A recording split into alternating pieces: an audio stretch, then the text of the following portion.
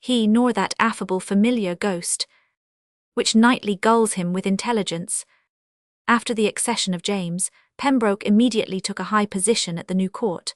Before the year 1603 was out, he was a Knight of the Garter and had entertained the king at Wilton. He rose from one high post to another, until in 1615 he became Lord Chamberlain, but he continued to the last the dissipated life of his youth. He devoted large sums of money to the exploration and colonization of America. Places were named after him in the Bermudas and Virginia. In 1614, moreover, he became a member of the East India Company. He opposed the Spanish alliance, and was no friend to the king's foreign policy. He is thought to have instigated in some measure the attack on the Mexico fleet, for which Raleigh paid Pg 276 so dear. He was an opponent of Bacon as Lord Chancellor, and in 1621 advocated an inquiry into the charges of corruption which were brought against him, but afterwards, like Southampton, displayed great moderation and spoke strongly against the proposal to deprive Bacon of his peerage. He stood by the king's deathbed in March 1625, had a serious illness in 1626, and died in April 1630 of an apoplexy after a full and cheerful supper. Donne in 1660 published some poems. Roman 6, The Dark Lady of the Sonnets Marie Fitton. In speaking of Love's Labours Lost, I remarked that it was not difficult to distinguish the original text of the comedy from the portions added and altered during the revision of 1598, and I cited several instances in which the distinction was clear. A special emphasis was laid on the fact that Byron's, or, as the context shows, Byron Shakespeare's rapturous panegyrics of love in the fourth act belong to the later date. At another place it was pointed out that the two Rosalines of Love's Labours Lost end of the third act, and of Romeo and Juliet too, were in all probability drawn from the same model, since she is in both places described as a blonde with black eyes. In the original text of Love's Labours Lost Act 3, she is expressly called a whitely wanton with a velvet brow, with two pitch bowls stuck in her face for eyes. All the more surprising must it seem that during the revision the poet quite obviously had before his eyes another model, repeatedly described as black, whose dark complexion indeed, so uncommon and un-English that it was apt to be thought ugly, is insisted upon as strongly as that of the dark lady in the sonnets. Immediately before Byron bursts forth into his great hymn to Eros, in which Shakespeare so clearly makes him his mouthpiece, the king banters him as to the murky hue of the object of his adoration. King, by heaven, thy love is black as ebony. Byron is ebony like her, O would divine! A wife of such would were felicity. Oh, who can give an oath, where is a book? Pg 277, that I may swear beauty doth beauty lack. If that she learn not of her eye to look. No face is fair, that is not full so black. King, O paradox, black is the badge of hell, the hue of dungeons and the scowl of night, and beauty's crest becomes the heavens well. Byron's answer to this is highly remarkable, for it is exactly what Shakespeare himself says in Sonnet 127, to the advantage of his dark beauty. Byron, devils soonest tempt resembling spirits of light.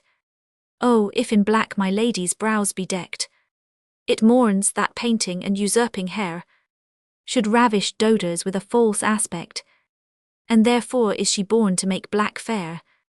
Her favour turns the fashion of the days, for native blood is counted painting now, and therefore red, that would avoid dispraise, paints itself black to imitate her brow. The sonnet runs thus: in the old age black was not counted fair, or if it were, it bore not beauty's name, but now is black beauty's successive heir, and beauty slandered with a bastard shame. For since each hand hath put on nature's power, fairing the foul with art's false borrowed face, sweet beauty hath no name, no holy bower, but is profaned if not lives in disgrace. Therefore my mistress' eyes are raven black, her eyes so suited, and they mourners seem. At such who not born fair no beauty lack, slandering creation with a false esteem, yet so they mourn, becoming of their woe, that every tongue says beauty should look so. It appears then that the dark beauty in Love's Labours Lost must also have had a living model, and when we observe that the revision, as the title page tells us, took place when the comedy was to be presented before Her Highness at Christmas 1597, and further that the dark Rosaline in the play is maid of honour to a princess who is called, In words strongly suggesting a passing compliment to the Queen, a gracious Moonwe can scarcely avoid the conclusion that the beautiful brunette must have been one of the Queen's ladies, and that the whole end of the fourth act was addressed to her over the heads of the uninitiated spectators. Who she was, moreover, we can now conjecture with tolerable security. We know quite well which of pg 278 the Queen's ladies brought Pembroke into disgrace, and we are no less certain that the lady who enthralled Pembroke was the black-eyed brunette whom Shakespeare, in his own words, loved to distraction and to madding fever. On the monument of Mary Fitton's mother in Gosworth Church, in Cheshire, a highly coloured bust of Mary Fitton herself led Tyler to assert that she must have been a marked brunette. It is true that the bust cannot give us a very accurate idea of her appearance in the year 1600, since it was executed in 1626, when she was 48. But the complexion is dark, the high-pulled hair and the large eyes black.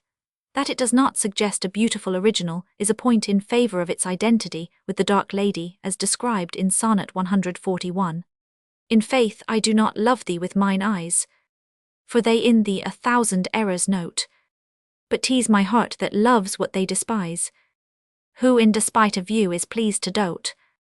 Nor are mine ears with thy tongue's tune delighted, nor tender feeling to base touches prone, nor taste nor smell desire to be invited to any sensual feast with thee alone, but my 5 wits nor my 5 senses can dissuade one foolish heart from serving thee, who leaves unswayed the likeness of a man, thy proud heart's slave and vassal wretch to be. Only my plague thus far I count my gain, that she that makes me sin awards me pain. The Rev. W. A. Harrison has discovered a family tree from which it appears that Mary Fitton, born June 24, 1578, became a maid of honour to Elizabeth in 1595, at the age of 17. Thus she was 19 years old when, at the court festivities of 1597, Shakespeare's company acted Love's Labour's Lost, with the panegyric of the dark beauty Rosaline. She must have made the acquaintance of the poet and player, then 33 years old, at earlier court entertainments. Who can doubt that it was she, with her high position and daring spirit, who made the first advances? That the dark lady did not live with Shakespeare appears clearly enough in the sonnets, for instance, in Sonnet 144, but being both from me, it may be gathered from Sonnet 151, with the expressions triumphant prize, proud of this pride, that she was greatly his superior in rank and station, so that her conquest for some time filled him with a sense of triumph. Tyler even believes that there is an actual allusion to her name in Sonnet 151, which, as a whole, abounds in such daring equivokes as would be impossible in modern poetry. pg 279. It was thought surprising that in Sonnet 152, in which Shakespeare calls himself forsworn because he loves his lady although married to another, he also states expressly that she too is married, calling her twice forsworn, since she has not only broken her bed vow, but broken her new faith to Shakespeare himself. It seemed difficult to reconcile this with the fact that Mrs. Fitton, mistress in those days being applicable to unmarried no less than to married women, was always called by her father's name. She was married in 1607 to a certain William Palweel, with whom she appears to have had a love intrigue before the wedding. After the death of her husband, she was married a second time to John Luffer. However, it must now be pointed out that a work, published in 1897, which for the first time gave a trustworthy account of Mary Fitton's life, has rendered it excessively improbable that she should be identical with the dark lady of the sonnets. The title of the work is Gossip from a Muniment Room, being passages in the lives of Anne and Mary Fitton, 15,741,618. It is published by Lady Newdigate, who is married to a descendant of the elder sister, Anne Fitton, and it contains many interesting letters to this lady, with other communications from the family archives. Here it is proved, in spite of Tyler's attempted contradiction, that the 2 well-preserved portraits of Mary Fitton at Arbury show that she was not dark at all, but had a light complexion, brown hair and grey eyes. From Mary Fitton herself, there is only a brief note contained in the collection, but her name is often mentioned in the letters. They prove that at the beginning of her career as maid of honour to the Queen, she had an admirer in the elderly court functionary, Sir William Knollys, Inspector of the Household, who later, under King James, became a very potent personality as Lord Knollys, and it was evidently arranged between them that they would marry as soon as Sir William should become a widower. Their relations were not severed until the Pembroke scandal came out. Sir William married another lady after the death of his wife. This relation appeared to support the belief that Mary Fitton was Shakespeare's lady, as far as it gave a clue to the expression "thy bed vow broke," and in so far as Nolly's Christian name, William seemed to explain the two first lines in Sonnet 135. You have your will or William and William, or will a second time and William or will into the bargain. It had long been admitted that the two last of these wills referred to Pembroke and Shakespeare, and it was suggested that a third will was hidden in the first. In 1880, one Dowden wrote, "As we know that the lady had a husband, it may be possible that he too bore the name of William." As against the unmistakable evidence of the portraits, however, it is impossible to attribute any weight to this circumstance. Moreover, the name of Shakespeare is never mentioned pg 280 in the recently published papers of the Fitton family. Of course, the silence in itself is not conclusive. Mary Fitton may have known Shakespeare intimately without her relatives being aware of the fact. Besides, we know from the dedication which the clown of the Shakespearean troupe, the well-known William Kemp in 1600, addressed to her in his little book 9 Days' Wonder, that she had certain relations with the company. This dedication runs as follows: Mistress Anne supposed to be Mary Fitton, maid of honour of the most sacred maid royal Queen Elizabeth, but I confess that Mary's grey eyes decide the matter for me. However, even if it be unreasonable to identify Mary Fitton with the dark lady of the sonnets, after the publication of the Fitton family papers, this does not exclude the possibility that Pembroke may have been Shakespeare's rival. If Essex, as above mentioned, was obliged to acknowledge that he had had intrigues with 4 of the ladies of the court at the same time, Pembroke may well have had intimate relations with 2 of them at once. The dark lady must have been a woman in the extremest sense of the word, a daughter of Eve, alluring, ensnaring, greedy of conquest, mendacious and faithless, born to deal out rapture and torment with both hands, the very woman to set in vibration every chord in a poet's soul. There can be no reasonable doubt that in the early days of his relation with the well-born mistress, Shakespeare felt himself a favourite of fortune, intoxicated with love and happiness, exalted above his station, honoured and enriched. She must at first have been to him what Maria Fiammetta, the natural daughter of a king, was to Boccaccio. She must have brought a breath from a higher world, an aroma of aristocratic womanhood into his life. He must have admired her wit, her presence of mind and her daring, her capricious fancy and her quickness of retort. He must have studied, enjoyed, and adored inherent that in the closest intimacy well-bred ease, the sportive coquetry, the security, elegance, and gaiety of the emancipated lady. Who can tell how much of her personality has been transferred to his brilliant young Beatrices and Rosalinds? First and foremost, he must have owed to her the rapture of feeling his vitality intensified a main element in the happiness which, in the first years of their communion, finds expression in the sparkling love comedies we have just reviewed. Let it not be objected that the sonnets do not dwell upon this happiness. The sonnets date from the period of storm and stress, when he had ascertained what at first, no doubt, he had but vaguely suspected, that his mistress had ensnared his friend, and in composing them he no doubt antedated many of the passionate and distracted ennuis which overwhelmed him at the crisis, when he not only pg 281 realized the fact of their intrigue, but saw it dragged to the light of day. He then felt as though, doubly betrayed, he had irrevocably lost them both. Thus the picture of his mistress drawn in the sonnets shows her, not as she appeared to him in earlier years, but as he saw her during this later period. Yet he also depicts moments, and even hours, when his whole nature must have been lapped in tenderness and harmony. The scene, for instance, so melodiously portrayed in Sonnet 128, is steeped in an atmosphere of happy love, the scene in which, seated at the virginals, the lady, whom the poet addresses as my music, lets her delicate aristocratic fingers wander over the keys, enchanting with their concord the listener who longs to press her fingers and her lips to his. He envies the keys that kiss the tender inward of her hand, and concludes, "Since saucy Jacks so happy are in this, give them thy fingers, me thy lips to kiss." It is only natural, however, that the morbidly passionate, complaining, and accusing sonnets should be in the majority. Again and again he reverts to her faithlessness and laxity of conduct. In Sonnet 137, he speaks of his love as anchored in the bay where all men ride. Sonnet 138 begins, "When my love swears that she is made of truth, I do believe her, though I know she lies." And in Sonnet 152, he reproaches himself with having sworn a host of false oaths in swearing to her good qualities. "But why of 2 oaths breach do I accuse thee? When I break 20, I am perjured most. For all my vows are oaths but to misuse thee, and all my honest faith in thee is lost. For I have sworn deep oaths of thy deep kindness, oaths of thy love, thy truth, thy constancy, and to enlighten thee gave eyes to blindness, or made them swear against the thing they see. In Sonnet 139, he depicts her as carrying her thirst for admiration to such a pitch of wantonness that even in his presence she could not refrain from coquetting on every hand.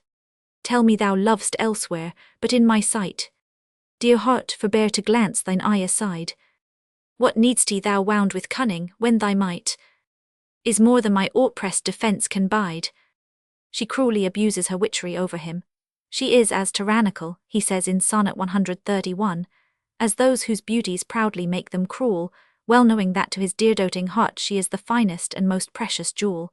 There is actual pg 282 magic in the power she exerts over him. He does not understand it himself, and exclaims in Sonnet 150, Whence hast thou this becoming of things ill, that in the very refuse of thy deeds there is such strength and warranties of skill, that in my mind thy worst all best exceeds? No French poet of the 1830s, not even Musset himself, has given more passionate utterance than Shakespeare to the fever and agony and distraction of love. See, for instance, Sonnet 147. My love is as a fever, longing still for that which longer nursed the disease, feeding on that which doth preserve the ill, the uncertain sickly appetite to please. My reason the physician to my love, angry that his prescriptions are not kept, hath left me, and I desperate now approve. Desire is death which physic did accept. Past cure I am, now reason is past care, and frantic mad with ever more unrest. My thoughts and my discourse as madmen's are, at random from the truth vainly expressed. For I have sworn thee fair and thought thee bright, who art as black as hell, as dark as night. He depicts himself as a lover frenzied with passion. His eyes are dimmed with vigils and with tears. He no longer understands either himself or the world. If that is fair whereon his false eyes dote, what means the world to say it is not so? If it is not fair, then his love proves that a lover's eye is less trustworthy than that of the indifferent world. Sonnet 148. And yet he well knows the seat of the witchery by which she holds him in thrall. It lies in the glow and expression of her exquisite raven-black eyes. Sonnets 127 and 139.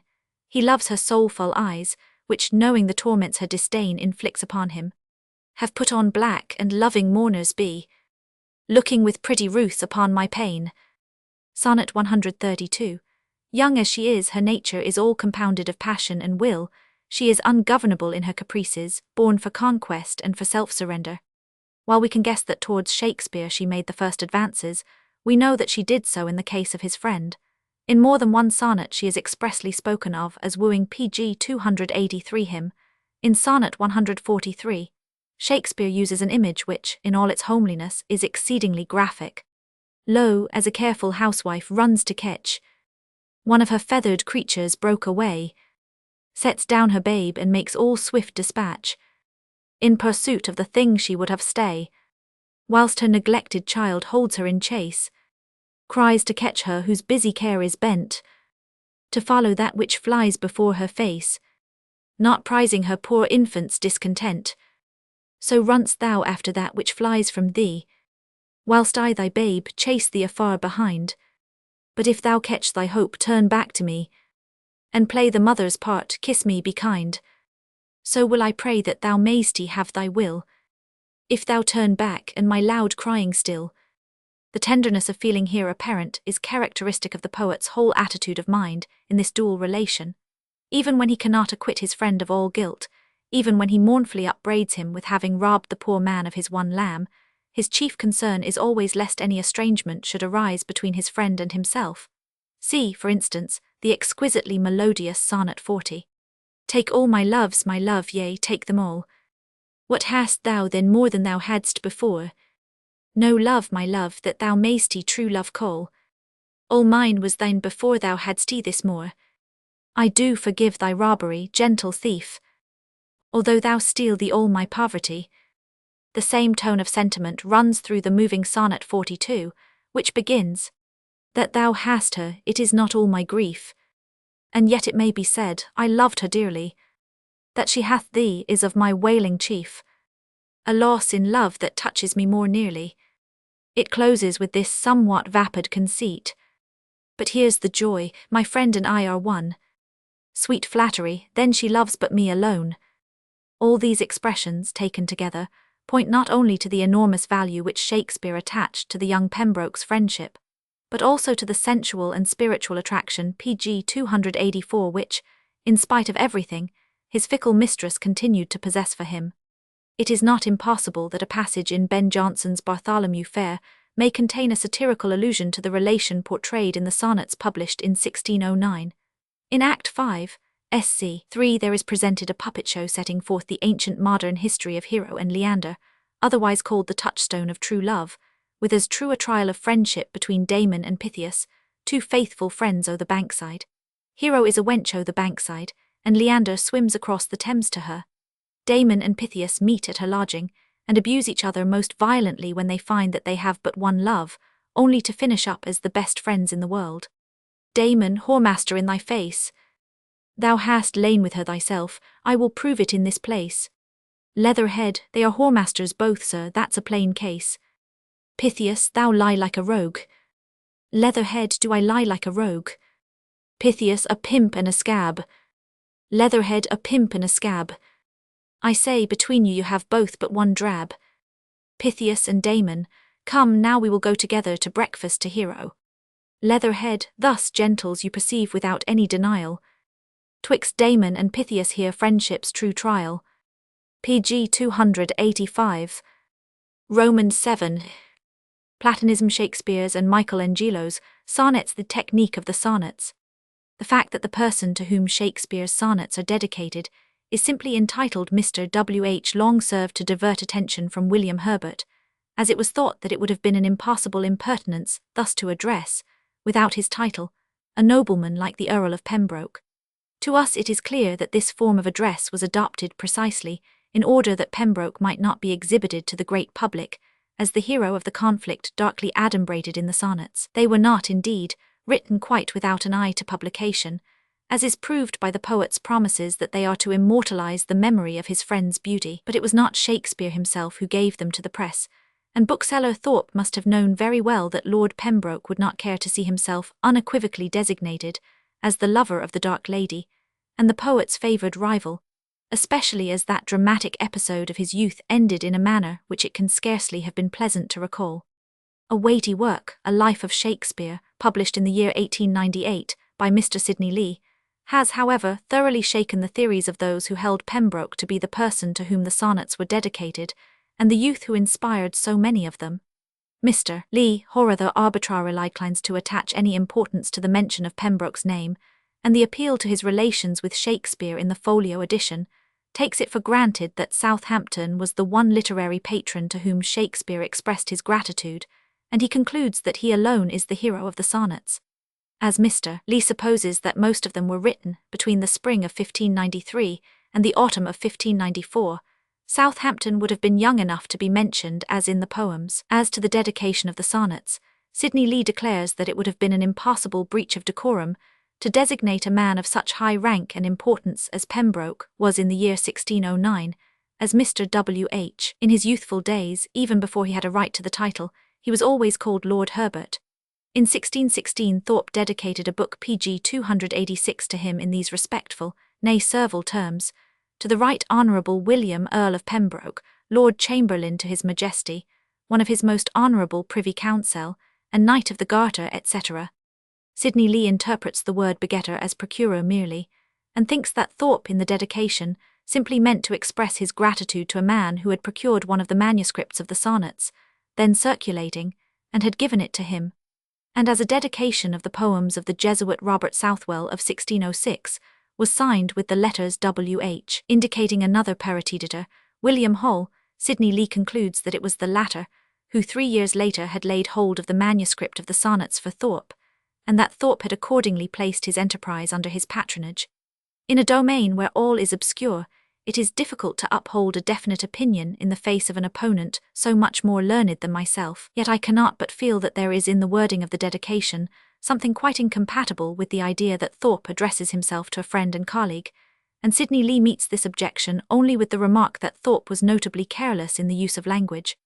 Besides, it is suggestive that in the 3 existing dedications by Thorpe, other than that to W.H., the first is addressed to Florio, the 2 others to the Earl of Pembroke, consequently to real protectors of rank, while the one which he 9 years before addressed to the editor, Edward Blount, who published the manuscript of Marlowe's translation of Lucan for him, is drawn up in a very different and much more intimate way. It is addressed to his kind and true friend, and gives the friend in question a few hints as to how to fit himself for this unaccustomed part of patron. The distance from this to the dedication of the sonnets is great. What Sidney Lee attempts to prove by his researches and conjectures is that the man, who figures in the sonnets as the protector of the poet, was Southampton, and not Pembroke. The name of the youth is not of the first importance, nor does it signify greatly whether the woman celebrated and attacked in the sonnets bore the name of Mary Fitton or another. However, the main point is that in common with a number of previous authors, who have thoroughly studied the contemporaneous literature of Europe, and more especially the sonnet poetry of Italy, France and England, such as Deleuze and Els in Germany, and Henrik Schuck in Sweden, Lee relying on the numerous traits that these poems share with other sonnet cycles of their period, stamps the whole argument of the text as fiction, and denies their autobiographical character. Scarcely any writer before him has so boldly endeavoured to limit Shakespeare's originality in the domain of sonnet poetry.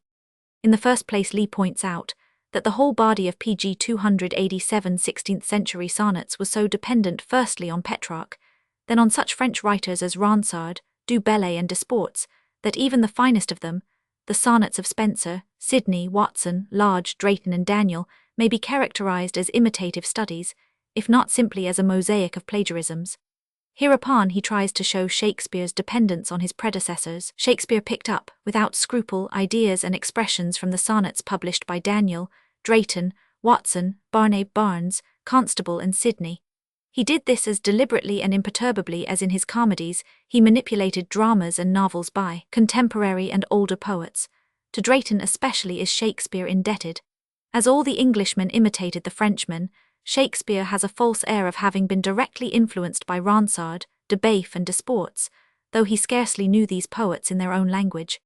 The Danish translator of the sonnets, Adolf Hansen, had already pointed out numerous impersonal traits. Some of the poorer sonnets with their forced and complicated metaphors so obviously bear the impress of the spirit of the age that it is quite impossible to regard them as characteristic of Shakespeare, and some few sonnets are such complete imitations that they cannot be accepted as confessions. Sonnets 18 and 19 work out the same idea as Daniel's Delia, and sonnets 55 and 81 treat the very same subject as the 6th to 9th sonnet in Spenser's Amoretti. Finally, the story of the friends, one of whom deprives the other of his mistress, is to be found in Lyly's Euphues.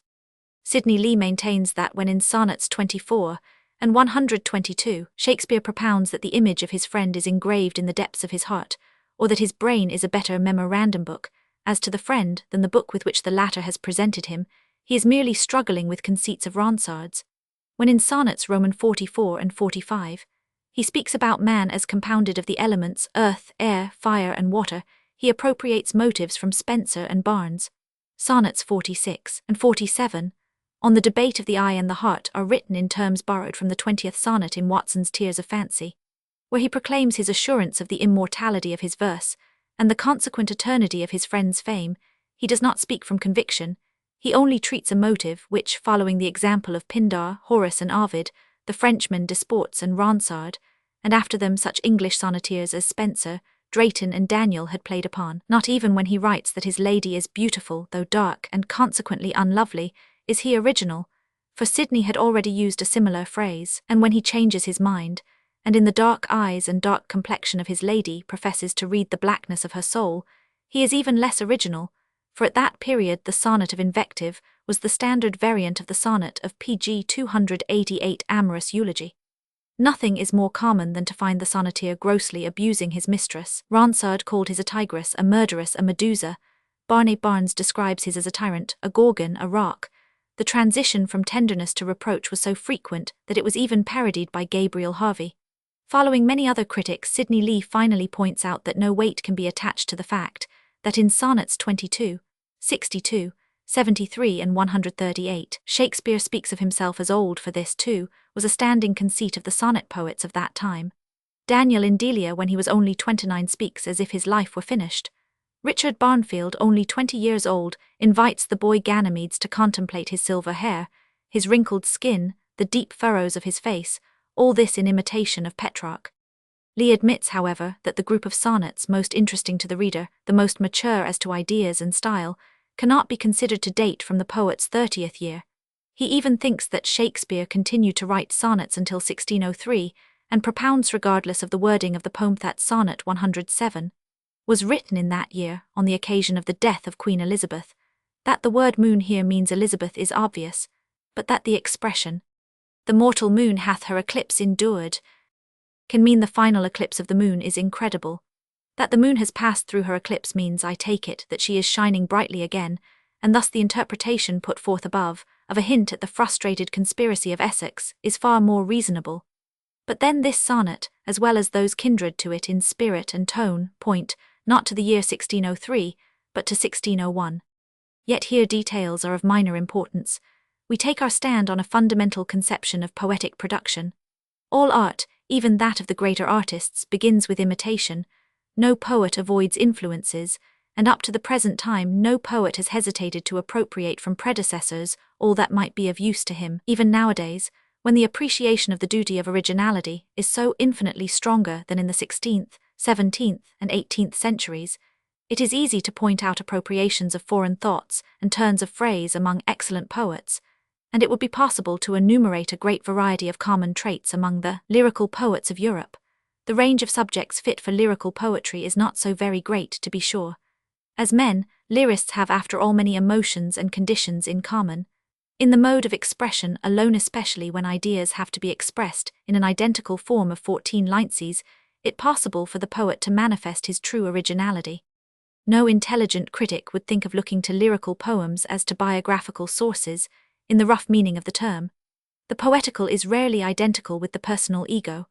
But on page 289, the other hand, it cannot be too strongly insisted upon that books, I mean great, inspired books, such as are read for hundreds of years, are never engendered by other books, but by life. Nobody, who has a drop of artist's blood in his veins, can imagine that a poet of the rank of Shakespeare can have written sonnets by the score only as exercises or metrical experiments, without any bearing on his life, its passions and its crises. The formula for good epic poetry is surely this, that it must always be founded on real life, even if rarely or never an exact copy of it. Lyrical poetry, in which the poet speaks in his own name, and especially of himself, must necessarily, if first-rate, be rooted in what the poet has felt so strongly that it has made him break into song. The learned critics of Shakespeare's sonnets regard them merely as metrical tours de force, penned in cold blood on subjects prescribed by fashion and convention. They look upon fancy as upon a spider, which spins chimera in all sorts of typical and artificial figures out of itself. It seems more natural to look upon it as a plant, extracting nourishment from the only soil in which it could thrive, namely, the observations and experiences of the poet. The great modern poets, whose lives lie open before us, have betrayed to us how fancy springs out of impressions of real life, transforming them and making them unrecognizable by its mysterious workings. In several cases we are able to discern the dispersed elements, which in due time crystallize in the poem. Discerning criticism has opened our eyes to the intermixture of these elements in the magic cauldron of fancy, while inferior criticism goes astray in a trivial search after possible models. In spite of German scholars and their exertions, we know nothing about whom Goethe had in his mind when he painted Clarchen, nor is this fact of any importance. But this is certain, that the whole poetical life-work of Goethe is founded upon experience. When Max Klinger one evening returned home from having seen a performance of Goethe's Faust, he said, "What most impressed me was that it was the life of Goethe." As knowing the life and experiences of the great modern poet, we are now generally able to trace how these are worked upon and transformed in his works. It is reasonable to suppose that in olden times poets were moved by the same causes, and acted in the same way, at least those of them who have been efficient. When we know of the adventures and emotions of the modern poet, and are able to trace them in the production of his free fancy, when it is possible, where they are unknown to us, to evolve the hidden personality of the poet, And as every capable critic has experienced, so have our conjectures finally borne out by facts revealed by the contemporary author, then we cannot feel it to be impossible that in the case of an older poet, we might also be successful in determining when he speaks earnestly from his heart, and in tracing his feelings and experiences through his pg 290 works, especially when these are lyrical, and their mode of expression passionate and emotional. Anyone who holds fast to the by no means fantastic theory that there is a certain connection between the life and the works of Shakespeare will be but little moved by successive attempts to deny the sonnets any autobiographical value, because of the conventional traits and frequent imitations to be pointed out in them. The modern reader who takes up the sonnets with no special knowledge of the Renaissance, its tone of feeling, its relation to Greek antiquity, its conventions and its poetic style, finds nothing in them more surprising than the language of love in which the poet addresses his young friend, the positively erotic passion for a masculine personality, which here finds utterance. The friend is currently addressed as my love. Sometimes it is stated in so many words that in the eyes of his admirer the friend combines the charms of man and woman, for instance in Sonnet 20. A woman's face, with nature's own hand painted. Hast thou the master mistress of my passion? This sonnet ends with a playful lament that the friend had not been born of the opposite sex. Yet such is the warmth of expression in other sonnets, that one very well understands how the critics of last century supposed them to be addressed to a woman. This tone, however, is a characteristic fashion of the age. And here again, it has been insisted that love for a beautiful youth, which the study of Plato had presented to the men of the Renaissance in its most attractive light, was a standing theme among English poets of that age, who, moreover, as in Shakespeare's case, were wont to praise the beauty of their friend above that of their mistress. The woman, as in this case, often enters as a disturbing element into the relation. It was an accepted part of the convention that the poet, as above noted, should represent himself as withered and wrinkled, whatever his real age might be. Shakespeare does so again and again, though he was at most 37. Finally, it was quite in accordance with use and wont that the fair youth should be exhorted to marry, so that his beauty might not die with him. Shakespeare had already placed such exhortations in the mouth of the goddess of love in Venus and Adonis. All this is true, and yet there is no reasonable ground for doubting that the sonnets stand in pretty close relation to actual facts. pg 291. The age, indeed, determines the tone, the colouring, of the expressions in which friendship clothes itself. In Germany and Denmark at the end of the 18th century, friendship was a sentimental enthusiasm, just as in England and Italy during the 16th century it took the form of platonic love. We can clearly discern, however, that the different methods of expression answered to corresponding shades of difference in the emotion itself. The men of the Renaissance gave themselves up to an adoration of friendship and of their friend which is now unknown, except in circles where a perverted sexuality prevails. Montaigne's friendship for Estienne de la Bodie and Langt's passionate tenderness for the youthful Philip Sidney are cases in point. The observations concerning friendship in Sir Thomas Browne's Religio Medici, 1642 pp. 98-99 accord entirely with that of Shakespeare.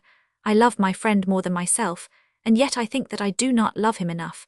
In a few months my manifold doubled passion will make me believe that I have not at all loved him before. When I am away from him, I am dead, until I meet him again. When I am together with him, I am not content, but always long for a closer connection with him. United souls are not contented, but wish for being truly identical with each other. And this being impossible, their yearnings are endless and must increase without any possibility of being gratified. But the most remarkable example of a frenzied friendship in Renaissance culture and poetry is undoubtedly to be found in Michelangelo's letters and sonnets. Michelangelo's relation to Messer Tommaso de Cavalieri presents the most interesting parallel to the attitude which Shakespeare adopted towards William Herbert. We find the same expressions of passionate love from the older to the younger man, but here it is still more unquestionably certain that we have not to do with mere poetical figures of speech, since the letters are not a whit less ardent and enthusiastic than the sonnets. The expressions in the sonnets are sometimes so warm that Michelangelo's nephew, in his edition of them, altered the word signia into signora, and these poems, like Shakespeare's, were for some time supposed to have been addressed to a woman. On January 1, 1533, Michelangelo, then 57 years old, writes from Florence to Tommaso de Cavalieri, a youth of noble Roman family, who afterwards became his favourite pupil. If I do not possess the art of navigating the sea of your potent genius, that genius will nevertheless excuse me. and neither despise my inequality, nor demand of me that which I have it not in me to give, since that which stands alone in everything can in nothing find its counterpart. Wherefore your lordship, the only light in our age vouchsafed to this world's having no equal or peer, cannot find satisfaction in the work of any other hand. If therefore, pg 292 this, or that in the works which I hope and promise to execute, should happen to please you, I should call that work not good but fortunate, and if I should ever feel assured that as has been reported to me I have given your lordship satisfaction in one thing or another, I will make a gift to you of my present, and of all that the future may bring me, and it will be a great pain to me to be unable to recall the past in order to serve you so much the longer, instead of having only the future, which cannot be long since I am all too old. There is nothing more left for me to say. Read my heart and not my letter, for my pen cannot approach the expression of my good will. Cavalieri writes to Michelangelo that he regards himself as born anew since he has come to know the master, who replies, I for my part should regard myself as not born dead, or deserted by heaven and earth, if your letters had not brought me the persuasion that your lordship accepts with favour certain of my works. And in a letter of the following summer to Sebastian del Piombo, he sends a greeting to Messer Tommaso, with the words, I believe I should instantly fall down dead if he were no longer in my thoughts. Michelangelo plays upon his friend's surname, as Shakespeare plays upon his friend's Christian name. These are the last lines of the 31st sonnet. Si vint e prise I deb esser bedo, meraviglia non e si nud e solo, resto prigion dun cavalier armato. If only chains and bands can make me blessed, no marvel if alone and bare I go, an armed knight's captive and slave confessed. J. A. Symonds. In other sonnets the tone is no less passionate than Shakespeare's take, for example the Twentiskond. More tenderly perchance than is my due, your spirit sees into my heart where rise the flames of holy worship nor denies the grace reserved for those who humbly sue.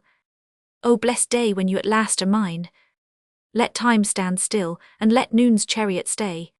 Fixed be that moment on the dial of heaven, that I may clasp and keep by grace divine. pg 293 Clasp in these yearning arms, and keep for aye my heart's loved Lord to me desertless given. J. A. Symonds. In comparison with Cavalieri, Michelangelo could with justice call himself old. Some critics, on the other hand, have seen in the fact that Shakespeare was not really old at the time when the sonnets were written, a proof of their conventional and unreal character. But this is to overlook the relativity of the term. As compared with a youth of 18, Shakespeare was in effect old, with his 16 additional years and all his experience of life, and if we are right in assigning sonnets 63 and 73 to the year 1600 or 1601, Shakespeare had then reached the age of 37, an age at which among his contemporaries Drayton in his idea dwells quite in the same spirit upon the wrinkles of age in his face, and at which, as Tyler has very aptly pointed out, Byron in his Swan Song uses expressions about himself which might have been copied from Shakespeare's 73rd sonnet. Shakespeare says, That time of year thou mayst in me behold, when yellow leaves or none or few do hang upon those boughs which shake against the cold, bare ruined choirs where late the sweet birds sang. Byron thus expresses himself, My days are in the yellow leaf, the flowers and fruits of love are gone, the worm, the canker and the grief are mine alone. In Shakespeare we read, In me thou seest the glowing of such fire, that on the ashes of his youth doth lie, as the deathbed whereon it must expire, consumed with that which it was nourished by. Byron's words are, The fire that on my bosom preys is lone as some volcanic isle, no torch is kindled at its blaze, a funeral pile. Thus both poets liken themselves at this comparatively early age to the wintry woods with their yellowing leaves, and without blossom, fruit, or the song of birds, and both compare the fire pg 294 which still glows in their soul to a solitary flame which finds no nourishment from without. The ashes of my youth become its deathbed, says Shakespeare. They are a funeral pile, says Byron. Nor is it possible to conclude, as Shuck does, from the conventional style of the first 17 sonnets for instance, from their almost verbal identity with a passage in Sidney's Arcadiathet, they are quite devoid of relation to the poet's own life. In short, the elements of temporary fashion and convention, which appear in the sonnets in no way prove that they were not genuine expressions of the poet's actual feelings. They lay bare to us a side of his character which does not appear in the plays. We see in him an emotional nature with a passionate bent towards self-surrender in love and idolatry, and with a corresponding, though less excessive, yearning to be loved. We learn from the sonnets to what a degree Shakespeare was oppressed and tormented by his sense of the contempt in which the actor's calling was held, the scorn of ancient Rome for the mountebank, the horror of ancient Judea for whoever disguised himself in the garments of the other sex, and finally, the age-old hatred of Christianity for theatres and all the temptations that follow in their train. These habits of thought had been handed down from generation to generation, and as Puritanism grew in strength and gained the upper hand, had begotten a contemptuous tone of public opinion under which so sensitive a nature as Shakespeare's could not but suffer keenly. He was not regarded as a poet who now and then acted, but as an actor who now and then wrote plays. It was a pain to him to feel that he belonged to a caste which had no civic status, hence his complaint in Sonnet 29 of being in disgrace with fortune and men's eyes. Hence, in Sonnet 36, his assurance to his friend that he will not obtrude on others the fact of their friendship. I may not evermore acknowledge thee, lest my bewailed guilt should do thee shame, nor thou with public kindness honour me, unless thou take that honour from thy name. But do not so, I love thee in such sort, as thou being mine, mine is thy good report. The bitter complaint in Sonnet 72 seems rather to refer to the writer's situation as a dramatist. For I am shamed by that which I bring forth, and so should you, to love things nothing worth. The melancholy which fills Sonnet 110 is occasioned by the writer's profession and his nature as a poet and artist. Alas, 'tis true I have gone here and there, and made myself a motley to the view. Pg 295 gored mine own thoughts, sold cheap what is most dear, made old offences of affections new. Most true it is that I have looked on truth, askance and strangely, but by all above, these blenches gave my heart another youth, and worse essays proved thee my best of love. Hence, finally, his reproach to fortune, in Sonnet 111, that she did not better for his life provide than public means which public manners breeds. Thence comes it that my name receives a brand, and almost thence my nature is subdued to what it works in, like the dyer's hand.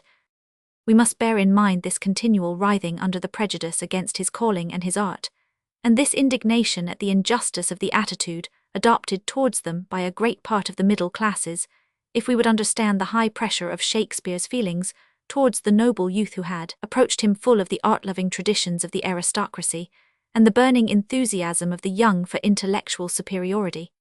William Herbert, with his beauty and his personal charm, must have come to him like a very angel of light, a messenger from a higher world than that in which his lot was cast. He was a living witness to the fact that Shakespeare was not condemned to seek the applause of the multitude alone, but could win the favour of the noblest in the land, and was not excluded from a deep and almost passionate friendship, which placed him on an equal footing with the bearer of an ancient name. Pembroke's great beauty no doubt made a deep impression upon the beautilover in Shakespeare's soul. It is very probable, too, that the young aristocrat, according to the fashion of the times, made the poet his debtor for solider benefactions than mere friendship, and Shakespeare must thus have felt doubly painful the situation in which he was placed by the intrigue between his mistress and his friend. In any case, the affection with which Pembroke inspired Shakespeare's passionate attachment, leading even to jealousy of other poets admired by the young nobleman, had not only a vividness, but an erotic fervour such as we never find in our century manifested between man and man. Note such an expression as this in Sonnet 110. Then give me welcome, next my heaven the best, even to thy pure and most loving breast. Pg 296. This exactly corresponds to Michelangelo's recently quoted desire to clasp in his yearning arms his heart's loved lord. Or observe such a line as this in Sonnet 75. So are you to my thoughts as food to life. We have here an exact counterpart to the following expressions in a letter from Michelangelo to Cavalieri, dated July 1533.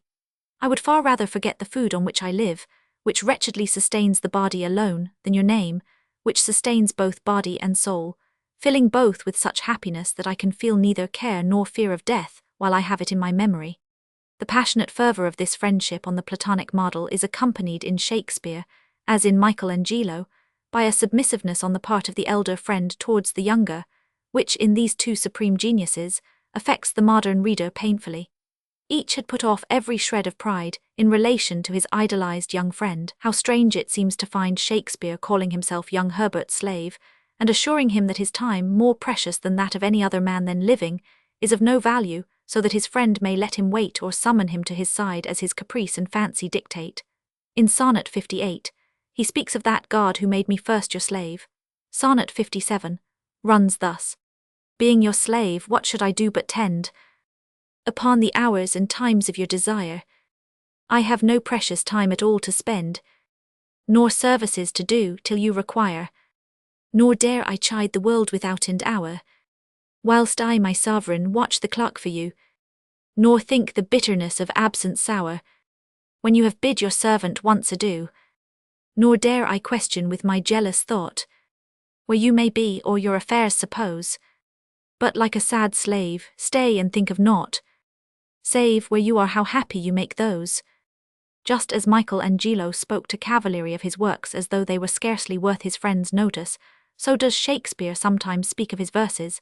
In Sonnet 32, he begs his friends to resurvey them when he is dead, and though they be outstripped by every pen, reserve them for my love, not for their rhyme, exceeded by the height of happier men.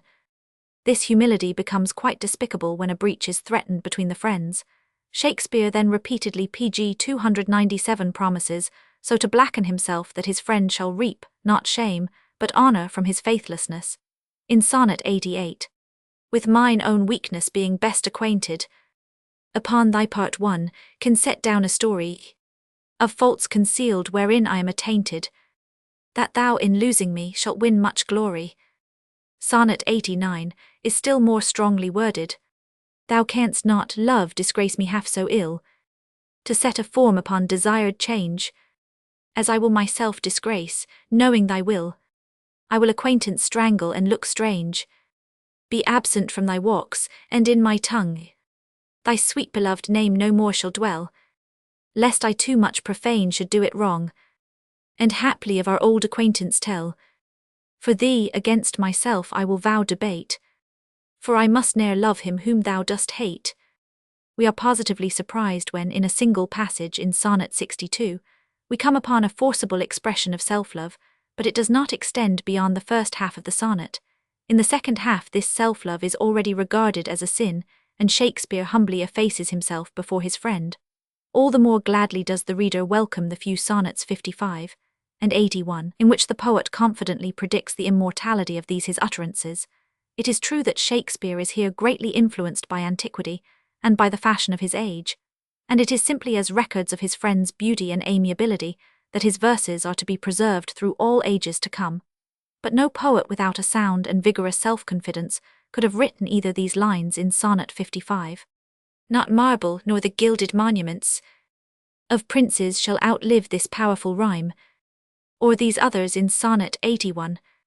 Your monument shall be my gentle verse, which eyes not yet created shall o'erread, and tongues to be your being shall rehearse, when all the breathers of this world are dead.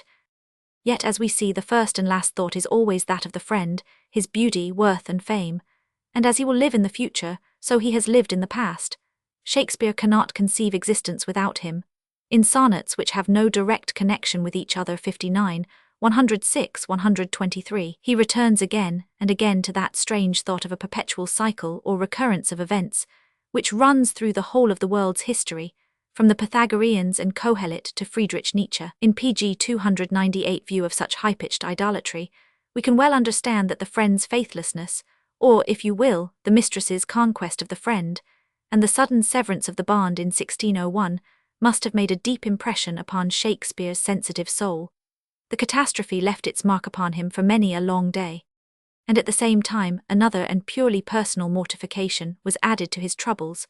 Shakespeare's name was just then involved in a degrading scandal of one sort or another. He says so expressly in Sonnet 112.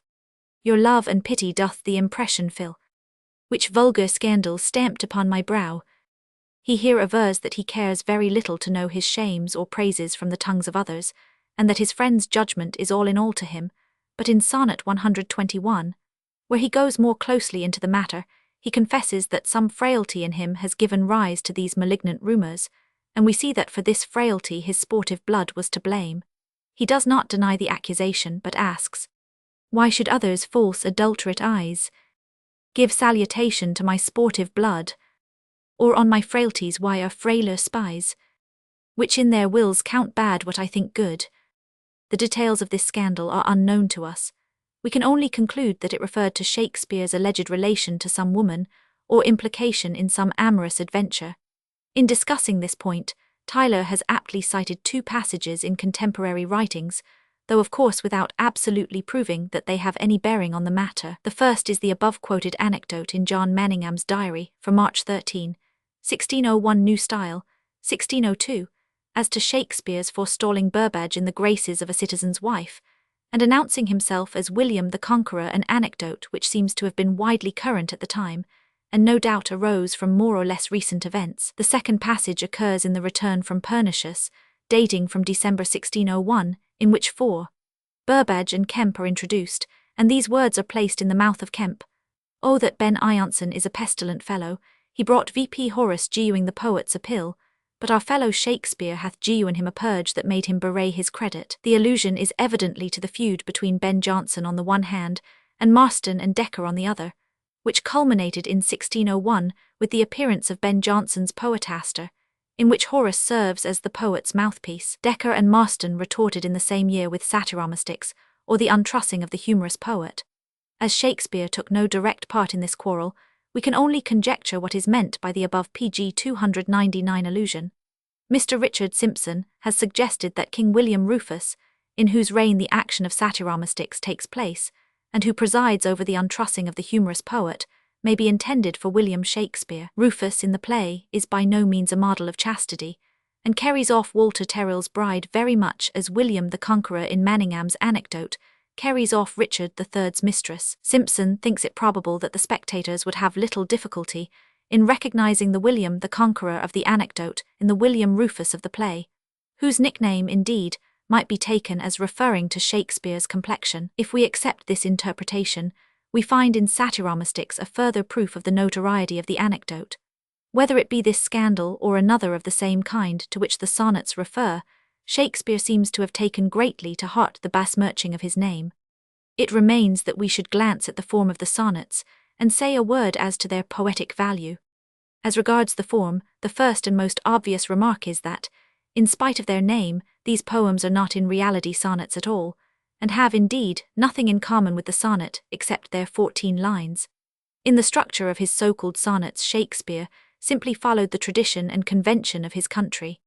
Sir Thomas Wyatt, the leading figure in the earlier English school of lyrists, travelled in Italy in the year 1527, familiarized himself with the forms and style of Italian poetry, and introduced the sonnet into English literature. A somewhat younger poet, Henry, Earl of Surrey, soon followed in his footsteps.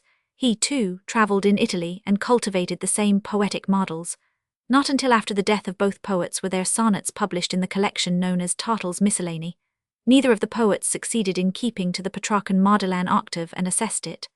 Wyatt, it is true, usually preserves the octave, but breaks up the sestet and finishes with a couplet. Surrey departs still more widely from his model's strict and difficult form. His sonnet consists, like Shakespeare's after him, of 3 quatrains and a couplet, the rhymes of which are in no wise interwoven. Sidney, again, preserved the octave but broke up the sestet. Spenser attempted a new rhyme scheme, interweaving the second and third quatrain, but keeping to the final couplet. Daniel, who is Shakespeare's immediate predecessor and master, returns to Surrey's really formless form. The chief defect in Shakespeare's sonnets as a metrical whole consists in the appended couplet, which hardly ever keeps up to the level of the beginning, hardly ever presents any picture to the eye, but is, as a rule, merely reflective, and often brings the burst of feeling which animates the poem to a feeble, or at any rate more rhetorical than poetic, issue. pg 300 in actual poetic value, the sonnets are extremely uneven. The first group, as we have already pointed out, stands lowest in the scale, necessarily expressing but little of the poet's personal feeling. The last 2 sonnets in the collection, 153 and 154, dealing with a conventional theme borrowed from the antique, are likewise entirely impersonal. W. Herzberg, having been put on the track by Herr von Friesen, in 1878 discovered the Greek original of these two sonnets in the 9th book of the Palatine Anthology, the poem which Shakespeare has adapted, and in Sonnet 154, almost translated, was written by the Byzantine scholar Marianus, probably in the 5th century after Christ. It was published in Latin, among other epigrams, at Bâle in 1529, was retranslated several times before the end of the 16th century, and must have become known to Shakespeare in one or other of these different forms. Next in order stand the sonnets of merely conventional inspiration, those in which the eye and heart go to law with each other, or in which the poet plays upon his own name and his friends. These cannot possibly claim any high poetic value. But the poems thus set apart form but a small minority of the collection. In all the others the waves of feeling run high, and it may be said in general that the deeper the sentiment and the stronger the emotion they express, the more admirable is their force of diction and their marvelous melody. There are sonnets whose musical quality is unsurpassed by any of the songs introduced into the plays, or even by the most famous and beautiful speeches in the plays themselves. The free and lax form he had adopted was of evident advantage to Shakespeare. The triple and quadruple rhymes, which in Italian involve scarcely any difficulty or constraint, would have proved very hampering in English. As a matter of fact, Shakespeare has been able to follow out every inspiration unimpeded by the shackles of an elaborate rhyme scheme, and has achieved a rare combination of terseness and harmony in the expression of sorrow, melancholy, anguish and resignation. Nothing can be more melodious than the opening of Sonnet 40, quoted above, or these lines from Sonnet 86. Was it the proud full sail of his great verse, bound for the prize of all too precious you, that did my ripe thoughts in my brain inhearse, making their tomb the womb wherein they grew? And how moving is the earnestness of Sonnet 116, on faith in love. Let me not to the marriage of true minds admit impediments, love is not love. pg 301, which alters when it alteration finds, or bends with the remover to remove. Oh no, it is an ever-fixed mark, that looks on tempests and is never shaken. It is the star to every wandering bark, whose worth's unknown, although his height be taken. Shakespeare's sonnets are for the general reader the most inaccessible of his works, but they are also the most difficult to tear oneself away from. With this key Shakespeare unlocked his heart, says Wordsworth, and some people are repelled from them by the Menschliches, or, as they think, Allzümenschliches, which is there revealed. They at any rate hold Shakespeare diminished by his openness. Browning, for example, thus retorts upon Wordsworth. With this same key, Shakespeare unlocked his heart once more. Did Shakespeare, if so the less Shakespeare he. The reader who can reconcile himself to the fact that great geniuses are not necessarily models of correctness will pass a very different judgment. He will follow with eager interest the experiences which rent and harrowed Shakespeare's soul. He will rejoice in the insight afforded by these poems, which the crowd ignores, into the tempestuous emotional life of one of the greatest of men. Here and here alone we see Shakespeare himself, as distinct from his poetical creations, loving, admiring, longing, yearning, adoring, disappointed, humiliated, tortured. Here alone does he enter the confessional. Here more than anywhere else can we, who at a distance of 3 centuries do homage to the poet's art, feel ourselves in intimate communion, not only with the poet but with the man. Oh, let my books be then the eloquence and dumb presagers of my speaking breast, who plead for love and look for recompense. And in Sonnet 26, Lord of my love, to whom in vassalage thy merit hath my duty strongly knit, acciosci abi, e non gir per my murdo, disiato mio dolce signir, per sempre nel indignai e pront braxia. My way of life is fallen into the sere, the yellow leaf. pg 302. Roman 8. Julius Caesar, its fundamental defect. It is afternoon, a little before 3 o'clock. Whole fleets of wherries are crossing the Thames, picking their way among the swans and the other boats, to land their passengers on the south bank of the river. Skiff after skiff puts forth from the Blackfriars Stair, full of theatregoers who have delayed a little too long over their dinner and are afraid of being too late, for the flag waving over the Globe Theatre announces that there is a play today. The bills upon the street posts have informed the public that Shakespeare's Julius Caesar is to be presented, and the play draws a full house. People pay their sixpences and enter.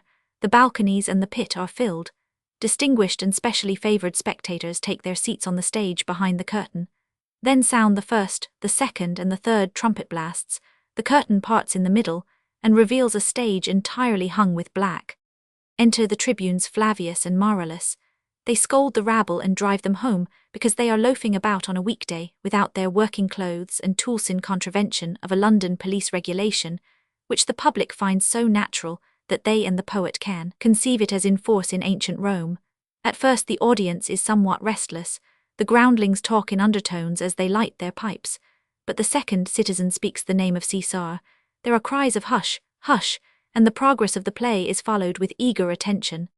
It was received with applause, and soon became very popular. Of this we have contemporary evidence. Leonard Digges, in the poem quoted above, vaunts its scenic attractiveness at the expense of Ben Jonson's Roman plays. So have I seen when Caesar would appear, and on the stage at half a sword parley were Brutus and Cassius. Oh, how the audience were ravished, with what new wonder they went thence, when some new day they would not brook a line of tedious though well-laboured Catiline. The learned rejoiced in the breath of air from ancient Rome which met them in these scenes, and the populace was entertained pg 303 and fascinated by the striking events and heroic characters of the drama. A quatrain in John Weaver's Mirror of Martyrs, or The Life and Death of Sir Ion Oldcastle Knight, Lord Cobham, tells how the many-headed multitude were drawn by Brutus' speech that Caesar was ambitious, when eloquent Mark Antony had shown his virtues, who but Brutus then was vicious. There were indeed numerous plays on the subject of Julius Caesar. They are mentioned in Garson's School of Abuse, 1579, in the third blast of Retreat from Plays, 1580, in Henslow's Diary, 1594 and 1602, in the Mirror of Policy, 1598-100. But Weaver's words do not apply to any of those which have come down to us. It can therefore scarcely be doubted that they refer to Shakespeare's drama, and as the poem appeared in 1601, it affords us almost decisive evidence as to the date of Julius Caesar. In all probability, it was in the same year that the play was written and produced. Weaver indeed says in his dedication that his poem was some 2 years ago made fit for print, but even if this be true, the lines above quoted may quite well have been inserted later. There are several reasons for believing that Julius Caesar can scarcely have been produced earlier than 1601. The years 1599 and 1600 are already so full of work that we can scarcely assign to them this great tragedy as well, and internal evidence indicates that the play must have been written about the same time as Hamlet, to which its style offers so many striking resemblances. The immediate success of the play is proved by this fact, among others, that it at once called forth a rival production on the same theme. Henslow notes in his diary that in May 1602, on behalf of Lord Nottingham's company, he paid £5 for a drama called Caesar's Fall to the poets Munday, Drayton, Webster, Middleton, and another. It was evidently written to order, and as Julius Caesar in its novelty was unusually successful, so too we find it still reckoned one of Shakespeare's greatest and profoundest plays. Unlike the English histories in standing alone and self-sufficient, characteristically composed, forming a rounded whole in spite of its apparent scission at the death of Caesar, and exhibiting a remarkable insight into Roman character and the life of antiquity. What attracted Shakespeare to this theme? And first and foremost, what is the theme? The play is called Julius Caesar, but it was obviously not Caesar himself that attracted Shakespeare. The true hero of the piece is Brutus. He it is who has aroused the poet's fullest interest. We must explain to ourselves the why and wherefore. The answer is to be found in the point of time at which the PG 304 play was written. It was that eventful year when Shakespeare's earliest friends among the great, Essex and Southampton, had set on foot their foolhardy conspiracy against Elizabeth, and when their attempted insurrection had ended in the death of the one, the imprisonment of the other. He had seen how proud and nobly disposed characters might easily be seduced into political error, and tempted to rebellion on the plea of independence. It is true that there was little enough resemblance of detail between the mere Palliser revolution designed by Essex, which should free him from his subjection to the Queen's incalculable caprices, and the attempt of the Roman patricians to liberate an aristocratic republic, by assassination, from the yoke of a newly founded despotism. The point of resemblance lay in the mere fact of the imprudent and ill-starred attempt to effect a subversion of public order. Add to this the fact that Shakespeare, in the present stage of his career, displays a certain preference for characters who, in spite of noble qualities, have fortune against them and are unable to bring their projects to a successful issue. While he himself was still fighting for his position, Henry V, the man of practical genius, the born victor and conqueror, had been his ideal. Now that he stood on firm ground and was soon to reach the height of his reputation, he seems to have turned with a sort of melancholy predilection to characters like Brutus and Hamlet, who, in spite of the highest endowments, proved unequal to the tasks proposed to them. They appealed to him as profound dreamers and high-minded idealists. He found something of their nature, too, in his own. A good score of years earlier, in 1579, North's version of Plutarch's parallel biographies had been published, not translated from the original, but from the French translation of Amyot. In this book, Shakespeare found his material. His method of using this material differs considerably from his treatment of his other authorities. From a chronicler like Holinshed, he, as a rule, takes nothing but the course of events, the outline of the leading personages, and such anecdotes as suit his purpose. From novelists like Bandello or Cinthio, he takes the main lines of the action, but relies almost entirely on his own invention for the characters and the dialogue. From the earlier plays, which he adapts or recasts, such as The Taming of a Shrew, King John, the famous victories of Henry V, and King Lear, the original Hamlet is unfortunately not preserved, he transfers into his own work every scene and speech that is worth anything. But in the cases in which we can make the comparison, there is little enough that he finds available. Here, on the other hand, we find a curious and instructive example of his method of pg 305 work when he most faithfully followed his original. We realize that the more developed the art, and the more competent the psychology of the writer before him, the more closely did Shakespeare tread in his footsteps. Here for the first time he found himself in touch with a wholly civilized spirit, not seldom childlike in his antique simplicity, but still no mean artist. Jean Paul, with some exaggeration, yet not quite extravagantly, has called Plutarch the biographical Shakespeare of world history. The whole drama of Julius Caesar may be read in Plutarch. Shakespeare had before him 3 lives, those of Caesar, Brutus, and Mark Antony. Read them consecutively, and you find in them every detail of Julius Caesar. Let us take some examples from the first act of the play. It begins with the tribune's jealousy of the favor in which Caesar stands with the common people, and everything down to the minutest trait is taken from Plutarch. The same with what follows, Mark Antony's repeated offer of the crown to Caesar at the feast of the Lupercal, and his unwilling refusal of it. So too with Caesar's suspicions of Cassius, Caesar's speech on his second entrance. Let me have men about me that are fat, sleek-headed men, and such as sleep o' nights. Yond Cassius has a lean and hungry look. He thinks too much, such men are dangerous. Occurs word for word in Plutarch. The anecdote indeed made such an impression on him that he has repeated it 3 times in different lives. We find, furthermore, in the Greek historian, how Cassius gradually involves Brutus in the conspiracy, how papers exhorting Brutus to action are thrown into his house, the deliberations as to whether Antony is to die along with Caesar, and Brutus's mistaken judgment of Antony's character, Portia's complaint at being excluded from her husband's confidence, the proof of courage which she gives by plunging a knife into her thigh, all the omens and prodigies that precede the murder, the sacrificial ox without a heart, the fiery warriors fighting in the clouds, Calphurnia's warning dream, Caesar's determination not to go to the Senate on the Ides of March, Decius Decimus Brutus's endeavour to change his purpose, the fruitless efforts of Artemidorus to restrain him from facing the danger, 100. It is all in Plutarch, point for point. Here and there we find small and subtle divergences from the original, which may be traced now to Shakespeare's temperament, now to his view of life, and again to his design in the play. Plutarch, for example, has not Shakespeare's contempt for the populace, and does not make them so senselessly fickle. Then again, he gives no hint for Brutus's soliloquy before taking the pg 306 final resolution too. For the rest, wherever it is possible, Shakespeare employs the very words of North's translation. Nay more, he accepts the characters, such as Brutus, Portia, Cassius, just as they stand in Plutarch. His Brutus is absolutely the same as Plutarch's, his Cassius is a man of somewhat deeper character.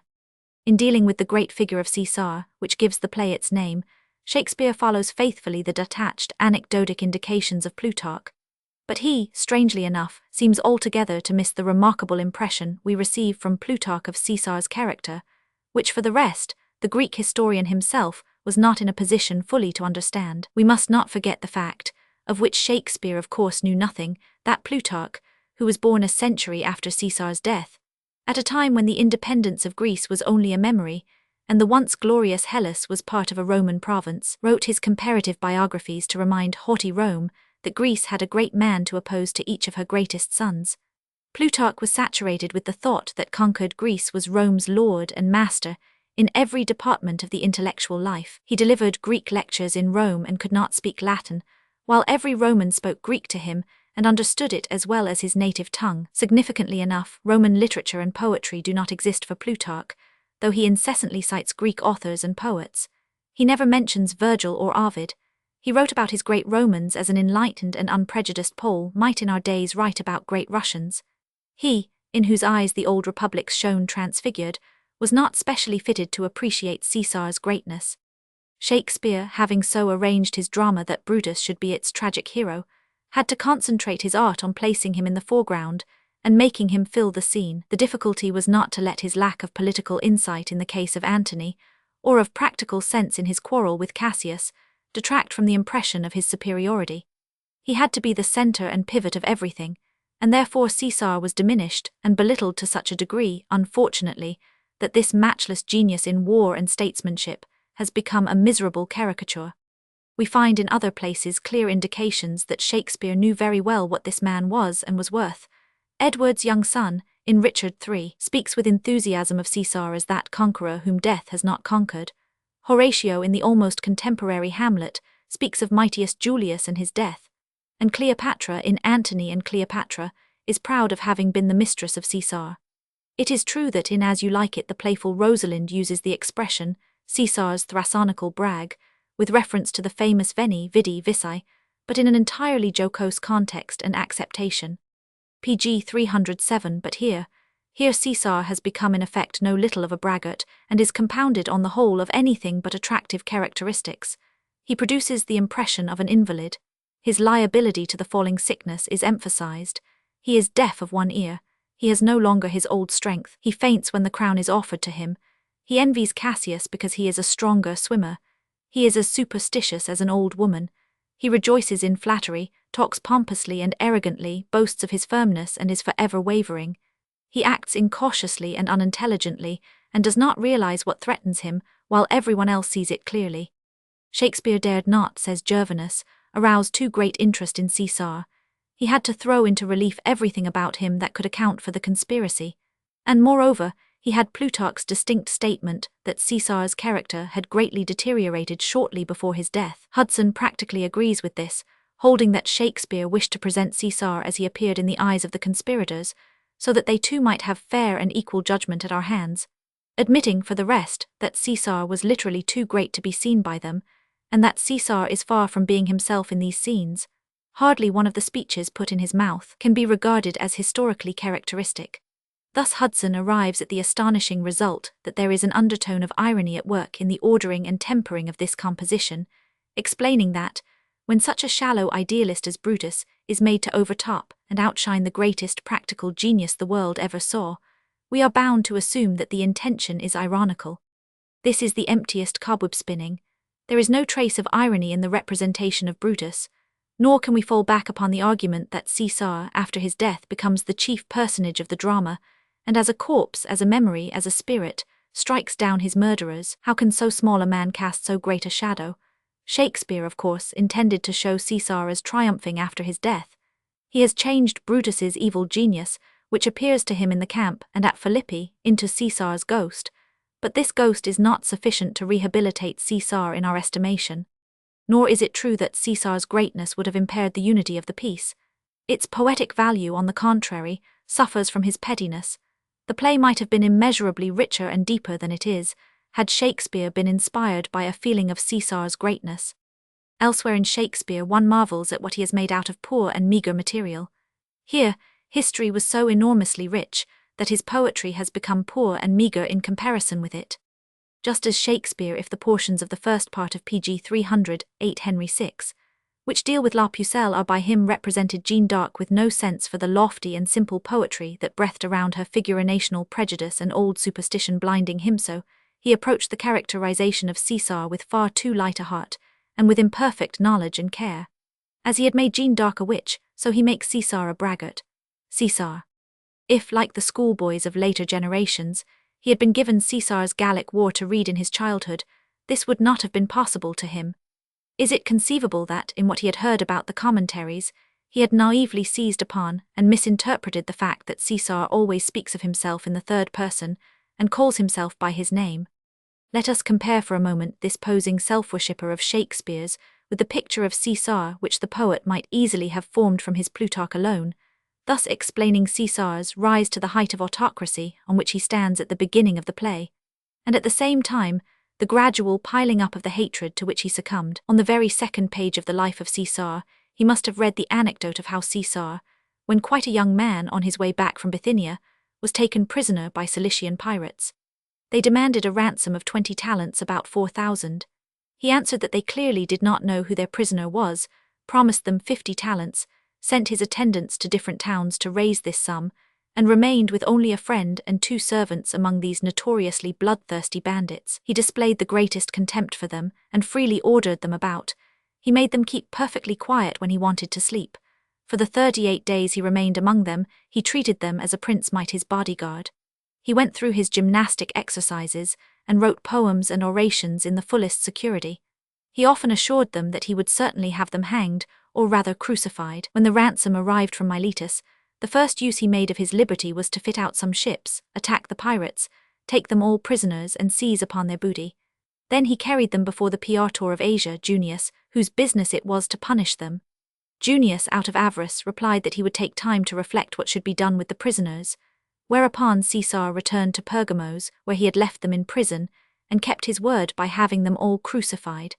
What has become of this masterfulness, this grace, and this iron will, in Shakespeare's Cesar? I fear him not. Yet if my name were liable to fear, I do not know the man I should avoid. So soon as that spare Cassius. PG 309, I rather tell thee what is to be feared than what I fear, for always I am Cesar. It is well that he himself makes haste to say so, otherwise one would scarcely believe it. And does one believe it after all? As Shakespeare conceives the situation, the republic which Cesar overthrew might have continued to exist but for him, and it was a criminal act on his part to destroy it. But the old aristocratic republic had already fallen to pieces when Cesar welded its fragments into a new monarchy. Sheer lawlessness reigned in Rome. The populace was such as even the rabble of our own great cities can give no conception of. Not the brainless mob, for the most part tame, only now and then going wild through mere stupidity, which in Shakespeare listens to the orations over Cesar's body and tears Cinna to pieces, but a populace whose innumerable hordes consisted mainly of slaves, together with the thousands of foreigners from all the 3 continents, Phrygians from Asia, Negroes from Africa, Iberians and Celts from Spain and France, who flocked together in the capital of the world. To the immense bands of house slaves and field slaves, there were added thousands of runaway slaves who had committed theft or murder at home, lived by robbery on the way, and now lay hid in the purlieus of the city. But besides foreigners with no means of support and slaves without bread, there were swarms of freedmen, entirely corrupted by their servile condition, for whom freedom, whether combined with helpless poverty or with new-made riches, meant only the freedom to do harm. Then there were troops of gladiators, as indifferent to the lives of others as to their own, and entirely at the beck and call of whoever would pay them. It was from ruffians of this class that a man like Clodius had recruited the armed gangs who surrounded him, divided like regular soldiers into decuries and centuries under duly appointed commanders. These bands fought battles in the forum with other bands of gladiators or of herdsmen from the wild regions of Picenum or Lombardy, whom the Senate imported for its own protection. There was practically no street police or fire brigade. When public disasters happened, such as floods or conflagrations, people regarded them as portents and consulted the augurs. The magistrates were no longer obeyed, consuls and tribunes were attacked, and sometimes even killed. In the Senate, the orators covered each other with abuse. In the forum they spat in each other's faces. Regular battles took place on the Campus Martius at every election, and no man of position ever appeared in the streets without a bodyguard of gladiators and slaves. If we try to conceive to ourselves, wrote Mommsen in 1857, a London with the slave population of New Orleans, with the police of Constantinople, with the non-industrial character of the modern Rome, and agitated by PG 310 politics after the fashion of the Paris of 1848, we shall acquire an approximate idea of the republican glory, the departure of which Cicero and his associates in their sulky letters deplore. Compare with this picture Shakespeare's conception of an ambitious Caesar striving to introduce monarchy into a well-ordered republican state.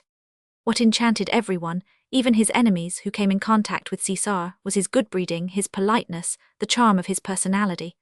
These characteristics made a doubly strong impression upon those who, like Cicero, were accustomed to the arrogance and coarseness of Pompey, so-called the Great. However busy he might be, Caesar had always time to think of his friends and to jest with them.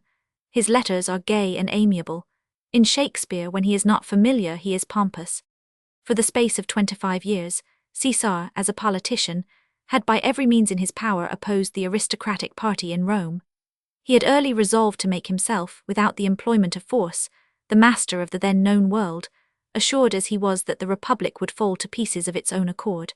Not until his praetorship in Spain had he displayed ability as a soldier and administrator outside the everyday round of political life. Then suddenly, when everything seems to be prospering with him, he breaks away from it all, leaves Rome and passes into Gaul. At the age of 44, he enters upon his military career, and becomes perhaps the greatest commander known to history, an unrivaled conqueror and organizer, revealing in middle life a whole host of unsuspected and admirable qualities. Shakespeare conveys no idea of the wealth and many-sidedness of his gifts. He makes him belaud himself with unceasing solemnity too. Caesar shall forth, the things that threatened me, ne'er looked but on my back, when they shall see the face of Caesar, they are vanished. Caesar had nothing of the stolid pomposity and severity which Shakespeare attributes to him. He united the rapid decision of the general with the man of the world's elegance and lofty indifference to trifles. He liked his soldiers to wear glittering weapons and to adorn themselves. What does it matter, he said, though they use perfumes? They fight none the worse for that. And soldiers who under other leaders did not surpass the average became invincible under him. He, who in Rome had been the glass of fashion, was so careless of his comfort in the field that he often slept under the open sky, and ate rancid oil without so much as a grimace. But rich Lydic tables always stood in his tents, and all the golden PG 311 youth, for whom Gaul was at that time what America became in the days of the first discoverers, made their way from Rome to his camp. It was the most wonderful camp ever seen, crowded with men of elegance and learning, young writers and poets, wits and thinkers, who, in the midst of the greatest and most imminent dangers, busied themselves with literature, and sent regular reports of their meetings and conversations to Cicero, the acknowledged arbiter of the literary world of Rome. During the brief space of Caesar's expedition into Britain, he writes 2 letters to Cicero. Their relation, in its different phases, in some ways reminds us of the relation between Frederick the Great and Voltaire. What a paltry picture does Shakespeare draw of Cicero as a mere pedant. Cassius, did Cicero say anything? Casca, aye, he spoke Greek. Cassius, to what effect? Casca, nay, and I tell you that I will ne'er look you in the face again. But those that understood him smiled at one another and shook their heads. But for mine own part it was Greek to me. Amid labours of every sort, his life always in danger, incessantly fighting with warlike enemies, whom he beats in battle after battle, Caesar writes his grammatical works and his commentaries. His dedication to Cicero of his work De Analogia is a homage to literature no less than to him. You have discovered all the treasures of eloquence, and been the first to employ them. You have achieved the crown of all honours, a triumph the greatest generals may envy. For it is a nobler thing to remove the barriers of the intellectual life than to extend the boundaries of the empire. These are the words of the man who has just beaten the Helvetii, conquered France and Belgium, made the first expedition into Britain, and so effectually repelled the German hordes that they were for long innocuous to the Rome which they had threatened with destruction. How little does this Caesar resemble the pompous and high-flown puppet of Shakespeare! Danger knows full well that Caesar is more dangerous than he. We are 2 lions littered in one day, and I the elder and more terrible. Caesar could be cruel at times. In his wars he never shrank from taking such revenges as should strike terror into his enemies. He had the whole Senate of the Veneti beheaded. He cut the right hand off every one who had borne arms against him at Uxellarium. He kept the gallant Vercingetorix 5 years in prison, only to exhibit him in chains at his triumph, and then to have him executed. PG 312 Yet, where severity was unnecessary, he was tolerance and mildness itself.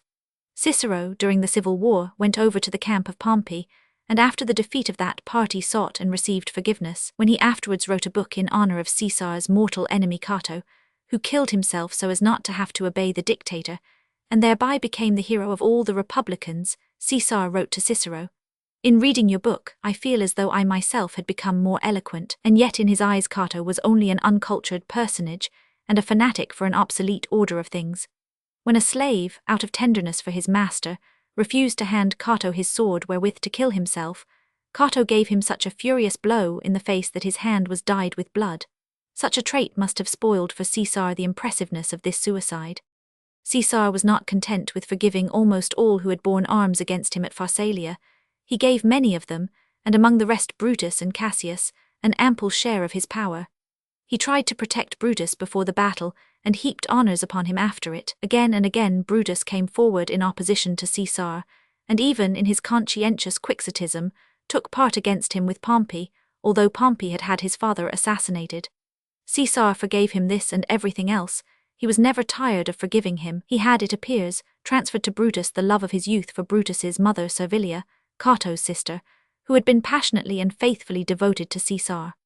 Voltaire, in his Mort de César, makes Caesar hand to Brutus a letter just received from the dying Servilia, in which she begs Caesar to watch well over their son. Plutarch relates that on one occasion, at the time of Catiline's conspiracy, a letter was brought to Caesar in the Senate. Cato, seeing him rise and go apart to read it, gave open utterance to the suspicion that it was a missive from the conspirators. Caesar laughingly handed him the letter, which contained declarations of love from his sister, whereupon Cato, enraged, burst out with the epithet drunkard, the direst term of abuse a Roman could employ. Ben Jonson has introduced this anecdote in his Catiline, Roman 5. Brutus inherited his uncle Cato's hatred for Caesar. A certain brutality was united with a noble stoicism in these two last Roman republicans of the time of the Republic's downfall. The rawness of antique Rome survived in Cato's nature, and Brutus, in his conduct towards the towns of the Asiatic provinces, was nothing but a bloodthirsty usurer, who, in the name of a man of straw Scaptius, extorted from them his exorbitant interests with threats of fire and sword. He had lent to the inhabitants of the town of Salamis a sum of money at 48%. On their failure to pay, he kept their senate so closely besieged by PG 313, a squadron of cavalry, that 5 senators died of starvation. Shakespeare, in his ignorance, attributes no such vices to Brutus, but makes him simple and great, at Caesar's expense.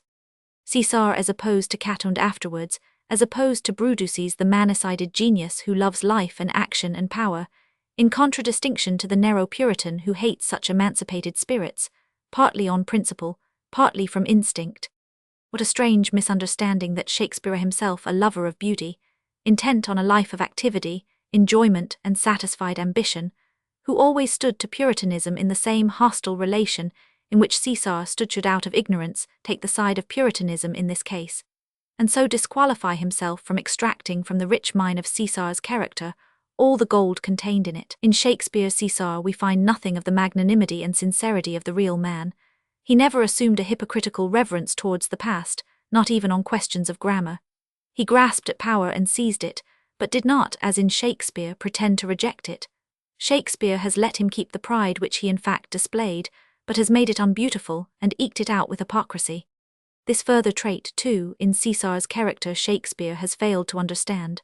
When at last, after having conquered on every side, in Africa as in Asia, in Spain as in Egypt, he held in his hands the sovereign power which had been the object of his 20 years' struggle, it had lost its attraction for him. Knowing that he was misunderstood and hated by those whose respect he prized the most, he found himself compelled to make use of men whom he despised, and contempt for humanity took possession of his mind. He saw nothing around him but greed and treachery. Power had lost all its sweetness for him. Life itself was no longer worth living, worth preserving. Hence his answer when he was besought to take measures against his would-assassins, rather die once than tremble always, and he went to the Senate on the 15th of March without arms and without a guard. In the tragedy, the motives which ultimately lure him thither are the hope of a title and a crown, and the fear of being esteemed a coward. Those foolish persons who attribute Shakespeare's works to Francis Bacon argue, amongst other things, that such an insight into Roman antiquity as is manifested in Julius Caesar could be attained by no one who did not possess Bacon's learning. On the contrary, this play is obviously written by a man whose learning was in no sense on a level with his genius, so that its faults, no less than its merits, afford a proof, however superfluous, that Shakespeare himself was the author of Shakespeare's works. Bunglers in criticism never realize to what an extent genius can supply the place of book learning, and how vastly greater is its importance. But on the other hand, one is bound to declare pg 314 unequivocally that there are certain domains in which no amount of genius can compensate for reconstructive insight and study of recorded fact, and where even the greatest genius falls short when it tries to create out of its own head or upon a scanty basis of knowledge. Such a domain is that of historical drama, when it deals with periods and personalities in regard to which recorded fact surpasses all possible imagination. Where history is stranger and more poetic than any poetry, more tragic than any antique tragedy, there the poet requires man-sided insight in order to rise to the occasion. It was because of Shakespeare's lack of historical and classical culture that the incomparable grandeur of the figure of Caesar left him unmoved. He depressed and debased that figure to make room for the development of the central character in his dramato-wit, Marcus Brutus, whom, following Plutarch's idealizing example, he depicted as a stoic of almost flawless nobility. pg 315. Roman Knight. Julius Caesar. The merits of the drama Brutus. None but a naive republican like Swinburne can believe that it was by reason of any republican enthusiasm in Shakespeare's soul that Brutus became the leading character. He had assuredly no systematic political conviction, and manifests at other times the most loyal and monarchical habit of mind. Brutus was already in Plutarch the protagonist of the Caesar tragedy, and Shakespeare followed the course of history as represented by Plutarch, under the deep impression that an impolitic revolt, like that of Essex and his companions, can by no means stem the current of the time, and that practical errors revenge themselves quite as severely as moral cincne, much more so. The psychologist was now awakened in him, and he found it a fascinating task to analyze and present a man who finds a mission imposed upon him for which he is by nature unfitted. It is no longer outward conflicts like that in Romeo and Juliet between the lovers and their surroundings, or in Richard III, between Richard and the world at large, that fascinate him in this new stage of his development, but the inner processes and crises of the spiritual life. Brutus has lived among his books and fed his mind upon Platonic philosophy. Therefore he is more occupied with the abstract political idea of republican freedom and the abstract moral conception of the shame of enduring a despotism than with the actual political facts before his eyes or the meaning of the changes which are going on around him. This man is vehemently urged by Cassius to place himself at the head of a conspiracy against his fatherly benefactor and friend. The demand throws his whole nature into a ferment, disturbs its harmony, and brings it forever out of equilibrium. On Hamlet also, who is at the same time springing to life in Shakespeare's mind, the spirit of his murdered father imposes the duty of becoming an assassin, and the claim acts as a stimulus, a spur to his intellectual faculties, but as a solvent to his character. So close is the resemblance between the situation of Brutus, with his conflicting duties, and the inward strife which we are soon to find in Hamlet. Brutus is at war with himself, and therefore forgets to show pg 316 others attention and the outward signs of friendship. His comrades summon him to action, but he hears no answering summons from within, as Hamlet breaks out into the well-known words, "The time is out of joint, O cursed spite, that ever I was born to set it right." So also Brutus shrinks with horror from his task. He says 1. Brutus had rather be a villager than to repute himself a son of Rome. Under these hard conditions as this time is like to lay upon us. His noble nature is racked by these doubts and uncertainties. From the moment Cassius has spoken to him, he is sleepless. The rugged Macbeth becomes sleepless after he has killed the King. Macbeth has murdered sleep. Brutus, with his delicate, reflective nature, bent on obeying only the dictates of duty, is calm after the murder but sleepless before it. His preoccupation with the idea has altered his whole manner of being. His wife does not know him again. She tells how he can neither converse nor sleep, but strides up and down with his arms folded, sighing and lost in thought, does not answer her questions, and when she repeats them, waves her off with rough impatience. It is not only his gratitude to Caesar that keeps Brutus in torment, it is especially his uncertainty as to what Caesar's intentions really are. Brutus sees him indeed idolized by the people and endowed with supreme power, but as yet Caesar has never abused it. He concurs with Cassius's view that when Caesar declined the crown he in reality hankered after it, but after all, they have nothing to go upon but his supposed desire. To speak truth of Caesar, I have not known when his affections swayed more than his reason, but 'tis a common proof that lowliness is young ambition's ladder. If Caesar is to be slain, then it is not for what he has done, but for what he may do in the future. Is it permissible to commit a murder upon such grounds? In Hamlet we find this variant of the difficulty. Is it certain that the king murdered Hamlet's father? May not the ghost have been a hallucination, or the devil himself? Brutus feels the weakness of his basis of action, the more clearly the more he leans towards the murder as a political duty, and Shakespeare has not hesitated to attribute to him, high-minded as he is, that doctrine of expediency, so questionable in the eyes of many, which declares that a necessary end sanctifies impure means. Two separate times, once when he is by himself, pg 317, and once in addressing the conspirators, he recommends political hypocrisy as judicious and serviceable.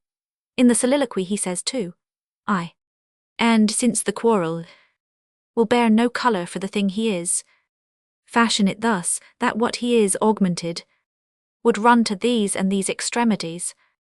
To the conspirators his words are, and let our hearts as subtle masters do, stir up their servants to an act of rage, and after seem to chide em. That is to say, the murder is to be carried out with as much decency as possible, and the murderers are afterwards to pretend that they deplore it.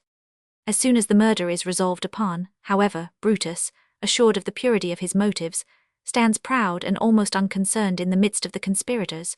Far too unconcerned indeed, for though he has not shrunk in principle from the doctrine that one cannot will the end without willing the means, he yet shrinks, upright and unpractical as he is, from employing means which seem to him either too base or too unscrupulous. He will not even suffer the conspirators to be bound by oath, swear priests and cowards and men cautelous.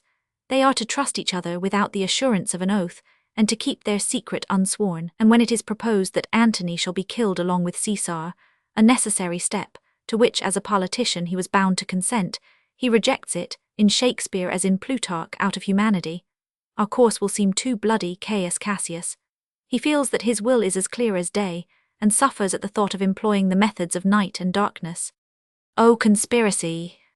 Sham'st thou to show thy dangerous brow by night, when evils are most free, O then by day, where wilt thou find a cavern dark enough to mask thy monstrous visage? Brutus is anxious that a cause which is to be furthered by assassination should achieve success without secrecy and without violence. Goethe has said, "Only the man of reflection has a conscience. The man of action cannot have one while he is acting. To plunge into action is to place oneself at the mercy of one's nature and of external powers. One acts rightly or wrongly, but always upon instinct, often stupidly. Sometimes it may be brilliantly, never with full consciousness. Action implies the inconsiderateness of instinct or egoism or genius. Brutus, on the other hand, is bent on acting with every consideration." Pg 318 Crasig, and after him Dowden, have called Brutus a girondin, in opposition to his brother-in-law Cassius, a sort of Jacobin in antique dress. The comparison is just only in regard to the lesser or greater inclination to the employment of violent means. It halts when we reflect that Brutus lives in the rarefied air of abstractions, face to face with ideas and principles, while Cassius lives in the world of facts. For the Jacobins were quite as stiff-necked theorists as any girondin. Brutus in Shakespeare is a strict moralist, excessively cautious lest any stain should mar the purity of his character, while Cassius does not in the least aspire to moral flawlessness. He is frankly envious of Caesar and openly avows that he hates him, yet he is not base, for envy and hatred are in his case swallowed up by political passion, strenuous and consistent. And unlike Brutus, he is a good observer, looking right through men's words and actions into their souls. But as Brutus is the man whose name, birth, and position as Caesar's intimate friend point him out to be the head of the conspiracy, he is always able to enforce his impolitic and short-sighted will. When we find that Hamlet, who is so full of doubts, never for a moment doubts his right to kill the king, we must remember that Shakespeare had just exhausted this theme in his characterization of Brutus. Brutus is the ideal whom Shakespeare, like all men of the better sort, cherished in his soul, the man whose pride it is before everything to keep his hands clean and his mind high and free, even at the cost of failure in his undertakings, and the wreck of his tranquillity and of his fortunes. He does not care to impose an oath upon the others, he is too proud. If they want to betray him, let them. These others, it is true, may be moved by their hatred of the great man, and eager to quench their malice in his blood. He, for his part, admires him, and will sacrifice, not butcher him. The others fear the consequences of suffering Antony to address the people, but Brutus has explained to the people his reasons for the murder, so Antony may now eulogize Caesar as much as he pleases. Did not Caesar deserve eulogy? Does not he himself desire that Caesar shall lie honored though punished in his grave? He is too proud to keep a watch upon Antony, who has approached him in friendly fashion, though at the same time in the character of Caesar's friend. Therefore he leaves the forum before Antony begins his speech. Such moods are familiar to many. Many another has acted in this apparently unwise way, proudly reckless of consequences, moved by the dislike of the magnanimous man for all that savours of base cautiousness. Many a one, for example, has told the truth where it was stupid to do so, or has let slip an opportunity of revenge because he despised his enemy too much to seek compensation for his injuries. Pg 319, though he thereby neglected to render him innocuous for the future. An intense realization of the necessity for confidence, or, on the other hand, of the untrustworthiness of friends and the contemptibleness of enemies, may easily lead one to despise every measure of prudence.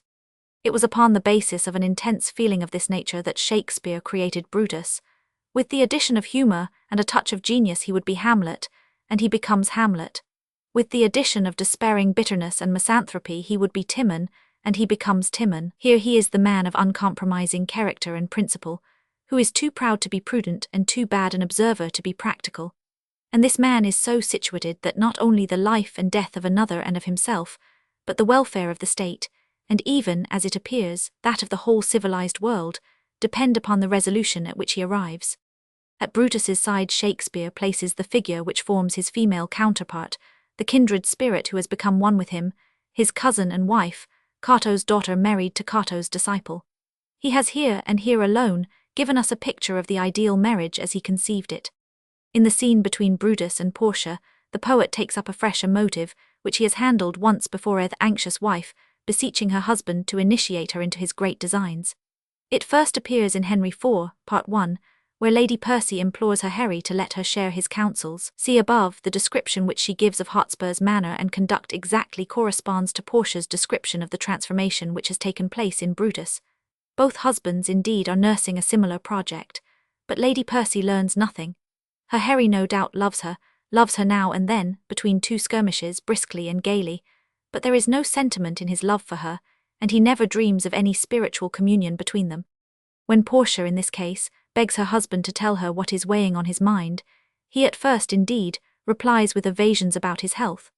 But on her vehemently declaring that she feels herself degraded by this lack of confidence, Shakespeare has but slightly softened the antique frankness of the words which Plutarch places in her mouth. Brutus answers her with warmth and beauty.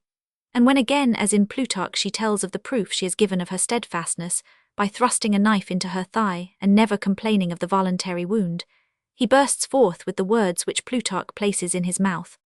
O ye gods, render me worthy of this noble wife, and promises to tell her everything. Pg 320. Neither Shakespeare nor Plutarch, however, regards his facile communicativeness as a mark of prudence, for it is not Portia's fault that it does not betray everything. When it comes to the point, she can neither hold her tongue nor control herself. She betrays her anxiety and uneasiness to the boy Lucius, and herself exclaims, I have a man's mind but a woman's might. How hard it is for women to keep counsel. This reflection is obviously not Portia's, but an utterance of Shakespeare's own philosophy of life, which he has not cared to keep to himself. In Plutarch she even falls down as though dead, and the news of her death surprises Brutus just before the time appointed for the murder of Caesar, so that he needs all his self-control to save himself from breaking down. From the character with which Shakespeare has thus endowed Brutus spring the two great scenes which carry the play. The first is the marvellously constructed scene, the turning point of the tragedy, in which Antony, speaking with Brutus's consent over the body of Caesar, stirs up the Romans against the murderers of the great imperator. Even Brutus's own speech Shakespeare has moulded with the rarest art. Plutarch relates that when Brutus wrote Greek, he cultivated a compendious and laconic style, of which the historian adduces a string of examples. He wrote to the Samians, "Your counsels be long, your doings be slow, consider the end," and in another epistle, "The Xanthians, despising my goodwill, have made a graw of despair, and the Patarians that put themselves into my protection have lost no eat of their liberty. And therefore, whilst you have liberty, either choose the judgment of the Patarians or the fortune of the Xanthians." See now what Shakespeare has made out of these indications. Romans, countrymen, and lovers, hear me for my cause, and be silent that you may hear. Believe me for mine honour, and have respect to mine honour that you may believe. If there be any in this assembly, any dear friend of Caesar's, to him I say, that Brutus' love to Caesar was no less than his. If then that friend demand why Brutus rose against Caesar, this is my answer, not that I loved Caesar less, but that I loved Rome more. And so on, in this style of laconic antithesis. Shakespeare has made a deliberate effort to assign to Brutus the diction he had cultivated, and with his inspired faculty of divination, has, as it were, reanimated it. As Caesar loved me, I weep for him. As he was fortunate, I rejoice at it. As he was valiant, I honour him. But as he was ambitious, I slew him. Pg 321, with ingenious and yet noble art the speech culminates in the question, who is here so vile that will not love his country? If any, speak, for him have I offended. And when the crowd answers, none, Brutus, none, he chimes in with the serene assurance, then none have I offended. The still more admirable oration of Antony is in the first place remarkable for the calculated difference of style which it displays. Here we have no antitheses, no literary eloquence, but a vernacular eloquence of the most powerful demagogic type. Antony takes up the thread just where Brutus has dropped it, expressly assures his hearers at the outset that this is to be a speech over Caesar's beer, but not to his glory, and emphasizes to the point of monotony the fact that Brutus and the other conspirators are all honorable men. Then the eloquence gradually works up, subtle and potent in its adroit crescendo, and yet in truth exalted by something which is not subtlety, glowing enthusiasm for Caesar, scathing indignation against his assassins.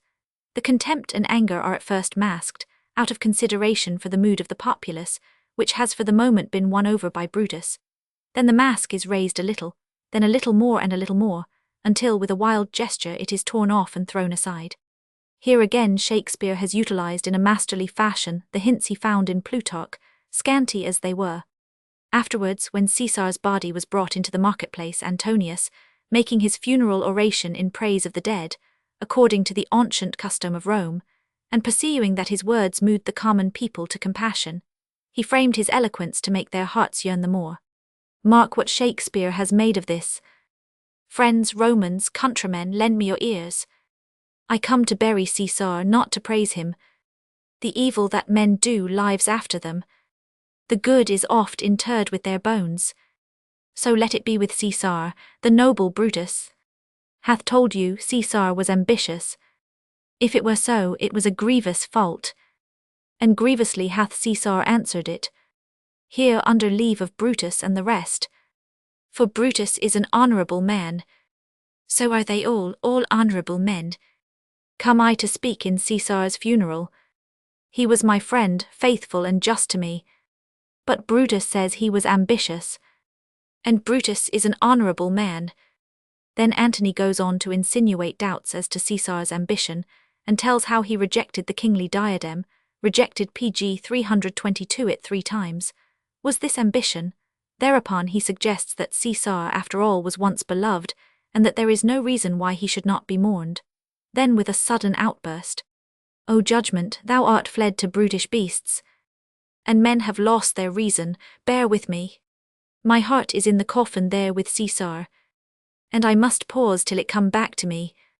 Next comes an appeal to their pity for this greatest of men, whose word but yesterday might have stood against the world, and who now lies so low that the poorest will not do him reverence. It would be wrong to make his speech inflammatory, a wrong towards Brutus and Cassius woes. You know ere honourable men mark the jibe in the parenthetic phrase. No, he will rather do wrong to the dead and to himself. But here he holds a parchment, assuredly will not read it, but, if the people came to know its contents, they would kiss dead Caesar's wounds, and dip their handkerchiefs in his sacred blood.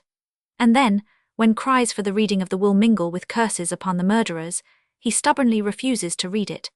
Instead of doing so, he displays to them Caesar's cloak with all the rents in it. What Plutarch says here is, to conclude his oration, he unfolded before the whole assembly the bloody garments of the dead, thrust through in many places with their swords, and called the malefactors cruel and cursed murderers. Out of these few words, Shakespeare has made this miracle of invective. You all do know this mantle, I remember. The first time ever Caesar put it on. 'Twas on a summer's evening in his tent. That day he overcame the Nervii. Look, in this place ran Cassius' dagger through.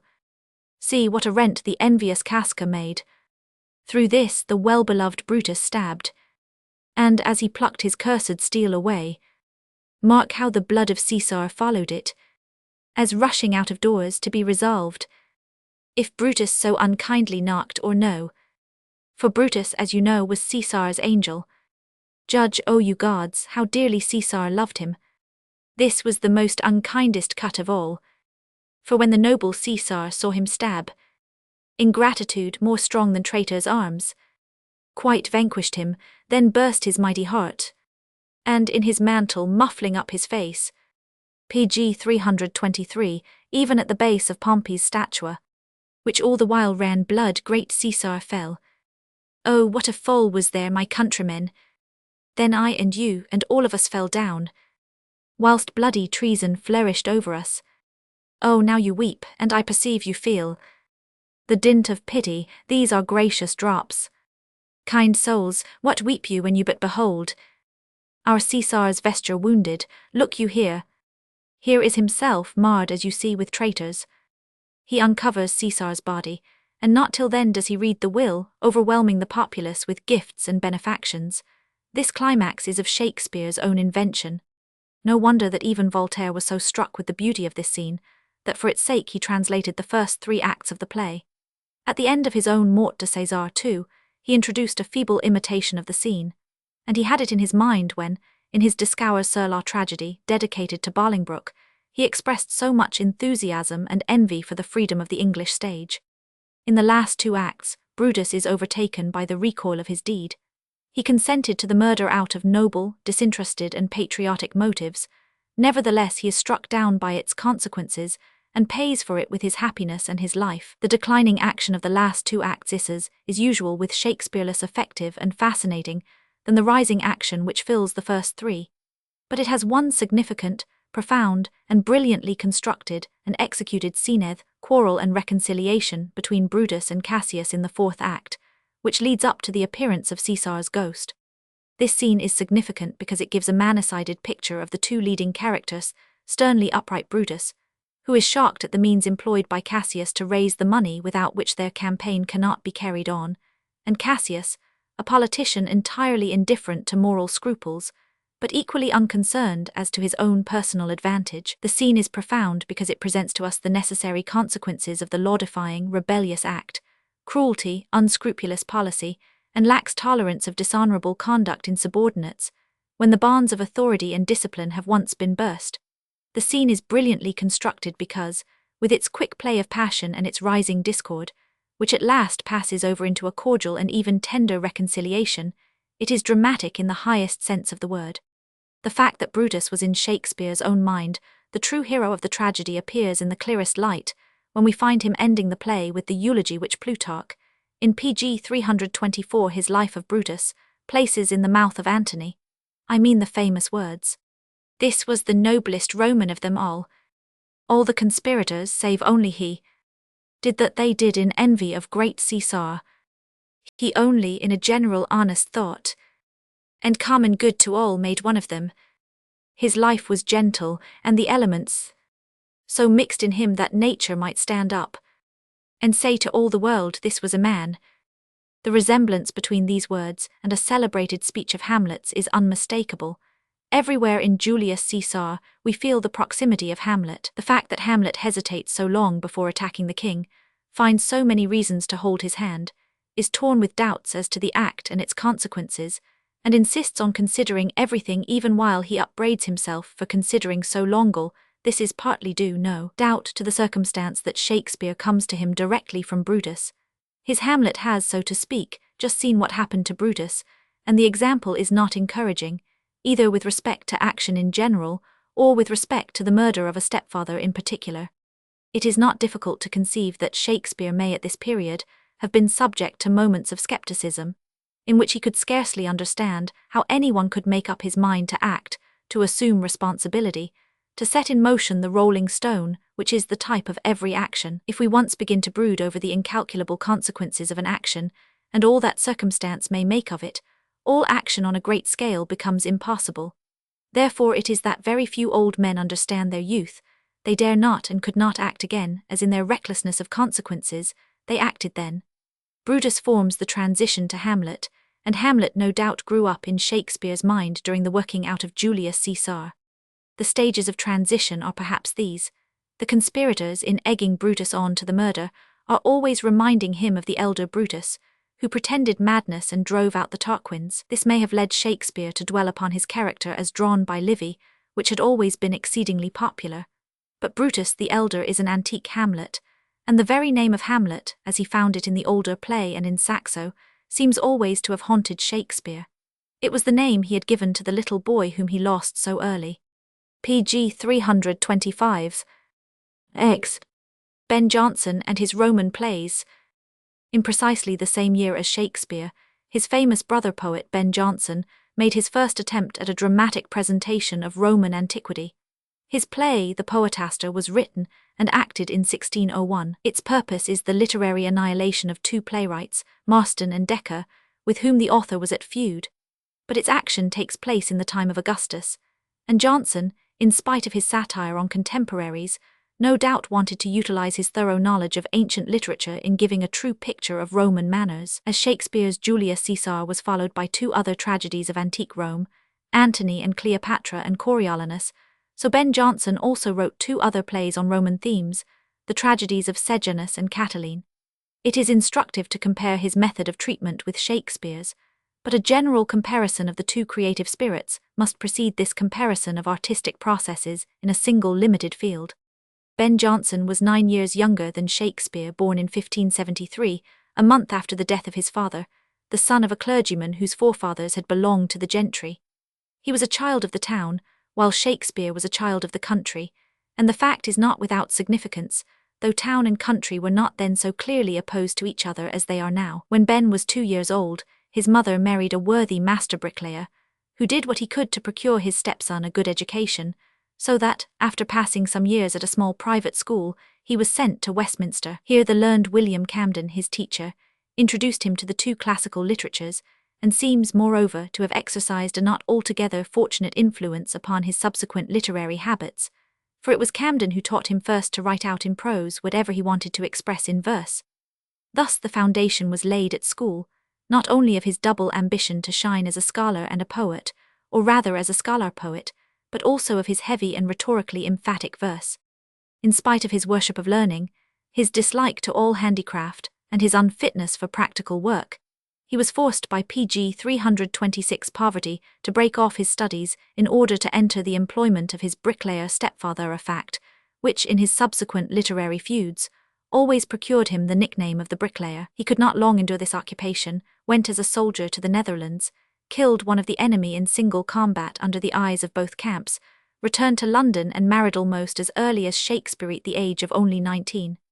26 years later, in his conversations with Drummond, he called his wife a shrew yet honest. He seems to have been an affectionate father, but had the misfortune to survive his children. He was strong and massive in body, racy and coarse, full of self-esteem and combative instincts, saturated with the conviction of the scholar's high rank and the poet's exalted vocation, full of contempt for ignorance, frivolity and lowness, classic in his tastes, with a bent towards careful structure and leisurely development of thought in all that he wrote, and yet a true poet in so far as he was not only irregular in his life, and quite incapable of saving any of the money he now and then earned, but was, moreover, subject to hallucinations. Once saw Carthaginians and Romans fighting on his great toe, and on another occasion had a vision of his son with a bloody cross on his brow, which was supposed to forebode his death. Like Shakespeare, he sought to make his bread by entering the theatre and appearing as an actor. To him, as to Shakespeare, old pieces of the repertory were entrusted to be rewritten, expanded and furbished up. Thus as late as 1612, he made a number of very able additions, in the style of the old play, to that Spanish tragedy of Kidd's, which must in many ways have been in Shakespeare's mind during the composition of Hamlet. He did this work on the commission of Henslowe, for whose company, which competed with Shakespeare's, he worked regularly from 1597 onwards. He collaborated with Dekker in a tragedy, and had a hand in other plays. In short, he made himself useful to the theatre as best he could, but did not, like Shakespeare, acquire a share in the enterprise, and thus never became a man of substance. He was to the end of his life forced to rely for his income upon the liberality of royal and noble patrons. The end of 1598 is doubly significant in Ben Jonson's life. In September he killed in a duel another of Henslowe's actors, a certain Gabriel Spencer, who seems to have challenged him, and was therefore branded on the thumb with the letter T. Tyburn. A couple of months later, this occurrence having evidently led to a break in his connection with Henslowe's company, his first original play, Every Man in His Humour, was acted by the Lord Chamberlain's men. According to a tradition preserved by Rowe and apparently trustworthy, the play had already been refused, when Shakespeare happened to see it and procured its acceptance. pg 327, it met with the success it deserved, and henceforward the author's name was famous. Even in the first edition of this play, he makes young Noel speak with warm enthusiasm of poetry, of the dignity of the sacred art of invention, and express that hatred for every profanation of the muses which appears so frequently in later works, finding, perhaps, its most vehement utterance in the Poetaster, where the young Ovid eulogizes his art in opposition to the scorn of his father and others. From the first, too, he made no concealment of his strong sense of being at once a Hypriest of art, and in virtue of his learning, an Aristarchus of taste. He not only scorned all attempts to tickle the public ear, but with the firm and superior attitude of a teacher, he again and again imprinted on spectators and readers what Goethe has expressed in the well-known words, Ich schreibe nicht, ut zu gefallen, I her salt was lernen. Again and again, he claimed for his own person the sanctity and inviolability of art, and attacked his inferior rivals unsparingly, with ferocious rather than witty satire. His prologues and epilogues are devoted to a self-acclamation which was entirely foreign to Shakespeare's nature. A spur in Every Man out of his humour, Crits in Cynthia's Revels, and Horace in the Poetaster are so many pieces of self-idolizing self-portraiture.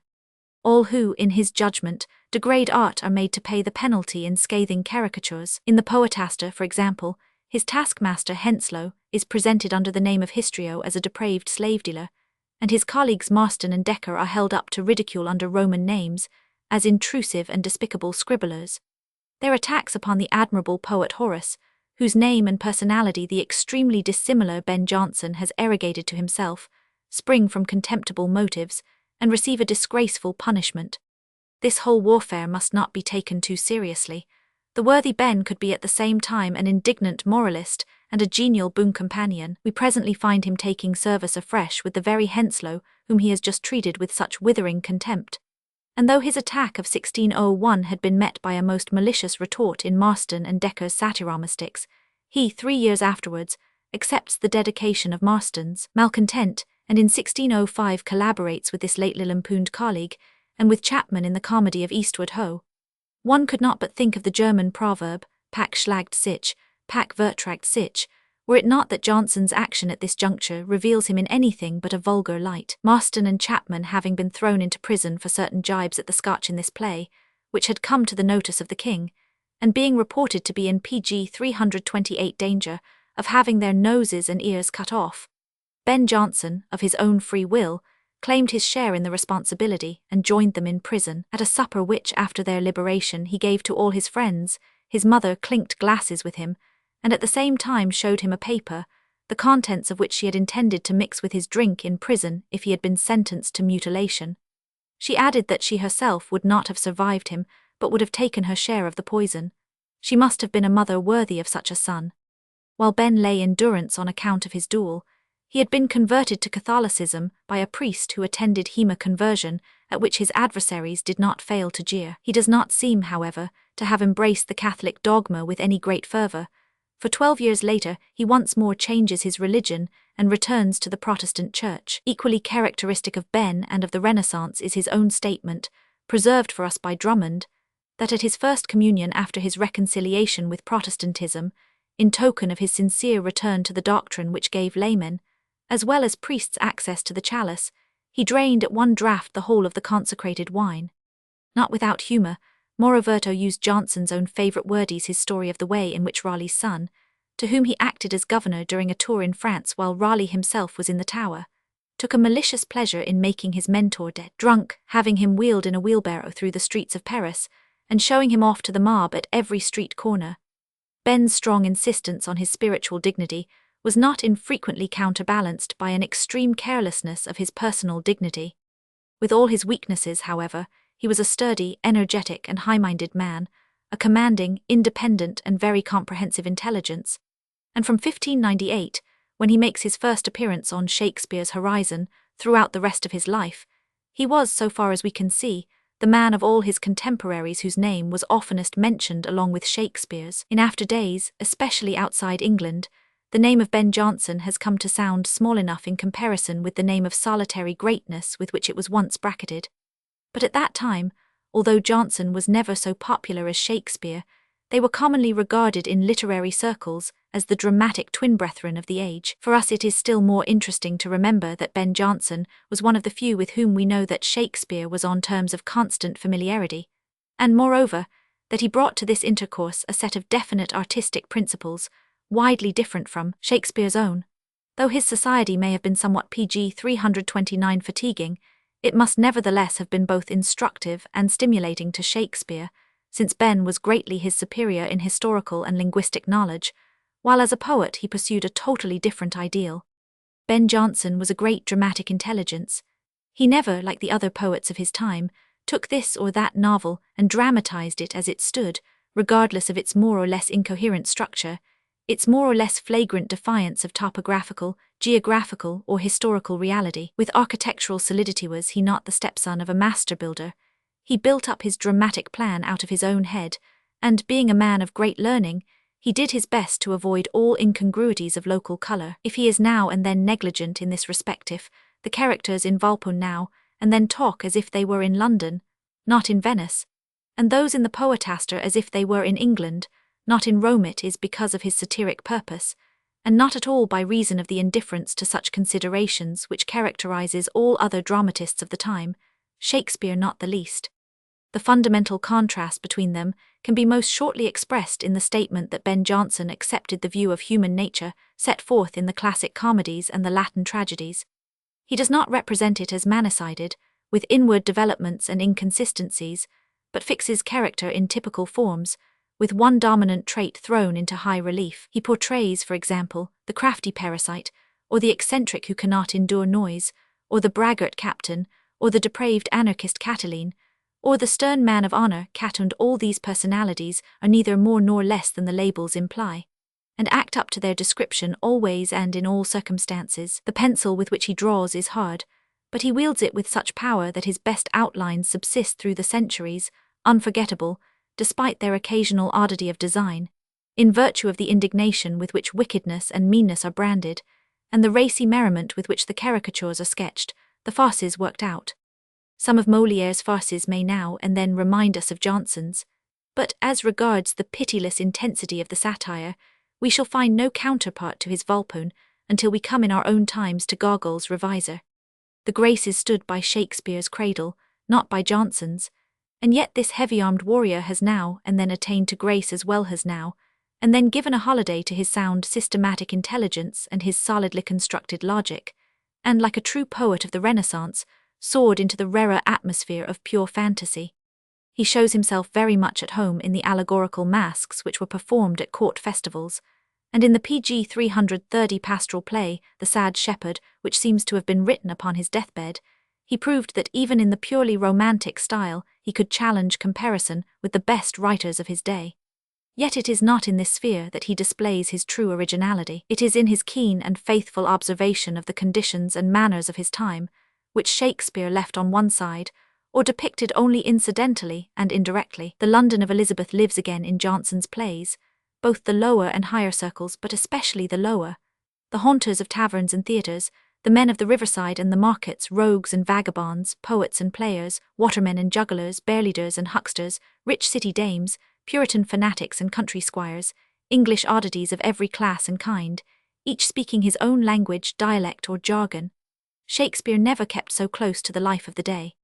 It is especially Johnson's scholarship that must have made his society full of instruction for Shakespeare. Ben's acquirements were encyclopedic, and his acquaintance with the authors of antiquity was singularly complete and accurate. It has often been remarked that he was not content with an exhaustive knowledge of the leading writers of Greece and Rome. He knows not only the great historians, poets, and orators, such as Tacitus and Sallust, Horace, Virgil, Ovid, and Cicero, but sophists, grammarians, and scholiasts, men like Athenus, Libanius, Philostratus, Strabo, Photius. He is familiar with fragments of Aulic lyrists and Roman epic poets, of Greek tragedies and Roman inscriptions, and, what is still more remarkable, he manages to make use of all his knowledge. Whatever in the ancients he found beautiful or profound or stimulating, that he wove into his work. Dryden says of him in his essay of dramatic poesy, "The greatest man of the last age, Ben Jonson, was willing to give place to the ancients in all things. He was not only a professed imitator of Horace, but a learned plagiary of all the others. You track him everywhere in their snow. If Horace, Lucan, Petronius Arbiter, Seneca, and Juvenal had their own from him, there are few serious thoughts which are new in him, but he has done his robberies so openly, that one may see he fears not to be taxed by any law.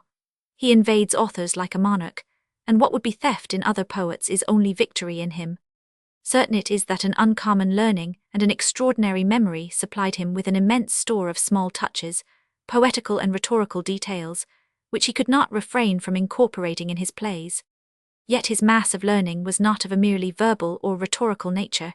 He knew things as well as words. Whatever subject he treats of, be it alchemy or witchcraft or cosmetics in PG 331 The Time of Tiberius, he handles it with competence and has its whole literature at his fingers' ends. He thus becomes universal like Shakespeare, but in a different way. Shakespeare knows, firstly, all that cannot be learnt from books, and in the second place whatever can be gleaned by genius from a casual utterance, an intelligent hint, a conversation with a man of high acquirements. Besides this, he knows the literature which was at that time within the reach of a quick-witted and studious man, without special scholarship. Ben Jonson, on the other hand, is a scholar by profession. He has learnt from books all that the books of his day, for the most part, of course. The not too numerous survivals of the classic literatures could teach a man who made scholarship his glory. He not only possesses knowledge, but he knows whence he has acquired it. He can cite his authorities by chapter and paragraph, and he sometimes garnishes his plays with so many learned references that they bristle with notes like an academic thesis. Colossal, coarser-grained, vigorous, and always ready for the fray, with his gigantic burden of learning, he has been compared by Taine to one of those werelephants of antiquity which bore on their backs a whole fortress, with garrison, armory, and munitions, and under the weight of this panoply could yet move as quickly as a fleet-footed horse. It must have been intensely interesting for their comrades at the Mermaid to listen to the discussions between Jonson and Shakespeare, to follow two such remarkable minds, so differently organized and equipped, when they debated in jest or earnest this or that historic problem, this or that moot point in aesthetics. And no less interesting is it for us in our days to compare their almost contemporaneous dramatic treatment of Roman antiquity. We might here expect Shakespeare to have the worst of it, since he, according to Jonson's well-known phrase, had small Latin and less Greek, while Ben was as much at home in ancient Rome as in the London of his day, and with his altogether masculine talent, could claim a certain kinship with the Roman spirit. And yet even here Shakespeare stands high above Jonson, who, with all his learning and industry, lacks his great contemporary's sense for the fundamental element in human nature, to which the terms good and bad do not apply, and has, besides, very few of those unforeseen inspirations of genius which constitute Shakespeare's strength, and make up for all the gaps in his knowledge. Jonson, moreover, could not modulate into the minor key, and is thus unable to depict the inmost subtleties of feminine character. None the less would it be unjust to make Jonson, as the Germans are apt to do, nothing but a foil to Shakespeare. We must, in mere equity, bring out the points at which he attains to real greatness. PG 332, although the scene of the poetaster is laid in Rome in the days of Augustus, the play eludes comparison with Shakespeare's Roman dramas, in so far as its costume is partly a mere travesty, under which Ben Jonson defends himself against his contemporaries Marston and Dekker, who also figure, of course, in a Roman disguise. Even here, however, he has done his best to give an accurate picture of antique Roman manners, and has applied to the task all his learning, with rather too little aid perhaps from his fancy. His comic figures, for instance, the intrusive Crispinus and the foolish singer Hermogenes, are taken bodily from Horace's Satires Book 1, Satires 3 and 9, but both these pleasant caricatures are executed with vigour and life.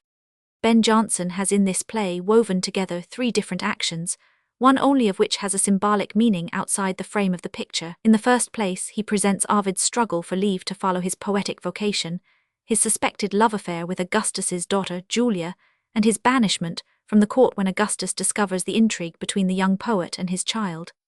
In the second place, he introduces us into the house of the rich bourgeois Albius, who has been ill-advised enough to marry one of the emancipated great ladies of the period, Chloe by name, and who, by her help, obtains admission to court society. Chloe's house is a meeting place for all the love poets of the period, Tibullus, Propertius, Ovid, Cornelius Gallus, and the ladies who favour them, and Jonson has succeeded very fairly in suggesting the free tone of conversation prevalent in those circles, which was doubtless reproduced in many circles of London life during the Renaissance. Finally, we have a representation Jonson's chief object in writing the play of the conspiracy of the bad and envious poets against Horace, which culminates in a formal impeachment. The emperor himself and the famous poets of his court form a sort of tribunal before which the case is tried. Horace is acquitted on every count, and the accusers are sentenced to a punishment entirely in the spirit of the Aristophanic Comedisso, foreign to Shakespeare, Crispinus being forced to take a pill of hellebore, which makes him vomit up all the affected or merely novel words he has used, which appear to Ben Jonson ridiculous. Some of them, for example, the first two, retrograde and reciprocal, have nevertheless survived in modern English. In spite of its allegorical character, the episode is not deficient in an almost too pungent realism. The most Roman of all these scenes are doubtless those in which the gallantry between the young men and the ladies, and the snobbery which forces its way into Augustus's court, are freely represented. Less Roman, by reason of their too palpable tendency, are the scenes in which Augustus appears in the circle of his court poets. No serious attempt is made to portray the PG 333 emperor's character, and the speeches placed in the mouths of the poets are very clearly designed simply for the glorification of poetry in general, and Ben Jonson in particular. The sins of which his enemies were always accusing him were self-love, arrogancy, impudence, and railing, together with filching by translation. As he explains in the defensive dialogue which he appended to his play, it was his purpose to show that Virgil, Horace, and the rest of those great master spirits did not want detractors then or practisers against them. He makes foolish persons find injurious allusions to themselves, and even insults to the emperor, in entirely innocent poems of Horace's, and shows how the emperor orders them to be whipped as backbitters.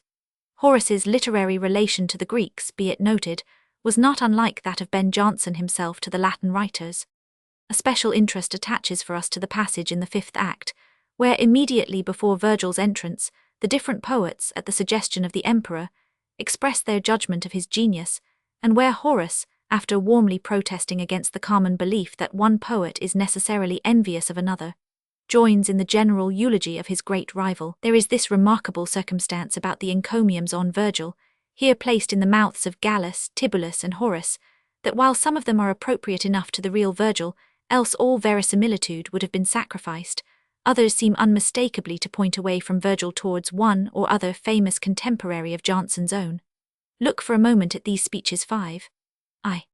Tibullus, that which he hath writ, is with such judgment laboured and distilled through all the needful uses of our lives, that could a man remember but his lines, he should not touch at any serious point, but he might breathe his spirit out of him. Augustus, you mean he might repeat part of his works, as fit for any conference he can use. Tibullus, true royal Caesar. Horace, his learning savours not the schoolike gloss, that most consists in echoing words and terms, and soonest wins a man an empty name, nor any long or far-fetched circumstance, wrapped in the curious generalities of arts, but a direct and analytic sum of all the worth and first effects of arts, and for his poesy 'tis so rammed with life, that it shall gather strength of life with being, and live hereafter more admired than now. PG 334. Can we conceive that Ben Jonson had not Shakespeare in his eye as he wrote these speeches, which apply better to him than to anyone else?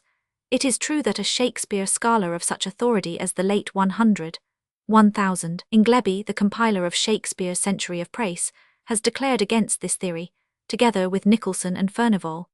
But none of them has brought forward any conclusive argument to prevent us from following Ben Jonson's admirer, Gifford, and his impartial critic, John Addington Symonds, in accepting these speeches as allusions to Shakespeare. It is useless to be forever citing the passage in The Return from Parnassus, as to the purge Shakespeare has given Ben Jonson, in proof that there was an open feud between them, when in fact there is no evidence whatever of any hostility on Shakespeare's part. And the very stress laid on the assertion that Horace, as a poet, is innocent of envy towards a famous and popular colleague, makes it unreasonable to take the eulogies as applying solely to the real Virgil, whom they fit so imperfectly. Of course, it by no means follows that we are to conceive every word of these eulogies as unreservedly applied to Shakespeare. The speeches seem to have been purposely left somewhat vague, so that they might at once point to the ancient poet and suggest the modern, but out of the mists of the characterization certain definite contours stand forth, and the physiognomy which they form, the picture of the great teacher in all earthly affairs, rich not in book learning, but in the wisdom of life, whose poetry is so vital that it will live through the ages with an ever-intenser life-size portrait we know and recognize as that of the genius with the great, calm eyes under the lofty brow. Ben Jonson's Sejanus, which dates from 1603, only 2 years after the Poetaster, is a historical tragedy of the time of Tiberius, in which the poet, without any reference to contemporary personalities, sets forth to depict the life and customs of the imperial court. It is as an archaeologist and moralist, however, that he depicts them, and his method is thus very different from Shakespeare's. He not only displays a close acquaintance with the life of the period, but penetrates through the outward forms to its spirit. He is animated, indeed, by a purely moral indignation against the turbulent and corrupt protagonist of his tragedy, but his wrath does not prevent him from giving a careful delineation of the figure of Sejanus in relation to its surroundings, by means of thoughtfully designed and even imaginative individual scenes. Jonson does not, like Shakespeare, display from within the character of this unscrupulous and audacious man, but he shows the circumstances which have produced it, and its modes of action. The difference between Jonson's and Shakespeare's method is not that Jonson pedantically avoids the anachronisms which swarm in Julius Caesar. In both plays, for instance, watches are spoken pg 335 of, but Ben, on occasion, can paint a scene of Roman life with as much accuracy as we find in a picture by Alma Tadema or a novel by Flaubert. For example, when he depicts an act of worship and sacrifice in the Sacellum or private chapel of Sejanus's House 5, every detail of the ceremonial is correct. After the herald Prco has uttered the formula, "Be all profane far hence," and horn and flute players have performed their liturgical music, the priest Flamen exhorts all to appear with pure hands, pure vestments, and pure minds. His acolytes intone the complimentary responses, and, while the trumpets are again sounded, he takes honey from the altar with his finger, tastes it and gives it to the others to taste, goes through the same process with the milk in an earthen vessel, and then sprinkles milk over the altar, kindleth his gums and goes with the censer round the altar, upon which he ultimately places it, dropping branches of poppy upon the smouldering incense. In justification of these traits, Jonson gives no fewer than 13 footnotes, in which passages are cited from a very wide range of Latin authors. Kalisch has counted the notes appended to this play, and finds 291 in all.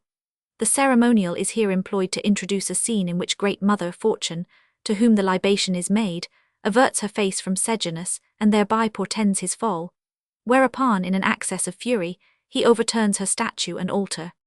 Another scene, constructed with quite as much learning, and far more able and remarkable, is that which opens the second act. Livia's physician, Eudemus, has been suborned by Sejanus to procure him a meeting with the princess, and, moreover, to concoct a potent poison for her husband.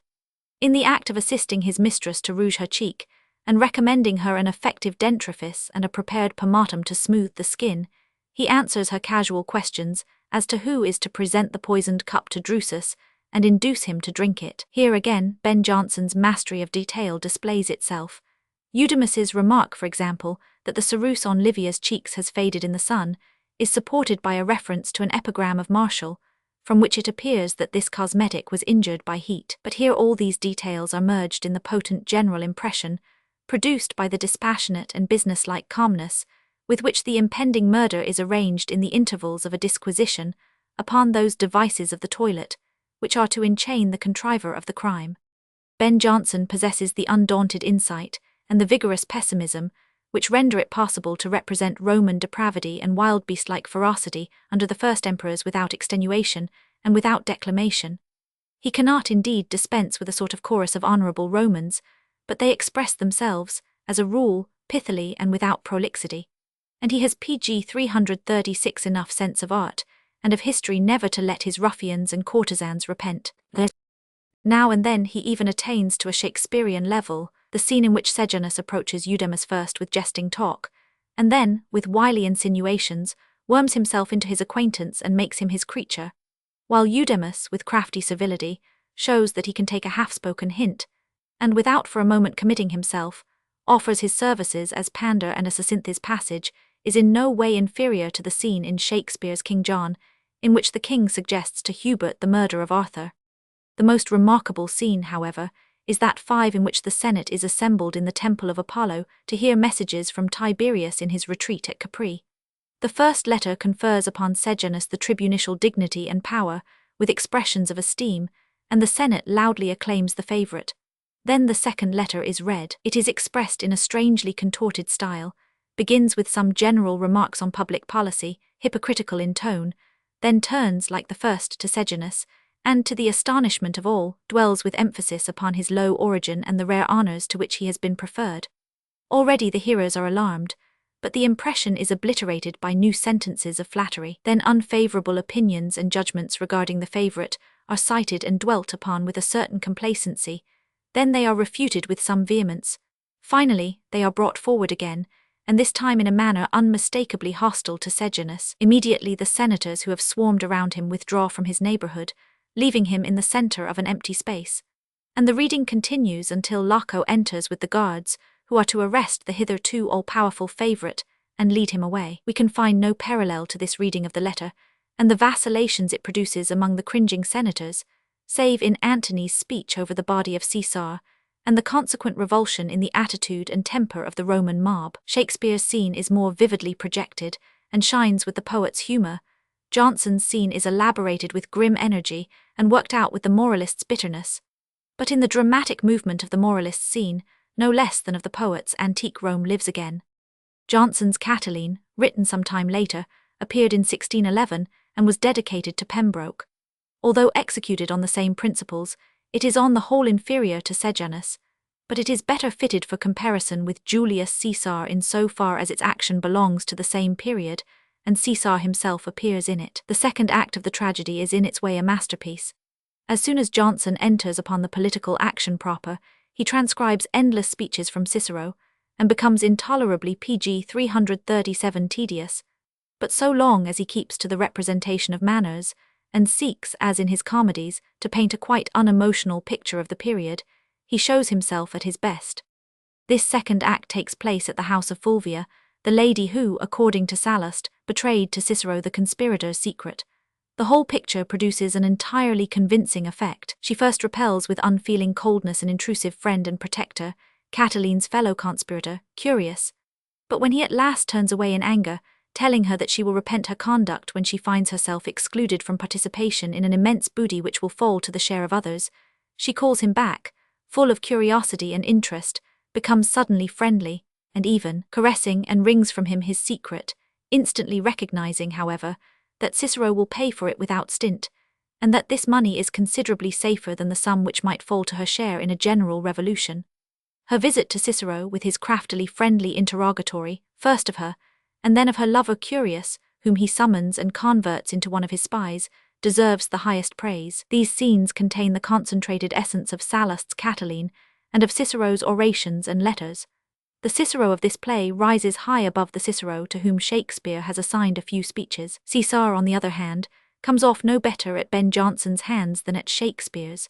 The poet was obviously determined to show a certain independence of judgment in the way in which he has treated Sallust's representation both of Caesar and of Cicero. Sallust, whom Jonson nevertheless follows in the main, is hostile to Cicero and defends Caesar. The worthy Ben, on the other hand, was, as a man of letters, a sworn admirer of Cicero, while in Caesar he sees only a cold, crafty personage who sought to make use of Catiline for his own ends, and therefore joined forces with him, but repudiated him when things went wrong and was so influential that Cicero dared not attack him when he rooted out the conspiracy. Thus the great Caius Julius did not touch Johnson's manly heart any more than Shakespeare's. He appears throughout in an extremely unsympathetic light, and no speech, no word of his, portends his coming greatness. Of this greatness Johnson had probably no deep realization. It is surprising enough to note that the scholars and poets of the Renaissance, in so far as they took sides in the old strife between Caesar and Pompey, were all on Pompey's side. Even in the 17th century in France, under a despotism more absolute than Caesar's, the men who were familiar with antique history, and who, for the rest, vied with each other in loyalty and kingship, were unanimously opposed to Caesar. Strange as it may seem, it is not until our century, with its hostility to despotism and its continuous advance in the direction of democracy, pg 338, that Caesar's genius has been fully appreciated, and the benefits his life conferred on humanity have been thoroughly understood. The personal relation between Ben Jonson and Shakespeare is not to this day quite clearly ascertained. It was for long regarded as distinctly hostile, no one doubting that Jonson, during his great rival's lifetime, cherished an obstinate jealousy towards him. More recently, Jonson's admirers have argued with warmth that cruel injustice has been done him in this respect. So far as we can now judge, it appears that Jonson honestly recognized and admired Shakespeare's great qualities, but at the same time felt a displeasure he never could quite conquer at seeing him so much more popular as a dramatist, and as was only natural regarded his own tendencies in art as truer and better justified. In the preface to Sejanus' edition of 1605, Jonson uses an expression which, as the piece was acted by Shakespeare's company, and Shakespeare himself appeared in it, was long interpreted as referring to him. Jonson writes, "Lastly, I would inform you that this book in all numbers is not the same with that which was acted on the public stage, wherein a second pen had good share. In place of which, I have rather chosen to put weaker, and no doubt less pleasing of mine own, than to defraud so happy a genius of his right by my loathed usurpation." The words "so happy a genius" in particular, together with the other circumstances, have directed the thoughts of commentators to Shakespeare. Mr. Brinsley Nicholson, however, in the Academy, Nov.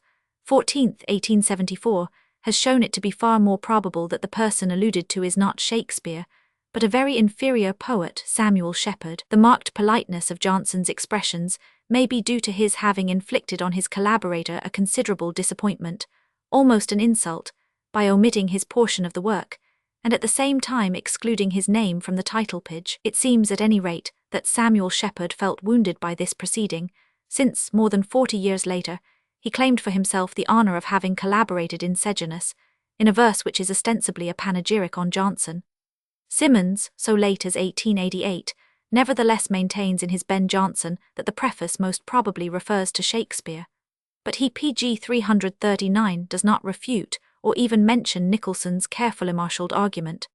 It is not, however, of great importance to decide whether a compliment in one of Jonson's prefaces is or is not addressed to Shakespeare, since we have ample evidence in the warm eulogy and mild criticism in his discoveries, and in the enthusiastic poem prefixed to the first folio, that the crusty Ben, who, moreover, is said to have been Shakespeare's boon companion on his last convivial evening, regarded him with the warmest feelings, at least towards the close of his life, and after his death. This does not exclude the probability that Jonson's radically different literary ideals may have led him to make incidental and sometimes rather tart allusions to what appeared to him weak or mistaken in Shakespeare's work. There is no foundation for the theory which has sometimes been advanced, that the passage in the Poetaster ridiculing Crispinus's coat of arms is an allusion to Shakespeare. It is beyond all doubt that the figure of Crispinus was exclusively intended for Marston. He himself, at any rate, did not for a moment doubt it. For the rest, Jonson's ascertained or conjectured side-glances at Shakespeare are these. In the prologue to Every Man in His Humour, which can scarcely have been spoken when the play was performed by the Lord Chamberlain's company, not only is realistic art proclaimed the true art, in opposition to the romanticism which prevailed on the Shakespearean stage, but a quite definite attack is made on those who, with 3 rusty swords, and help of some few foot and half-foot words, fight over York and Lancaster's long jars. And this is followed by a really biting criticism of the works of other playwrights, concluding, "There's hope left then. You that have so graced monsters may like men, The possible jibe at Twelfth Night in every man out of his humour. 3. I has already been mentioned ante. That too must be of late insertion, and is at worst extremely innocent. Much has been made of the passage in Volpone 3, where Lady Politic Wood, speaking of Guarini's Pastor Fido, says, "All our English writers will deign to steal out of this author mainly, almost as much as from Montaigne." This has been interpreted as an accusation of plagiarism, some pointing it at the well-known passage in The Tempest, where pg 340 Shakespeare has annexed some lines from Montaigne's essays, others at Hamlet, which has throughout many points of contact with the French philosopher, but The Tempest was undoubtedly written long after Volpone, and the relation of Hamlet to Montaigne is such as to render it scarcely conceivable that an accusation of plagiarism could be founded upon it. Here again Johnson seems to have been groundlessly suspected of malice. Jacob Faye's Shakespeare and Montaigne would fain see in Nano's song about the hermaphrodite Androgino a shameless attack upon Shakespeare, simply because the names Pythagoras and Euphorbus appear in it Volpone 1, as they do in the well-known passage in Mears, but this accusation is entirely fantastic. Equally unreasonable is it of Faye's to discover an obscene besmirching of the figure of Ophelia in that passage of Johnson, Marston, and Chapman's Eastward Ho! 3, where there occur some passing allusions to Hamlet. There remain, then in reality, only 1 or 2 passages in Bartholomew Fair, dating from 1614. We have already seen ante that there may possibly be a satirical allusion to the sonnets in the introduced puppet play, The Touchstone of True Love. The induction contains an unquestionable jibe, both at The Tempest and The Winter's Tale, whose airy poetry the downright Ben was unable to appreciate. Neither Caliban nor the element of enchantment in The Tempest appealed to him, and in The Winter's Tale, as in Pericles, it offended his classic taste and his Aristotelian theories that the action should extend over a score of years, so that we see infants in one act reappear in the next as grown-up young women. But these trifling intolerances and impertinences must not tempt us to forget that it was Ben Jonson who wrote of Shakespeare those great and passionate lines. "Triumph, my Britain, thou hast one to show, to whom all scenes of Europe homage owe. He was not of an age but for all time, so his that divine Plautus equalled, whose comic vein Menander ne'er could hit, whose tragic scenes shall be with wonder read by after ages, for unto his wit myself gave personal aid I dictated to him when as Sejanus fall he writ, and yet on earth some foolish thoughts there be that dare make Randolph his rival in degree." pg 341. Hamlet, its antecedents in fiction, history and drama. Many and various emotions crowded upon Shakespeare's mind in the year 1601. In its early months, Essex and Southampton were condemned. At exactly the same time there occurs the crisis in the relations of Pembroke and Shakespeare with the Dark Lady. Finally, in the early autumn, Shakespeare suffered a loss which he must have felt deeply. The Stratford Register of Burials for 1601 contains this line: "Septem 8, Mr. Johannes Shakespeare." He lost his father, his earliest friend and guardian, whose honour and reputation lay so near to his heart. The father probably lived with his son's family in the handsome new place, which Shakespeare had bought 4 years before. He had doubtless brought up the 2 girls Susanna and Judith. He had doubtless sat by the deathbed of the little Hamnet. Now he was no more. All the years of his youth spent at his father's side, revived in Shakespeare's mind, memories flocked in upon him, the fundamental relation between son and father preoccupied his thoughts, and he fell to brooding over filial love and filial reverence. In the same year, Hamlet began to take shape in Shakespeare's imagination. Hamlet has given the name of Denmark a worldwide renown. Of all Danish men, there is only one who can be called famous on the largest scale. Only one with whom the thoughts of men are forever busied in Europe, America, Australia, even in Asia and Africa, wherever European culture has made its way. And this one never existed, at any rate in the form in which he has become known to the world. Denmark has produced several men of note, Tycho Brahe, Thorvaldsen, and Hans Christian Andersen, but none of them has attained 100th part of Hamlet's fame. The Hamlet literature is comparable in extent to the literature of one of the smaller European peoples, Slovaks, for instance. As it is interesting to follow with the eye the process by which pg 342 a block of marble slowly assumes human form, so it is interesting to observe how the Hamlet theme gradually acquires its Shakespearean character. The legend first appears in Saxo Grammaticus, Fengo murders his brave brother Horvendil and marries his widow Jerutha Gertrude. Horvendil's son, Amaleth, determines to disarm Fengo's malevolence by feigning madness. In order to test whether he is really mad, a beautiful girl is thrown in his way, who is to note whether in his passion for her he still maintains the appearance of madness. But a foster brother and friend of Amaleth's reveals the plot to him. The girl, too, has an old affection for him, and nothing is discovered. Here lie the germs of Ophelia and Horatio. With regard to Amaleth's mad talk, it is explained that, having a conscientious objection to lying, he so contorted his sayings that, though he always said what he meant, people could not discover whether he meant what he said, or himself understood it. An account of the matter, which applies quite as well to the dark sayings of the Shakespearean Hamlet, as to the naive riddling of the Judish Amaleth. Polonius, too, is here already indicated, especially the scene in which he plays eavesdropper to Hamlet's conversation with his mother. One of the king's friends, P.R. Sumption quam solusur abundantia, proposes that someone shall conceal himself in the queen's chamber. Amaleth runs his sword through him, and throws the dismembered body to the pigs, as Hamlet in the play drags the body out with him. Then ensues Amaleth's speech of reproach to his mother, of which not a little is retained even in Shakespeare. Think'st thou, woman, that these hypocritical tears can cleanse thee of shame, thee, who like a wanton hast cast thyself into the arms of the vilest of nithings, hast incestuously embraced thy husband's murderer, and basely flatterest and fawnest upon the man who has made thy son fatherless? What manner of creature doest thou resemble? Not a woman, but a dumb beast who couples at random. Fengo resolves to send Amaleth to meet his death in England, and dispatches him thither with 2 attendants, to whom Shakespeare, as we know, has given the names of Rosencrantz and Guildenstern, names of 2 Danish noblemen, whose signatures have been found in close juxtaposition with the date 1577 in an album which probably belonged to a Duke of Württemberg. They were colleagues in the Council of Regency during the minority of Christian IV.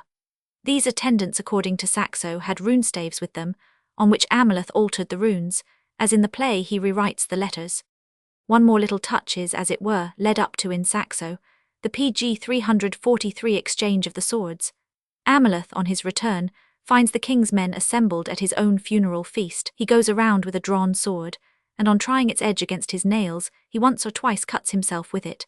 Therefore they nail his sword fast into its sheath. When Amaleth has set fire to the hall and rushes into Fengo's chamber to murder him, he takes the king's sword from its hook and replaces it with his own, which the king in vain attempts to draw before he dies. Now that Hamlet, more than any other Dane, has made the name of his fatherland world-famous, it impresses us strangely to read this utterance of Saxo's. Imperishable shall be the memory of the steadfast youth who armed himself against falsehood with folly, and with it marvellously cloaked the splendor of heaven-radiant wisdom. He left history in doubt as to whether his heroism or his wisdom was the greater. The Hamlet of the tragedy, with reference to his mother's too hasty marriage, says, "Frailty, thy name is woman." Saxo remarked with reference to Amaleth's widow, who was in too great a hurry to marry again, "Thus it is with all the promises of women, they are scattered like chaff before the wind and pass away like waves of the sea.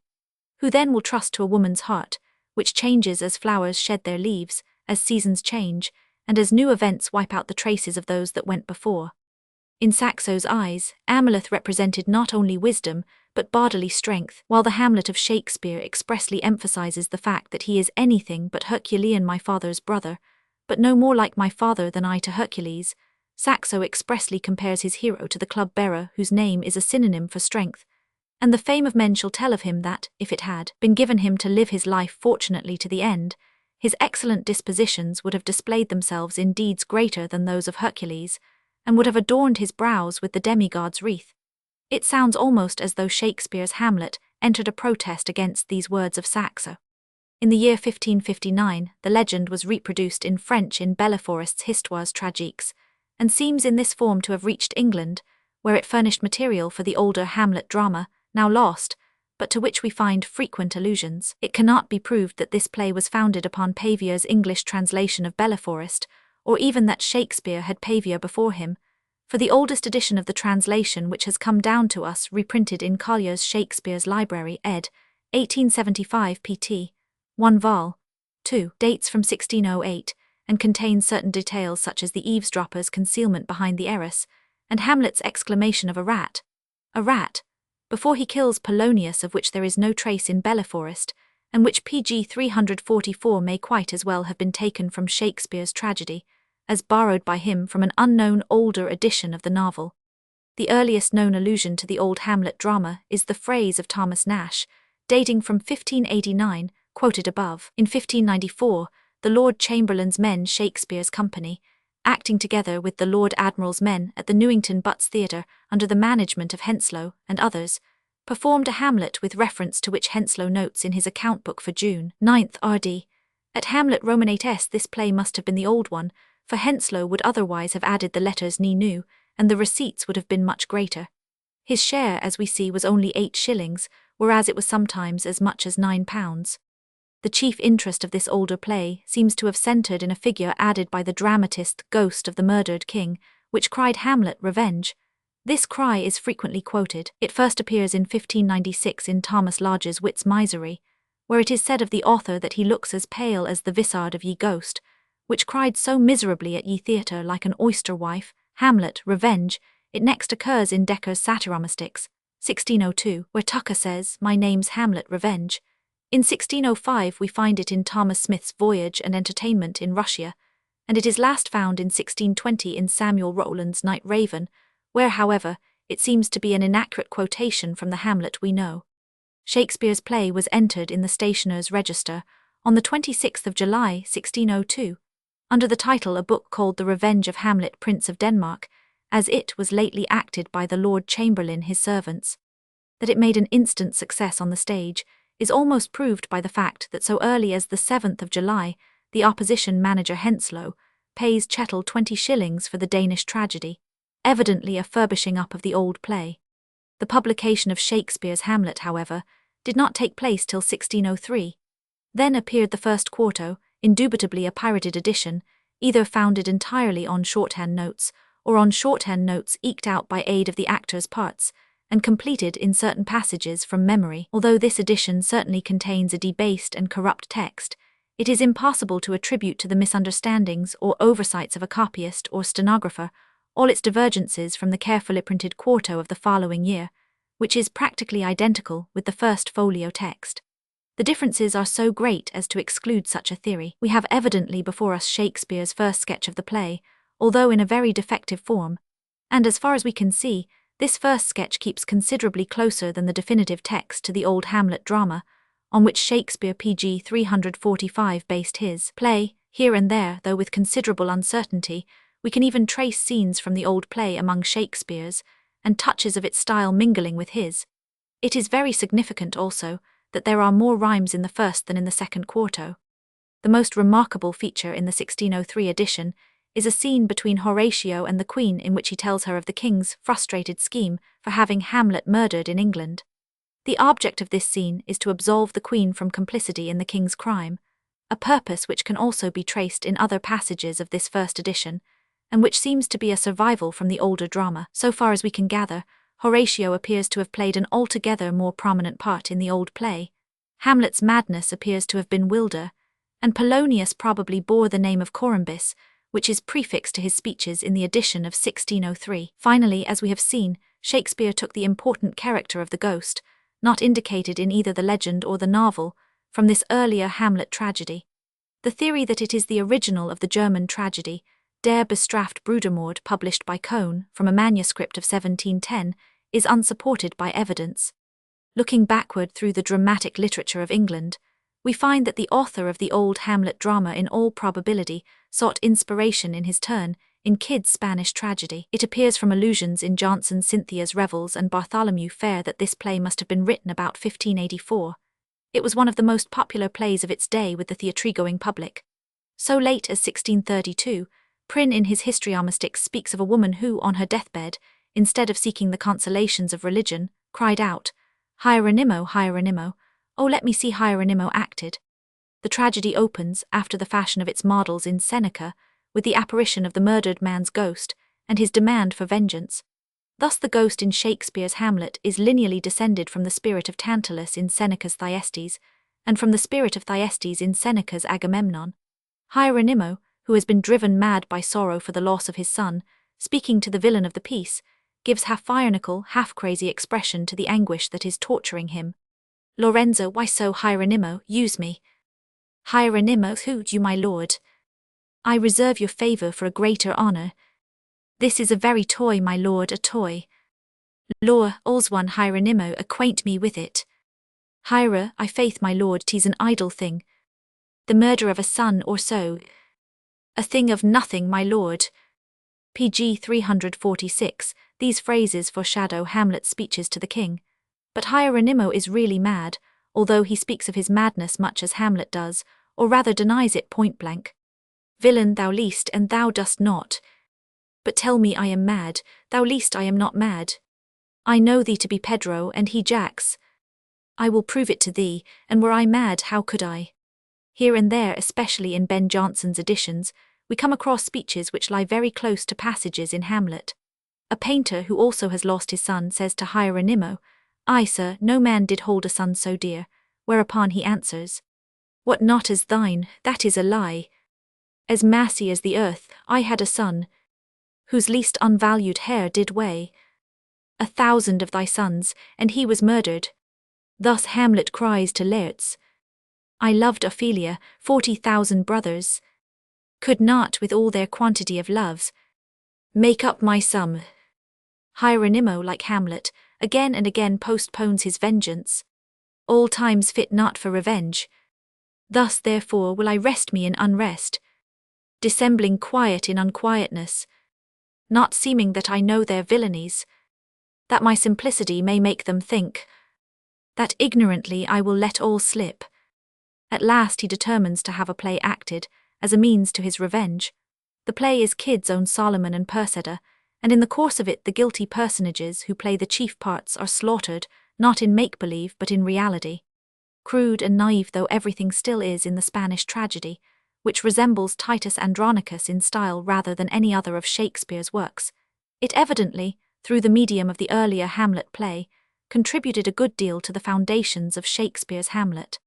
Before going more deeply into the contents of this great work, and especially before trying to bring it into relation to Shakespeare's personality, we have yet to see what suggestions or impulses the poet may have found in contemporary history.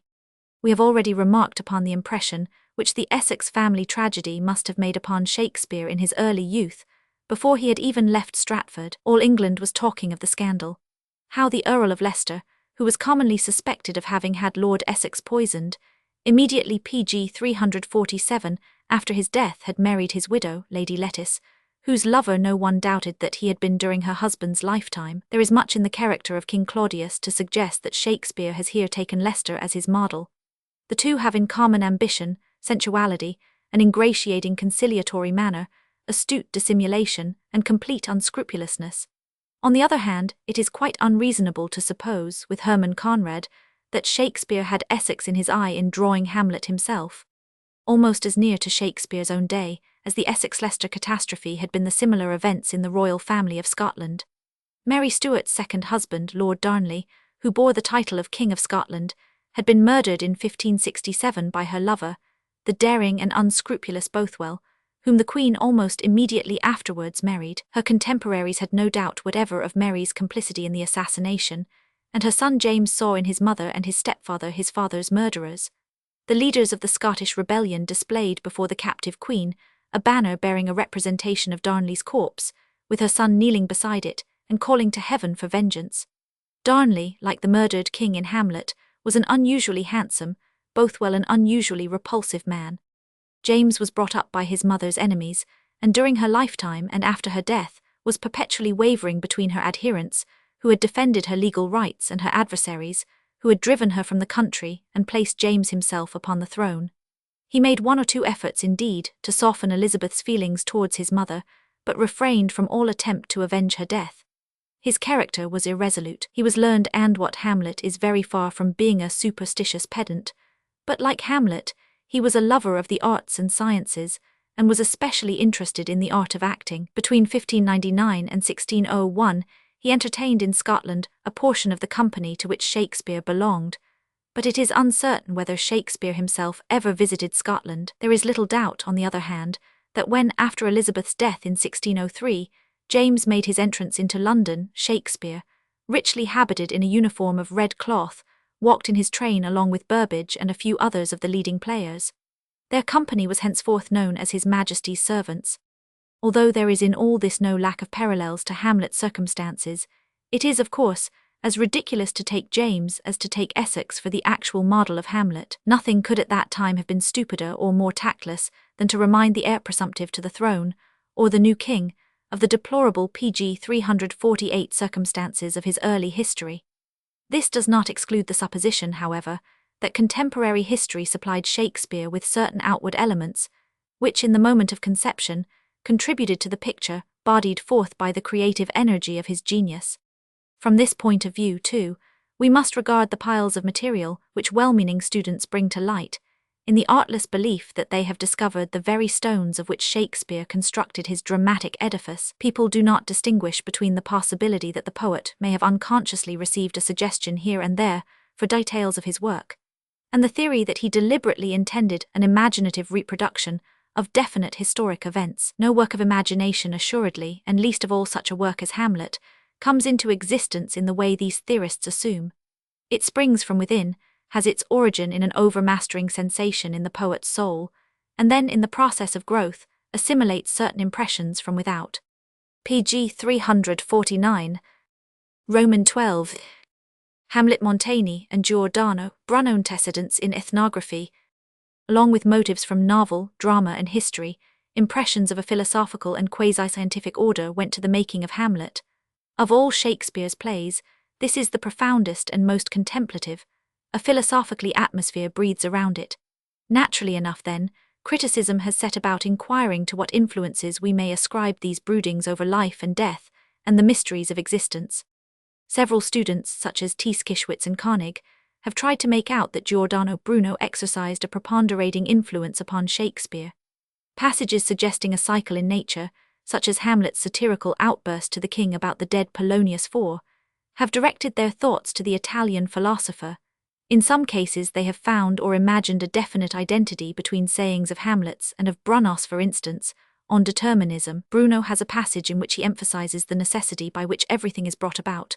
Whatever may be my preordained eventide when the change shall take place, I await the day, I who dwell in the night. But they await the night who dwell in the daylight. All that is either here or there, near or far off, now or after, soon or late. In the same spirit Hamlet says 5, there is a special providence in the fall of a sparrow. If it be now, 'tis not to come, if it be not to come, it will be now, if it be not now, yet it will come, the readiness is all. Bruno says, nothing is absolutely imperfect or evil, it only seems so in relation to something else, and what is bad for one is good for another.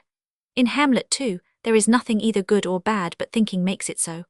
When once attention had been directed to Giordano Bruno, not only his philosophical and more popular writings, but even his plays were ransacked in search of passages that might have influenced Shakespeare. Certain parallels and points of resemblance were indeed discovered, very slight and trivial in themselves, but which theorists would not believe to be fortuitous.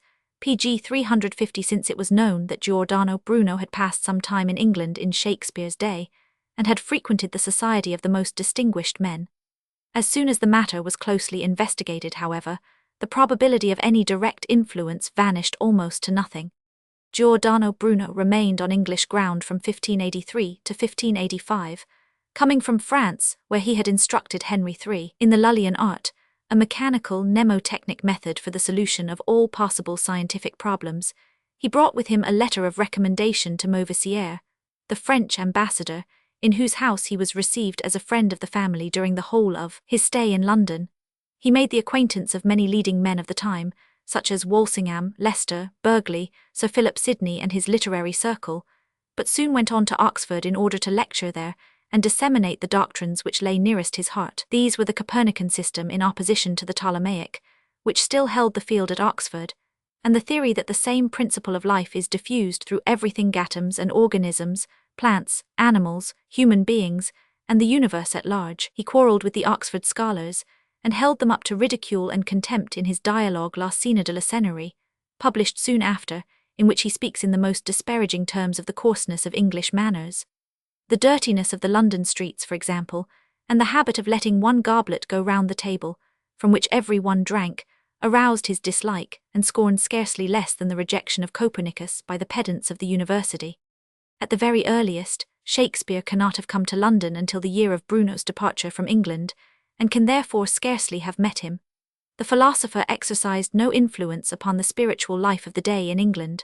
Not even Sir Philip Sidney was attracted by his doctrine, and his name does not once occur in Greville's Life of Sidney, although Greville had seen much of Bruno. Brunhofer, who has studied the question, points out, as showing how little trace Bruno left behind him in England, that there is not in the Bodleian a single contemporary manuscript or document of any kind, which throws the least light upon Bruno's stay in London or Oxford. It has been maintained, nevertheless, that Shakespeare must have read his philosophically writings in Italian. It is, of course, possible, but there is nothing in Hamlet to prove it nothing that cannot be fully accounted for without assuming that he had the slightest acquaintance with them. The only expression in Shakespeare which, probably by accident, has an entirely pantheistic ring is the prophetic soul of the wide world in Sonnet 107. The only passages containing an idea, not certainly identical, but comparable with Bruno's doctrine pg 351 of the metamorphosis of natural forms are the cyclical sonnets 59, 106, 123. If Giordano Bruno really had anything to do with these passages, it must be because Shakespeare had heard some talk about the great Italian's doctrine, which may just at that time have been recalled to the recollection of his English acquaintances by his death at the stake in Rome, on February 17, 1600. If Shakespeare had studied his writings, he would, among other things, have obtained some glimmering of the Copernican system, of which he knows nothing. On the other hand, it is quite conceivable that he may have picked up in conversation an approximate and incomplete conception of Bruno's philosophy, and that this conception may have given birth to the above-mentioned philosophical reveries.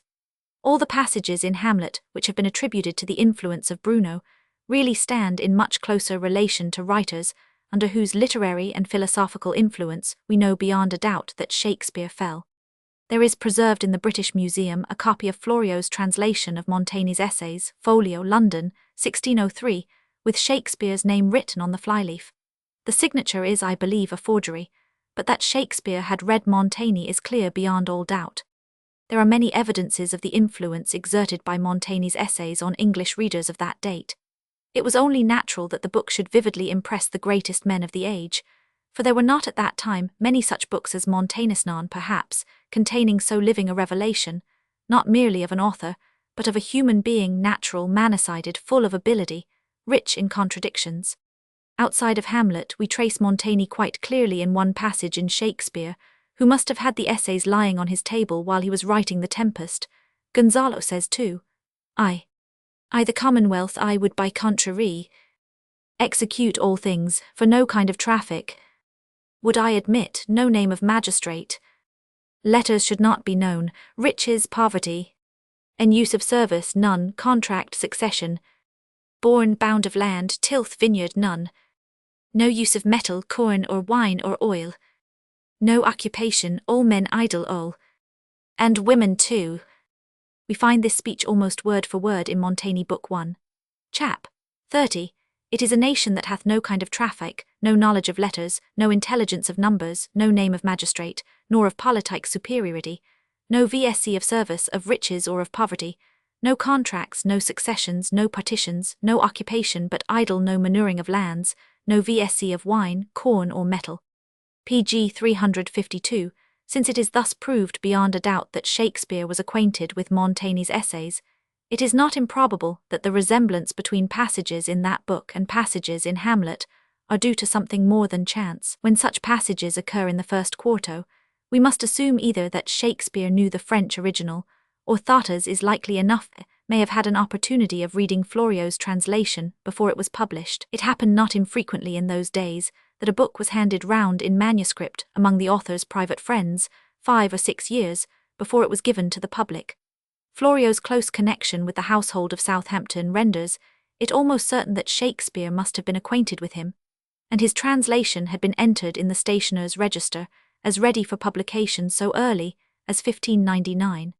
Florio was born in 1545, of Italian parents, who, as Waldenses had been forced to leave their country, he had become to all intents and purposes an Englishman, had studied and given lessons in Italian at Oxford, had been some years in the service of the Earl of Southampton, and was married to a sister of the poet Samuel Daniel. He dedicated each separate book of his translation of Montaigne to 2 noble ladies, Among them we find Elizabeth, Countess of Rutland, Sidney's daughter, Lady Penelope Rich, Essex's sister, and Lady Elizabeth Grey, renowned for her beauty and learning.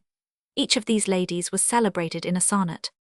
Every one remembers those incomparably worded passages in Hamlet where the great brooder over life and death has expressed, in terms at once harsh and moving, his sense of the ruthlessness of the destructive forces of nature, or what might be called the cynicism of the order of things. Take, for instance, the following 5. Why may not imagination trace the noble dust of Alexander, till he find it stopping a bunghole?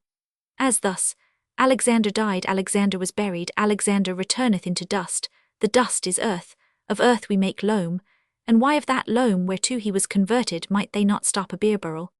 Imperious Caesar, dead, and turned to clay, might stop a hole to keep the wind away.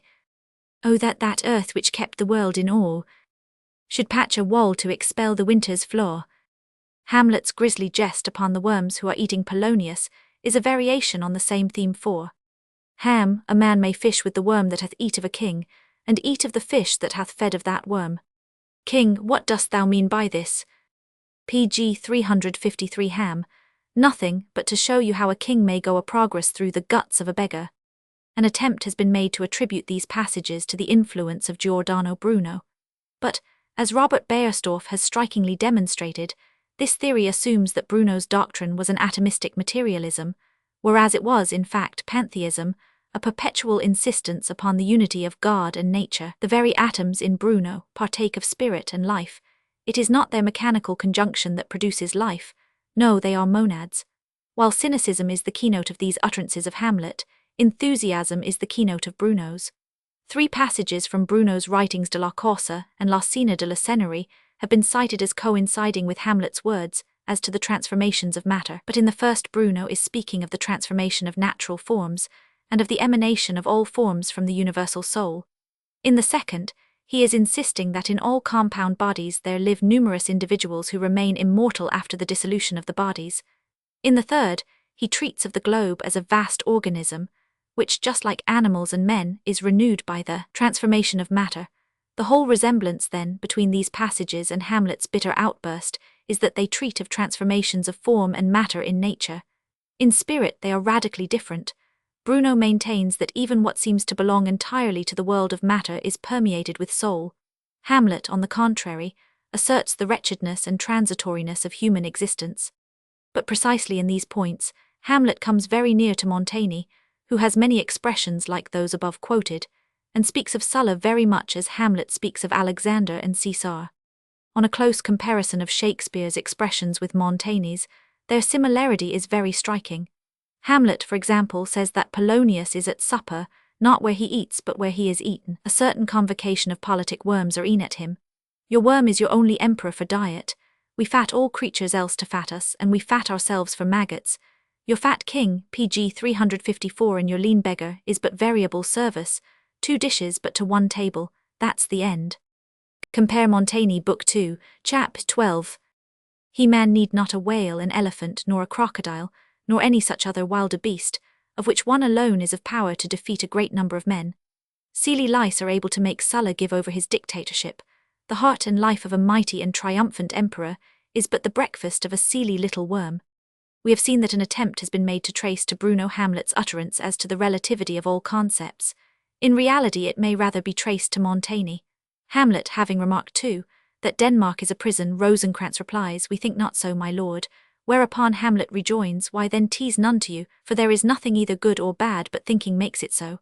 The passage in Montaigne is almost identical. Book 1, Chap. 40. If that which we call evil and torment be neither torment nor evil, but that our fancy only gives it that quality, it is in us to change it. We have seen that an attempt has been made to trace Hamlet's saying about death, "If it be now, 'tis not to come 100. To Bruno's words in the dedication of his Candelaggio, "Tutto quel siece o equar o illa, o vicino o lunghai, o adesso o poi, o presso o tardi." But the same course of thought which leads Hamlet to the conclusion, "The readiness is all," is found, with the same conclusion, in the 19th chapter of Montaigne's first book.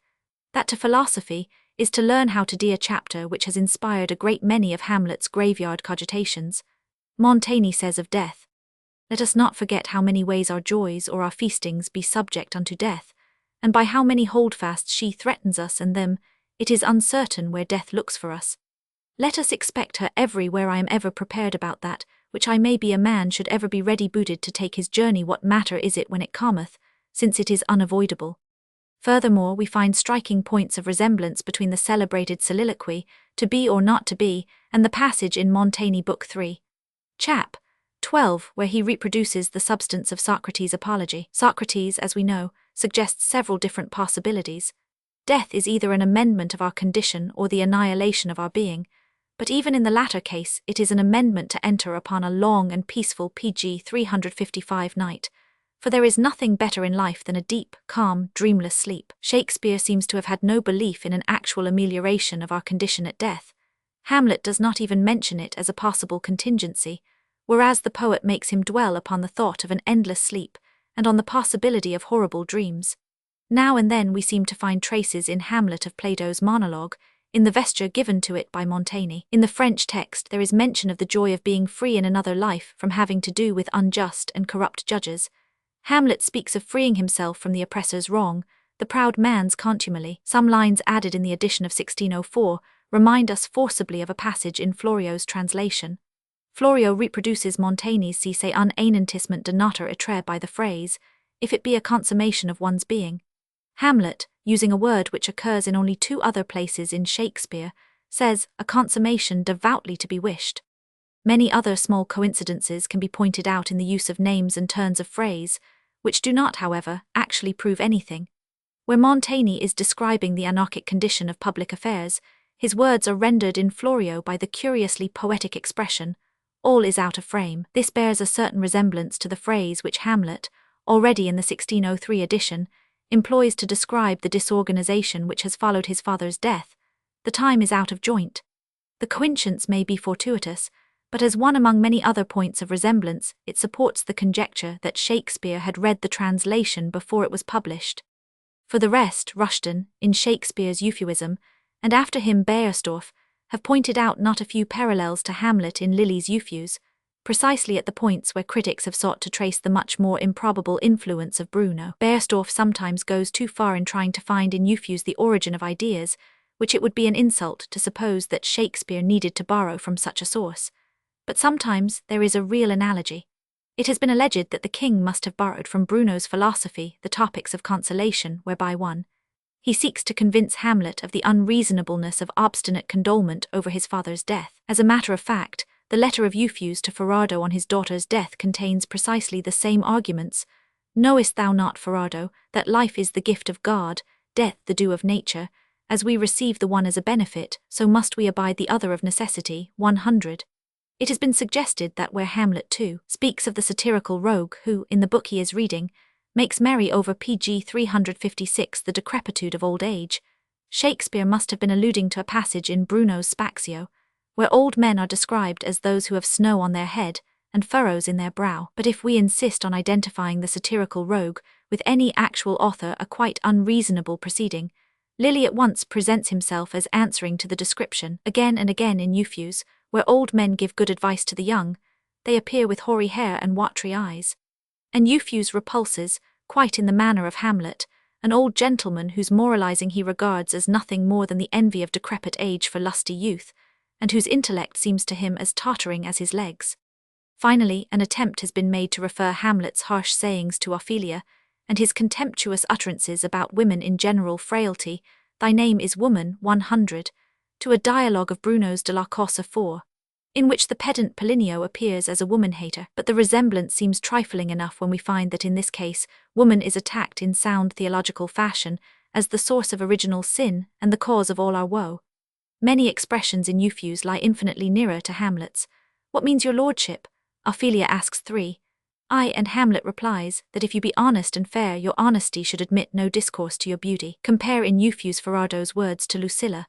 For oftentimes thy mother woulda say, that thou hadst more beauty than was convenient for one that shoulda be honest, and his exclamation, O Lucilla, Lucilla, would thou wert less fair. Again, Hamlet rails against women's weakness, crying, wise men know well enough what monsters you make of them. And we find in Euphues exactly similar outbursts.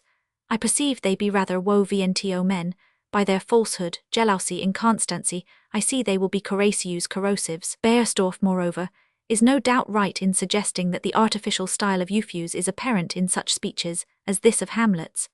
For the power of beauty will sooner transform honesty from what it is to a bawd than the force of honesty can translate beauty into his likeness. In Hamlet and elsewhere in Shakespeare we come across traces of a sort of atomistic materialistic philosophy. In the last scene of Julius Caesar, Antony actually employs with regard to Brutus the expression, the elements so mixed in him, in Measure for Measure 3. The Duke says to Claudio, "Thou art not thyself, for thou existsti on many 1,000 grains, that issue out of dust." pg 357 Hamlet says 1, "Oh that this too solid flesh would melt, thaw and dissolve itself into a dew." And to Horatio 3, "Blessed are those whose blood and judgment are so well commingled." It has already been pointed out how far this atomism, if we can so regard it, differs from Bruno's idealistic monadism. But in all probability we have here only the expressions of the dominant belief of Shakespeare's time, that all differences of temperament depended upon the mixture of the juices or humours. Shakespeare is on this point, as on many others, more popular and less book-learned, more naive and less metaphysical, than book-learned commentators are willing to allow. Writers like Montaigne and Lyly were no doubt constantly in Shakespeare's hands while Hamlet was taking shape within him, but it would be absurd to suppose that he consulted them especially with Hamlet in view. He did consult authorities with regard to Hamlet, but they were men, not books, and men, moreover, with whom he was in daily intercourse, Hamlet being a Dane, and his destiny being acted out in distant Denmark, name not yet so familiar in England as it was soon to be. When, with the new king, a Danish princess came to the throne, Shakespeare would naturally seize whatever opportunities lay in his way of gathering intelligence as to the manners and customs of this little-known country. In the year 1585, a troupe of English players had appeared in the courtyard of the town hall of Elsinore. If we are justified in assuming this troupe to have been the same which we find in the following year established at the Danish court, it numbered among its members 3 persons who, at the time when Shakespeare was turning over in his mind the idea of Hamlet, belonged to his company of actors, and probably to his most intimate circle, namely William Kemp, George Bryan, and Thomas Pope. The first of these, the celebrated clown, belonged to Shakespeare's company from 1594 till March 1602, when he went over for 6 months to Henslow's company. The other 2 also joined Shakespeare's company as early as 1594. It was evidently from these comrades of his, and perhaps also from other English actors who, under the management of Thomas Sackville, had performed at Copenhagen in 1596 at the coronation of Christian IV, that Shakespeare gathered information on several matters relating to Denmark. First and foremost, he picked up some Danish names, which we find indeed mutilated by the printers in the different texts of Hamlet, but which are easily recognizable. The Rosencraft of pg 358, the first quarto, has become Rosenkraus in the second, and Rosencrane in the folio. It is clearly enough the name of the ancient Danish family of Rosencrans. Thus, too, we find in the 3 editions the name Gilderstone, Guildenstern, and Guildenstern, in which we recognize the Danish Gildenstern, while the names given to the ambassador, Voltemar, Voltimand, Voltimand, Voltumand, are so many corruptions of the Danish Valdemar. The name Gertrude, too, Shakespeare must have learned from his comrades as a Danish name. He has substituted it for the Geruth of the novel. In the second quarto it is misprinted Gertrad. It is evidently in consequence of what he had learnt from his comrades that Shakespeare has transferred the action of Hamlet from Jutland to Elsinore, which they had visited, and no doubt described to him. That is how he comes to know of the castle at Elsinore finished about a score of years earlier, though he does not mention the name of Kronborg. The scene in which Polonius listens behind the arras, and in which Hamlet, in reproaching the Queen, points to the portraits of the late and of the present king, has even been regarded as proving that Shakespeare knew something of the interior of the castle. On the stage, Hamlet is often made to wear a miniature portrait of his father round his neck, and to hold it up before his mother. But the words of the play prove incontestably that Shakespeare imagined life-sized pictures hanging on the wall. Now we find a contemporary description of a great chamber at Kronborg, written by an English traveller, in which occurs this passage. It is hanged with tapestry of fresh-coloured silk without gold, wherein all the Danish kings are expressed in antique habits, according to their several times, with their arms and inscriptions, containing all their conquests and victories. It is possible then, though not very probable, that Shakespeare may have heard of the arrangement of this room. When Polonius wanted to play the eavesdropper, it was a matter of course that he should get behind the arras, and it was easy to imagine that portraits of the kings would hang on the walls of a royal castle, without the least knowledge that this was actually the case at Kronborg. It is probable, on the other hand, that Shakespeare made Hamlet study at Wittenberg, because he knew that many Danes went to this university, which, being Lutheran, was not frequented by Englishmen, and it is quite certain that when in the first and fifth acts he makes trumpet blasts and the firing of cannon accompany the healths which are drunk, he must have known that this was a specially Danish custom, and have tried to give his play local colour by introducing it. While Hamlet and his PG 359 friends are awaiting the appearance of the ghost, trumpets and cannon are heard within. "What does this mean, my lord?" Horatio asks, and Hamlet answers, "The king doth wake tonight, and takes his rouse, keeps wassail, and the swaggering upspring reels, and as he drains his draughts of Rhenish down, the kettle drum and trumpet thus bray out the triumph of his pledge." Similarly, in the last scene of the play, the king says, "Give me the cups, and let the kettle to the trumpet speak, the trumpet to the cannoneer without, the cannons to the heavens to earth. Now the king drinks to Hamlet." Shakespeare must even have been eager to display his knowledge of the intemperate habits of the Danes, and the strange usages resulting therefrom, for, as Shuck has ingeniously remarked, in order to bring in this piece of information, he has made Horatio himself a Dane ask Hamlet whether it is the custom of the country to celebrate every toast with this noise of trumpets and of ordnance. In answer to this question, Hamlet speaks of the custom as though he were addressing a foreigner, and makes the profound remark that a single blemish will often mar a nation's good report, no less than an individual's, and that its character shall in the general censure take corruption from that particular fault. It is evident that Denmark took corruption from its drinking usages in the censure of the better sort of Englishmen. In a notebook kept by Maester William Seger, Garter King at Arms, we read under the date July 14, 1603. That afternoon the King of Denmark went aboard the English ship which was lying off Elsinore, and had a banquet prepared for him upon the VP per decks, which were hung with an awning of clothes of tissue. Every health reported 6, 8, or 10 shot of great ordnance, so that during the king's abode, the ship discharged 160 shot. Of the same king's solemnly feast to the English ambassador, Seger writes, "It was superfluous to tell you of all superfluities that were said, and it would make a man sick to hear of their drunken healths. VSE hath brought it into a fashion, and fashion made it a habit, which ill beseems our nation to imitate."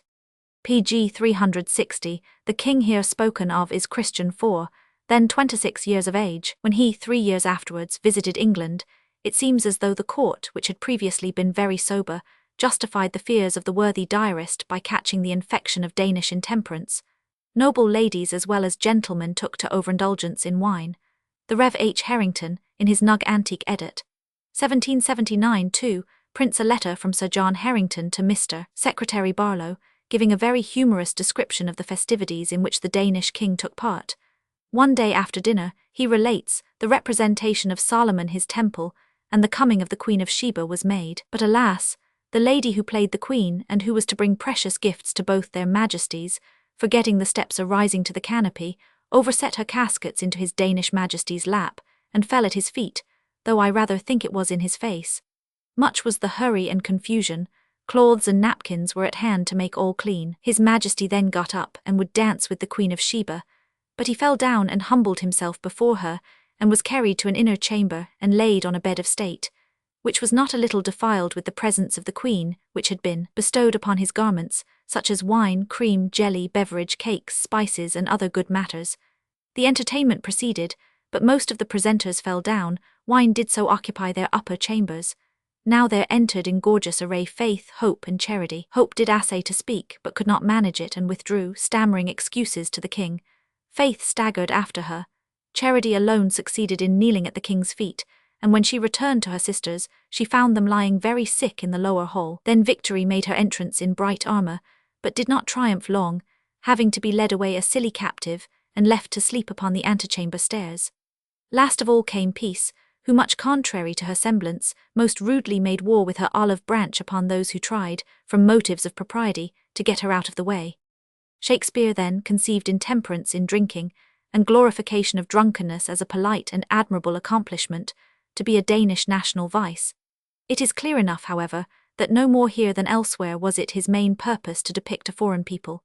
It was not national peculiarities that interested him, but the characteristics common to humanity, and he did not need to search outside of England for the prototypes of his Polonius, his Horatio, his Ophelia, and his Hamlet. The diseased nature oftentimes breaks forth in strange eruptions off the teeming earth, is with a kind of colic pinched and vexed by the imprisoning of unruly wind within her womb, which, for enlargement striving, shakes the old beldam earth and topples down steeples and moss-grown towers. But no one will seriously attribute this passage to the philosophical influence of Giordano Bruno. Hotspur was quite capable of hitting upon this image without any suggestion from Nola or Naples. pg 361. Roman 13. The personal element in Hamlet. In trying to bring together, as we have done, a mass of historical, dramatic, and fictional material, fragments of philosophy and ethnographical details, which Shakespeare utilized during his work upon Hamlet, or which may, without his knowing it, have hovered in his memory, we do not, of course, mean to imply that the initial impulse to the work came to him from without. The piecing together of external impressions, as we have already remarked, has never produced a work of immortal poetry. In approaching the theme, Shakespeare obeyed a fundamental instinct in his nature, and as he worked it out, everything that stood in relation to it rushed together in his mind. He might have said with Goethe, after long labor in piling up fuel and straw, I have often tried in vain to warm myself until at last the spark catches all of a sudden, and the whole is wrapped in flame. It is this flame which shines forth from Hamlet, shooting up so high and glowing so red that to this day it fascinates all eyes. Hamlet assumes madness in order to lull the suspicions of the man who has murdered his father and wrongfully usurped his throne. But under this mask of madness, he gives evidence of rare intelligence, deep feeling, peculiar subtlety, mordant satire, exalted irony, and penetrating knowledge of human nature.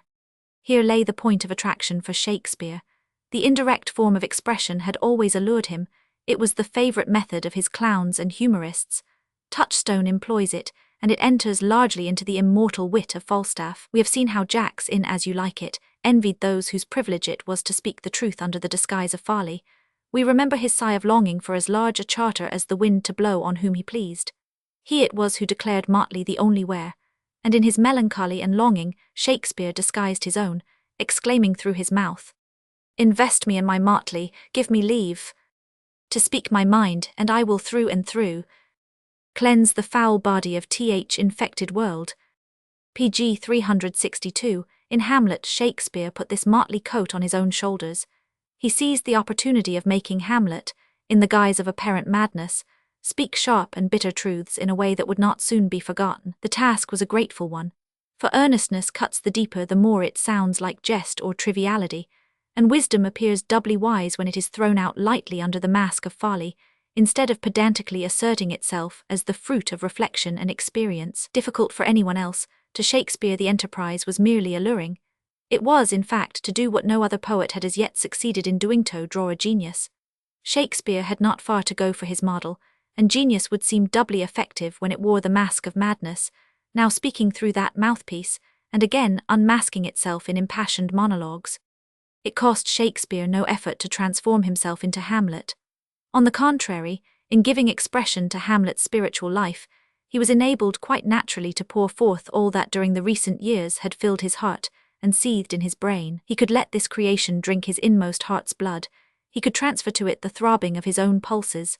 Behind its forehead he could hide his melancholy, on its tongue he could lay his wit, its eyes he could cause to glow and lighten with flashes of his own spirit. It is true that Hamlet's outward fortunes were different enough from his. He had not lost his father by assassination, his mother had not degraded herself, but all these details were only outward signs and symbols. He had lived through all of Hamlet's experiential. Hamlet's father had been murdered and his place usurped by his brother. That is to say, the being whom he most reverenced and to whom he owed most had been overpowered by malice and treachery, instantly forgotten and shamelessly supplanted. How often had not Shakespeare himself seen worthlessness strike greatness down and usurp its place? Hamlet's mother had married her husband's murderer. In other words, that which he had long honored and loved and held sacred, sacred as is a mother to her son, that on which he could not endure to see any stain, had all of a sudden shown itself impure, besmirched, frivolous, perhaps criminal. What a terrible impression must it have made upon Shakespeare himself when he first discovered the unworthiness of that which he had held in highest reverence, and when he first saw and realized that his ideal had fallen from its pedestal into the mire. The experience which shook Hamlet's nature was no other than that which every nobly disposed youth, on first seeing the world as it is, concentrates in the words, "Alas, life is not what I thought it was." The father's murder, the mother's possible complicity, and her indecent haste in entering upon a new wedlock, were only symptoms in the young man's eyes of the worthlessness pg 363 of human nature, and the injustice of life. Only the individual instances from which, by instinctive generalization, he inferred the dire disillusions and terrible possibilities of existentially, the chance occasion for the sudden vanishing of that rosy light, in which everything had hitherto been steeped for him, and in the absence of which the earth seemed to him a sterile promontory, and the heavens a pestilent congregation of vapours. Just such a crisis, bringing with it the loss of all his mirth, Shakespeare himself had recently undergone. He had lost in the previous year the protectors of his youth, the woman he loved, and to whom he had looked up as to a being of a rarer, loftier order, had all of a sudden proved to be a heartless, faithless wanton. The friend he loved, worshipped, and adored had conspired against him with this woman, laughed at him in her arms, betrayed his confidence, and treated him with coldness and distance. Even the prospect of winning the poet's wreath had been overcast for him. Truly he too had seen his illusions vanish, and his vision of the world fall to ruins.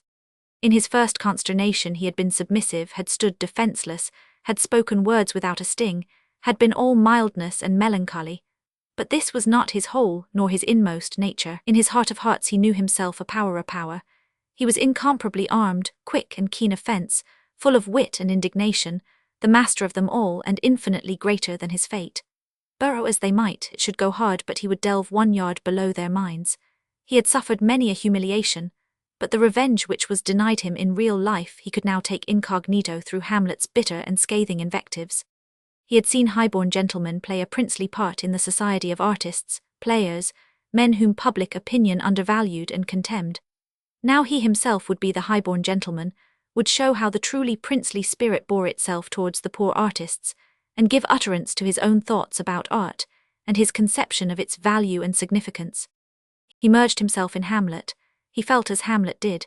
He now and then so mingled their identities that, in placing his own weightiest thoughts in Hamlet's mouth, as in the famous to be or not to be soliloquy, he made him think not as a prince, but as a subject, with all the passionate bitterness of one who sees brutality and stupidity lording it in high places.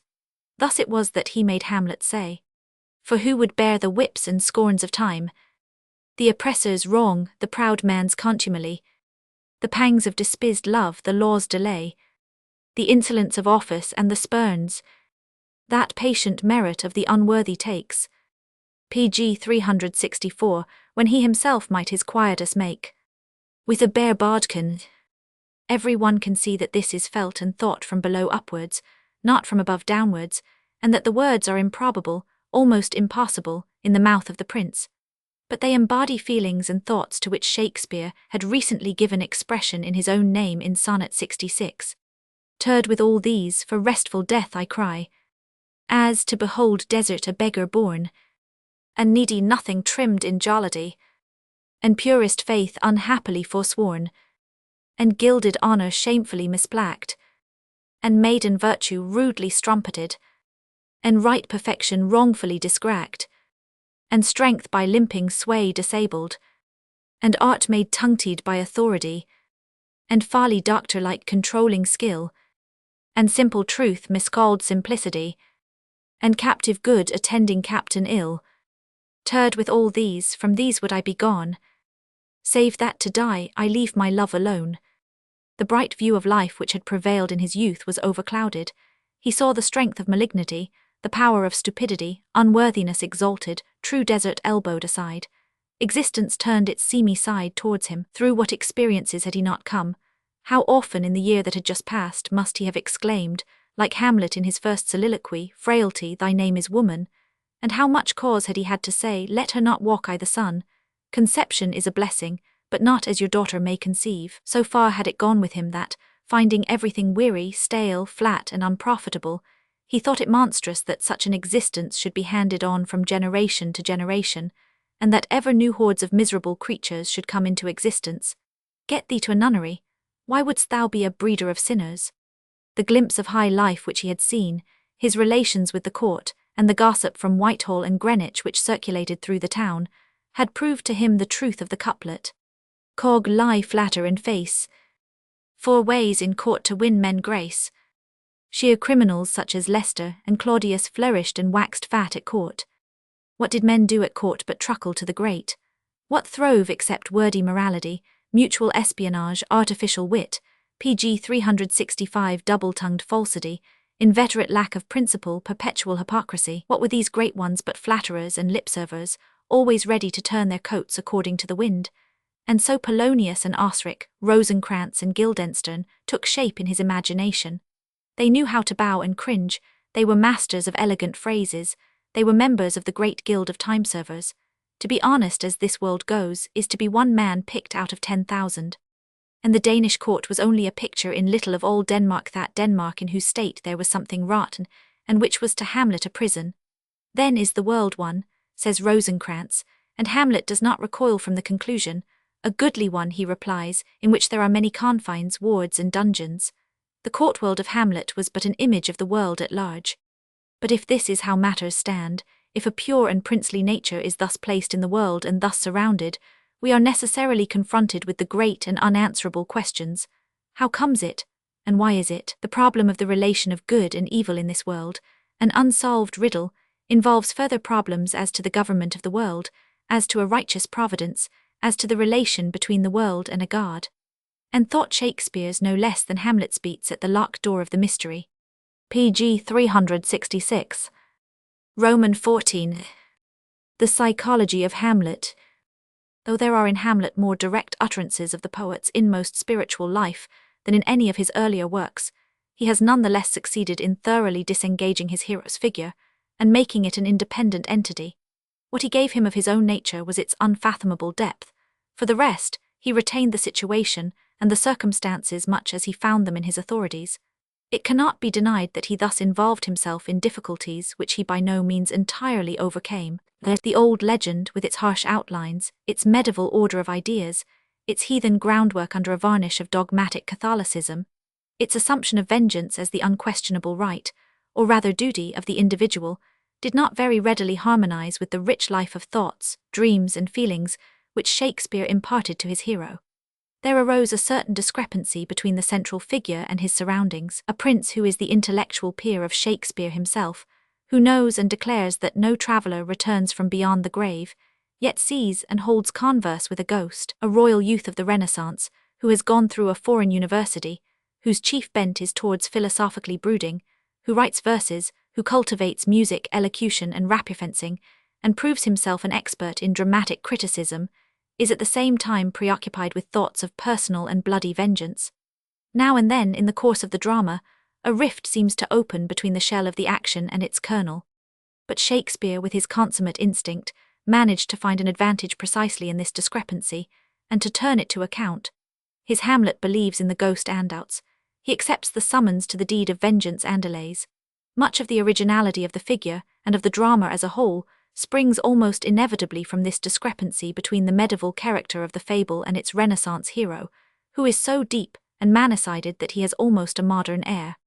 The figure of Hamlet, as it at last shaped itself in Shakespeare's imagination and came to life in his drama, is one of the very few immortal figures of art and poetry, which, like Cervantes' Don Quixote, exactly its contemporary, and Goethe's Faust of 2 PG 367 centuries later, present to generation after generation problems to brood over and enigmas to solve. If we compare the two great figures of Hamlet and Don Quixote, we find Hamlet undoubtedly the more enigmatic and absorbing of the two. Don Quixote belongs to the past. He embodies the naive spirit of chivalry which, having outlived its age, gives offence on all hands in a time of prosaic rationalism, and makes itself a laughingstock through its importunate enthusiasms. He has the firm, easily comprehensible contours of a caricature. Hamlet belongs to the future, to the modern age. He embodies the lofty and reflective spirit, standing isolated, with its severely exalted ideals, in corrupt or worthless surroundings, forced to conceal its inmost nature, yet everywhere arousing hostility. He has the unfathomable spirit and ever-changing physiognomy of genius. Goethe, in his celebrated exposition of Hamlet Wilhelm Meister, Book 4, Chap. 13, maintains that in this case a great deed is imposed upon a soul which is not strong enough for it. There is an oak tree planted in a costly jar, which should have borne only pleasant flowers in its bosom. The roots expand, the jar is shivered. A lovely, pure, noble, and most moral nature, without the strength of nerve which forms a hero, sinks beneath a burden which it cannot bear and must not cast away. This interpretation is brilliant and thoughtful, but not entirely just. One can trace in it the spirit of the period of humanity, transforming in its own image a figure belonging to the Renaissance. Hamlet cannot really be called, without qualification, lovely, pure, noble, and most moral, who says to Ophelia the penetratingly true, unforgettable words, "I am myself indifferent honest, but yet I could accuse me of such things, that it were better my mother had not borne me." The light of such a saying as this takes the colour out of Goethe's adjectives. It is true that Hamlet goes on to ascribe to himself evil qualities of which he is quite innocent, but he was doubtless sincere in the general tenor of his speech, to which all men of the better sort will subscribe. Hamlet is no model of virtue. He is not simply pure, noble, moral 100, but is or becomes other things as well-willed, bitter, harsh, now tender, now coarse, wrought up to the verge of madness, callous, cruel. No doubt he is too weak for his task, or rather wholly unsuited to it, but he is by no means devoid of physical strength or power of action. He is no child of the period of humanity, moral and pure, but a child of the Renaissance with its impulsive energy, its irrepressible fullness of life, and its undaunted habit of looking death in the eyes. Shakespeare at first conceived Hamlet as a youth. In the first quarto he is quite young, probably 19. It accords with this age that he should be a student at Wittenberg. Young PG 368 men at that time began and ended their university course much earlier than in our days. It accords with this age that his mother should address him as boy. How now, boy? 3, a phrase which is deleted in the next edition, and that the word young should be continually prefixed to his name, not merely to distinguish him from his father. The king, too, in the early edition, not in that of 1604, currently addresses him as son Hamlet. And finally his mother is still young enough to arouse her, at least to enable Claudius plausibly to pretend the passion which has such terrible results. Hamlet's speech to his mother. "At your age, the heyday of the blood is tame, it's humble, and waits upon the judgment," does not occur in the 1603 edition.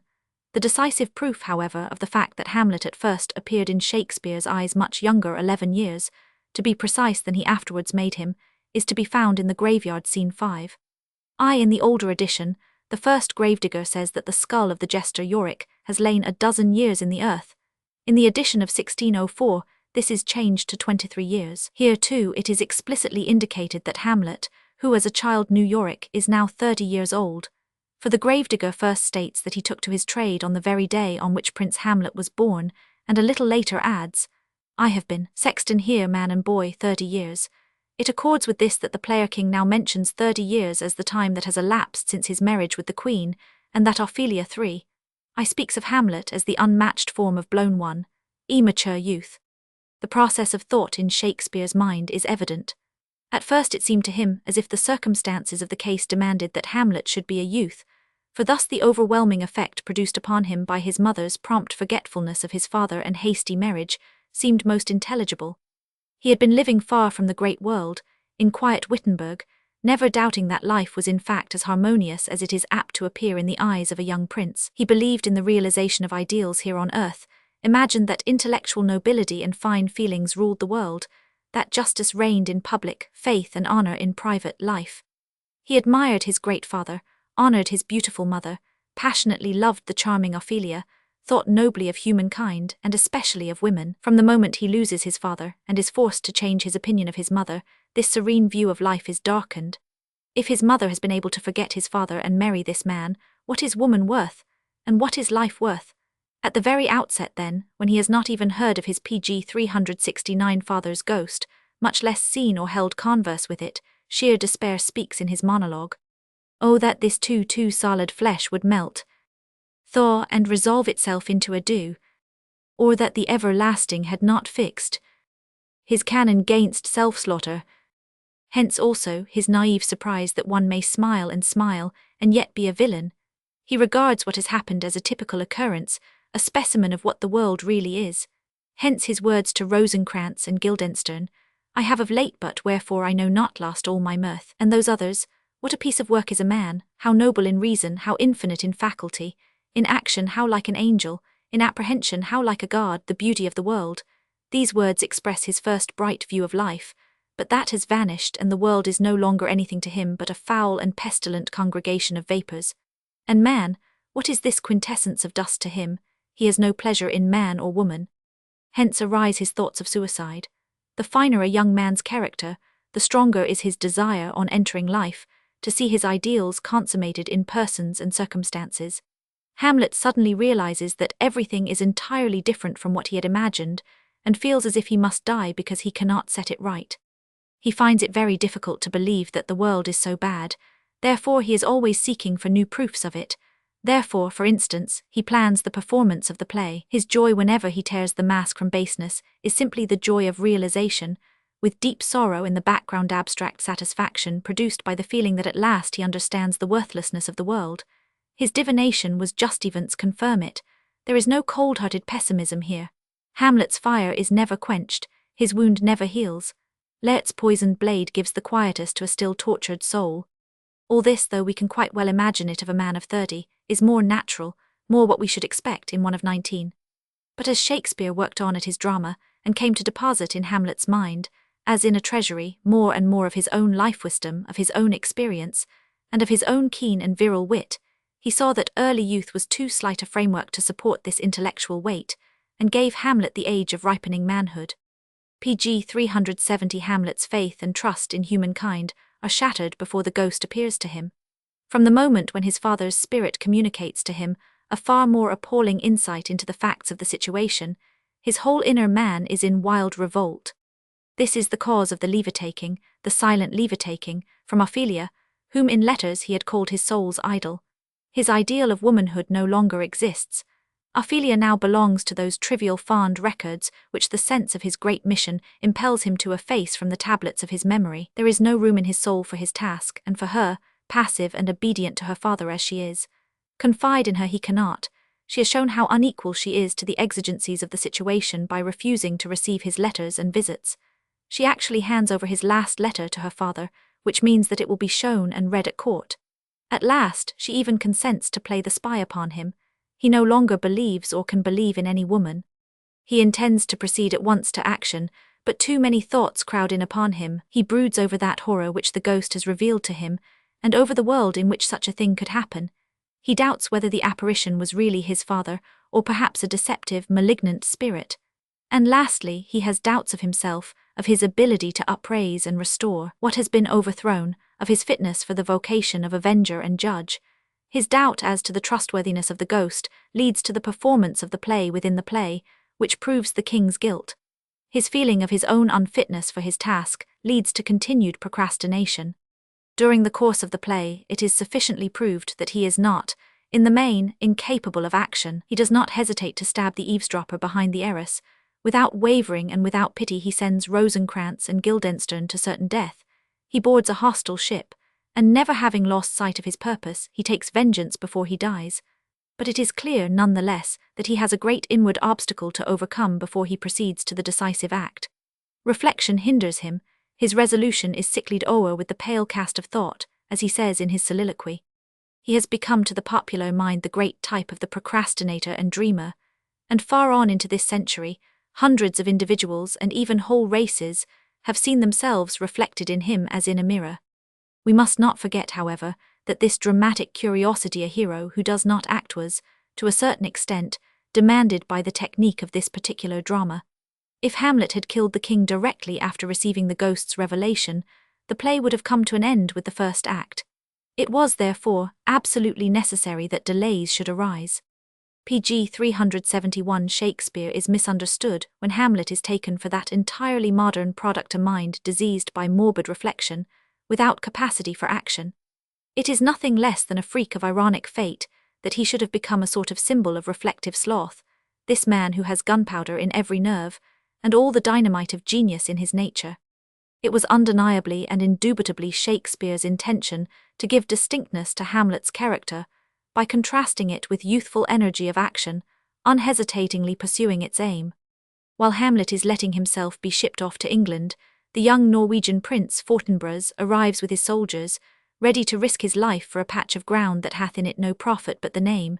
To pay 5 ducats 5 I would not farm it, Hamlet says to himself, for how all occasions do inform against me, and spur my dull revenge. I do not know why, yet I live to say this thing's to do. And he despairs when he contrasts himself with Fortinbras, the delicate and tender prince, who, at the head of his brave troops, dares death and danger even for an eggshell. Rightly to be great is not to stir without great argument, but greatly to find quarrel in a straw, when honour's at the stake. But with Hamlet it is a question of more than honour, a conception belonging to a sphere far below his. It is natural that he should feel ashamed at the sight of Fortinbras marching off to the sound of drum and trumpet at the head of his forceche, who has not carried out, or even laid any plan, who, after having by means of the play satisfied himself of the king's guilt, and at the same time betrayed his own state of mind, is now writhing under the consciousness of impotence. But the sole cause of this impotence is the paralyzing grasp laid on all his faculties by his new realization of what life is, and the broodings born of this realization.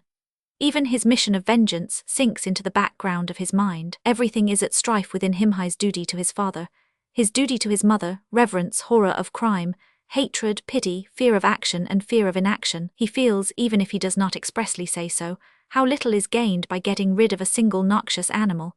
He himself is already so much more than what he was at first, youth chosen to execute a vendetta. He has become the great sufferer, who jeers and mocks and rebukes the world that racks him. He is the cry of humanity, horror-struck at its own visage. pg 372, there is no general meaning on the surface of Hamlet.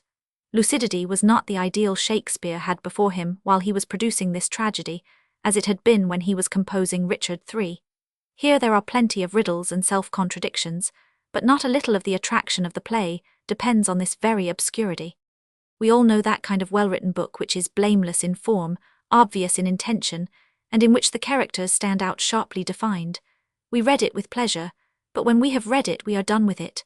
There is nothing to be read between the lines, no gulf between this passage and that, no mystic twilight anywhere in it, no shadows in which we can dream. And again, there are other books whose fundamental idea is capable of many interpretations, and affords matter for much dispute, but whose significance lies less in what they say to us than in what they lead us to imagine, to divine. They have the peculiar faculty of setting thoughts and feelings in motion, more thoughts than they themselves contain, and perhaps of a quite different character. Hamlet is such a book. As a piece of psychological development, it lacks the lucidity of classical art. The hero's soul has all the untranspicuousness and complexity of a real soul, but one generation after another has thrown its imagination into the problem, and has deposited in Hamlet's soul the sum of its experience. To Hamlet life is half reality, half a dream. He sometimes resembles a somnambulist, though he is often as wakeful as a spy. He has so much presence of mind that he is never at a loss for the aptest retort, and along with it, such absence of mind that he lets go his fixed determination in order to follow up some train of thought or thread some dream labyrinth. He appalls, amuses, captivates, perplexes, disquiets us. Few characters in fiction have so disquieted the world. Although he is incessantly talking, he is solitary by nature. He typifies indeed that solitude of soul which cannot impart itself. His name, says Victor Hugo, is as the name on a woodcut cut of Albert Durer's, Melancholia. The bat flits over Hamlet's head. At his feet sit knowledge with globe and compass and love with an hourglass, while behind him on the horizon rests a giant sun, which only serves to make the sky above him darker. But from another point of view Hamlet's nature is that of the hurricania thing of wrath and fury, and tempestuous scorn, strong enough to sweep the whole world clean. There is in him no less indignation than melancholy. In fact, his melancholy is a result of his indignation. Sufferers and thinkers have found in him a brother, hence the extraordinary popularity of the character, in spite of its being the reverse of obvious. Audiences and readers feel with Hamlet and understand him. pg 373, for all the better disposed among us make the discovery, when we go forth into life as grown-up men and women, that it is not what we had imagined it to be, but 1,000-fold more terrible. Something is rotten in the state of Denmark. Denmark is a prison and the world is full of such dungeons. A spectral voice says to us, horrible things have happened, horrible things are happening every day. Be it your task to repair the evil, to rearrange the course of things. The world is out of joint, it is for you to set it right. But our arms fall powerless by our sides. Evil is too strong, too cunning for us. In Hamlet, the first philosophical drama of the modern era, we meet for the first time the typical modern character, with its intense feeling of the strife between the ideal and the actual world, with its keen sense of the chasm between power and aspiration, and with that complexity of nature which shows itself in wit without mirth, cruelty combined with sensitiveness, frenzied impatience at war with inveterate procrastination. pg 374. Roman 15. Hamlet as a drama. Let us now look at Hamlet as a drama, and to get the full impression of Shakespeare's greatness, let us first recall its purely theatrical, materially visible side, that which dwells in the memory simply as pantomime. The night watch on the platform before the castle of Elsinore, and the appearance of the ghost to the soldiers and officers there, then in contrast to the splendidly attired courtiers, the black-robed figure of the prince, standing apart, a living image of grief, his countenance bespeaking both soul and intellect, but with an expression which seems to say that henceforth joy and he are strangers. Next, his meeting with his father's spirit, the oath upon the sword with the constant change of place. Then his wild behavior when, to hide his excitement, he feigns madness. Then the play within the play, the sword thrust through the arras, the beautiful Ophelia with flowers and straw in her hair, Hamlet with Yorick's skull in his hand, the struggle with Laertes in Ophelia's grave, that grotesque but most significant episode. According to the custom of the time, a dumb show foretold the poisoning in the play, and this fight in the grave is the dumb show which foretells the mortal combat that is soon to take place.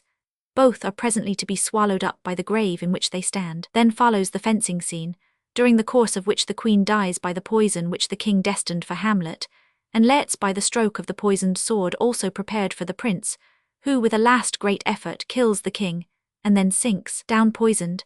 This wholesale havoc arranged by the poet, a fourfold ling in state, has its gloom broken by the triumphal march of young Fortinbras, which in its turn soon changes to a funeral measure.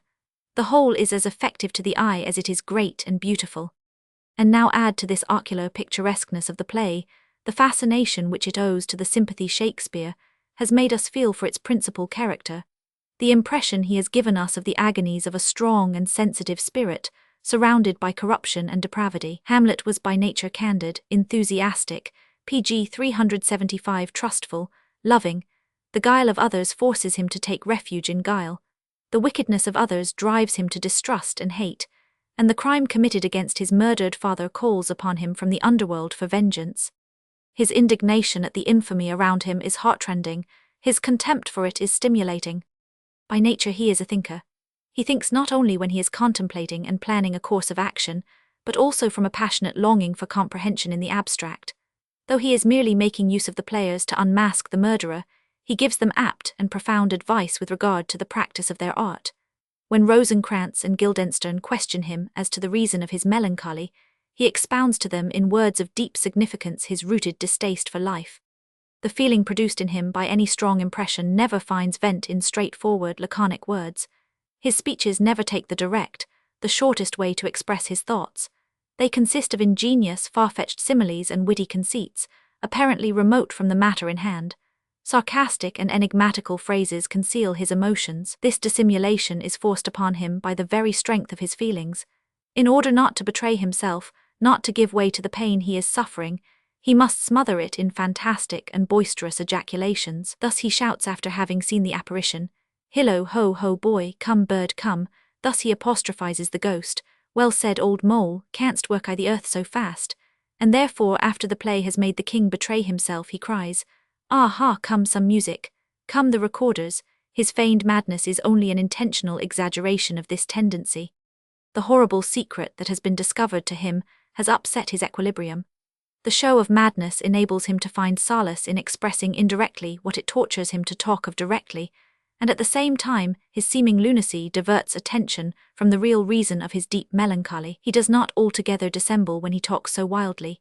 Given his surroundings, these fantastic and daring sarcasms are a natural enough mode of utterance for the wild agitation produced by the horror that has entered into his life. Though this be madness, Yet, there is method in't, but the almost frenzied excitement into which he is so often thrown by the action of others subsides at intervals, when he feels the need for mental concentration, a craving which he satisfies in the solitary reflections forming his monologues. When his passions are roused, he has difficulty in controlling them. It is nervous overexcitement that finds vent when he bids Ophelia get her to a nunnery, and it is in a fit of nervous frenzy that he stabs Polonius, but his passion generally strikes inwards. Constrained as he is, or thinks himself, to employ dissimulation pg 376 and cunning, he is in a fever of impatience, and is for ever reviling and scoffing at himself for his inaction, as though it were due to indifference or cowardice. Distrust, that new element in his character, makes him cautious. He cannot act on impulse nor even speak. There's ne'er a villain dwelling in all Denmark, he begins, so great as the king should be the continuation, but fear of being betrayed by his comrades takes possession of him, and he ends with, but he's an errant knave. He is by nature open-hearted and warm, as we see him with Horatio. He speaks to the sentinel on the platform as to a comrade. He is cordial at first to old acquaintances like Rosencrantz and Guildenstern, and he is frank, amiable, kind without condescension, to the troupe of travelling players, but reticence has been suddenly forced upon him by the bitterest, most agonizing experiences. No sooner has he put on a mask, so as not to be instantly found out, than he feels that he is being spied upon. Even his friends and the woman he loves are on the side of his opponents, and though he believes his life to be threatened, he feels that he must keep silent and wait. His mask is often enough only of gauze. If only for the sake of the spectators, Shakespeare had to make the madness transparent, that it might not pall. Read the witty repartees of Hamlet to Polonius too, beginning with, "What do you read, my lord? Words, words, words." In reality there is no trace of madness in all these keen-edged sayings, till Hamlet at last, in order to annul their effect, concludes with the words, "For yourself, sir, should be old as I am, if, like a crab, you could go backward." Or take the long conversation 3, between Hamlet and Rosencrantz and Guildenstern, about the pipe he has sent for, and asks them to play on. The whole is a parable as simple and direct as any in the New Testament, and he points the moral with triumphant logic in poetic form. "Why, look you now how unworthy a thing you would make of me. You would play upon me, you would seem to know my stops, you would pluck out the heart of my mystery, you would sound me from my lowest notes to the top of my compass. And there is much music, excellent music in this little organ, yet cannot you make it speak? Blood, do you think I am easier to be played on than a pipe? Call me what instrument you will, though you can fret me, yet you cannot play upon me." It is in order to account for such contemptuous and witty outbursts that Hamlet says, "I am but mad north-northwest. When the wind is southerly, I know a hawk from a handsaw." To outward difficulties are added inward hindrances, which he cannot overcome. He reproaches himself passionately for this, pg 377 as we have seen. But these self-reproaches of Hamlet's do not represent Shakespeare's view of his character or judgment of his action. They express the impatience of his nature, his longing for reparation, his eagerness for the triumph of the right. They do not imply his guilt. The old doctrine of tragic guilt and punishment, which assumes that the death at the end of a tragedy must always be in some way deserved, is nothing but antiquated scholasticism, theology masking as aesthetics, and it may be regarded as an instance of scientific progress that this view of the matter, which was heretical only a generation since, is now very generally accepted. Very different was the case when the author of these lines, in his earliest published work, entered a protest against such an intrusion of traditional morality into a sphere from which it ought simply to be banished. Some critics have summarily disposed of the question of Hamlet's possible guilt by the assertion that his madness was not only assumed, but real. Brinsley Nicholson, for instance, in his essay Was Hamlet Mad? New Shakespeare Society's Transactions, 188,086, insists on his morbid melancholy, his strange and incoherent talk after the apparition of the ghost, his lack of any sense of responsibility for the deaths of Polonius, Rosencrantz, and Guildenstern, of which he was either the direct or indirect cause, his fear of sending King Claudius to heaven by killing him while he is praying, his brutality towards Ophelia, his constant suspiciousness 100. But to see symptoms of real insanity in all this is not only a crudity of interpretation, but a misconception of Shakespeare's evident meaning. It is true that Hamlet does not dissemble as systematically and coldly as Edgar in the subsequent King Lear, but that is no reason why his state of mental exaltation should be mistaken for derangement. He makes use of insanity, he is not in its power. not that it proves really serviceable to him or facilitates his task of vengeance. On the contrary, it impedes his action by tempting him from the straight path into witty digressions and deviations. It is meant to hide his secret, but after the performance of the play the king knows it, and though he keeps it up, the feigned madness is useless. It is because his secret is betrayed that Hamlet now, in obedience to the ghost's command, endeavors to awaken his mother's sense of shame and to detach her from the king. But having run Polonius through the body, in the belief that he is killing his stepfather, he is put under guards and sent away, and has still farther to postpone his revenge. While many critics of this century, especially Germans such as Kreyszig, have condemned Hamlet as a witty weakling, one German writer has passionately denied that Shakespeare intended pg 378 to represent him as morbidly reflective. This critic, with much enthusiasm, with fierce onslaughts upon many of his countrymen, but with a conception of the play which debases its whole idea and belittles its significance, has tried to prove that the hindrances Hamlet had to contend with were purely external. I refer to the lectures on Hamlet delivered by the old Hegelian, Karl Werder, in the University of Berlin between 1859 and 1872. Their train of thought, in itself not unreasonable, may be rendered thus. What is demanded of Hamlet? That he should kill the king immediately after the ghost has revealed his father's fate. Good, but how, after this assassination, is he to justify his deed to the court and the people, and ascend the throne?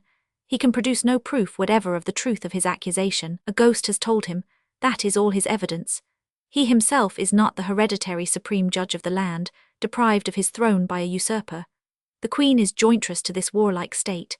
Denmark is an elective monarchy, and it is not till the very end of the play that Hamlet speaks of the king as having popped in between the election and my hopes. In the eyes of all the characters in the play, the existing state of the government is quite normal, and is he to overturn it with a dagger thrust? Will the Danish people believe his tale of the apparition and the murder? And suppose that, instead of having recourse to the dagger, he comes forward with a public accusation, can there be any doubt that such a king and such a court will speedily make away with him? For where in this court are the elder Hamlet's adherents? We see none of them. It seems as though the old hero king had taken them all with him to the grave. What has become of his generals and of his council? Did they die before him? Or was he solitary in his greatness? Certain it is that Hamlet has no friend but Horatio, and finds no supporters at the court. As matters stand, the truth can be brought to light only by the royal criminal's betraying himself. Hence Hamlet's perfectly logical, most ingenious device for forcing him to do so. Hamlet's object is not to take a purely material revenge for the crime, but to reinstate right and justice in Denmark, to be judge and avenger in one. And this he cannot be if he simply kills the king offhand. All this is acute and in part correct, only it misstates the theme of the play. Had Shakespeare had this outward difficulty in mind, he would have made Hamlet expound, or at least allude to it. As a matter of fact, Hamlet does nothing of the sort. On the contrary, he upbraids himself for his inaction and sloth, thereby indicating clearly enough that the great fundamental difficulty is an inward one, and that the real scene of the tragedy lies in the hero's soul.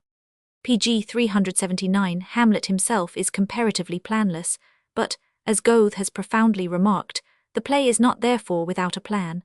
And where Hamlet is most hesitating, where he tries to palliate his planlessness, there the plan speaks loudest and clearest. Where, for example, Hamlet comes upon the king at his prayers, and will not kill him, because he is not to die in the purging of his soul but revelling in sinful debauch, we hear Shakespeare's general idea in the words which, in the mouth of the hero, sound like an evasion. Shakespeare, not Hamlet, reserves the king for the death which in fact overtakes him just as he has poisoned Laertz's blade, seasoned a chalice for Hamlet, out of cowardice allowed the queen to drain it, and been the efficient cause of both Laertz's and Hamlet's fatal wounds. Hamlet thus actually attains his declared object in allowing the king to live. pg 380 Romans 16 Hamlet and Ophelia. There is nothing more profoundly conceived in this play than the prince's relation to Ophelia. Hamlet is genius in love, genius with its great demands and its highly unconventional conduct. He does not love like Romeo, with a love that takes entire possession of his mind. He has felt himself drawn to Ophelia while his father was still in life, has sent her letters and gifts, and thinks of her with an infinite tenderness, but she has not it in her to be his friend and confidant. Her whole essence, we read in Goethe, is ripe, sweet sensuousness. This is saying too much. It is only the songs she sings in her madness, in the innocence of madness, as Goethe himself strikingly says, that indicate an undercurrent of sensual desire or sensual reminiscence. Her attitude towards the prince is decorous, almost to severity. Their relations to each other have been close. How close the play does not tell. There is nothing at all conclusive in the fact that Hamlet's manner to Ophelia is extremely free, not only in the affecting scene in which he orders her to a nunnery, but still more in their conversation during the play, when his jesting speeches, as he asks to be allowed to lay his head in her lap, are more than equivocal, and in one case, unequivocally loose. We have already seen that this is no evidence against Ophelia's inexperience. Helena in All's Well That Ends Well is chastity itself, yet Parolles' conversation with her is extremolito our way of thinking impossiblicors. In the year 1602, speeches like Hamlet's could be made without offence by a young prince to a virtuous maid of honour. Whilst English Shakespeareans have come forward as Ophelia's champions, several German critics, among others Tieck, von Friesen and Flaeth, have had no doubt that her relations with Hamlet were of the most intimate. Shakespeare has intentionally left this undecided, and it is difficult to see why his readers should not do the same. Hamlet draws away from Ophelia from the moment when he feels himself the appointed minister of a sacred revenge. In deep grief he bids her farewell without a word, grasps her wrist, holds it at arm's length from him, peruses her face pg 381 as if he would draw it, then shakes her arm gently, nods his head thrice, and departs with a piteous sigh. If after this he shows himself hard, almost cruel to her, it is because she was weak and tried to deceive him. She is a soft, yielding creature, with no power of resistance, a loving soul, but without the passion which gives strength. She resembles Desdemona in the unwisdom with which she acts towards her lover, but falls far short of her in warmth and resoluteness of affection. She does not in the least understand Hamlet's grief over his mother's conduct. She observes his depression without divining its cause. When after seeing the ghost he approaches her in speechless agitation, she never guesses that anything terrible has happened to him, and in spite of her compassion for his morbid state, she consents without demur to decoy him into talking to her, while her father and the king spy upon their meeting. It is then that he breaks out into all those famous speeches. Are you honest? Are you fair? 100. The secret meaning of them being, you are like my mother. You too could have acted as she did. Hamlet has not a thought for Ophelia in his excitement after the killing of Polonius, but Shakespeare gives us indirectly to understand that grief on her account overtook him afterwards weeps for what is done. Later he seems to forget her, and therefore his anger at her brother's lamentations as she is placed in her grave, and his own frenzied attempt to outdo the emphasis of Laertz's grief, seem strange to us. But from his words we understand that she has been the solace of his life, though she could not be its stay. She on her side has been very fond of him, has loved him with unobtrusive tenderness. It is with pain she has heard him speak of his love for her, as a thing of the past. I did love you once. With deep grief she has seen what she takes to be the eclipse of his bright spirit in madness. Oh, what a noble mind is here o'erthrown. And at last the death of her father by Hamlet's hand deprives her of her own reason. At one blow she has lost both father and lover. In her madness she does not speak Hamlet's name, nor show any trace of sorrow that it is he who has murdered her father. Forgetfulness of this cruelest blow mitigates her calamity, her hard fate condemns her to solitude, and this solitude is peopled and alleviated by madness. In depicting the relation between Faust and Gretchen, Goethe appropriated and reproduced many features of the relation between Hamlet and Ophelia. In both cases, we have the tragic lofty between genius and tender girlhood. Faust kills Gretchen's mother as Hamlet kills Ophelia's father. In Faust also there is a duel between the hero and his mistress's brother, in which the brother is killed, and in both cases the young girl in her misery goes mad. It is clear that Goethe actually had Ophelia pg 382 in his thoughts, for he makes his Mephistopheles sing a song to Gretchen which is a direct imitation, almost a translation, of Ophelia's song about St. Valentine's Day. There is, however, a more delicate poetry in Ophelia's madness than in Gretchen's. Gretchen's intensifies the tragic impression of the young girl's ruin. Ophelia's alleviates both her own and the spectator's suffering. Hamlet and Faust represent the genius of the Renaissance and the genius of modern times. Though Hamlet, in virtue of his creator's marvelous power of rising above his time, covers the whole period between him and us, and has a range of significance to which we, on the threshold of the 20th century, can foresee no limit. Faust is probably the highest poetic expression of modern humanity, striving, investigating, enjoying, and mastering at last both itself and the world. He changes gradually under his creator's hands into a great symbol, but in the second half of his life, a superabundance of allegoric traits veils his individual humanity. It did not lie in Shakespeare's way to embody a being whose efforts, like Faust's, were directed towards experience, knowledge, perception of truth in general. Even when Shakespeare rises highest, he keeps nearer the earth. But none the less dear to us art thou, O Hamlet, and none the less valued and understood by the men of today. We love thee like a brother. Thy melancholy is ours, thy wrath is ours, thy contemptuous wit avenges us on those who fill the earth with their empty noise, and are its masters. We know the depth of thy suffering when wrong and hypocrisy triumph, and oh, thy still deeper suffering on feeling that that nerve in thee is severed which should lead from thought to victorious action. To us too, the voices of the mighty dead have spoken from the underworld. We too have seen our mother wrap the purple robe of power round the murderer of the majesty of buried Denmark. We too have been betrayed by the friends of our youth. For us too have swords been dipped in poison. How well do we know that graveyard mood in which disgust and sorrow for all earthly things seize upon the soul. The breath from open graves has set us too, dreaming with a skull in our hands. Ophelia. Tomorrow is St. Valentine's Day. All in the morning betime. And I am maid at your window, to be your Valentine. Then up he rose and donned his clothes, and duped the chamber door. Let in the maid, that outer maid. Never departed more. Mephistopheles was matched do meer. Vor liebchens thur. Catherinchen higher. Bay fruham tagesblik. Las is sane. Las dich ein. Als Madchen ein. Als Madchen nicht Zurück. PG 383. Romans 17. Hamlet's influence on later times. If we today can feel with Hamlet, it is certainly no wonder that the play was immensely popular in its own day. It is easy to understand its charm for the cultivated youth of the period, but it would be surprising if we did not realize the alertness of the Renaissance and its wonderful receptivity for the highest culture, to find that Hamlet was in as great favor with the lower ranks of society as with the higher. A remarkable proof of this tragedy's and of Shakespeare's popularity in the years immediately following its appearance is afforded by some memoranda in a logbook kept by a certain Captain Keeling of the ship Dragon, which in September 1607 lay off Sierra Leone in company with another English vessel, the Hector Captain Hawkins, both bound for India. They run as follows. September 5 at Sierra Leone. I sent the interpreter according to his desire aboard the Hector, where he brook fast, and after came aboard me, where we gave the tragedy of Hamlet.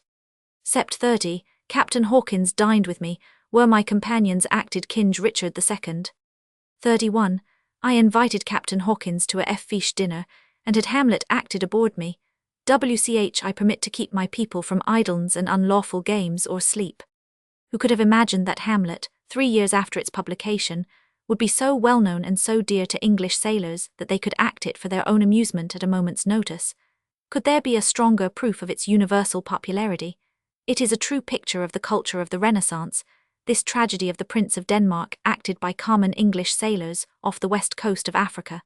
It is a pity that Shakespeare himself, in all human probability, never knew of it. PG 384 Hamlet's ever-increasing significance, as time rolls on, is proportionate to his significance in his own day. A great deal in the poetry of the 19th century owes its origin to him. Goethe interpreted and remodeled him in Wilhelm Meister, and this remodeled Hamlet resembles Faust.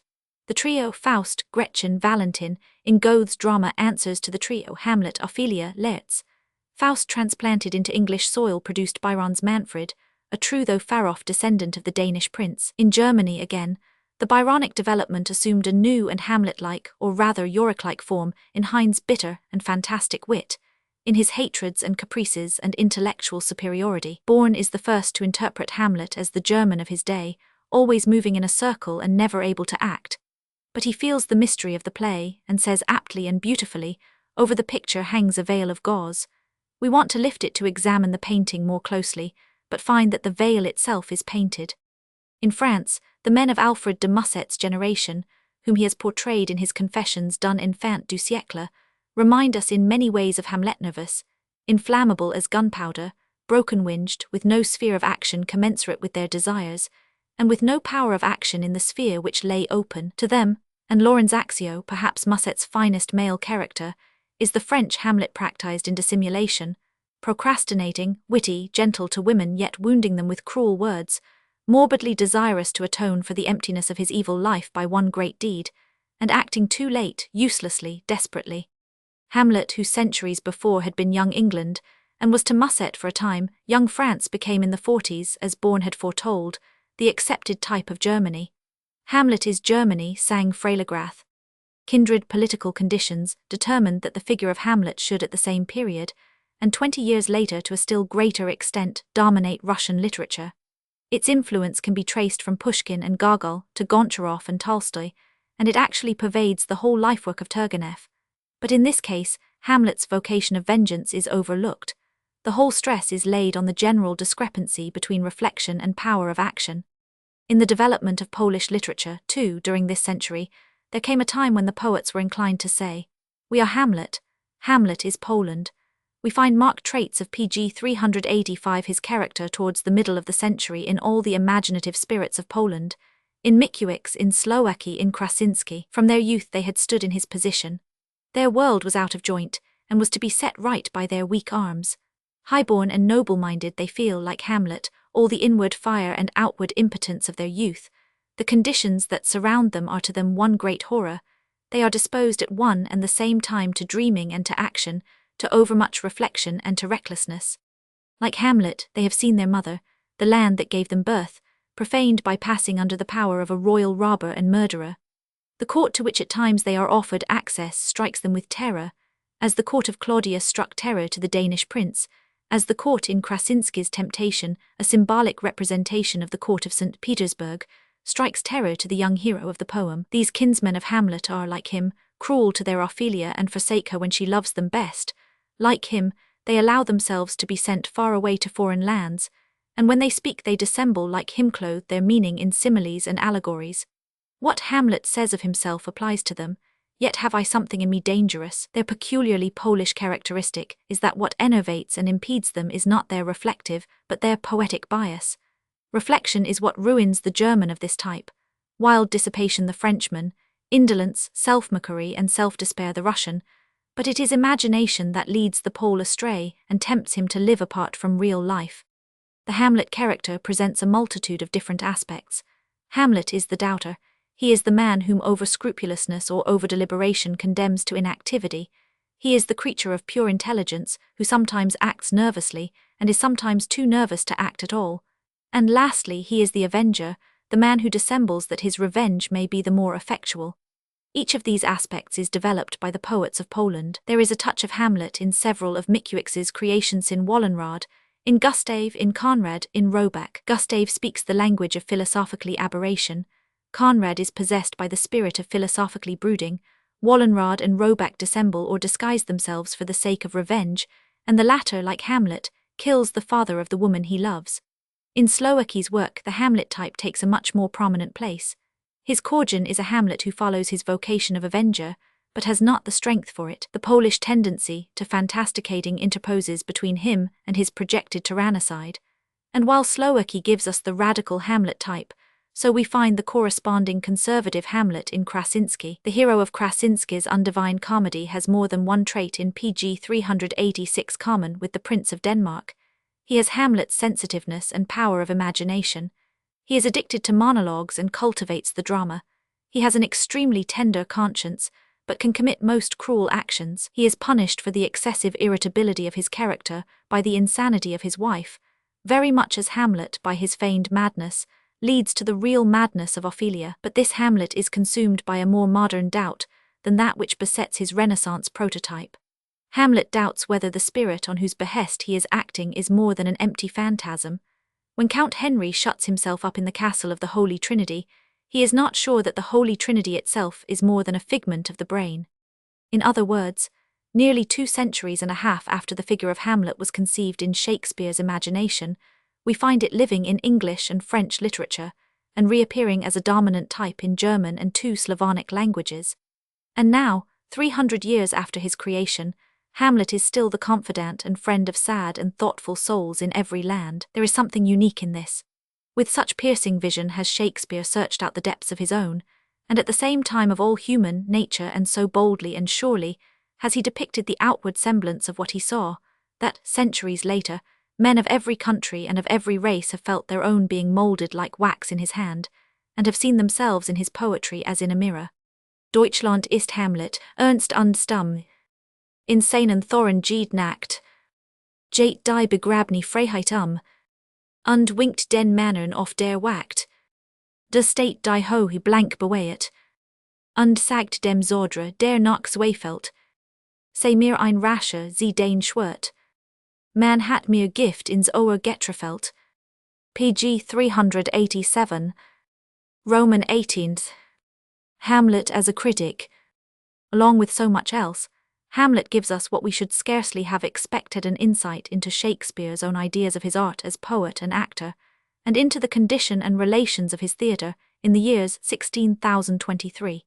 If we read attentively the prince's words to the players, we see clearly why it is always the sweetness, the mellifluousness of Shakespeare's art that his contemporaries emphasize. To us he may seem audacious, harrowingly pathetic, a transgressor of all bounds, in comparison with contemporary artists, not only with the specially violent and bombastic writers like the youthful Marlowe, but with all of them. Hare is self-controlled, temperate, delicate, beauty-loving as Raphael himself. Hamlet says to the players, "Speak the speech, I pray you, as I pronounced it to you, trippingly on the tongue, but if you mouth it, as many of your players do, I had as lief the Tauncria spoke my lines, nor do not saw the air too much with your hand thus, but use all gently, for in the very torrent, tempest, and as I may say the whirlwind of passion, you must acquire and beget a temperance that may give it smoothness. Oh, it offends me to the soul to hear a robustious periwig-pated fellow tear a passion to tatters, to very rags, to split the ears of the groundlings, who for the most part are capable of nothing but inexplicable dumb shows and noise. I would have such a fellow whipped for ordering termagant. It out Herod's Herod. Pray you avoid it. I plays, I warrant your honour. Ham, be not too tame neither, but let your own discretion be your tutor. Here ought logically to follow a warning against the dangers of excessive softness and sweetness, but it does not come. He continues, "Suit the action to the word to the action, with this special observance that you o'erstep not the modesty of nature. For anything so overdone is from the purpose of playing, whose end, both at the first and now, was, and is to hold, as 'twere, the mirror up to nature, to show virtue her own feature, scorn her own image, and the very age and body of the time, his form and pressure. Now this overdone, or pg 388 come tardy off, though it make the unskilful laugh, cannot but make the judicious grieve, the censure of the which one must, in your allowance, o'erweigh a whole theatre of others. Oh, there be players that I have seen play, and heard others praise, and that highly, not to speak it profanely, that neither having the accent of Christians, nor the gait of Christian, pagan, nor man, have so strutted and bellowed, that I have thought that some of nature's journeymen had made men, and not made them well, they imitated humanity so abominably. I hope we have reformed that indifferently with us. Ham, oh, reform it altogether." Thus, although it appears to be Hamlet's wish to caution equally against too much wildness and too much tameness, his warning against tameness is of the briefest, and he almost immediately resumes his homily against exaggeration, bellowing, what we should now call ranting declamation. It is not the danger of tameness, but of violence, that is uppermost in Shakespeare's mind. As already pointed out, it is not merely his own general effort as a dramatist which Shakespeare here formulates. He lays down a regular definition of dramatic art and its aim. It is noteworthy that this definition is identical with that which Cervantes, almost at the same time, places into the mouth of the priest in Don Quixote. Comedy, he says, should be, as Tullius enjoins, a mirror of human life, a pattern of manners, a presentation of the truth. Shakespeare and Cervantes, who shed lustre on the same age and died within a few days of each other, never heard of each other's existence, but led by the spirit of their time, both borrowed from Cicero their fundamental conception of dramatic art. Cervantes says so openly.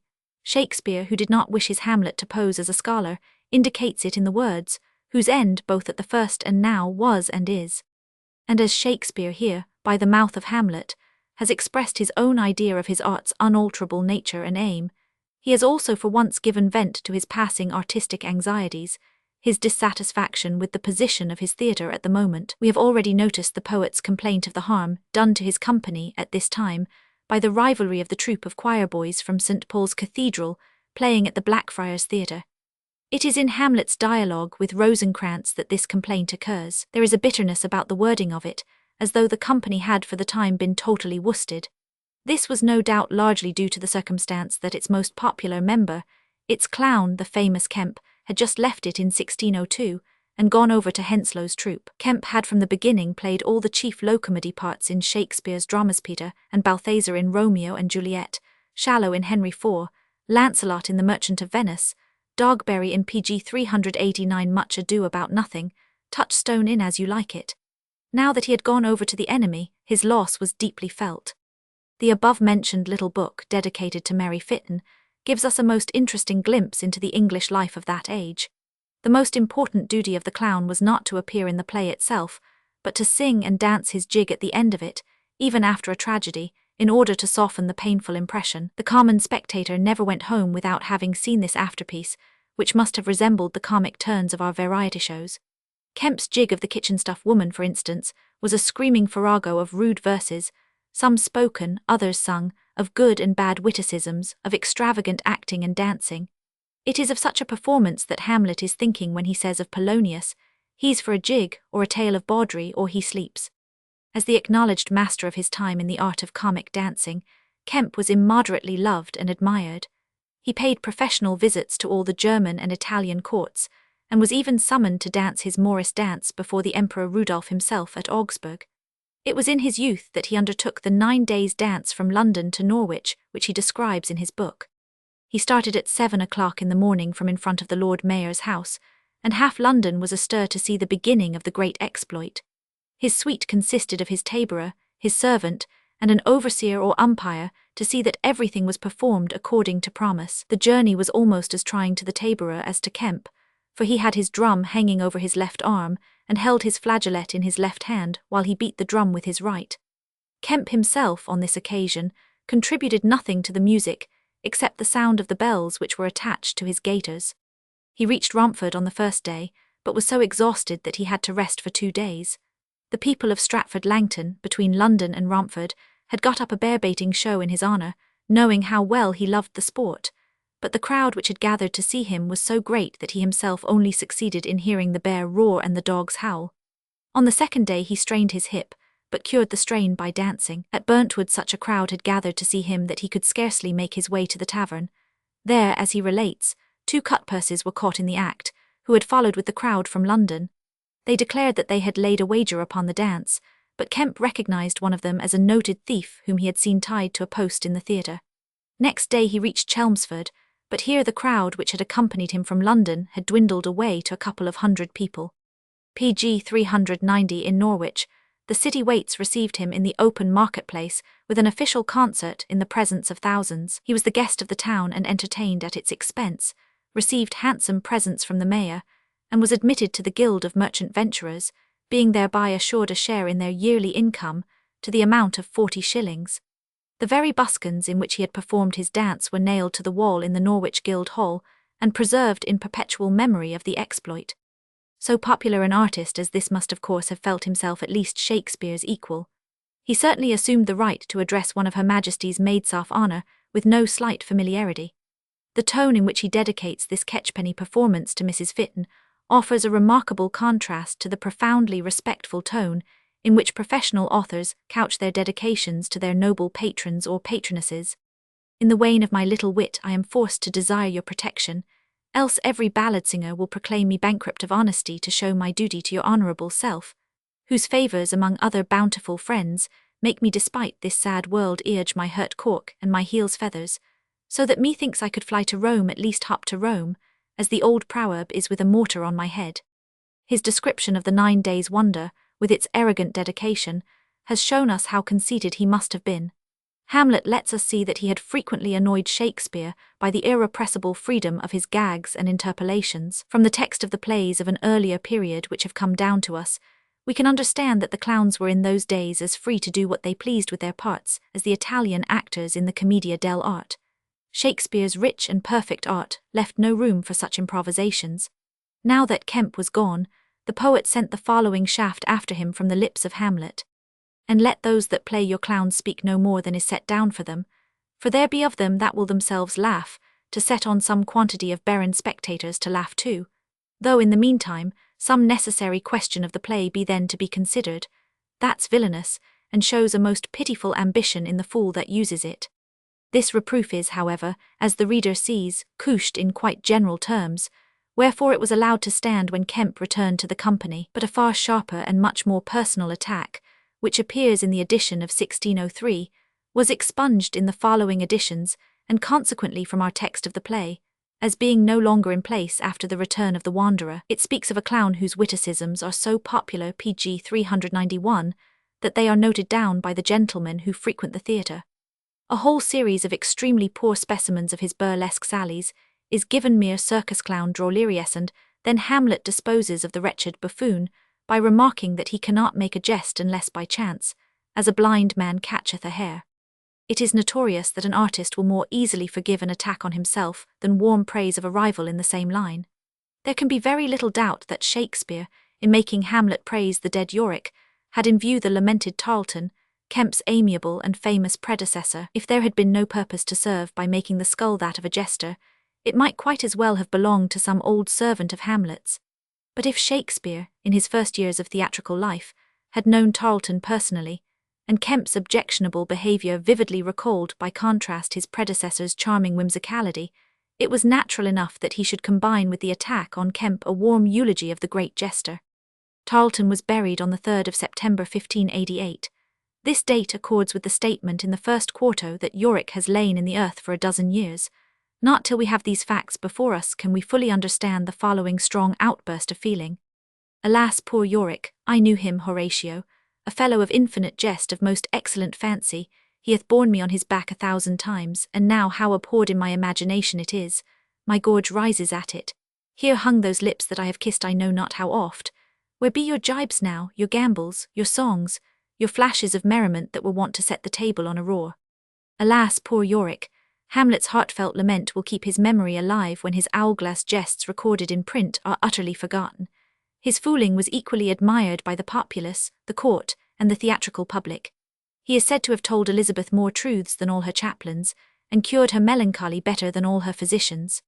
Shakespeare in Hamlet has not only spoken his mind freely on theatrical matters, he has also eulogized the distinguished actor after his death, and given a great example of the courteous and becoming treatment of able actors during their lives. His Prince of Denmark stands far above the vulgar prejudice against them. And lastly, Shakespeare has glorified that dramatic art which was the business and pleasure of his life, by making the play the effective means of bringing the truth to light and furthering the ends of justice. The acting of the drama of pg 392 Gonzago's death is the hinge on which the tragedy turns. From the moment when the king betrays himself by stopping the performance, Hamlet knows all that he wants to know.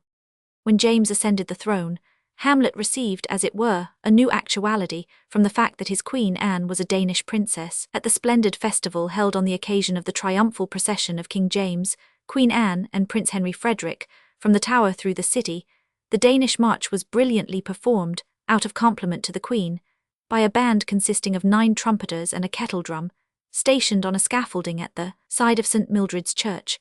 How this march went we do not know, but there can be little doubt that from that time it was played in the second scene of the 5th act of Hamlet, where music of trumpets and drums is prescribed, and where in our days at the Theatre Francais they naively play Kong Christian starred ved Hogen Mast. pg 393. Roman 19th. All's well that ends well attacks on Puritanism. The fortunes of the company having declined by reason of the competition complained of in Hamlet, it became necessary to intersperse a few comedies among the sombre tragedies on which alone Shakespeare's mind was now bent. Comedies therefore had to be produced, but the disposition of mind in which Shakespeare had created A Midsummer Night's Dream had long deserted him, and infinitely remote, though so near in point of time, was the mood in which he had produced As You Like It. Still the thing had to be done. He took one of his old sketches in hand again, the play called Love's Labour's Won, which has already been noticed. Its original form we do not exactly know. All we can do is to pick out the rhymed and youthfully frivolous passages as having doubtless belonged to the earlier play, to whose title there is probably a reference in Helena's words in the concluding scene. This is done. Will you be mind now you are doubly won?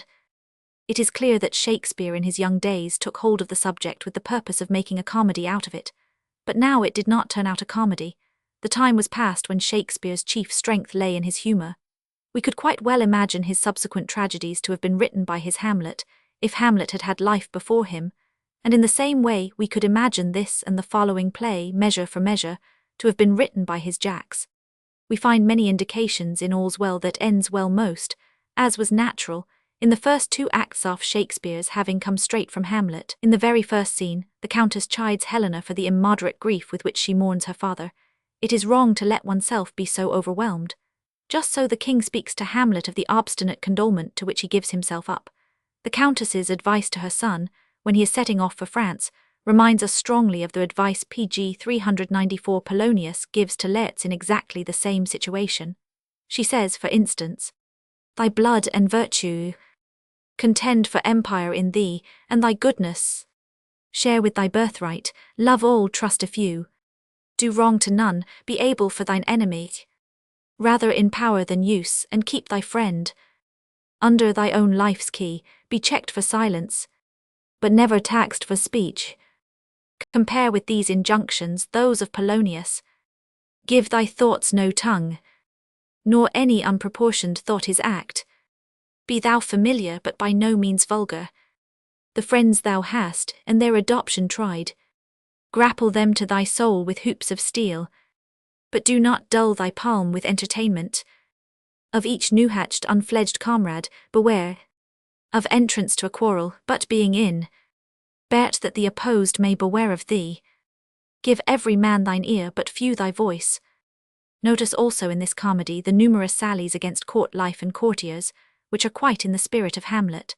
The scene in which Polonius changes his opinion according as Hamlet thinks the cloud like a camel, a weasel, or a whale, and that in which Osric, who did comply with his dug before he sucked it, reels off his elegant speeches, seem actually to be commented on in general terms when the clown too thus discourses about the court. "Truly, madam, if God have lent a man any manners, he may easily put it off at court. He that cannot make a leg, put off's cap, kiss his hand, and say nothing, has neither leg, hands, lip, nor cap, and indeed such a fellow, to say precisely, were not for the court." Now and again, too, we come upon expressions which recall well-known speeches of Hamlet's, for instance when Helena, too, says to the First Lord, "Thanks, sir, all the rest is mute." We are reminded of Hamlet's ever-memorable last words, "The rest is silence," among other more external touches, which likewise point clearly to the period 16,021,603, may be mentioned the many subtle, cautious sallies against Puritanism which are interwoven in the play. They express the bitter contempt for demonstrative piety which filled Shakespeare's mind just at that time. pg 395 Hamlet itself had treated of a hypocrite on the largest scale. Notice, too, the stinging reference to existing conditions in Act 3, Scene 2. "Hamlet, look you, how cheerfully my mother looks, and my father died within 2 hours. Ophelia, nay, 'tis twice 2 months, my lord. Ham, so long, nay, then let the devil wear black, for I will have a suit of sables. O heavens, died 2 months ago and not forgotten yet. Then there's hope a great man's memory may outlive his life half a year. But by'r lady he must build churches then, or else shall he suffer not thinking on with the hobby-horse, whose epitaph is for oh, the hobby-horse is forgot." In All's Well That Ends Well Shakespeare has his sanctimonious enemies constantly in mind. He makes the clown jeer at the fanatics in both the Protestant and the Catholic camp. They may be of different faiths, but they are alike in being unlucky husbands. The clown says one, "Young Charbon the Puritan, and old Poysum the Papist, howsoe'er their hearts are severed in religion, their heads are both one. They may jowl horns together like any deer I the herd." A little farther on he continues, "Though honesty be no Puritan, yet it will do no hurt. It will wear the surplice of humility over the black gown of a big heart." When Lafeu, too, is talking to Parols of the marvellous cure of the King of France which Helena has undertaken, he has a hit at those who will find matter in it for a pious treatise. Lafeu, I may truly say, it is a novelty to the world. Parols, it is indeed. If you will have it in showing, you shall read it in what do you call there? Laugh, a showing of a heavenly effect in an earthly actor.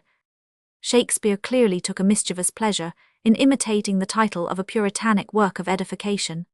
This polemical tendency, which extends from Hamlet through All's Well That Ends Well to Measure for Measure, in the form of an increasingly marked opposition to the growing religious strictness and sectarianism of the day, with its accompaniment of hypocrisy, proves plainly that Shakespeare at this time shared the animosity of the government towards both Puritanism and Catholicism. Though there is little true mirth to be found in All's Well That Ends Well, the piece reminds us in various ways of some of Shakespeare's real comedies. The story resembles in several details that of the Merchant of Venice. Portia in disguise persuades the unwilling Bassanio to give up his ring to her, and PG 396 Helena, in the darkness of night mistaken for another, coaxes Bertram out of the ring which he had made up his mind she should never obtain from him. In the closing scenes, both Bertram and Bassanio are minus their rings, both are wretched because they have not got them, and in both cases the knot is unravelled by their wives being found in possession of them.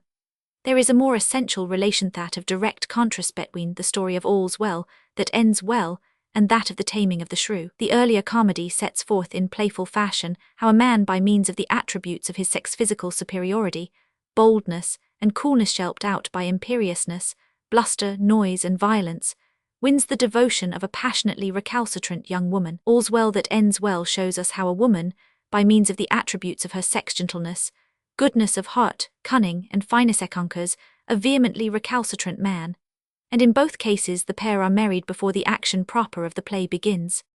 Seeing that Shakespeare in The Taming of the Shrew followed the older play on the same subject, and that he took the story of All's Well That Ends Well from Boccaccio's Jalette of Narbonne, a translation of which appeared as early as 1566 in Painter's Palace of Pleasure, this contrast cannot be said to have been devised by the poet, but it is evident that one of the chief attractions of the latter subject for Shakespeare was the opportunity it offered him of delineating that rare phenomenon, a woman wooing a man and yet possessing and retaining all the charm of her sex. Shakespeare has worked out the figure of Helena with the tenderest partiality. Pity and admiration in concert seem to have guided his pen. We feel in his portraiture a deep compassion for the pangs of despised loved compassion of one who himself has suffered, and over the whole figure of Helena he has shed a Raphael-like beauty. She wins all, charms all, wherever she goes, old and young, women and men all except Bertram, the one in whom her life is bound up. The king and the old Lafeu are equally captivated by her, equally impressed by her excellences. Bertram's mother prizes her as if she were her daughter, more highly indeed than she prizes her own obstinate son. The Italian widow becomes so devoted to her that she follows her to a foreign country in order to vouch for her statement and win her back her husband. She ventures all that she may gain her well-beloved, and in the pursuit of her aim shows an inventive capacity not common among women. For the real object of her journey to cure the king is, as she frankly confesses, to be near Bertram. As in the tale, she obtains the king's promise that she may, if she is successful in curing him, choose herself a husband among the lords of his court. But in Boccaccio it is the king who, in answer to her question as to the reward, gives her this promise of his PG 397 own accord. The play it is she who first states her wish, so possessed is she by her passion for one who does not give her a thought or a look. But when he rejects her, unlike Jalette in the tale, she has no desire to attain her object by compulsion. She simply says to the king with noble resignation, "That you are well restored, my lord. I am glad, let the rest go." She offers no objection when Bertram, immediately after the wedding, announces his departure, alleging pretexts which she does not choose to see through. She suffers without a murmur when, at the moment of parting, he refuses her a kiss. When she has learnt the whole truth, she can at first utter nothing but short ejaculations. 3. My lord is gone, for ever gone. This is a dreadful sentence, 'tis bitter, and presently she leaves her home that she may be no hindrance to his returning to it. Predisposed though she is to self-confidence and pride, no one could possibly love more tenderly and humbly. All the most beautiful passages of her part show by the structure of the verse and the absence of rhyme that they belong to the poet's riper period. Note, for example, the lines 1. In which Helena tells how the remembrance of her dead father has been effaced in her mind by the picture of Bertram. My imagination carries no favour in't but Bertram's. I am undone, there is no living, none. If Bertram be away, it were all one that I should love a bright particular star, and think to wed it, he is so above me. In his bright radiance and collateral light, must I be comforted, not in his sphere. The ambition in my love thus plagues itself. The hind that would be mated by the lion must die for love. 'Twas pretty though a plague to see him every hour, to sit and draw his arched brows, his hawking eye, his curls. In our heart's table, heart too capable of every line and trick of his sweet favour. But now he's gone, and my idolatrous fancy must sanctify his relics. If we compare the style of this passage with that which prevails in Helena's rhymed speeches, with their euphuistic wordplays and antitheses, the difference is very striking, and we feel what a distance Shakespeare has traversed since the days of his apprenticeship. Here we find no glitter of wit, but the utterance of a heart that loves simply and deeply.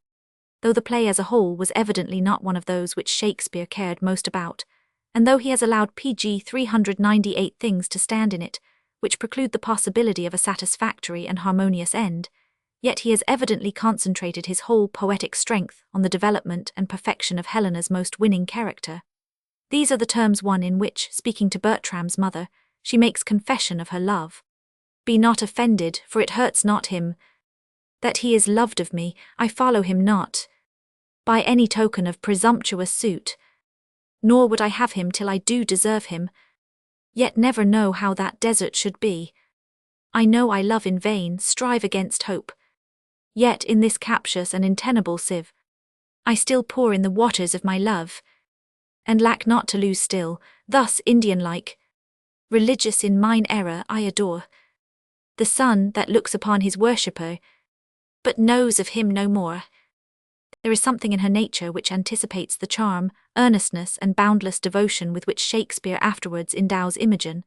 When Bertram goes off to the war, simply to escape acknowledging her and living with her as his wife, she exclaims 3, Poor Lord, is't I that chase thee from thy country and expose those tender limbs of thine to the event of the non-sparing war? O you leaden messengers, that ride upon the violent speed of fire, fly with false aim, move the still-peering air, that sings with piercing, do not touch my lord. Whoever shoots at him, I set him there. Whoever charges on his forward breast, I am the caitiff that do hold him to it. In this there is a fervour and a glow that we do not find in the earlier comedies. When one reads these verses, one understands how it is that Coleridge calls Helena Shakespeare's loveliest character. Pity that this deep passion should have been inspired by so unworthy an object. It undoubtedly lessens the interest of the play that Shakespeare should not have given Bertram some more estimable qualities, along with the all too youthful and unchivalrous ones which he possesses. The poet has here been guilty of a certain negligence, which shows that it was only to parts of the play that he gave his whole mind. Bertram is right enough in refusing to have a wife thrust upon him against his will, simply because the king has a debt of gratitude to pay.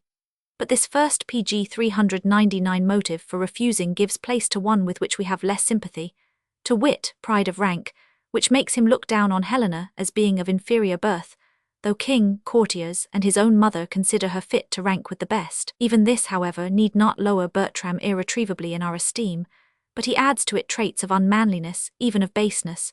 For instance, he enjoins Helena through Parolles to invent some explanation of his sudden departure which will make the king believe it to have been a necessity, and then he leaves her not, as he falsely declares, for 2 days, but forever. His readiness to marry a daughter of Lafeu, the moment the report of Helena's death has reached him, is a very extraordinary preparation for the reunion of the couple at the end of the play, and reminds us unpleasantly of the exactly similar incident in Much Ado About Nothing.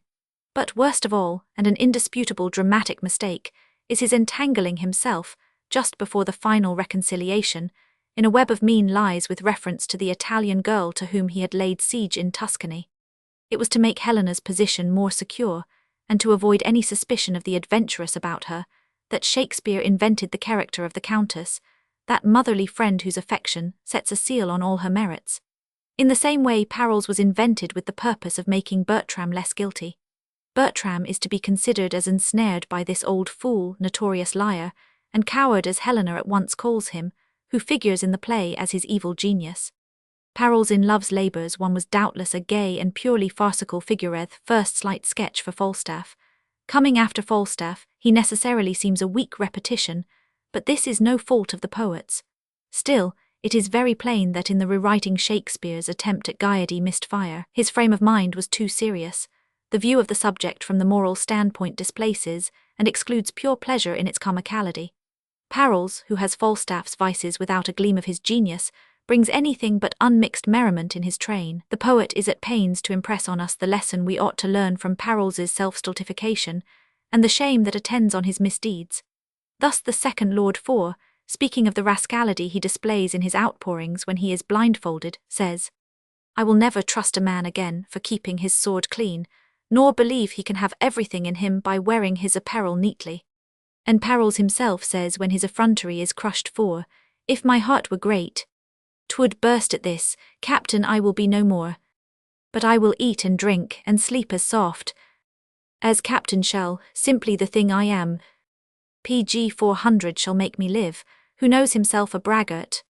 Let him fear this, for it will come to pass that every braggart shall be found an ass." The other comic figure, the clown, witty as he is, has not the serene gaiety of the earlier comedies. He speaks here and there, as already noted, in the youthfully whimsical style of the earliest comedies, but as a humoristic housefool, he does not rank with such a sylvan fool as Touchstone, a creation of a few years earlier, nor with the musical court-fool in Twelfth Night. A single passage in All's Well That Ends Well has always struck me as having a certain personal note. It is one of those which were quite evidently added at the time of the rewriting. The king is speaking of Bertram's deceased father, and quotes his words one, "Let me not live." Thus his good melancholy oft began, on the catastrophe and heel of pastime. When it was out, "Let me not live," quoth he, "after my flame lacks oil to be the snuff of younger spirits whose apprehensive senses all but new things disdain. This he wished, I after him do after him wish too." A courtier objects to this despondent utterance, "You are loved, sir. They that least lend it you shall lack you first." Whereupon the king replies with proud humility, "I fill a place, I note." These words could not have been written save by a mature man, who has seen impatient youth pressing forward to take his place, and who has felt the sting of its criticism. The disposition of mind which here betrays itself foretells that overpowering sense of the injustice of men and of things which is soon to take possession of Shakespeare's soul. PG 401. Roman 20. Measure for measure in Gelo and Tartuffe. A covert polemical intention could be vaguely divined here and there in All's Well That Ends Well. It contained, as we have seen, some incidental mockery of the increasing Puritanism of the time, with its accompaniment of self-righteousness, moral intolerance, and unctuous hypocrisy. The bent of thought which gave birth to these sallies reappears still more clearly in the choice of the theme treated in Measure for Measure. The plot of All's Well That Ends Well turns on the incident, familiar in every literature, of one woman passing herself off for another at a nocturnal rendezvous, without the substitution being detected by the Manon incident so fruitful in dramatic situations, that even its gross improbability has never deterred poets from making use of it. A standing variation of this theme, also to be found in the most diverse literatures, is as follows: a man is condemned to death. His mistress, his wife, or his sister implores the judge to pardon him. The judge promises, on condition that she shall pass a night with him, to let the prisoner go free, but afterwards has him executed all the same.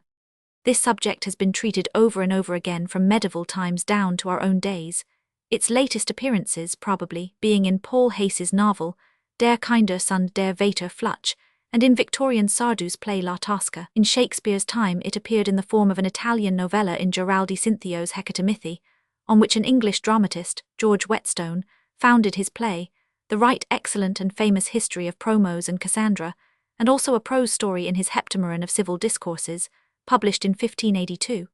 Whetstone's utterly lifeless and characterless comedy is the immediate source from which Shakespeare derived the outlines of the story. He is indebted to Whetstone for nothing else. What attracted Shakespeare to this unpleasant subject was clearly his indignation at the growing Pharisaism in matters of sexual morality, which was one outcome of the steady growth of Puritanism among the middle classes. It was a consequence of his position as an actor and theatrical manager that he saw only the ugliest side of Puritanism when it turned towards him. PG 402, its estimable sides well deserved a poet's sympathy. Small wonder indeed that independent and pious men should seek the salvation of their souls without the bounds of the Anglican State Church, with its 39 articles, to which all clergymen and state officials were bound to swear, and to which all citizens must make submission.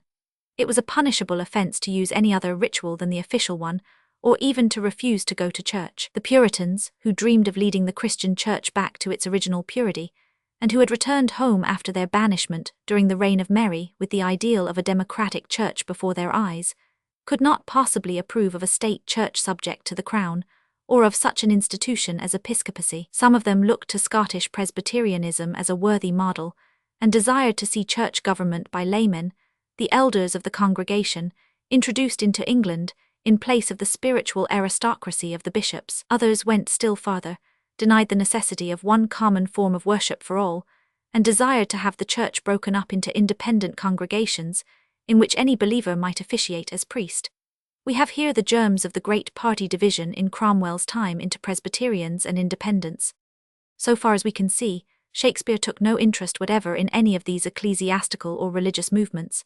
He came into contact with Puritanism only in its narrow and fanatical hatred of his art, and in its severely intolerant condemnation and punishment of moral, and especially of sexual, frailties. All he saw was its Pharisaic aspect, and its often enough only simulated virtue. It was his indignation at this hypocritical virtue that led him to write Measure for Measure.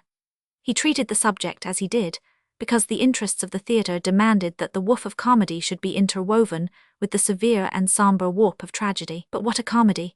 Dark, tragic, heavy as the poet's mood, a tragicomedy, in which the unusually broad and realistic comic scenes, with their pictures of the dregs of society, cannot relieve the painfulness of the theme, or disguise the positively criminal nature of the action. One feels throughout, even in the comic episodes, that Shakespeare's burning wrath at the moral hypocrisy of self-righteousness underlies the whole structure like a volcano, which every moment shoots up its flames through the superficial form of comedy and the interludes of obligatory merriment.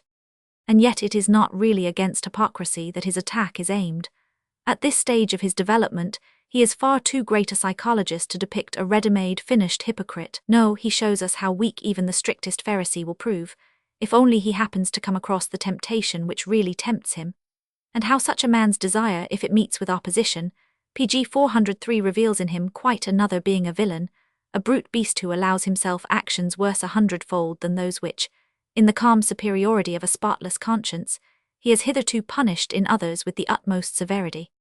It is not a type of Shakespeare's opponents that he here unmasks and brands. It is a man in many ways above the average type, as he saw it. The chief character in Measure for Measure is the judge of public morality, the hard and stern censor morum, who in his moral fanaticism believes that he can root out vice by persecuting its tools, and imagines that he can purify and reform society by punishing every transgression, however natural and comparatively harmless, as capital crime. The play shows us how this man, as soon as a purely sensual passion takes possession of him, does not hesitate to commit, under the mask of piety, a crime against real morality so revolting and so monstrous that no expression of loathing and contempt would be too severe for it, and scarcely any punishment too rigorous. From its nature, such a drama ought to end by appeasing in some satisfactory manner the craving for justice awakened in the spectator. But comedy was what Shakespeare's company wanted, and besides, it would have been unwise, and perhaps even dangerous, to carry to extremities this question of the punishment of moral hypocrisy. So the knot in the play was summarily loosed, without any great expenditure of pathos, by the provident care and timely intervention of a wise and invisibly omnipresent prince, an Occidental Harold Raskid. Fastidious in his choice of means, this prince was not. With an ingenuity which is profoundly unsatisfactory to anyone of the least delicacy of feeling, he substitutes a lovable girl, whom the iniquitous judge had at one time promised to marry, for the beautiful young woman who is the object of his bestial desire. The Duke, wishing to test his servants, gives out that he is leaving Vienna on a long journey. He entrusts the regency during his absence to Angelo, an official of high standing and reputation. No sooner does Angelo come into power than he begins a regular crusade against licentiousness and all laxity in the domain of morals. In the first place, he decrees that all houses of ill fame in the city of Vienna are to be pulled down. In the older drama by Whetstone, which Shakespeare used as a foundation for his play, there was a whole troop of disreputable personages, procuresses, prostitutes, bullies, improper characters of every description. Shakespeare retains part of this company. He has a single procuress, Mistress Overdone, who reminds us slightly of Doll Tearsheet, a single bully, that very amusing personage, Pompey, and he adds to them an extremely entertaining character, the utterly dissolute but witty tattler and liar, Lucio. But the chief alteration he makes in the subject matter of pg 404, the play, is that the Duke, disguised as a friar, is witness from the beginning of Angelo's abuse of his power as ruler and judge.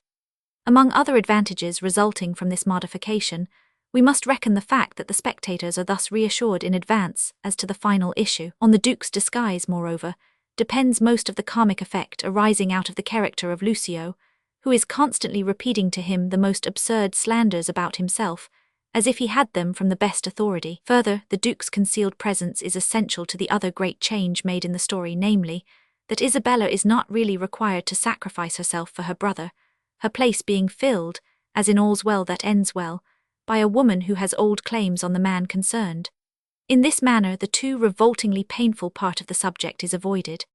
Shakespeare has imagined one of the men who were the bitterest enemies of his art and his calling invested with absolute power, and using it to proceed against immorality with cruel rigor.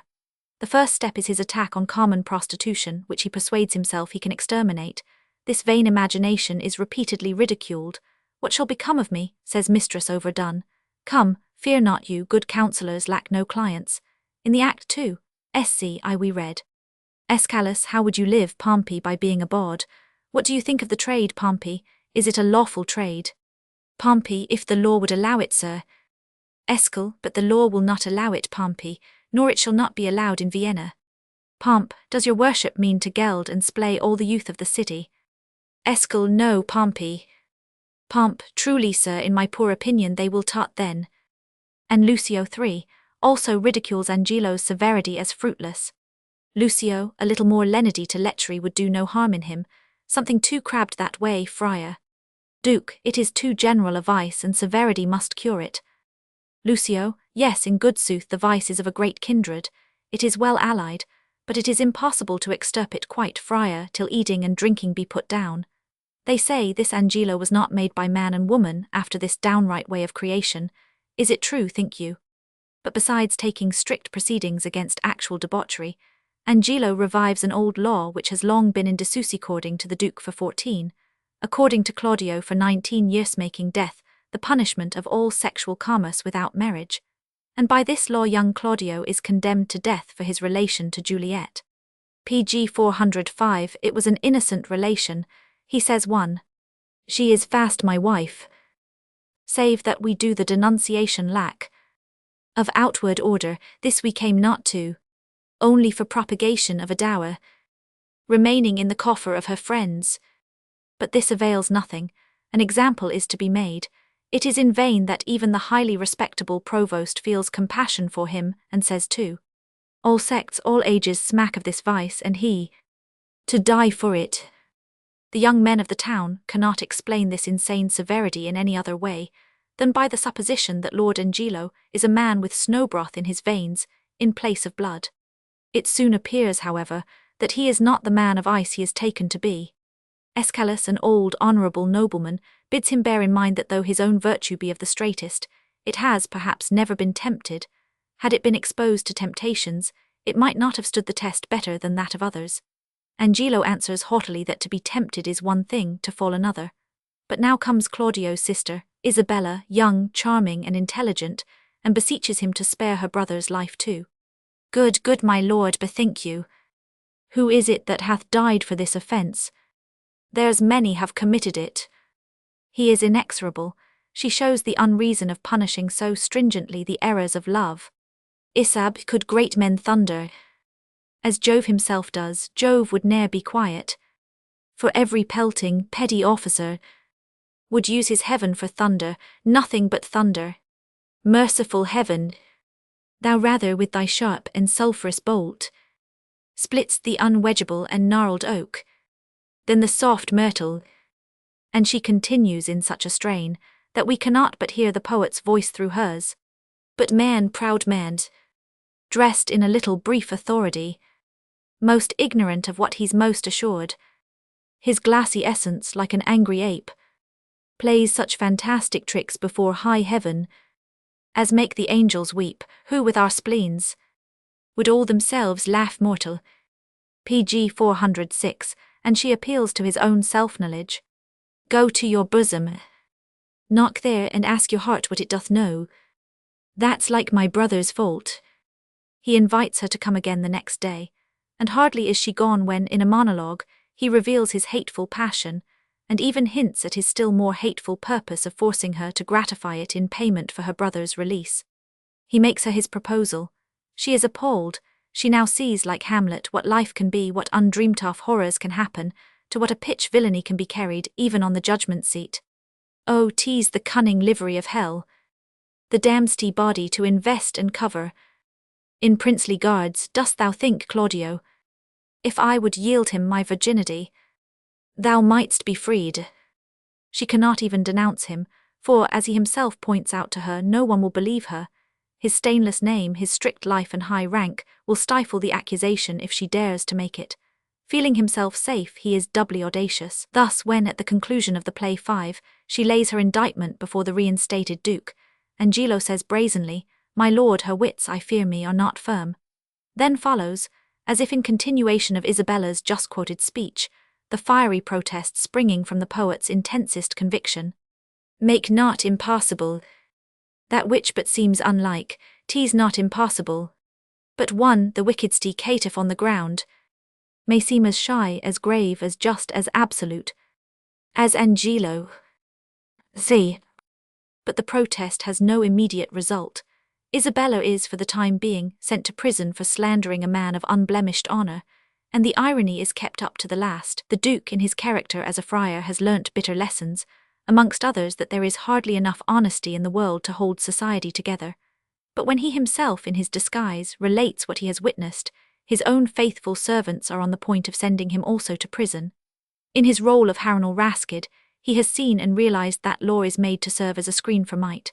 Thus he says, "My business in this state made me a looker-in here in Vienna, where I have seen corruption boil and bubble, till it o'erran the stew, laws for all faults, but faults so counternanked that the strong statutes, pg 407, stand like the forfeits in a barber's shop, as much in mark as mark. Escal, slander to the state, away with him to prison." As a play, Measure for Measure rests entirely on 3 scenes, the one in which Angelo is tempted by Isabella's beauty, that in which he makes the shameless proposal that she shall give her honor in exchange for her brother's life, and thirdly, that most dramatic one in which Claudio, after first hearing with fortitude and indignation what his sister has to tell him of Angelo's baseness, breaks down, and, like Kleist's Prince of Homburg 2 centuries later, begins meanly to beg for his life. Round these principal scenes are grouped the many excellent and vigorously realistic comic passages, treated in a spirit which afterwards revived in Hogarth and Thackeray, and other scenes designed solely to retard the dramatic wheel a little, which therefore jar upon us as conventional. It is, for example, an entirely unjustifiable experiment which the Duke tries on Isabella in the 4th act, when he falsely assures her that her brother's head has already been cut off and sent to Angelo. This is introduced solely for the sake of an effect at the end. In this very unequally elaborated play, it is evident that Shakespeare cared only for the main point, the blow he was striking at hypocrisy, and it is probable that he here ventured as far as he by any means dared. It is a giant stride from the stingless satire on Puritanism in the character of Malvolio to this representation of a Puritan like Angelo. Probably for this very reason, Shakespeare has tried in every way to shield himself. The subject is treated entirely as a comedy. There is a threat of executing first Claudio, then the humorous scoundrel Barnardine, whose head is to be delivered instead of Claudio's. Barnardine is actually brought on the scene directly before execution, and the spectators sit in suspense. But all ends well at last, and the head of a man already dead is sent to Angelo. A noble maiden is threatened with dishonor, but another woman, Mariana, who was worthy of a better fate, keeps tryst with Angelo in her stead, and this danger is over. Finally, threats of retribution close round Angelo, the villain himself, but after all he escapes unpunished, being merely obliged to marry the amiable girl whom he had at an earlier period deserted. In this way the play's terrible impeachment of hypocrisy is most carefully glozed over, and along with it the pessimism which animates the whole. For it is remarkable how deeply pessimistic is the spirit of this play.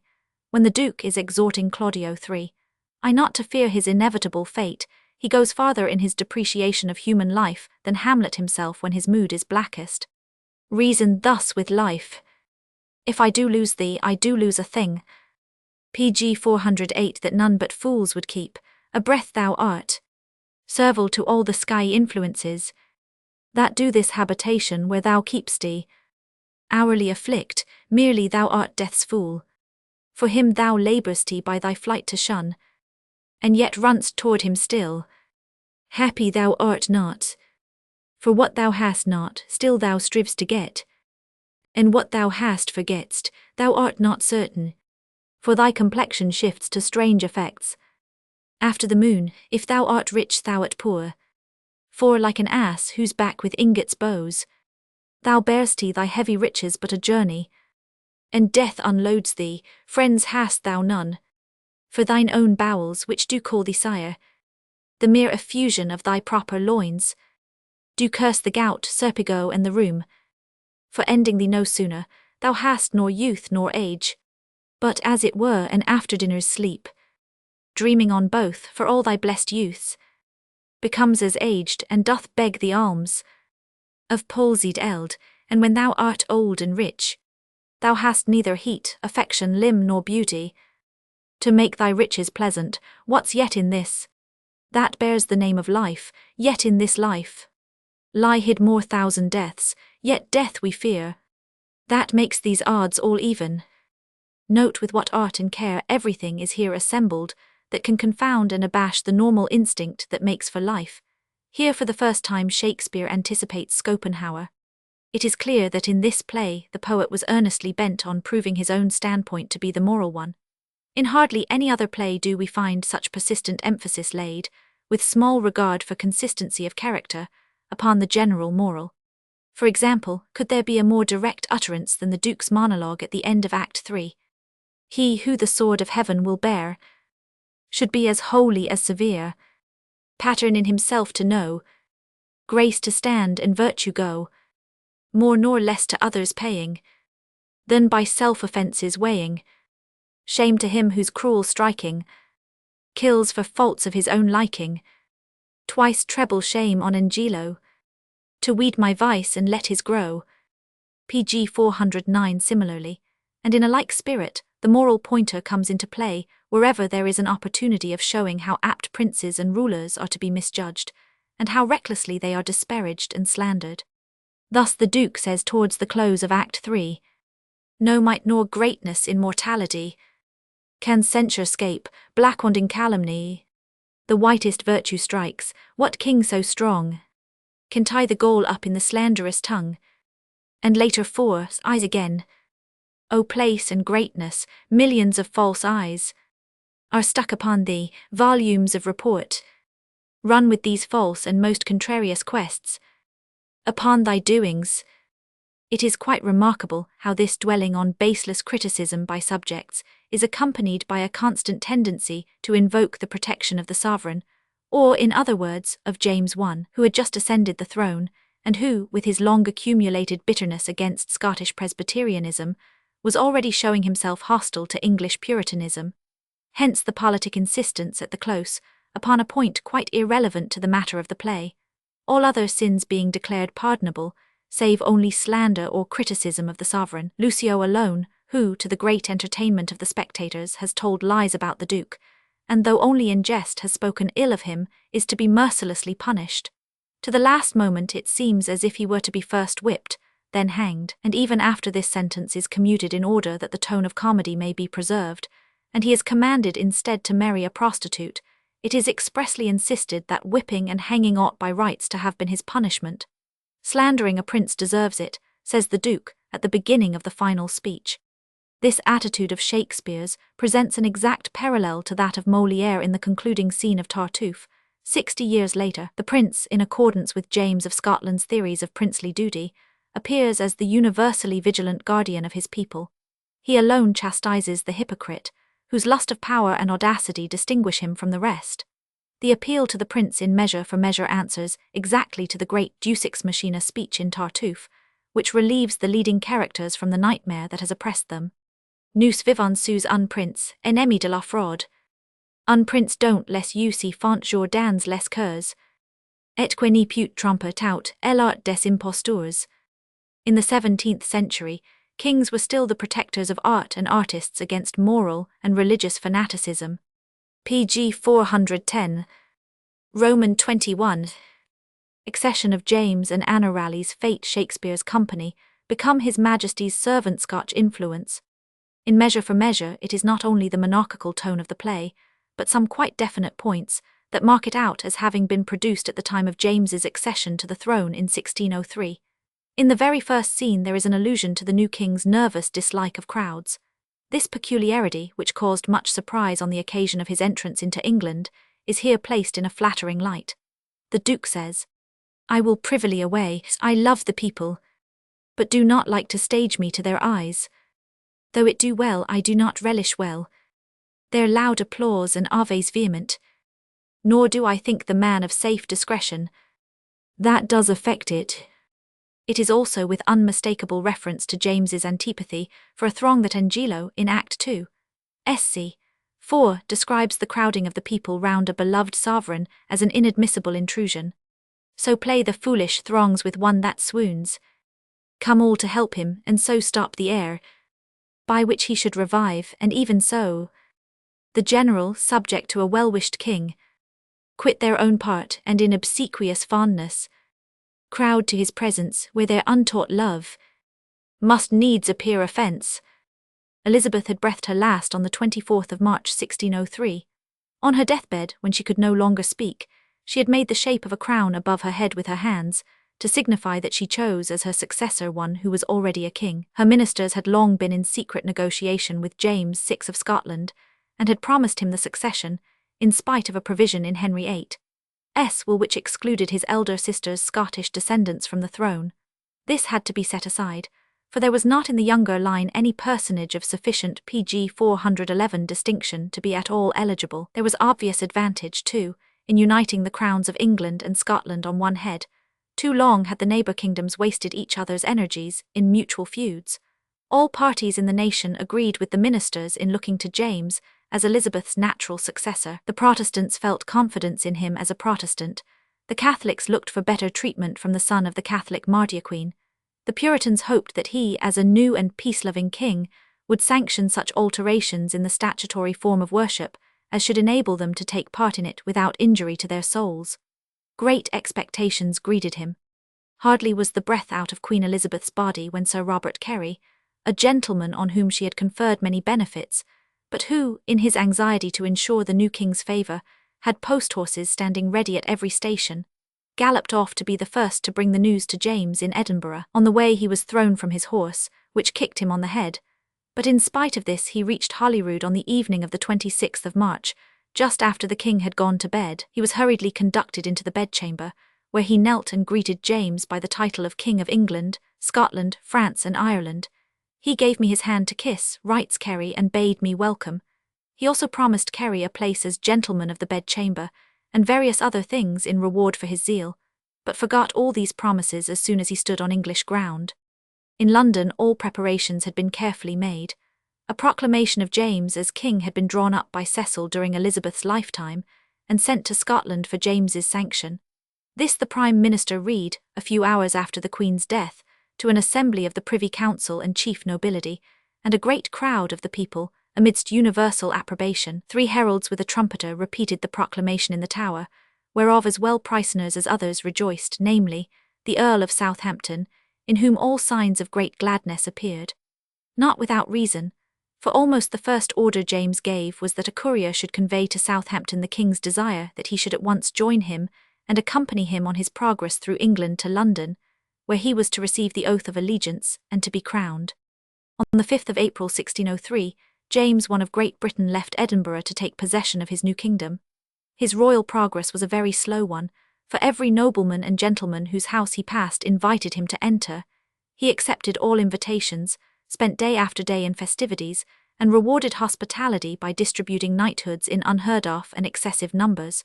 One of his actions was unequivocally censured. At Newark was taken a cutpurse doing the deed, and James had PG 412 him hanged without trial or judgment. The displeasure shown made it plain to him that he could not thus assume superiority to the laws of England. In Scotland there had been a general demand for a strong monarchy, which could hold the nobles and the clergy in check. In England the day for this was over, and the new king's successors learned to their cost the futility of trying to carry on the traditions of despotism on English soil. James himself was received with the naive, disinterested joy with which the mass of the people are apt to greet a new monarch, of whose real qualities nothing is yet known, and with the less disinterested flatteries, by which every one who came into contact with the king sought personal favour in his eyes. There was nothing kingly or even winning in King James's exterior. Strange that the handsome Henry Darnley and the beautiful Mary Stuart should have had such an insignificant and ungainly son. He was something over middle height indeed, but his figure was awkward, his head lumpish and his eyes projecting. His language was the broadest Scotch, and when he opened his mouth it was rather to spit out the words than to speak. He hustled them out so that they stumbled over each other. He talked, ate, and dressed like a peasant, and in spite of his apparently decorous life was addicted to the broadest improprieties of talk, even in the presence of ladies. He walked like one who has no command over his limbs, and he could never keep still, even in a room, but was always pacing up and down with clumsy, sprawling movements. His muscles were developed by riding and hunting, but his whole appearance was wanting in dignity. The shock inflicted on his mother during her pregnancy by Rizzio's assassination probably accounts for his dread of the sight of drawn steel. The terrorism in which he was brought up had increased his natural timidity. While he was yet but a youth, the French ambassador Fontenay summed up his description of him thus: "In one word, he is an old young man." Now in the 36th year of his age, he was a learned personage, full of prejudices, wanting neither in shrewdness nor in wit, but with two absorbing passions, one for conversation on theological and ecclesiastical matters, and the other for hunting expeditions, to which he sometimes gave up so much as 6 consecutive days. He had not Elizabeth's political instinct. She had chosen her counsellors among men of the most different parties. He admitted to his council none but those whose opinions agreed with his own. But his vanity was quite equal to hers. He had the pedant's boastfulness. He was fond of bragging, for instance, that he could do more work in 1 hour than others in a day, and he was especially proud of his learning. Some Shakespeare students have, as already observed, seen in him the prototype of Hamlet. He was certainly no Hamlet, but rather PG 413, what Alfred Sterne somewhere calls Hema Polonius on the throne. We have a description by Sir John Harrington of an audience James gave him in 1604. The king inquired much of learning in such a way as to remind him of his examiner at Cambridge aforetime, quoted scraps of Aristotle which he hardly understood himself, and made Harrington read aloud part of a canto of Ariosto. Then he asked him what he thought pure wit was made of, and whom it best became, and thereupon inquired whether he did not think a king ought to be the beste clerk in his country. Farther, his Majesty did much press for my opinion touching the power of Satan in matter of witchcraft, and why the devil did work more with ancient women than others. This question Sir John boldly and wittily answered, by reminding him of the preference for walking in dry places ascribed in Scripture to the devil. James then told of the apparition of a bloody head dancing in the air, which had been seen in Scotland before his mother's death, and concluded, "Now, sir, you have seen my wisdom in some sort, and I have pried into yours.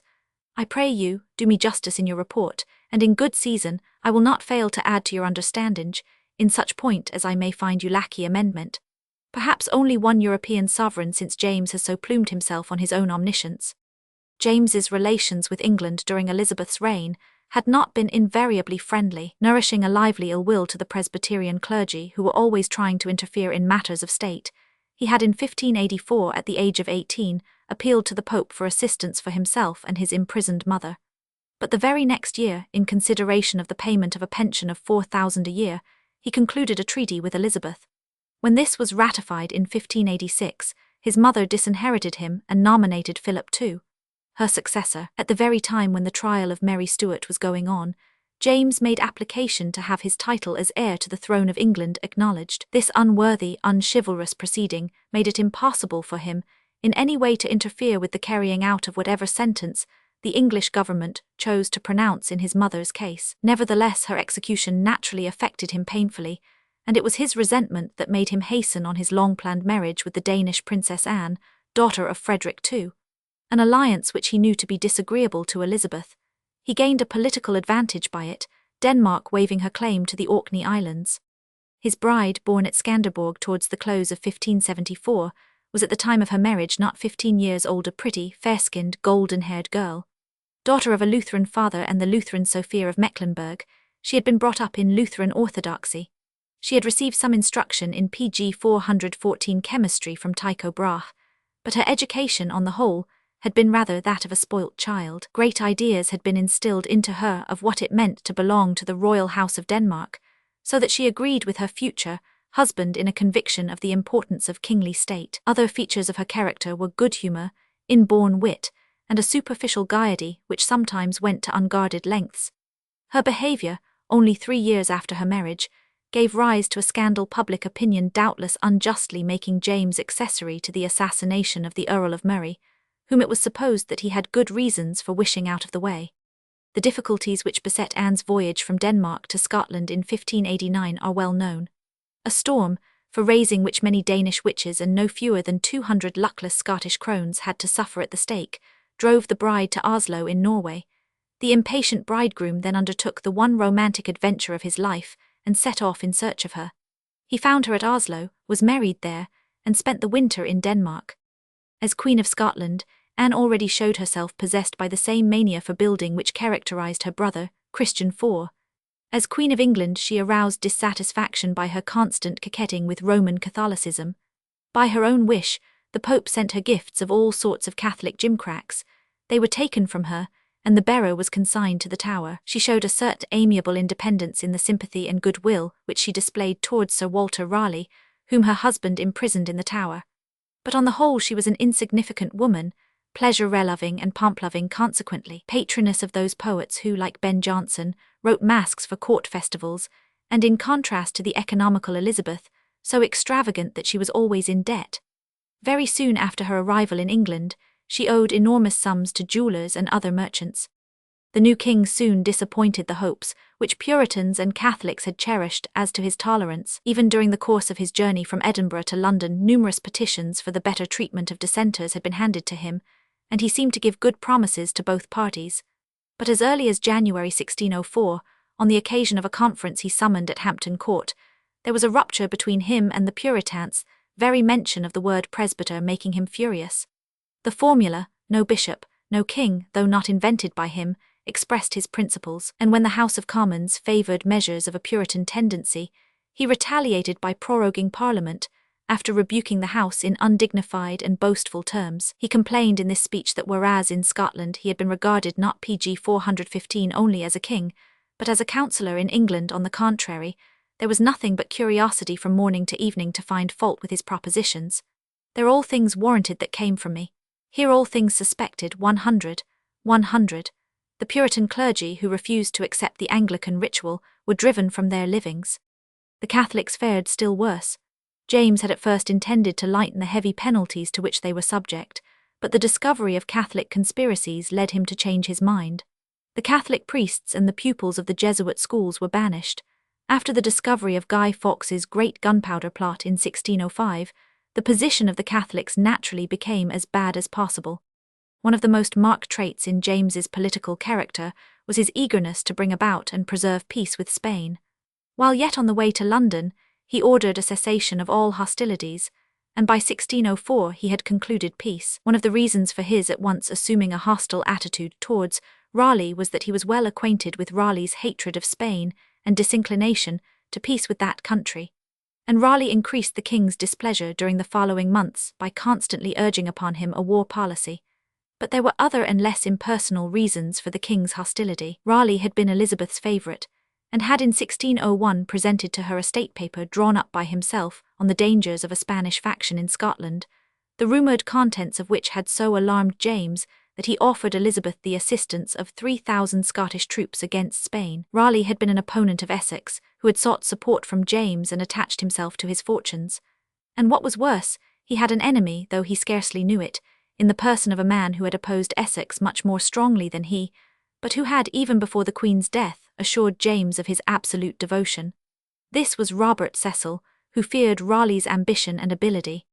Raleigh was in the west of England when the Queen died, and could not at once join in the great rush northwards to meet King James, which emptied London of all its nobility.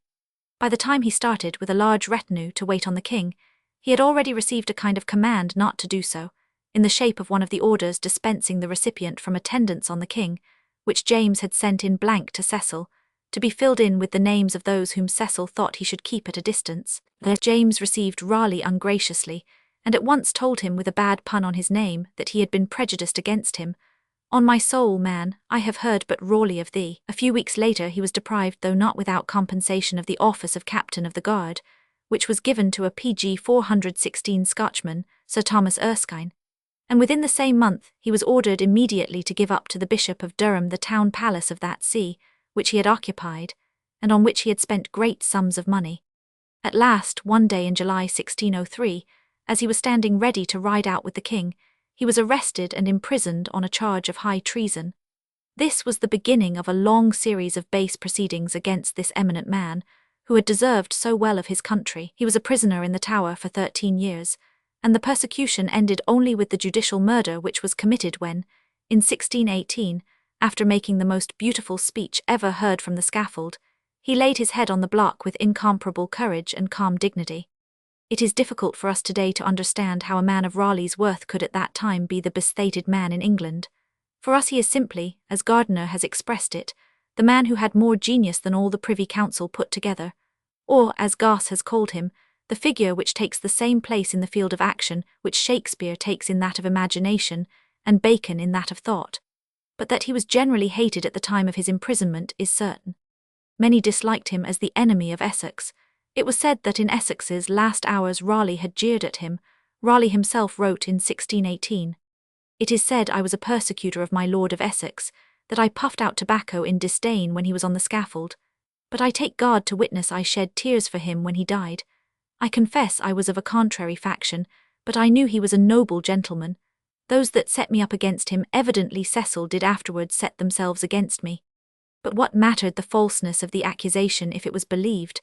And there were other, much less reasonable, grounds of hatred. From one of Raleigh's letters, written in the last days of Queen Elizabeth, we learn that the tavern keepers throughout the country held him responsible for a tax imposed on them, which was in fact due solely to the Queen's rapacity. In this letter he praised Cecil to prevail on Elizabeth to remit the tax, for, says he, "I cannot live, nor show my face out of my doors without it, nor dare ride through the towns where these taverners dwell."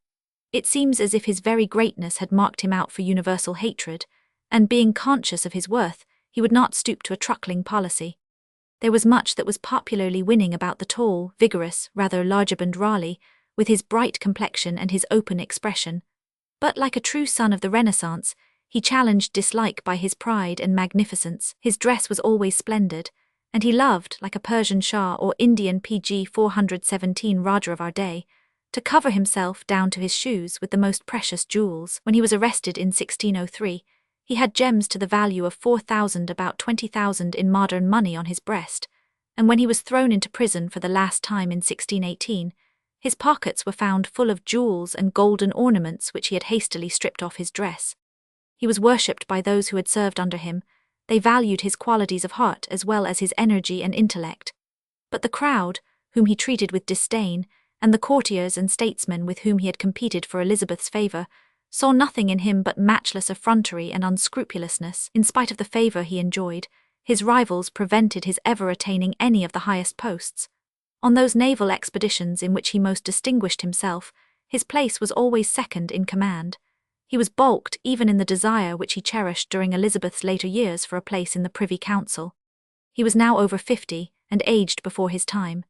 His untrustworthy friend Lord Cobham was suspected of complicity in Watson's Catholic plot, and this suspicion extended to Raleigh, who was thought to have been a party to intrigues for the dethronement of James in favour of his kinswoman, Arabella Stuart. He was tried for high treason, and as the law then stood in England, any man accused of such a crime was as good as lost, however innocent he might be.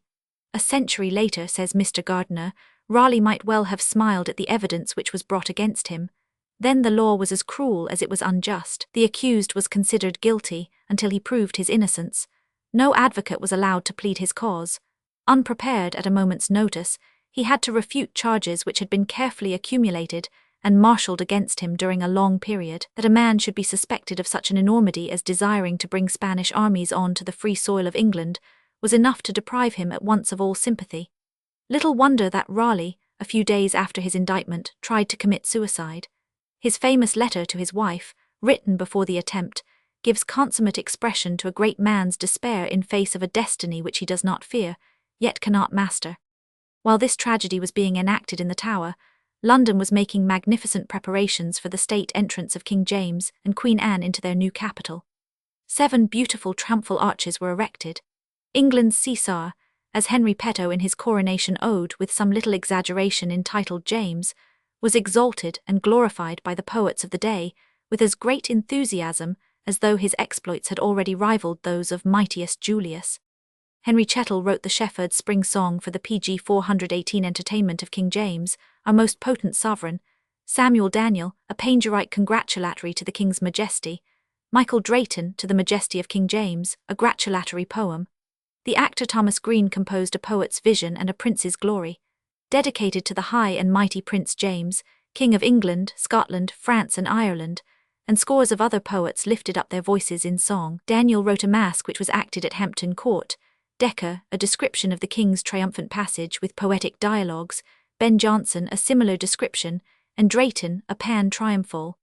Ben Jonson also produced a masque called Penates, and another entitled The Masque of Blackness, while a host of lesser lights wrote poems in the same style. The unobtrusive, mildly flattering allusions to James, which we have found and shall presently find in Shakespeare's plays of this period, produce an exceedingly feeble, almost imperceptible effect amid this storm of adulation. To have omitted them altogether, or to have made them in the slightest degree less deferential, would have been gratuitously and indefensibly churlish, in view of the favour which James had made haste to extend to Shakespeare's company. It is most interesting today to read the programme of the royal procession from the Tower to Whitehall in 1604, in which all the dignitaries of the realm took part, and all the privileged classes, court, nobility, clergy, royal guard, were fully represented. In the middle of the enormous procession rides the king under a canopy. Immediately before him, the dukes, marquises, eldest sons of dukes, earls, 100. Immediately behind him comes the queen, and after her all the first ladies of the kingdom, duchesses, marchionesses, countesses, viscountesses, 100. Among the ladies mentioned by name is Lady Rich with the note by especial commandment. At the foot of the page another note runs thus: to go as a daughter to Henry Berkshire, Earl of Essex. James desired to honour in her the memory of her ill-fated brother. Among the lawyers in the procession, Sir Francis Bacon has a place of honour. He is described as the King's counsel at law. Bacon's learning and obsequious pliancy, James's pedantry and monarchical arrogance, quickly brought these two together. But among His Majesty's servants at the very head of the procession, immediately after the heralds and the princes and queen's men in waiting, William Shakespeare was no doubt to be seen, dressed in a suit of red cloth, which the court accounts show to have been provided for him. James was a great lover of the play, but Scotland had neither drama nor actors of her own. Not long before this, in 1599, he had vigorously opposed the resolution of his Presbyterian Council to forbid performances by English actors. PG 419, as early as May 17, 1603, he had granted the patent pro Laurentio Fletcher et Willielmo Shakespeare et aliis, which promoted the Lord Chamberlain's company to be the King's own actors. The fact that Lawrence Fletcher is named first gives us a clue to the reasons for this proceeding on the part of the King. In the records of the Town Council of Aberdeen for October 1601, there is an entry to the effect that, by special recommendation of the King, a gratuity was paid to a company of players for their performances in the town, and that the freedom of the city was conferred on one of these actors, Lawrence Fletcher. There can be hardly any doubt that Charles Knight, in spite of L.'s objections in his essays on Shakespeare, is correct in his opinion that this Fletcher was an Englishman, and that he was closely connected with Shakespeare. For the actor Augustine Phillips, who in 1605 bequeaths 30 shillings in gold to his fellow William Shakespeare, likewise bequeaths 20 shillings to his fellow Lawrence Fletcher.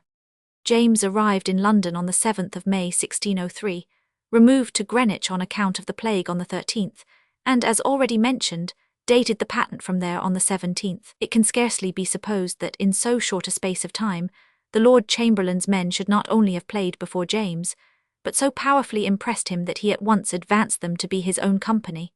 He must evidently have known them before.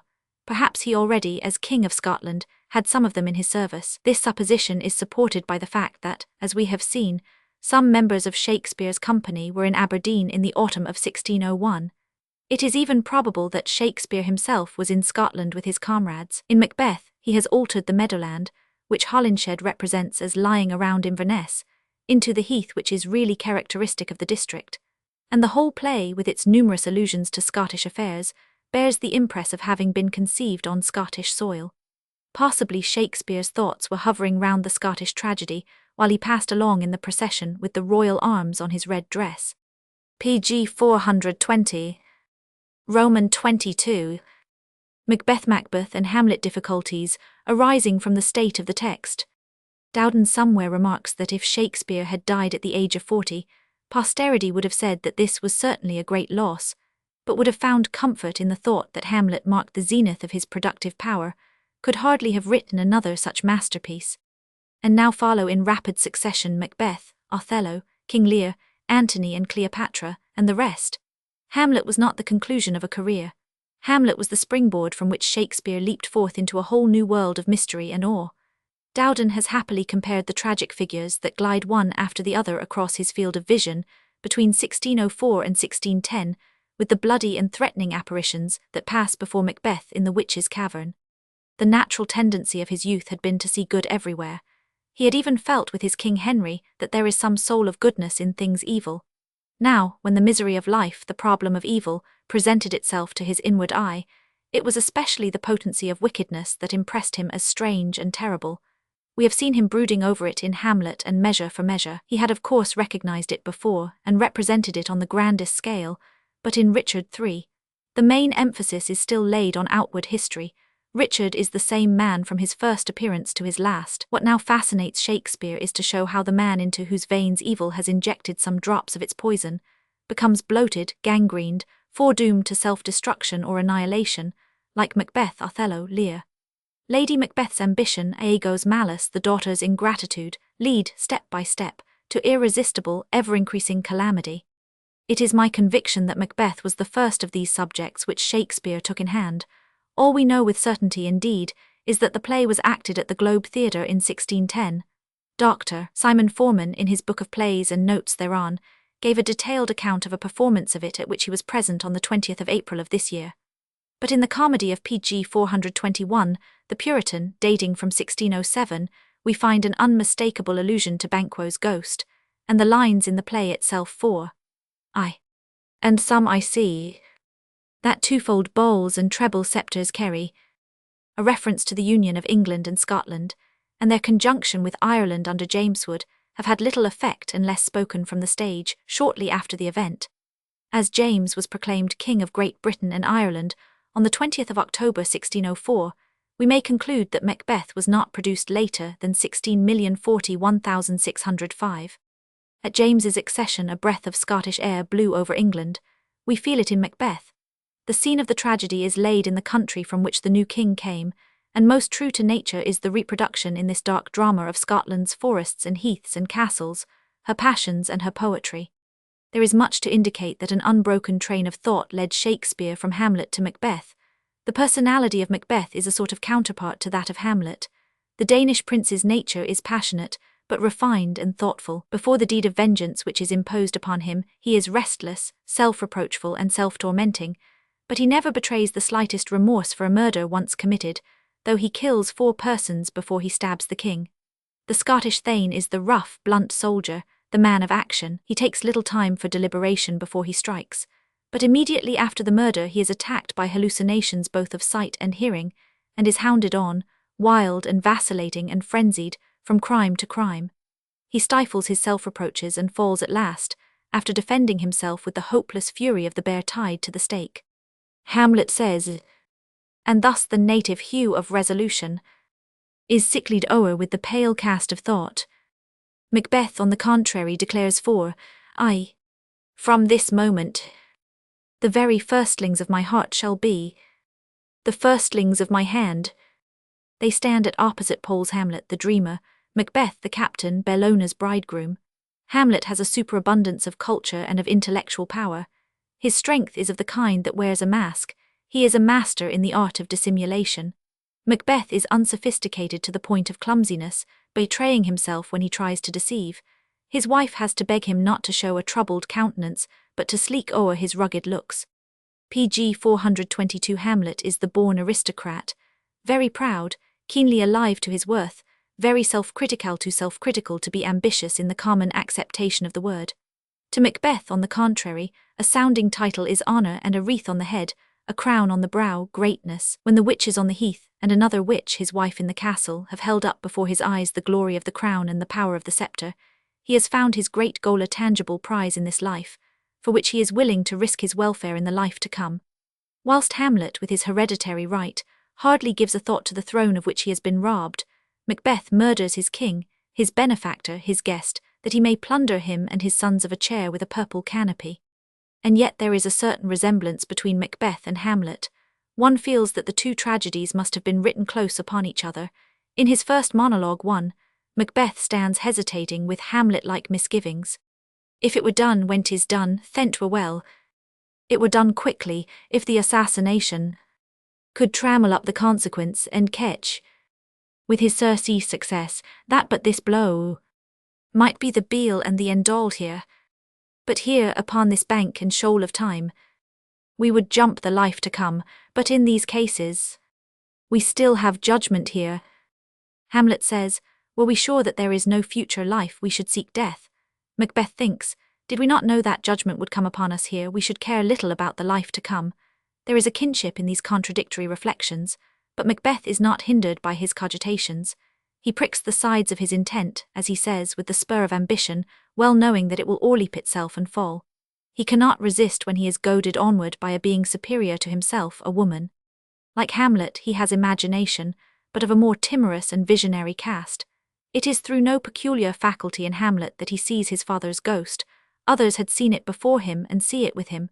Macbeth constantly sees apparitions that no one else sees, and hears voices that are inaudible to others. When he has resolved on the king's death, he sees a dagger in the air. Is this a dagger which I see before me? The handle toward my hand, come, let me clutch thee. I have thee not, and yet I see thee still. Art thou not, fatal vision, sensible to feeling as to sight, or art thou but pg 423 a dagger of the mind, a false creation, proceeding from the heat-oppressed brain? Directly after the murder, he has an illusion of hearing. Methought I heard a voice cry, sleep no more. Macbeth does murder sleep. And very significantly, Macbeth hears this same voice give him the different titles which are his pride. Still it cried, sleep no more, to all the house. Glamis hath murdered sleep, and therefore Cawdor shall sleep no more, Macbeth shall sleep no more. Yet another parallel shows the kinship between the Danish and the Scottish tragedy. It is in these dramas alone that the dead leave their graves and reappear on the scene of life. In them alone a breath from the spirit world reaches the atmosphere of the living. There is no trace of the supernatural either in Othello or in King Lear. No more here than in Hamlet are we to understand by the introduction of supernatural elements that an independently working superhuman power actively interferes in human life. These elements are transparent symbols. Nevertheless, the supernatural beings that make their appearance are not to be taken as mere illusions. They are distinctly conceived as having a real existence outside the sphere of hallucination. As in Hamlet, the ghost is not seen by the prince alone, so in Macbeth it is not only Macbeth himself who sees the witches. They even appear with their queen Hecate, when there is no one to see them except the spectators of the play. It must not be forgotten that this whole spiritan witch world meant something quite different to Shakespeare's contemporaries from what it means to us. We cannot even be absolutely certain that Shakespeare himself did not believe in the possible existence of such beings. Great poets have seldom been consistent in their incredulity. Evan Holberg believed that he had seen a ghost, but Shakespeare's own attitude of mind matters less than that of the public for whom he wrote. In the beginning of the 17th century, the English people still believed in a great variety of evil spirits, who disturbed the order of nature, produced storms by land and sea, foreboded calamities and death, disseminated plague and famine. They were for the most part pictured as old, wrinkled women, who brewed all kinds of frightful enormities in hellish cauldrons, and when such beldams were thought to have been detected, the law took vengeance on them with fire and sword. In a sermon preached in 1588, Bishop Jewell appealed to Elizabeth to take strong PG 424 measures against wizards and witches. Some years later, one Mrs. Dyer was accused of witchcraft for no other reason than that toothache had for some nights prevented the Queen from sleeping. In the small town of St. Osy's in Essex alone, 70 or 80 witches were burnt. In a book called The Discovery of Witchcraft, published in 1584, Reginald Scott refuted the doctrine of sorcery and magic with wonderful clearness and liberal-mindedness. but his voice was lost in the chorus of the superstitious. King James himself was one of the most prominent champions of superstition. He was present in person at the trial by torture of 200 witches who were burnt for occasioning the storm, which prevented his brides crossing to Scotland. Many of them confessed to having ridden through the air on broomsticks or invisible chariots drawn by snails, and admitted that they were able to make themselves invisibly an art of which they, strangely enough, did not avail themselves to escape the law. In 1597, James himself produced in his Demonology a kind of handbook or textbook of witchcraft in all its developments, and in 1598 he caused no fewer than 600 old women to be burnt. In the Parliament of 1604, a bill against sorcery was brought in by the government and passed. Shakespeare produced wonderful effects in Hamlet by drawing on this faith in spirits. The apparition on the castle platform is sublime in its way, though the speech of the ghost is far too long. Now in Macbeth, with the witches meeting, he strikes the keynote of the drama at the very outset, as surely as with a tuning fork, and wherever the witches reappear the same note recurs. But still more admirable, both psychologically and scenically, is the scene in which Macbeth sees Banquo's ghost sitting in his own seat at the banquetable. The words run thus: "Ross, please it your highness, to grace us with your royal company. Macbeth, the table's full.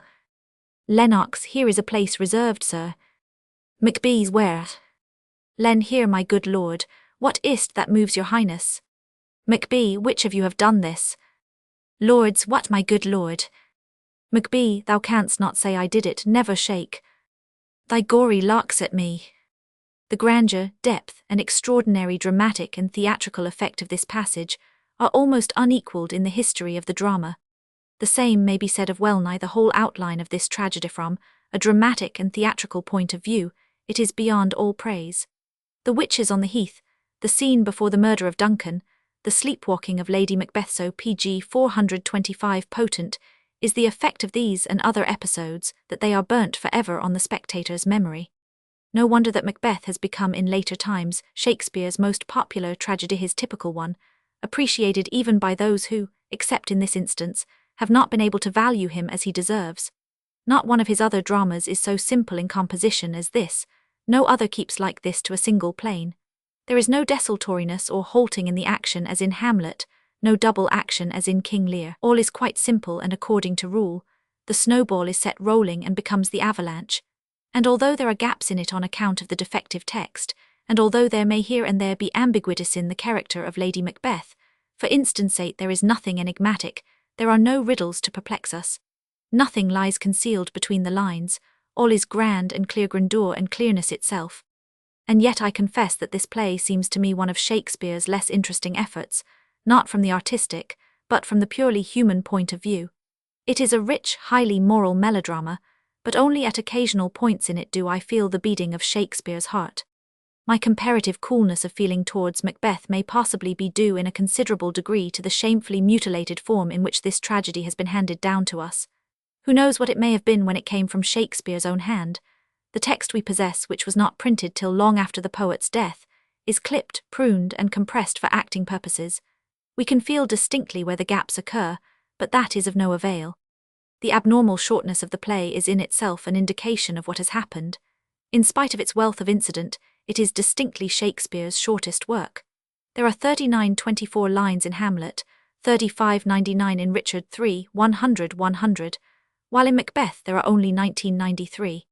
It is plain, moreover, that the structure of the piece has been tampered with. The dialogue between Malcolm and Macduff IV, which, strictly speaking, must be called superfluous from the dramatic point of view, is so long as to form about an eighth part of the whole tragedy. It may be presumed that the other scenes originally stood in some sort of proportion to this, for there is no other instance in Shakespeare's work of a similar disproportion. In certain places omissions are distinctly felt. Lady Macbeth 1 proposes to her husband that he shall murder Duncan. He gives no answer to this. In the next scene the king arrives. In the next again, Macbeth's deliberations as to whether or not he is to commit the murder are all over, and he is only thinking how it can be done with impunity. When he wavers and says to his pg 426 wife, "I dare do all that may become a man, who dares do more is none," her answer shows how much is wanting here. When you durst do it, then you were a man. And to be more than what you were, you would be so much more the man, nor time nor place Did then add here, and yet you would make both. We spectators or readers know nothing of all this. There has not even been time for the shortest conversation between husband and wife. Shakespeare took the material for his tragedy from the same source, on which he drew for all his English histories Holinshed's Chronicle to wit. In this case, Holinshed, at no time a trustworthy historian, simply reproduced a passage of Hector Boece's Scotorum Histori. MacDonald's rebellion and Swino's Viking invasion are fables. Banquo and Fleance, as founders of the race of Stuart, are inventions of the chroniclers. There was a blood feud between the House of Duncan and the House of Macbeth. Lady Macbeth, whose real name was Gruach, was the granddaughter of a king who had been killed by Malcolm II, Duncan's grandfather. Her first husband had been burnt in his castle with 50 friends. Her only brother was killed by Malcolm's order. Macbeth's father also, Finleg or Finlay, had been killed in a contest with Malcolm. Therefore they both had the right to a blood revenge on Duncan. Nor did Macbeth sin against the laws of hospitality in taking Duncan's life. He attacked and killed him in the open field. It is further to be observed that by the Scottish laws of succession, he had a better right to the throne than Duncan. After having seized the throne, he ruled firmly and justly. There is a quite adequate psychological basis for the real facts of the year 1040, though it is much simpler than that underlying the imaginary events of Holinshed's Chronicle, which form the subject of the tragedy. Shakespeare on the whole follows Holinshed with great exactitude, but diverges from him in one or two particulars. According to the Chronicle, Banquo was accessory to the murder of Duncan. Shakespeare alters this in order to give King James a progenitor of unblemished reputation. Instead of using the account of the murder, which is given in the Chronicle, Shakespeare takes and applies to Duncan's case all the particulars of the murder of King Duff, Lady Macbeth's grandfather, as committed by the captain of the castle of Forres, who being the more kindled in wrath by the words of his wife, determined to follow her advice in the execution of so heinous an act. It is hardly necessary to remark that the finest parts of the drama, such as the appearance of Banquo's ghost and Lady Macbeth's sleepwalking scene, are due to Shakespeare alone. Some sensation was made in the year 1778 by the discovery pg 427 of the manuscript of The Witch, a play by Shakespeare's contemporary Middleton, containing in their entirety 2 songs which are only indicated in Macbeth by the quotation of their first lines. These are Come Away 3, and Black Spirits 100. 4i. A very idle dispute arose as to whether Shakespeare had here made use of Middleton or Middleton of Shakespeare. The latter is certainly the more probable assumption, if we must assume either to have borrowed from the other. It is likely enough, however, that single lines of the lesser poet have here and there been interpolated in the witch scenes of Shakespeare's text, as contained in the folio edition. Shakespeare has employed in the treatment of this subject a style that suits it vehement to violence, compressed to congestion figures treading upon each other's heels, while general philosophically reflections occur but rarely. It is a style eminently fitted to express and to awaken terror. Its tone is not altered, but only softened, even in the painfully touching conversation between Lady Macduff and her little son. It is sustained throughout with only one break, the excellent burlesque monologue of the porter. The play centres entirely round the 2 chief characters, Macbeth and Lady Macbeth. In their minds the essential action takes place. The other personages are only outlined. The witch's song with which the tragedy opens ends with that admirable line, in which ugliness and beauty are confounded. Fair is foul and foul is fair. And it is significant that Macbeth, who has not heard this refrain, recalls it in his very first speech. So foul and fair a day I have not seen. It seems as if these words were ringing in his ears, and this foreshadows the mysterious bond between him and the witches. Many of these delicate consonances and contrasts may be noted in the speeches of this tragedy. After Lady Macbeth, who is introduced to the spectator already perfected in wickedness, has said to herself 1. The raven himself is hoarse. That croaks the fatal entrance of Duncan. Under my battlements. The next scene opens serenely with the charming pictures of the following dialogue. Duncan, this castle hath a pleasant seat, the nimbly and sweetly recommends itself unto our gentle senses. pg 428 Banquo, this guest of summer, the temply haunting martlet does approve, by his loved mansionry, that the heaven's breath smells wooingly here, no jutty frieze, buttress nor coign of vantage, but this bird hath made his pendant bed and procreant cradle, where they most breed and haunt, I have observed. The air is delicate, Then the poet immediately plunges anew into the study of this lean, slight, hard woman, consumed by lust of power and splendor. Though by no means the impassive murderess she fain would be, she yet goads her husband, by the force of her far stronger will, to commit the crime which she declares he has promised her. I have given suck and know how tender 'tis to love the babe that milks me. I would, while it was smiling in my face, have plucked my nipple from its boneless gums, and dashed the brains out, had I so sworn as you have done to this. So coarsely callous is she, and yet she is less hardened than she would make herself out to be, for when, just after this, she has laid the daggers ready for her husband, she says, "Had he not resembled my father as he slept, I had don't." The absolutely masterly, thrilling scene between husband and wife after the murder is followed, in horrible, humoristic contrast, by the fantastic interlude of the porter. He conceives himself to be keeping watch at Hellgate, and admitting, amongst others, an equivocating Jesuit, with his casuistry and reservatio mentalis, and his soliloquy is followed by a dialogue with Macduff on the influence of drink upon erotic inclination and capacity. It is well known that Schiller, in accordance with classical prejudices, omitted the monologue in his translation, and replaced it by a pious morning song. What seems more remarkable is that an English poet like Coleridge should have found its effect disturbing, and considered it spurious. Without exactly ranking with Shakespeare's best low-comedy interludes, it affords a highly effective contrast to what goes before and what follows, and is really an invaluable and indispensable ingredient in the tragedy. A short break in the action was required at this point, to give Macbeth and his wife time to dress themselves in their night clothes, and what interruption could be more effective than the knocking at the castle gate, which makes them both thrill with terror, and gives occasion to the porter episode. Another of the gems of the play is the scene 4 between PG 429 Lady Macduff and her wise little son, before the murderers come and kill them both. All the witty child's sayings are interesting, and the mother's bitterly pessimistic speeches are not only wonderfully characteristic of her, but also of the poet's own present frame of mind. "Whither should I fly? I have done no harm, but I remember now I am in this earthly world where to do harm is often laudable, to do good sometime accounted dangerous folly. Why then, alas, do I put up that womanly defence to say I have done no harm?" Equally despairing is Macduff's ejaculation when he learns of the slaughter in his home. Did heaven look on and would not take their part? The beginning of this lengthy scene 4, with its endless dialogue between Malcolm and Macduff, which Shakespeare has transcribed literally from his Holinshed, is weak and flagging. It presents hardly any point of interest, except the far-fetched account of King Edward, the confessor's power of curing the king's evil, evidently dragged in for the sake of paying King James a compliment which the poet knew he would value, in the lines, "'Tis spoken."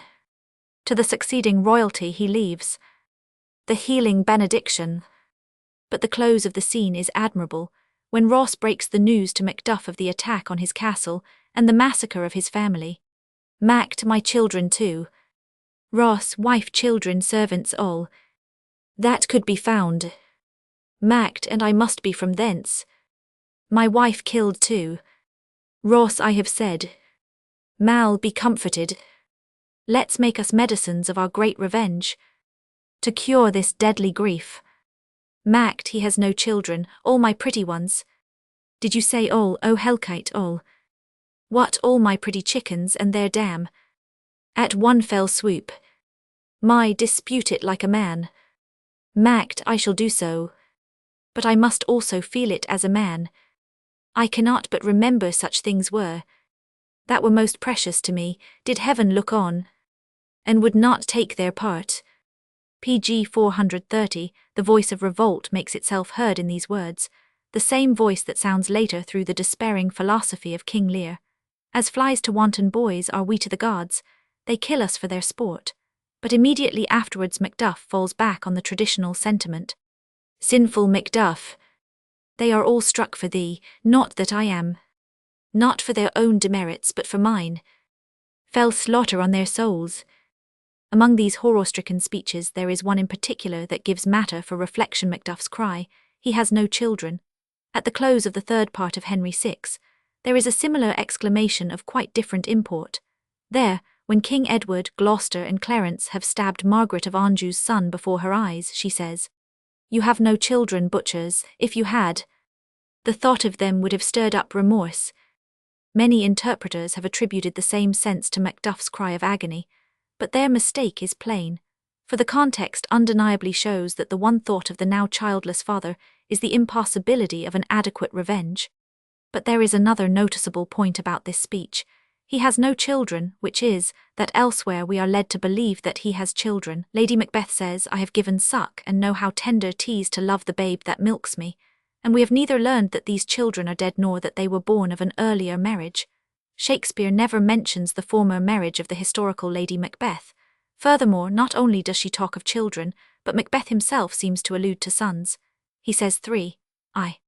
Upon my head they placked a fruitless crown, and put a barren sceptre in my gripe, thence to be wrenched with an unlineal hand. No son of mine succeeding, if't be so. For Banquo's issue have I filed my mind. If he had no children of his own, the last line is meaningless. Had Shakespeare forgotten these earlier speeches when he wrote that ejaculation of Macduff's?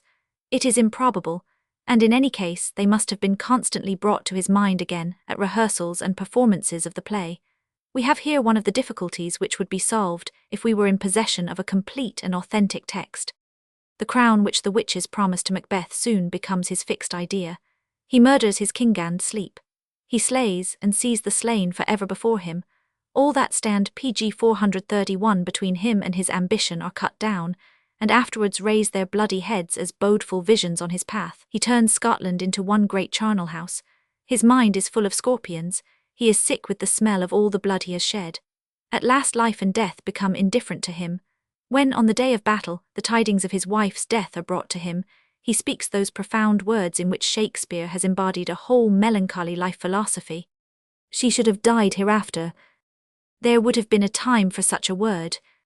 Tomorrow and tomorrow and tomorrow creeps in this petty pace from day to day, to the last syllable of recorded time, and all our yesterdays have lighted fools.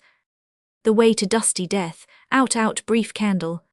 Life's but a walking shadow, a poor player, that struts and frets his hour upon the stage, and then is heard no more. It is a tale told by an idiot, full of sound and fury, signifying nothing." This is the final result arrived at by Macbeth, the man who staked all to win power and glory. Without any underlining on the part of the poet, a speech like this embodies an absolute moral lesson. We feel its value all the more strongly, as Shakespeare's study of humanity in other parts of this play does not seem to have been totally unbiased, but rather influenced by the moral impression which he desired to produce on the audience. The drama is even a little marred by the constant insistence on the fabula docet, the recurrent insinuation that such is the consequence of grasping at power by the aid of crime. Macbeth, not by nature a bad man, might in the drama, as in real life, have tried to reconcile the people to that crime, which after all he had reluctantly committed, by making use of his power to rule well.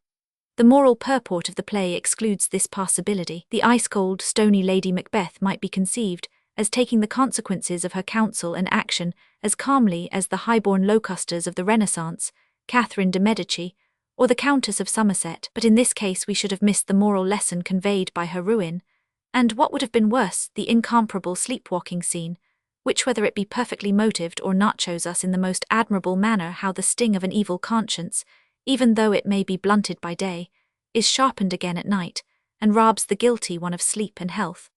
In dealing with the plays immediately preceding Macbeth, we observed that Shakespeare at this period frequently gives a formal exposition of the moral to be drawn from his scenes. pg 432, possibly, there is some connection between this tendency of his and the steadily growing animosity of public opinion to the stage. In the year 1606, an edict was issued absolutely prohibiting the utterance of the name of God on the profane boards of the theatre. Not even a harmless oath was to be permitted. In view of the state of feeling which produced such an act of Parliament, it must have been of vital importance to the tragic poet to prove as clearly as possible the strictly moral character of his works. pg 433. Roman 23. Arthilauth character and significance of Iago. When we consider how Macbeth explains life's tragedy as the result of a union of brutality and malignity, or rather of brutality envenomed by malignity, we feel that the step from this to Othello is not a long one. But in Macbeth, the treatment of life's tragedy as a whole, of wickedness as a factor in human affairs, lacks firmness, and is not in the great style. In a very much grander and firmer style, do we find the same subject treated in Othello. Othello is, in the popular conception, simply the tragedy of jealousy, as Macbeth is simply the tragedy of ambition. Naive readers and critics fancy in their innocence that Shakespeare, at a certain period of his life, determined to study one or two interesting and dangerous passions, and to put us on our guard against them. Following out this intention, he wrote a play on ambition and its dangers, and another of the same kind on jealousy and all the evils that attend it. But that is not how things happen in the inner life of a creative spirit. A poet does not write exercises on a given subject. His activity is not the result of determination or choice. A nerve in him is touched, vibrates, and reacts. What Shakespeare here attempts to realize is neither jealousy nor credulity, but simply and solely the tragedy of life. Whence does it arise? What are its causes? What its laws? He was deeply impressed with the power and significance of evil. Othello is much less a study of jealousy than a new and more powerful study of wickedness in its might. The umbilical cord that connects the master with his work leads, not to the character of Othello, but to that of Iago. Simple-minded critics have been of opinion that Shakespeare constructed Iago on the lines of the historic Richard III. That is to say, found him in literature, in the pages of a chronicler. Believe me, Shakespeare met Iago in his own life, saw portions and aspects of him on every hand throughout his manhood, encountered him piecemeal as it were on his daily path, till one fine day, when he thoroughly felt and understood what malignant pg 434 cleverness and baseness can effect, he melted down all these fragments, and out of them cast this figure. Iagother is more of the grand manner in this figure than in the whole of Macbeth. Iagother is more depth, more penetrating knowledge of human nature in this one character than in the whole of Macbeth. Iago is the very embodiment of the grand manner. He is not the principle of evil, not an old-fashioned, stupid devil, nor a Miltonic devil who loves independence and has invented firearms, nor a Goethe's Mephistopheles who talks cynicism, makes himself indispensable, and is generally in the right. Neither has he the magnificently foolhardy wickedness of a Caesar Borgia, who lives his life in open defiance and reckless atrocity. Iago has no other aim than his own advantage. It is the circumstance that not he but Cassio has been appointed second in command to Othello, which first sets his craft to work on subtle combinations. He coveted this post, and he will stick at nothing in order to win it. In the meantime, he takes advantage of every opportunity of profit that offers itself.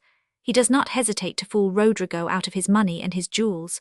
He is always masked in falsehood and hypocrisy, and the mask he has chosen is the most impenetrable one, that of rough outspokenness, the straightforward, honest bluntness of the soldier who does not care what others think or say of him. He never flatters Othello or Desdemona or even Rodrigo. He is the free-spoken, honest friend. He does not seek his own advantage without side-glances at others. He is mischievousness personified. He does evil for the pleasure of hurting, and takes active delight in the adversity and anguish of others. He is that eternal envy which merit or success in others never fails to irritate, not the petty envy which is content with coveting another's honors or possessions, or with holding itself more deserving of another's good fortune. No, he is an ideal personification. He is blearied rancor itself, figuring as a great power, nay, as the motive forcing human life. He embodies the detestation for others' excellences, which shows itself in obstinate disbelief, suspicion, or contempt, the instinct of hatred for all that is open, beautiful, bright, good, and great. Shakespeare not only knew that such wickedness exists, he seized it and set his stamp on it, to his eternal honor as a psychologist. Everyone has heard it said that this tragedy is magnificent in so far as the true and beautiful characters of Othello and Desdemona are concerned, but Iago knows him. What motive underlies his conduct? What can explain such wickedness? If only he had even been frankly in love with Desdemona pg 435, and therefore hated Othello, or had had some other incentive of a like nature. Yes, if he had been the ordinary amorous villain and slanderer, everything would undoubtedly have been much simpler. But at the same time, everything would have sunk into banality, and Shakespeare would here have been unequal to himself. No, precisely in this lack of apparent motive lies the profundity and greatness of the thing. Shakespeare understood this. Iago in his monologues is incessantly giving himself reasons for his hatred. Elsewhere in reading Shakespeare's monologues, we learn what the person really is. He reveals himself directly to us, Even a villain like Richard III is quite honest in his monologues. Not so Iago. This demi-devil is always trying to give himself reason for his malignity, is always half-fooling himself by dwelling on half-motives, in which he partly believes but disbelieves in the main. Coleridge has aptly designated this action of his mind, the motive hunting of a motiveless malignity. Again and again he expounds to himself that he believes Othello has been too familiar with his wife, and that he will avenge the dishonor. He now and then adds, to account for his hatred of Cassio, that he suspects him too of tampering with Emilia. He even thinks it worthwhile to allege as a secondary motive that he himself is enamored of Desdemona. His words are too. Now I do love her too. Not out of absolute lust, though peradventure I stand accountant for as great a sin, but partly led to die at my revenge. For that I do suspect the lusty Moor hath leaped into my seat. These are half-sincere attempts at self-understanding, sophistical self-justifications. Yellow-green, venomous envy has always a motive in its own eyes, and tries to make its malignity towards the better man pass muster as a desire for righteous vengeance. But Iago, who, a few lines before, has himself said of Othello that he is of a constant, loving, noble nature, is 1,000 times too clever to believe that he has been wronged by him. The Moor is, to his eyes, transparent as glass. pg 436, an ordinary human capacity for love or hatred springing from a definite cause would degrade and detract from Iago's supremacy in evil. In the end, he is sentenced to torture, because he will not vouchsafe a word of explanation or enlightenment. Hard and in his way proud as he is, he will certainly keep his lips tightly closed under the torture, but even if he wanted to speak, it would not be in his power to give any real explanation. He has slowly, steadily poisoned Othello's nature. We watch the working of the venom on the simply-hearted man, and we see how the very success of the poisoning process brutalizes and intoxicates Iago more and more. But to ask whence the poison came into Iago's soul would be a foolish question, and one to which he himself could give no answer. The serpent is poisonous by nature. It gives forth poison as the silkworm does its thread, and the violet its fragrance. Towards the close of the tragedy 4, there occurs one of its profoundest passages, which shows us how Shakespeare must have dwelt upon and studied the potency of evil during these years. After Emilia has witnessed the breaking out of Othello's mad rage against Desdemona, she says, "Emil, I will be hanged if some eternal villain, some busy and insinuating rogue, some cogging, cozening slave to get some office, have not devised this slander, I will be hanged else. Iago, fie, there is no such man, it is impossible. Des, if any such there be, heaven pardon him. Emil, a halter pardon him, and hell nor his bones."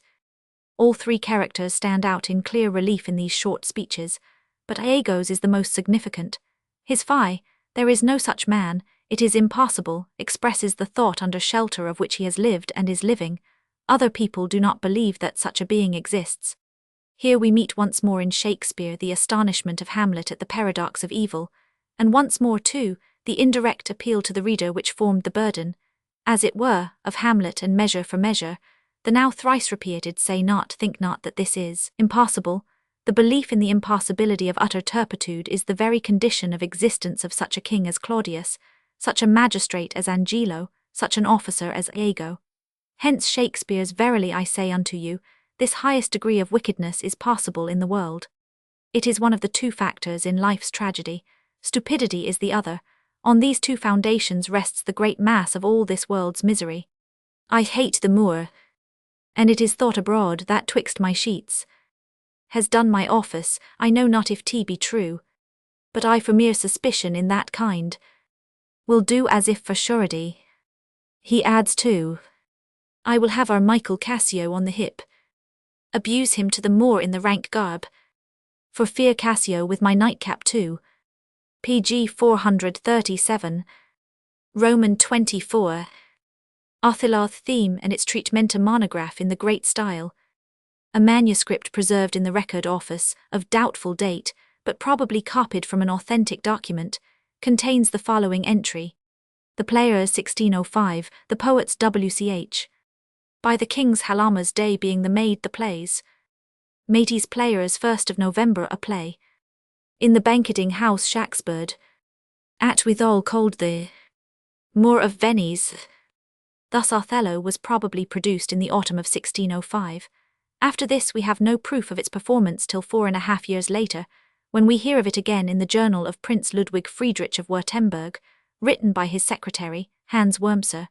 The entry for the 30th of April 1610 runs thus. Lundi 30. S. Eminence alors globe, l'ordinaire au elan les comédies, why fut represent l'histoire du mort de Venise. In face of these data, it matters nothing that there should appear in Othello, as we have it, a line that must have been written in or after 1611. The tragedy was printed for the first time in a quarto edition in 1622, for the second time in the folio of 1623. The folio text contains an additional 160 lines proving that another manuscript has been made use of, and all oaths and mentions of the name of God are omitted. It is not only possible, but certain, that this line must have been a late interpolation. Its entire discordance with its position in the play shows this clearly enough, and seems to me to render it doubtful whether it is by Shakespeare at all. In the scene where Othello bids Desdemona give him her hand, and loses himself in reflections upon it 3, he makes this speech. A liberal hand, the hearts of old gave hands. But our new heraldry is hands, not hearts.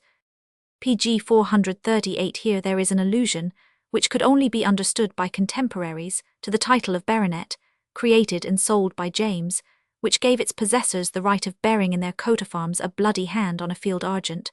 Most naturally Desdemona replies to this irrelevant remark, I cannot speak of this.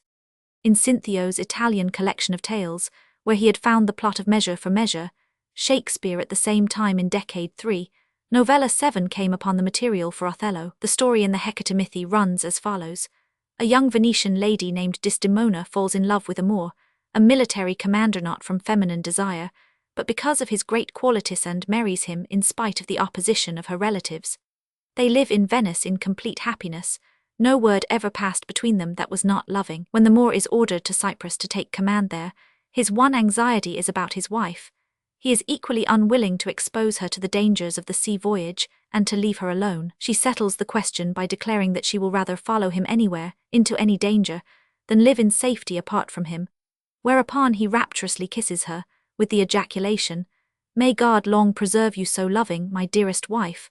Thus the perfect initial harmony between the pair which Shakespeare depicts is suggested by his original. The ensign undermines their happiness. He is described as remarkably handsome, but as wicked by nature as any man that ever lived in the world. He was dear to the Moor, who had no idea of his baseness, for although he was an errant coward, he managed by means of proud and blusterous talk, aided by his fine appearance, so to conceal his cowardice that he passed for a Hector or Achilles. His wife, whom he had taken with him to Cyprus, was a fair and virtuous young woman, much beloved by Desdemona, who spent the greater part of the day in her company. The lieutenant Il Capo di Squadra came much to the Moor's house, and often supped with him and his wife.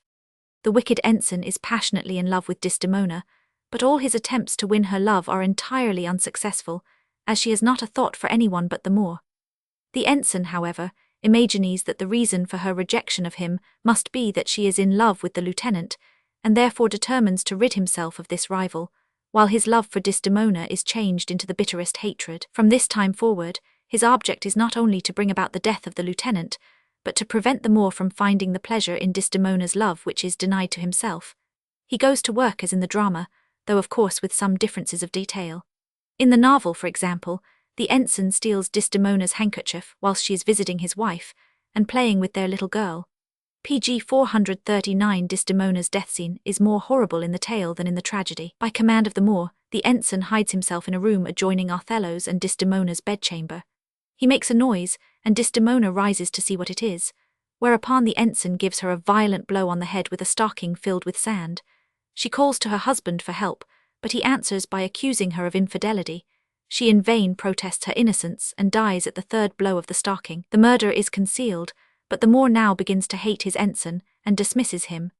The ensign is so exasperated by this that he lets the lieutenant know who is responsible for the night assault that has just been made upon him. The lieutenant accuses the Moor before the council, and Othello is put to torture.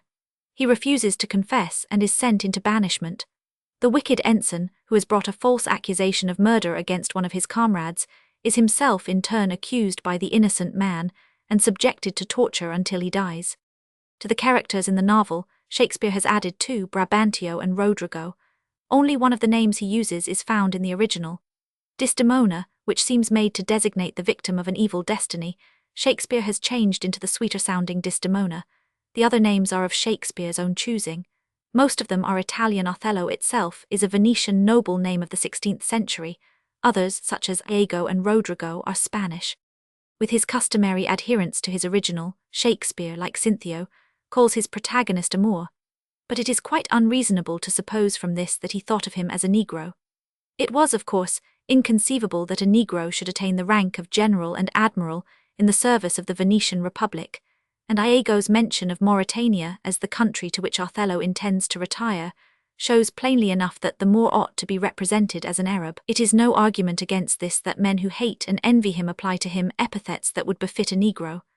Thus Rodrigo in the first scene of the play calls him thick-lips, and Iago, speaking to Brabantio, calls him an old black ram, but a little later Iago compares him with a Barbary horse, that is to say, an Arab from North Africa. It is always animosity and hate that exaggerate the darkness of his hue, as when Brabantio talks of his sooty bosom. That Othello calls himself black only means that he is dark. In this very play Iago says of dark women, "If she be black and thereto have a wit, she will find a white that shall her blackness fit."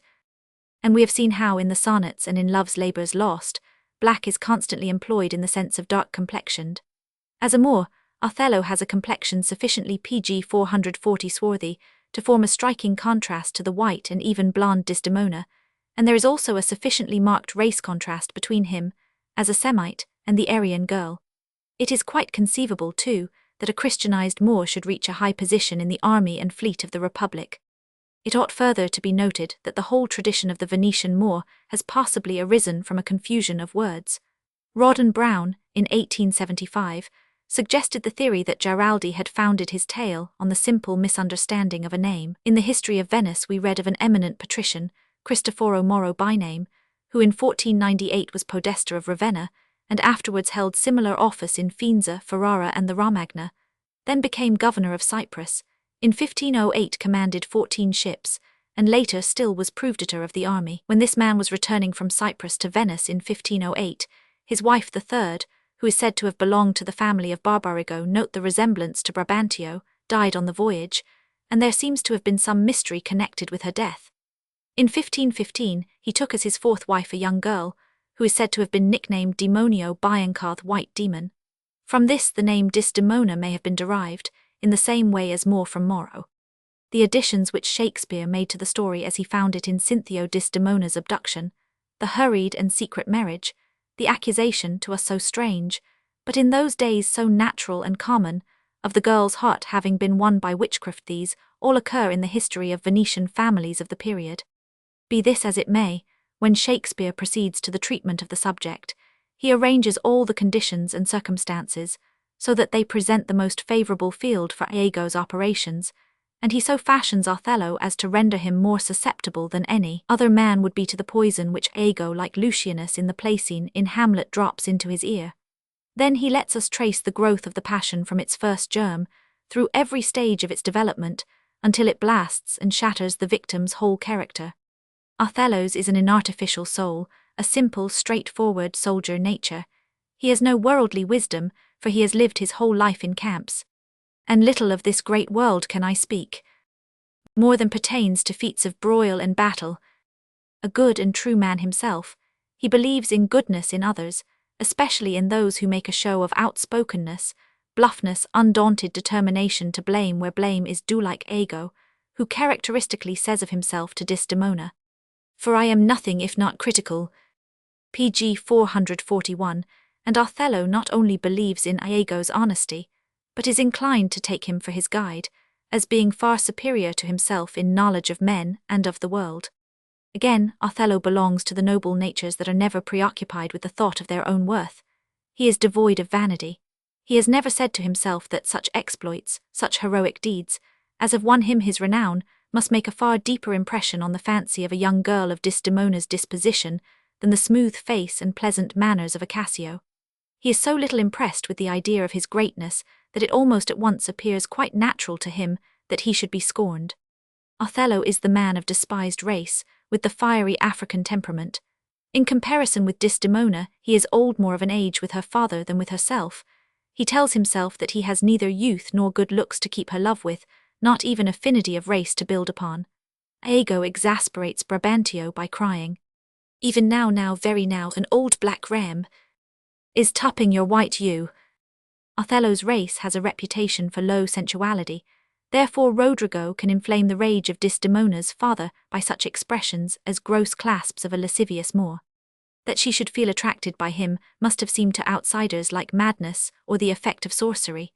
For, far from being of an inviting, forward, or coquettish nature, Desdemona is represented as more than ordinarily reserved and modest.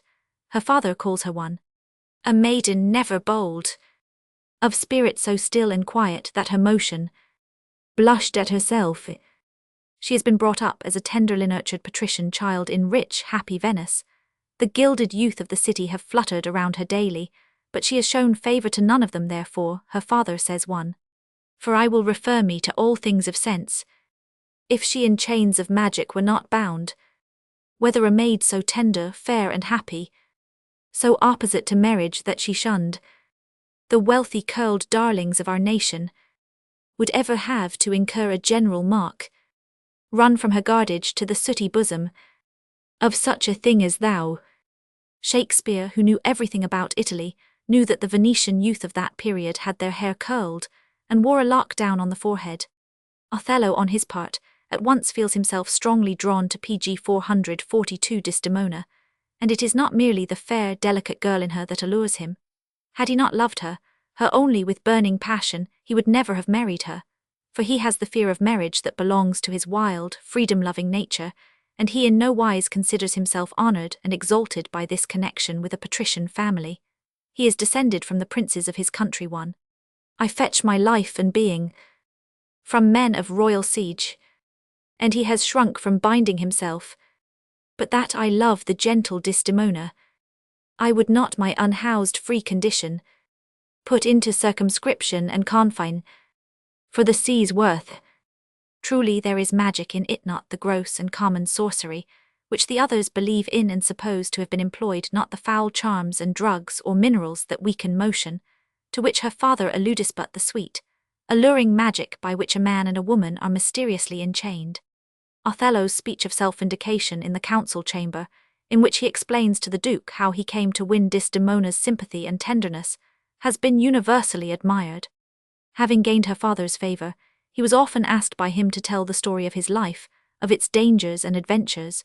He told of sufferings and hardships, of hairbreadth escapes from death, of imprisonment by cruel enemies, of far-off strange countries he had journeyed through.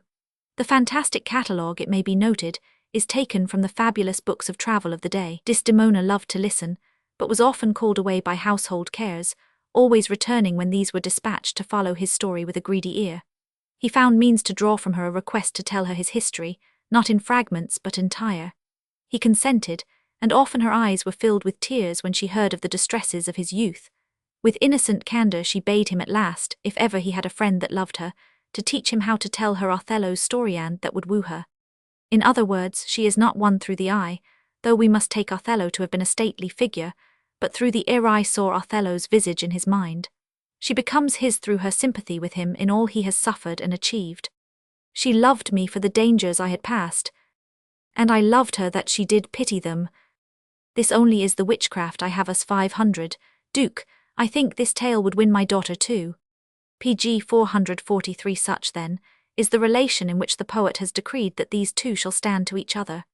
This is no love between two of the same age and the same race, whom only family enmity keeps apart, as in Romeo and Juliet. Still less is it a union of hearts like that of Brutus and Portia, where the perfect harmony is the result of tenderest friendship in combination with closest kinship, added to the fact that the wife's father is her husband's hero and ideal. No, in direct contrast to this last, it is a union which rests on the attraction of opposites, and which has everything against it: difference of race, difference of age, and the strange, exotic aspect of the man, with the lack of self-confidence which it awakens in him. Iago expounds to Roderigo how impossible it is that this alliance should last. Desdemona fell in love with the Moor because he bragged to her and told her fantastical lies. Does anyone believe that love can be kept alive by prating? To inflame the blood anew, sympathy in years, manners, and beauties is required, all which the Moor is defective in. The Moor himself is at first troubled by none of these reflections, and why not? Because Othello is not jealous. This sounds paradoxical, yet it is the plain truth. Othello not jealous. It is as though one were to say water is not wet or fire does not burn, but Othello's is no jealous nature. Jealous men and women think very differently and act very differently. He is unsuspicious, confiding, and in so far stupid there lies the misfortune, but jealous in the proper sense of the word he is not. When Iago is preparing to insinuate his calumnies of Desdemona, he begins hypocritically 3. Oh, beware, my lord, of jealousy. It is the green-eyed monster. Othello answers, "'Tis not to make me jealous. To say me wife is fair, feeds well, loves company, is free of speech, sings, plays, and dances well. Where virtue is, these are more virtuous. Nor from mine own weak merits will I draw the smallest fear or doubt of her revolt. For she had eyes and chose me." Thus not even his exceptional position causes him any uneasiness, so long as things take their natural course. But there is no escaping the steady pursuit of which he, all unwitting, is the object. He becomes as suspicious towards Desdemona as he is credulous towards Iago, brave Iago, honest Iago. Brabantio's malison recurs to his mind. She has deceived her father, and may thee, and close on it crowd Iago's reasons. Haply for I am black, and have not those soft parts of conversation, pg 444 that chambers have, or for I am into the vale of years, yet that's not much. And the torment seizes him of feeling that one human being is a sealed book to the other, that it is impossible to control passion and appetite in a woman, though the law may have given her into one's hand until, at last, he feels as if he were stretched on the rack, and Iago can exult in the thought that not all the drowsy syrups of the world can procure him the untroubled sleep of yesterday.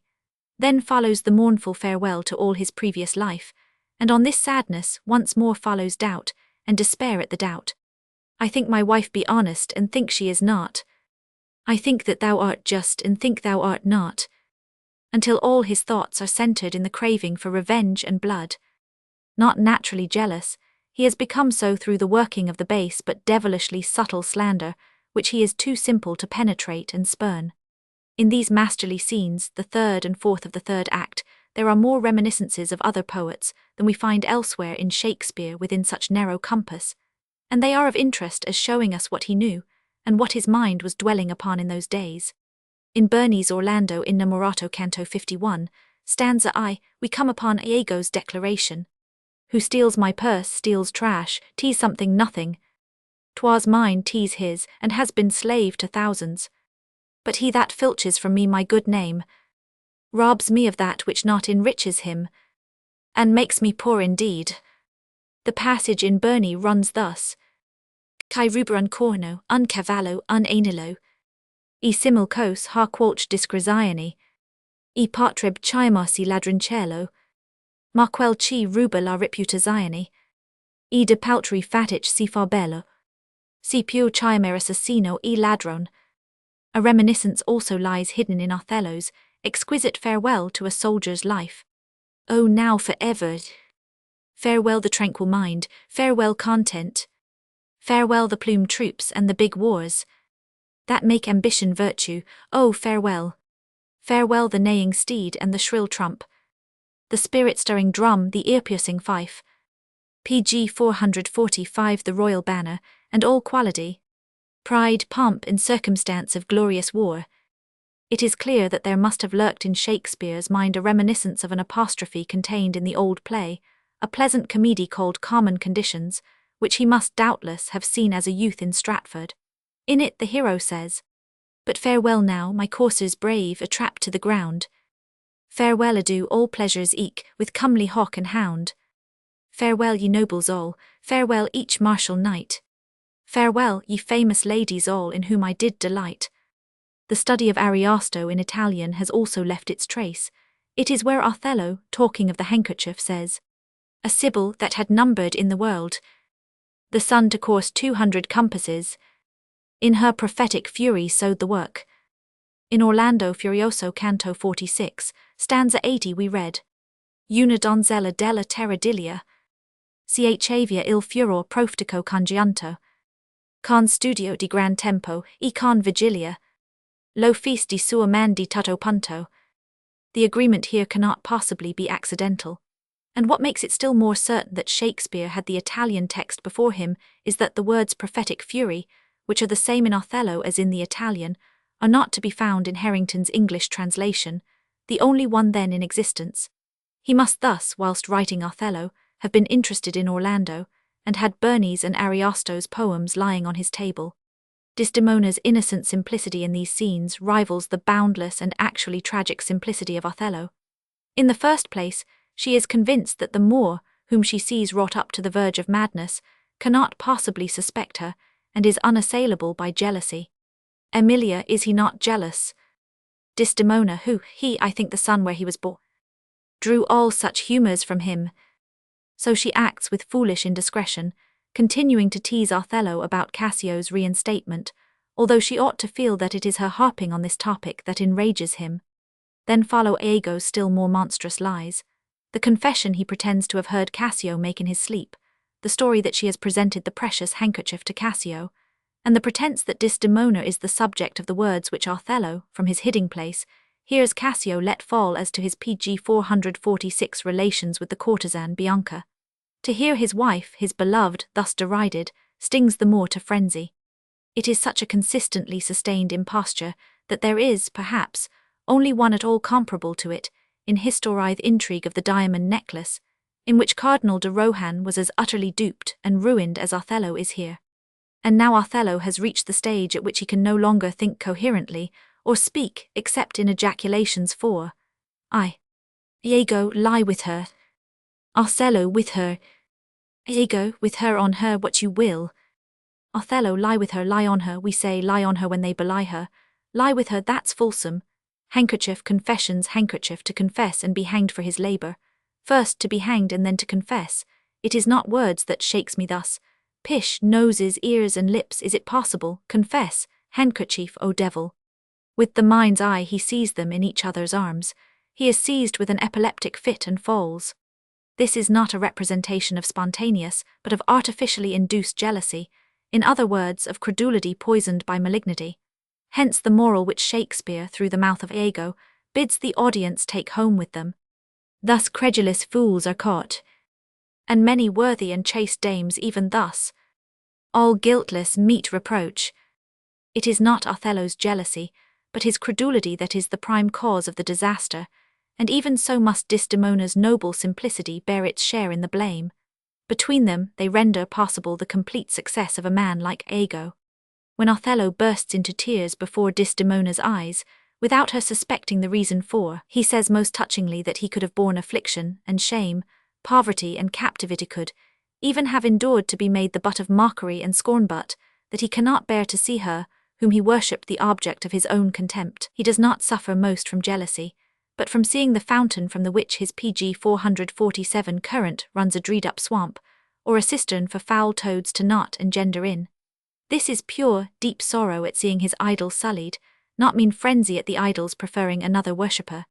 And with that grace which is an attribute of perfect strength, Shakespeare has introduced as a contrast, directly before the terrible catastrophe, Desdemona's delicate little ditty of the willow tree of the maiden who weeps because her lover is untrue to her, but who loves him none the less. Desdemona is deeply touching when she pleads with her cruel lord for but a few moments' respite, but she is great in the instant of death, when she expires with the sublime lie, the one lie of her life, upon her lips, designed to shield her murderer from his punishment. Ophelia, Desdemona, Cordelia had a trefoil. Each has her characteristic features, but they resemble one another like sisters. They all present the type which Shakespeare at this point loves and most affects. Had they a model? Had they perhaps one and the same model? Had he about this time encountered a young and charming woman, living, as it were, under a cloud of sorrow, injustice, misunderstanding, who was all heart and tenderness, without any claims to intellect or wit? We may suspect this, but we know nothing of it. The figure of Desdemona is one of the most charming Shakespeare has drawn.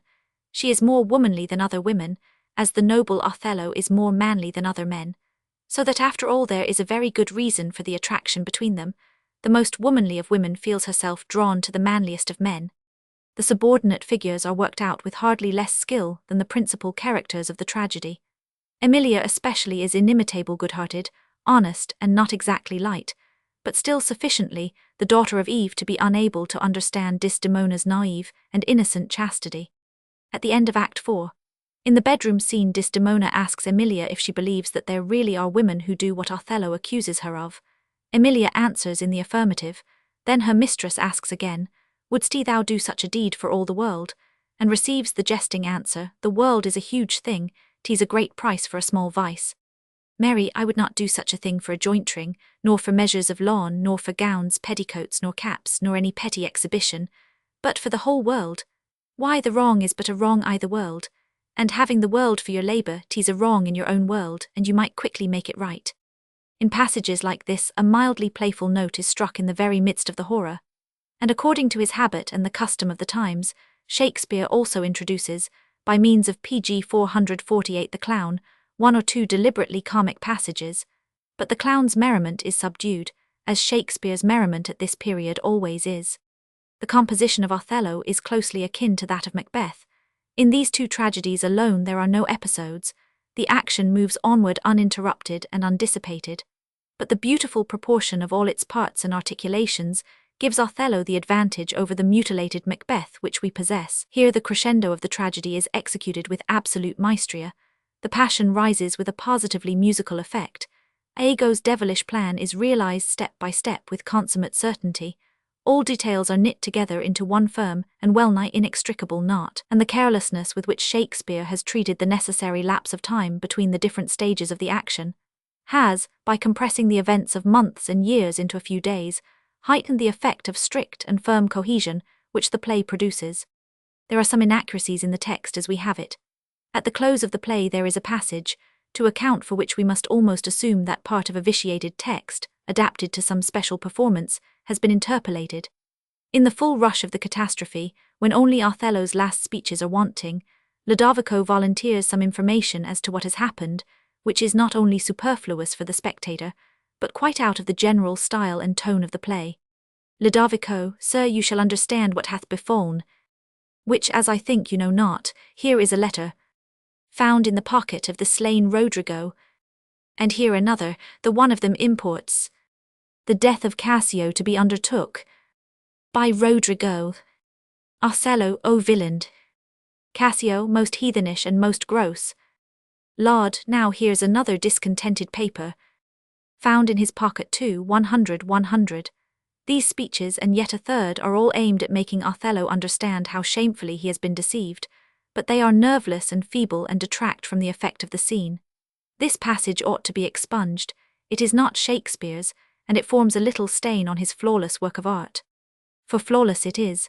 I not only find several of Shakespeare's greatest qualities united in this work, but I see hardly a fault in it.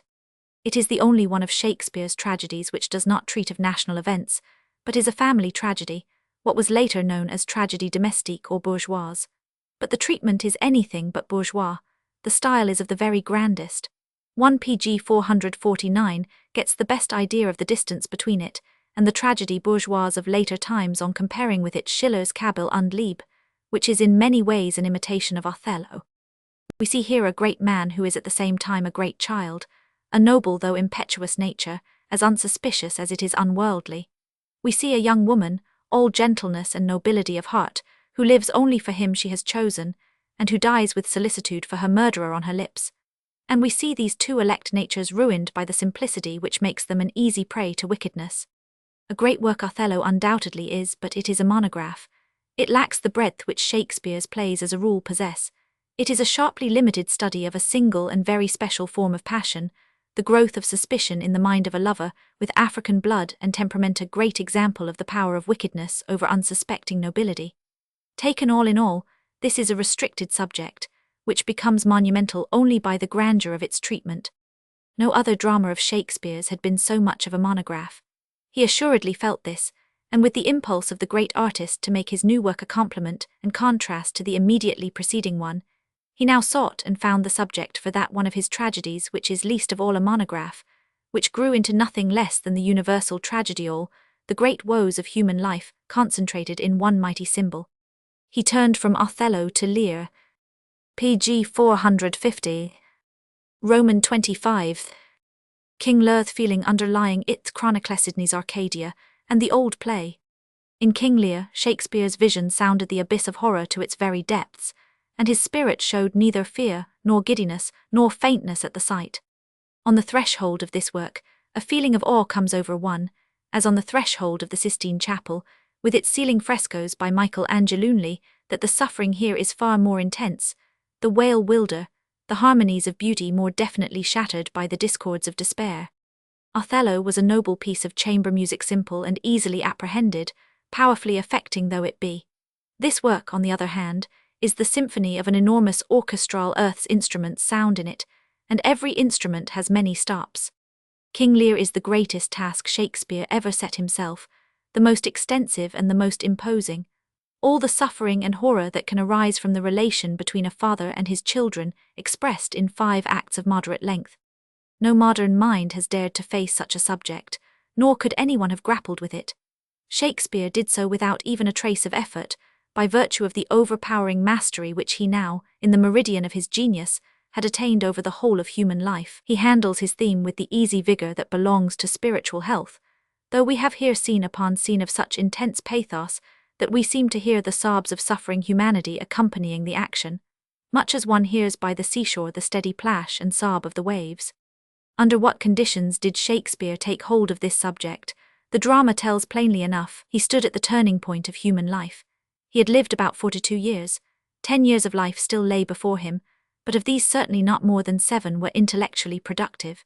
He now brought that which makes life worse than death face to face with that which makes life worth living, the very breath of our lungs, and cordially alike pg 451 solace of our suffering, and swept them both forward to a catastrophe that appalls us like the ruin of a world. In what frame of mind did Shakespeare set himself to this work?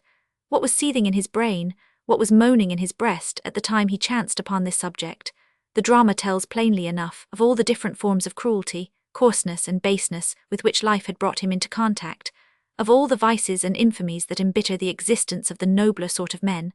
One vice now seemed to him the worst stood out before him as the most abominable and revolting of alone, of which he himself, no doubt, had again and again been the victim, to wit, ingratitude.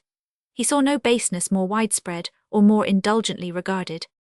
Who can doubt that he, immoderately enriched by nature, he whose very existence was, like that of Shelley's cloud, a constant giving and eternal beneficence, a perpetual bringing of fresh showers to the thirsting flowers, who can doubt that such a giver on the grandest scale must again and again have been rewarded with the blackest ingratitude? We see, for instance, how Hamlet, so far his greatest work, was received with instant attack, with what Swinburne has aptly called the jeers, howls, hoots and hisses of which a careful ear may catch some far faint echo, even yet fearful and furtive yelp from beneath of the masked and writhing poeticule.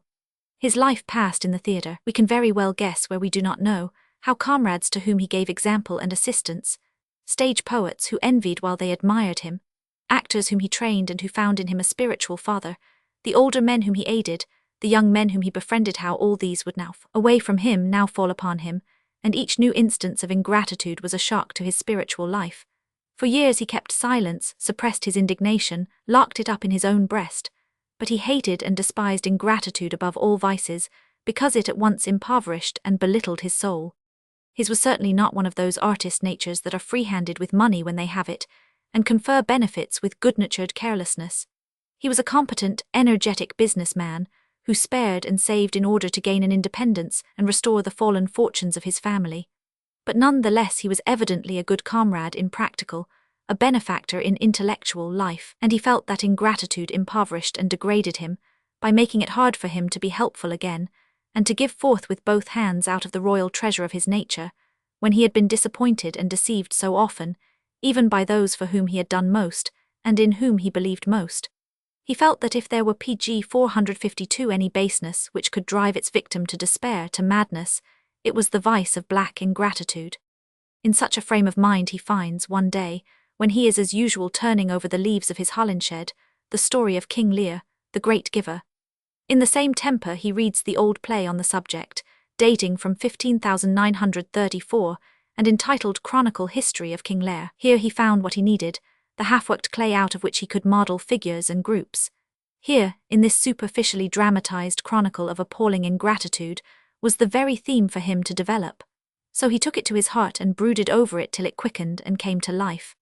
We can determine without difficulty the period during which Shakespeare was working at King Lear. Were it not clear from other reasons that the play cannot have been written before 1603, we should know it from the fact that in this year was published Harsnet's declaration of popish impostures, from which he took the names of some of the fiends mentioned by Edgar III.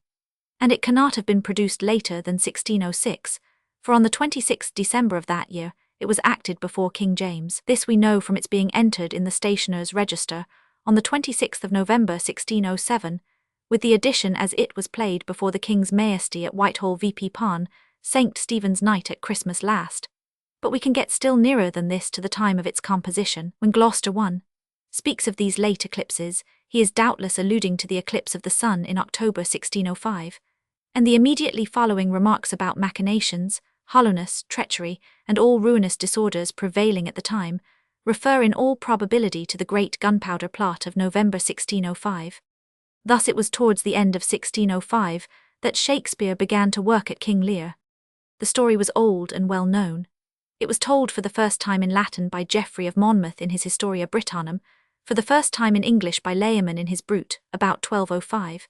It came originally from Wales and bears a distinctly Celtic impress, which Shakespeare, with his fine feeling for all national peculiarities, has succeeded in retaining and intensifying. He found all the main features of the story in Holinshed. According to this authority, Lear, son of Baldard, rules in Britain at what time Josh reigned as yet in Judah. His 3 daughters are named Gonorilla, Regan, and Cordelia. He asks them how great is their love for him, and they answer as in the tragedy. Cordelia, repudiated and disinherited, marries one of the princes of Gaul. When the 2 elder daughters have shamefully ill-treated Lear, he flees to Cordelia. She and her husband raise an army, sail to England, defeat the armies of the 2 sisters, and reinstate Lear on his throne. He reigns for 2 more years. PG 453 Then Cordelia succeeds to the throne, and this happens in the year of the world 3155, before the building of Rome 54, Uzziah then reigning in Judah and Jeroboam over Israel. She rules the kingdom for 5 years. Then her husband dies and her sister's sons rise in rebellion against her, lay waste a great part of the country, take her prisoner and keep her strictly guarded. This so enrages Cordelia, who is of a masculine spirit, that she takes her own life. The material Shakespeare found in this tradition did not suffice him. The thoughts and imaginings which the story set astir within him led him to seek for a supplement to the action in the tale of Gloucester and his sons, which he took from Sir Philip Sidney's Arcadia, a book not yet 20 years old, with the story of the great giver, who is recompensed with ingratitude by his wicked daughters after he has banished his good daughter. He entwined the story of the righteous duke, who, deceived by slander, repudiates his good son, and is hurled by the bad one into the depths of misery, until at last his eyes are torn out of his head. According to Sidney, some princes are overtaken by a storm in the kingdom of Galatia. They take refuge in a cave, where they find an old blind man and a youth, whom the old man in vain entreats to lead him to the top of a rock, from which he may throw himself down, and thus put an end to his life. The old man had formerly been prince of Paphlagonia, but the hard-hearted ungratefulness of his illegitimate son had deprived him not only of his kingdom, but of his eyesight. This bastard had previously had a fatal influence over his father. By his permission, the prince had given orders to his servants to take his legitimate son out into a wood, and there kill him. The young man, however, escaped, went into foreign military service, and distinguished himself. But when he heard of the evils that had befallen his father, he hastened back to be a support to his hapless age, and is now heaping coals of fire upon his head. The old man begs the foreign princes to make his story known, that it may bring honor to the pious son, the only reward he can expect. The old drama of King Lear had kept strictly to Holinshed's chronicle. It is instructive reading for anyone who is trying to mete out the compass of Shakespeare's genius, a childish work in which the rough outlines of the principal action, as we know them from Shakespeare, are superficially reproduced. It compares with Shakespeare's tragedy as the melody of Schiller's and Die Freud, played with one finger, compares with Beethoven's Ninth Symphony. And even this comparison does rather too much honor to the old drama, in which the melody is barely suggested. PG 454 Roman 26 King Lear's tragedy of a world catastrophe. I imagine that Shakespeare must as a rule have worked early in the morning. The division of the day at that time would necessitate this, but it can scarcely have been in bright morning hours, scarcely in the daytime, that he conceived King Lear. No, it must have been on a night of storm and terror, one of those nights when a man, sitting at his desk at home, thinks of the wretches who are wandering in houseless poverty through the darkness, the blustering wind, and the soaking rain, when the rushing of the storm over the housetops and its howling in the chimneys sound in his ears like shrieks of agony, the wail of all the misery of earth. For in King Lear and King Lear alone, we feel that what we in our day know by the awkward name of the social problem, in other words, the problem of extreme wretchedness and want, existed already for Shakespeare. On such a night, he says with Lear 3, "Poor naked wretches, wheresoe'er you are, that bide the pelting of this pitiless storm, how shall your houseless heads and unfed sides, your looped and windowed raggedness defend you from seasons such as these?" And he makes the king add, "Oh, I have too little care of this, take physic pomp, expose thyself to feel what wretches feel, that thou mayst shake the superflux to them, and show the heavens more just." On such a night was Lear conceived. Shakespeare, sitting at his writing table, heard the voices of the king, the fool, Edgar and Kent on the heath, interwoven with each other, contrapuntly answering each to each as in a fugue, and it was for the sake of the general effect, in all its sublimity, that he wrote large portions of the tragedy which in themselves cannot have interested him. The whole introduction, for instance, deficient as it is in any pg 455 reasonable motive for the king's behaviour, he took, with his usual sovereign indifference in unessential matters, from the old play. With Shakespeare we always find that each work is connected with the preceding one, as ring is linked with ring in a chain. In the story of Gloucester, the theme of Othello is taken up again and varied. The trusting Gloucester is spiritually poisoned by Edmund, exactly as Othello's mind is poisoned by Iago's lies. Edmund calumniates his brother Edgar, shows forged letters from him, wounds himself in a make-believe defence of his father's life against him, in short, upsets Gloucester's balance just as Iago did Othello's. And he employs the very same means as Schiller's Franz Moor employs, 2 centuries later, to blacken his brother Karl in their old father's estimation. Die Räuber is a sort of imitation of this part of King Lear. Even the father's final blindness is copied.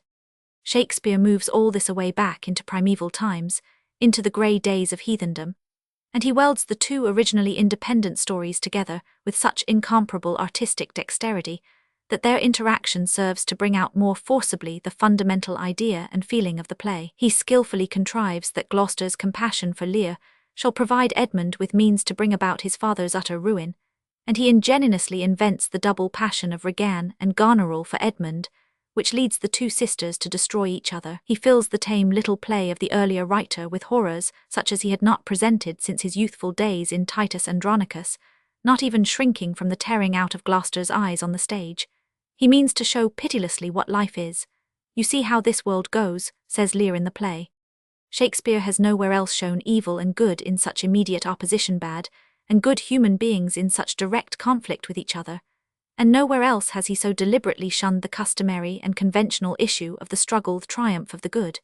In the catastrophe, blind and callous fate blots out the good and the bad together. Everything centres in the protagonist, poor old, stupid, great Lear, king every inch of him and every inch human. Lear's is a passionate nature, irritably nervous, all too ready to act on the first impulse. At heart he is so lovable that he arouses the unalterable devotion of the best among those who surround him. And he is so framed to command and so accustomed to rule that he misses every moment that power which, in an access of caprice, he has renounced. For a brief space at the beginning of the play the old man stands erect, then he begins to bend, and the weaker he grows the heavier load is heaped upon him, till at last, overburdened, he sinks. He wanders off, groping his way with his crushing fate upon his back. Then the light of his mind is extinguished, madness seizes him. pg 456, and Shakespeare takes this theme of madness and sets it for 3 voice divides it between Edgar, who is mad to serve a purpose, but speaks the language of real insanity, the fool who is mad by profession and masks the soundest practical wisdom under the appearance of insanity, and the king, who is bewildered and infected by Edgar's insane talk, the king, who is mad with misery and suffering. As already remarked, it is evident from the indifference with which Shakespeare takes up the old material to make a beginning and set the play going, that all he really cared about was the essential pathos of the theme, the deep seriousness of the fundamental emotion. The opening scenes are of course incredible. It is only in fairy tales that a king divides the provinces of his kingdom among his daughters, on the principle that she gets the largest share who can assure him that she loves him most. and only a childish audience could find it conceivable that old Gloucester should instantly believe the most improbable calumnies against a son whose fine character he knew. Shakespeare's individuality does not make itself felt in such parts as these, but it certainly does in the view of life, its course and character, which bursts upon Lear when he goes mad, and which manifests itself here and there all through the play. And Shakespeare's intellect has now attained such mastery, every passion is rendered with such irresistible power, that the play, in spite of its fantastic, unreal basis, produces an effect of absolute truth. Lear, a man may see how this world goes with no eyes. Look with thine ears, see how yond justice rails upon yond simple thief. Hark in thine ear, change places, and hand-a-dandy which is the justice, which is the thief. Thou hast seen a farmer's dog bark at a beggar. Gloucester, I say. Lear and the creature run from the cur. There thou mightst behold the great image of authority, a dog's obeyed in office. And then follow outbursts to the effect that the punisher is generally worse than the punished. The beadle flogs the loose woman, but the rascally beadle is as lustful as she. The idea here answers to that in Measure for Measure. The beadle should flog himself, not the woman. And then come complaints that the rich are exempt from punishment. Dress sin in armor of gold plate, and the lance of justice will shiver against it. Finally, he concentrates his indictment of life in the words, "When we are born, we cry that we are come to this great stage of fools." We hear a refrain from Hamlet running through all this, but Hamlet's criticism of life is here taken up by many voices. It sounds louder and awakens echo upon echo. Pg 457, the fool, the best of Shakespeare's fools, made more conspicuous by coming after the insignificant clown in Othello, is such an ecomordantly witty, marvellously ingenious. He is the protest of sound common sense against the foolishness of which Lear has been guilty, but a protest that is pure humour. He never complains, least of all on his own account, yet all his foolery produces a tragic effect. And the words spoken by one of the knights, "Since my young lady's going into France, sir, the fool hath much pined away," atone for all his sharp speeches to Lear. Amongst Shakespeare's other masterstrokes in this play must be reckoned that of exalting the traditional clown, the buffoon, into so high a sphere that he becomes a tragic element of the first order. In no other play of Shakespeare's has the fool so many proverbial words of wisdom. Indeed, the whole piece teems with such words. Lear's "I and no" too was no good divinity. Edgar's "ripeness is all." Kent's "to be acknowledged, madam," is o'erpaid. Whilst the elder daughters have inherited and overdeveloped Lear's bad qualities, Cordelia has fallen heir to his goodness of heart. But he has also transmitted to her a certain obstinacy and pride, but for which the conflict would not have arisen. His first question to her and her answer to it are equally wanting in tact, but as the action proceeds, we find that her obstinacy has melted away, her whole being is goodness and charm. How touching is the passage where Cordelia finds her brain-sick sire, and tends him until, by aid of the healing art, and sleep and music, he slowly regains his health. Everything is beautiful here from the first kiss to the last word. Lear is born sleeping onto the stage. The doctor orders music to sound, and Cordelia says for Cor, "O my dear father, restoration hang thy medicine on my lips, and let this kiss repair those violent harms that my two sisters have in thy reverence made. Kent, kind and dear princess, Cor, had you not been their father, these white flakes had challenged pity of them. Was this a face to be opposed against the warring winds? Mine enemy's dog, though he had bit me, should have stood that night against my fire." He awakes, and Cordelia says to him, "Cor, how does my royal lord, how fares your majesty?" Lear, "You do me wrong to take me out o' the grave. Thou art a soul in bliss, but I am bound." Pg 458, upon a wheel of fire, that mine own tears do scald like molten lead. Then he comes to himself, asks where he has been and where he is surprised that it is fair daylight, remembers what he has suffered. Cor, "Oh, look upon me, sir, and hold your hands in benediction o'er me." "No, sir, you must not kneel." Notice this last line. It has its history. In the old drama of King Lear, this kneeling was made a more prominent feature. There the king and his faithful Perillus, so Kent was called in the old play, are wandering about, perishing with hunger and thirst, when they fall in with the King of Gaul and Cordelia, who are spying out the land disguised as peasants. The daughter recognizes her father and gives the starving man food and drink. Then, when he is satisfied, he tells her his story in deep anguish of spirit.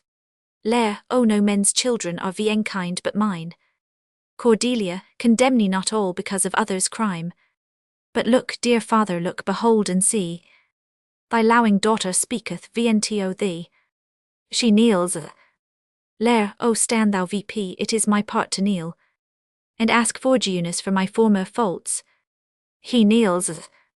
The scene is beautiful, and there is true filial feeling in it, but it would be impossible on the stage, where two persons kneeling to each other cannot but produce a comic effect.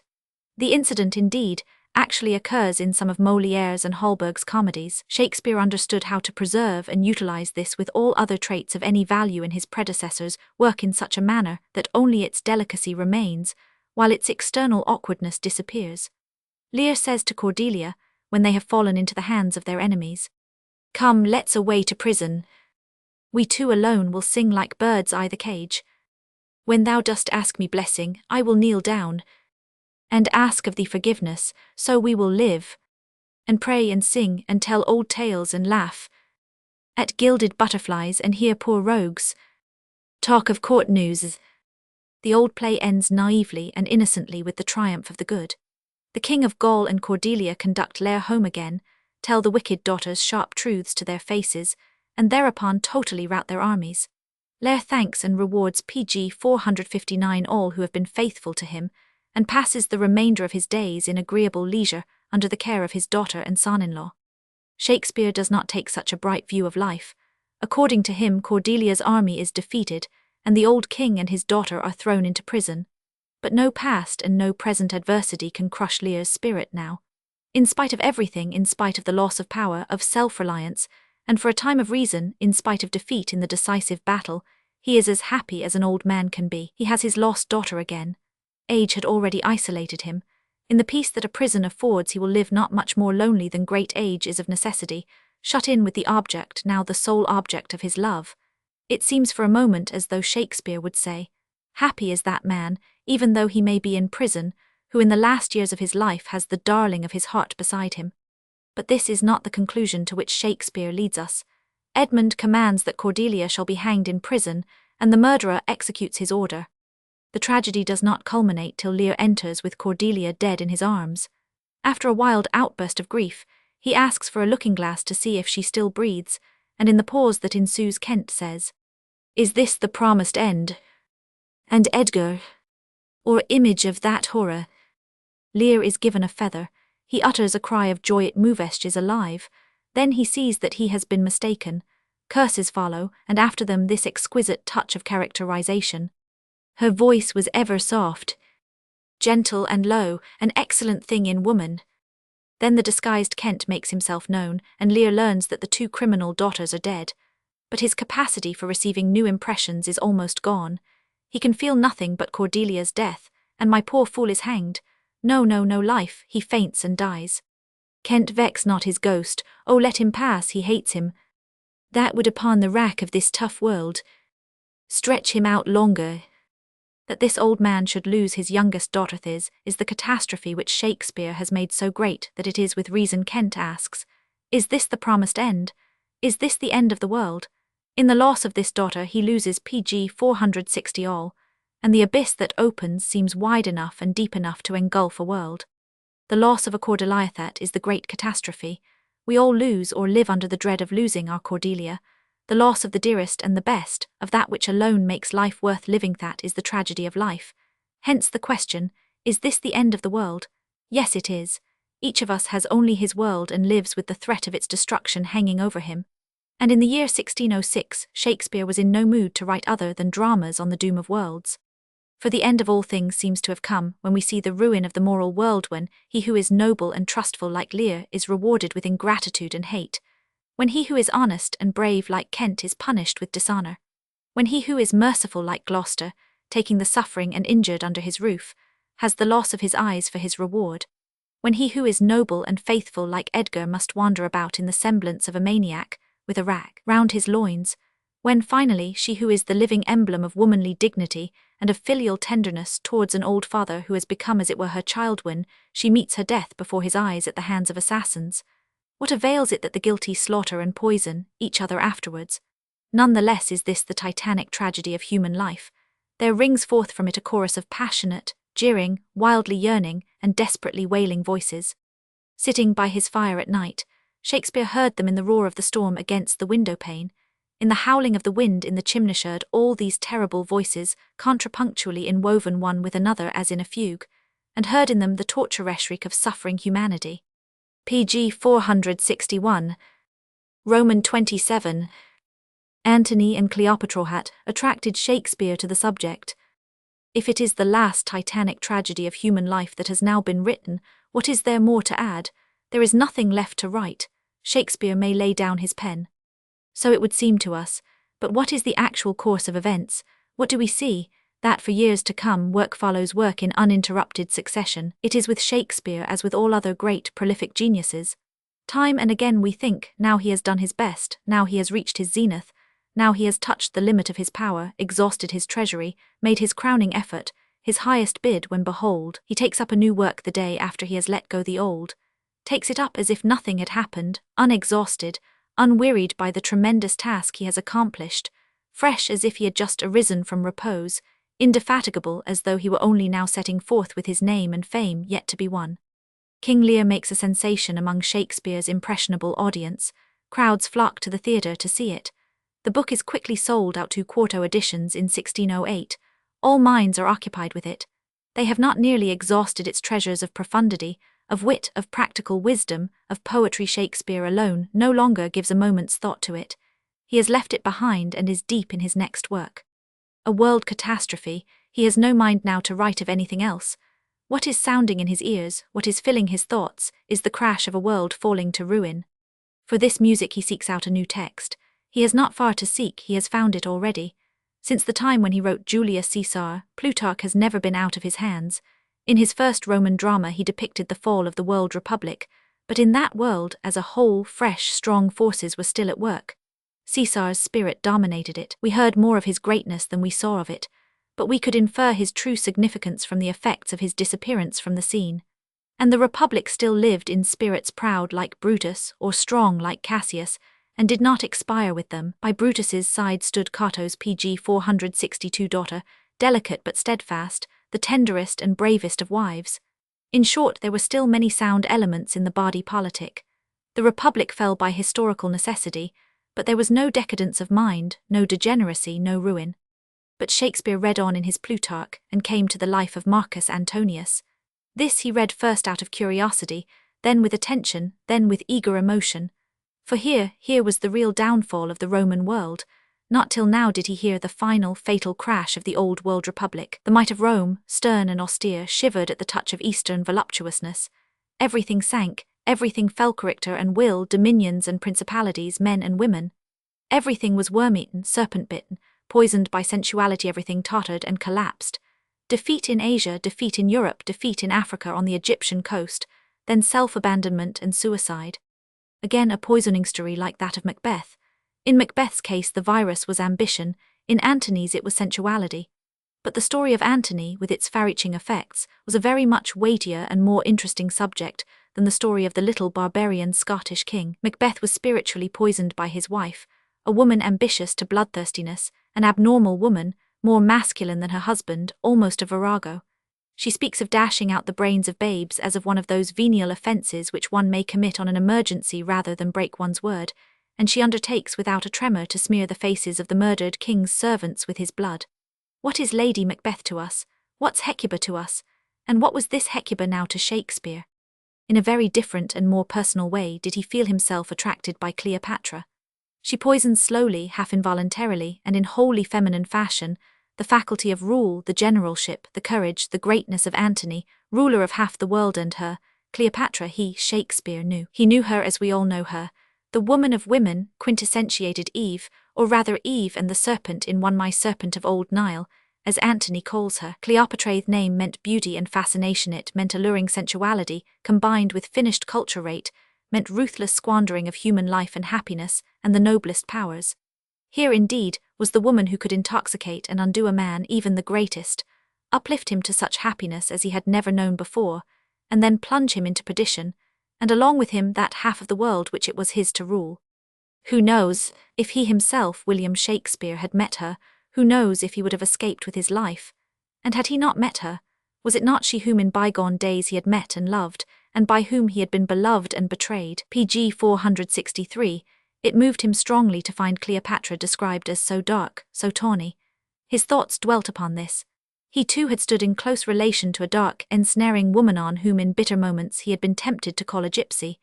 A right gypsy, as Cleopatra is called in this play, by those who are afraid of her or angry with her, she of whom he never thought without emotion, his black enchantress, his life's angel and fiend, whom he had hated and adored at the same time, whom he had despised even while he sued for her favor. What was she but a new incarnation of that dangerous, ensnaring serpent of the Nile? And how nearly had his whole inner world collapsed like a soap bubble in his association with, and separation from her.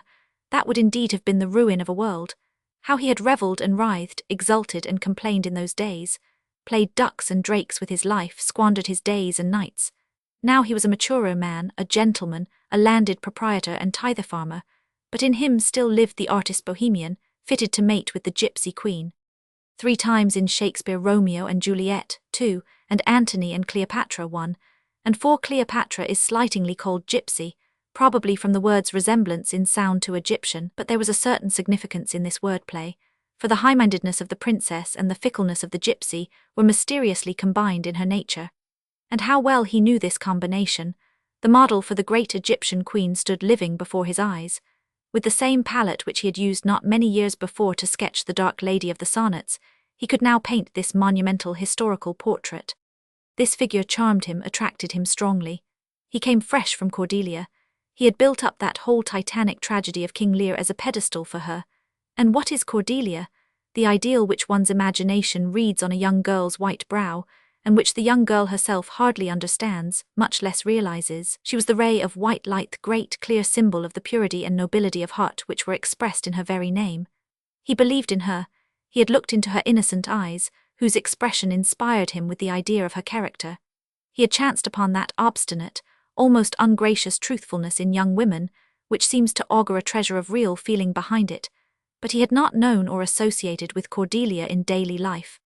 Cleopatra, on the contrary, O Cleopatra, he passed in succession before his eyes the most feminine, and therefore the most dangerous, women he had known since he gained a footing in London, and he gave her the grace of the one, the caprices of the other, the teasing humour of a third, a fourth's instability. But deep in his heart he was thinking of one only, who had been Pg 464 to him, all women in one, a mistress in the art of love and of awakening love, inciting to it as no other incited, and faithlessly betraying as no other betrayed, true and false, daring and frail, actress and lover without peer. There were several earlier English dramas on the subject of Antony and Cleopatra, but only 1 or 2 of them are worth mentioning. There was Daniel's Cleopatra of 1594, founded partly on Plutarch's lives of Antonius and Pompeius, partly on a French book called The History of the Three Triumvirates. Then there was a play entitled The Tragedy of Antony, translated from the French by the Countess of Pembroke, the mother of Shakespeare's friend, in the year 1595. Shakespeare does not seem to have been indebted to either of these works, nor to any of the numerous Italian plays on the subject. He had none of them before him when he sat down to write his drama, which appears to have been acted for the first time shortly before the 20th of May 1608, on which day it is entered in the Stationer's Register as a book called Antony and Cleopatra by Edward Blount, one of the publishers who afterwards brought out the first folio. It is probable, therefore, that the play was written during the course of the year 1607. The only source, probably, from which Shakespeare drew, and from which he drew largely, was the Life of Marcus Antonius, in North's translation of Plutarch. It was on the basis of what he read there that he planned and executed his work, even where, as in the first act, he writes without in every point adhering to Plutarch. The farther the drama progresses, the more closely does he keep to Plutarch's narrative, ingeniously and carefully making use of every touch, great or small, that appears to him characteristic. It is evident, indeed, that several traits are included merely because they are true, or rather because Shakespeare thinks they are true. At times he introduces quite unnecessary personages, like Dalibella, simply because he will not put into the mouth of another the message which Plutarch assigns to him, and it is very seldom that he permits himself even the most trifling alteration. Shakespeare ennobled the character of Antony to a certain extent. Plutarch depicts him as a Hercules in stature, and inclined to ape the demigod by certain affectations of dress. A hardy, rough soldier, given to praising himself and making game of others, but capable too of enduring banter as well as praise. His inclination to prodigality and luxurious living made him rapacious, but he was ignorant of most of the infamies that were committed in his name. There was no craft in his nature, but he was brutal, recklessly profligate, and devoid of all sense of decency, a popular, light-hearted, free-handed general, who sat far too many hours at table indifferent whether it were with his own soldiers or with prince who showed himself drunken on the PG 465 public street, and would sleep out his drunkenness in the light of day, degraded himself by the lowest debauchery, exhausted whole treasuries on his journeys, travelled with priceless gold and silver plate for his table, had chariots drawn by lions, gave away tens of thousands of pounds in a single gift, but in defeat and misfortune rose to his full height as the inspiriting leader who uncomplainingly renounced all his own comforts and kept up the courage of his men. Calamity always raised him above himself, a sufficient proof that in spite of everything he was not without a strain of greatness. There was something of the stager-king in him, something of the Murat, a touch of Skobloff, and a suggestion of the medieval knight. What could be less antique than his twice challenging Octavius to single combat? And in the end, when misfortune overwhelmed him, and those on whom he had showered benefits ungratefully forsook him, there was something in him that recalled Timon of Athens nursing his melancholy and his bitterness. He himself recognized the affinity. Women, according to Plutarch, were Antony's bane. After a youth in which many women had had a share, he married Fulvia, the widow of the notorious tribune Clodius. She acquired the mastery over him and bent him to all her wishes, so that from her hand he passed into Cleopatra's, ready broken to feminine dominion. According to Plutarch, moreover, Antony was endowed with a considerable flexibility of character. He was fond of disguising himself, of playing practical jokes. Once, for instance, on returning from a campaign, he, dressed as a slave, delivered to his wife, Fulvia, a letter telling of his own death, and then suddenly embraced her as she stood terror-struck. This was only one of many manifestations of his power of self-metamorphosis. Sometimes he would seem nerveless, sometimes iron-nerved, sometimes effeminate, sometimes brave to foolhardiness, now avid of honor, now devoid of honor, now revengeful, now magnanimous.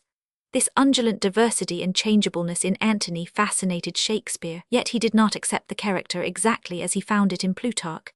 He threw into relief the brighter sides of it, building upon the foundation of Antony's inborn magnificence, the superb prodigality of his nature, his kingly generosity, and that reckless determination to enjoy the passing moment, which is a not uncommon attribute both of great rulers and great artists.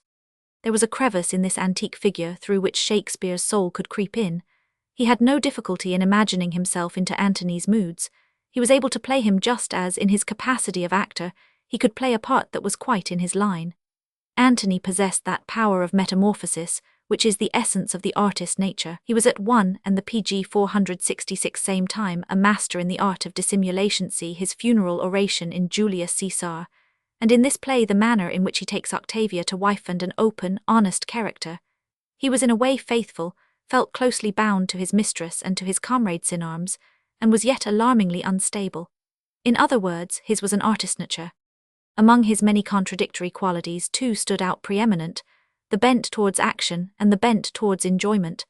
Octavius says in the play that these two propensities are equally strong in him, and this is perhaps just about the truth. If, with his immense bodily strength, he had been still more voluptuously inclined, he would have become what in later history Augustus the Strong became, and Cleopatra would have been his Aurora von Königsmarck. If energy had been more strongly developed in him, then generalship and love of drink and dissipation would have combined in him much as they did in Alexander the Great, and Antony in Alexandria would have presented a parallel to Alexander in Babylon. The scales hung evenly balanced for a long time, until Antony met his fate in Cleopatra. Shakespeare has endowed them both with extreme personal beauty, though neither of them is young. Antony's followers see in him a Mars, in her a Venus. Even the gruff Enobarbus too declares that when he saw her for the first time, she all pictured that Venus where we see the fancy outwork nature. She is the enchantress whom, according to Antony, everything becometh guiding, laughing, weeping as well as repose. She is a wonderful piece of work. Antony can never leave her, for, as Enobarbus says too, compare Sonnet 56. Age cannot wither her, nor custom stale. Her infinite variety, other women cloys. The appetites they feed, but she makes hungry.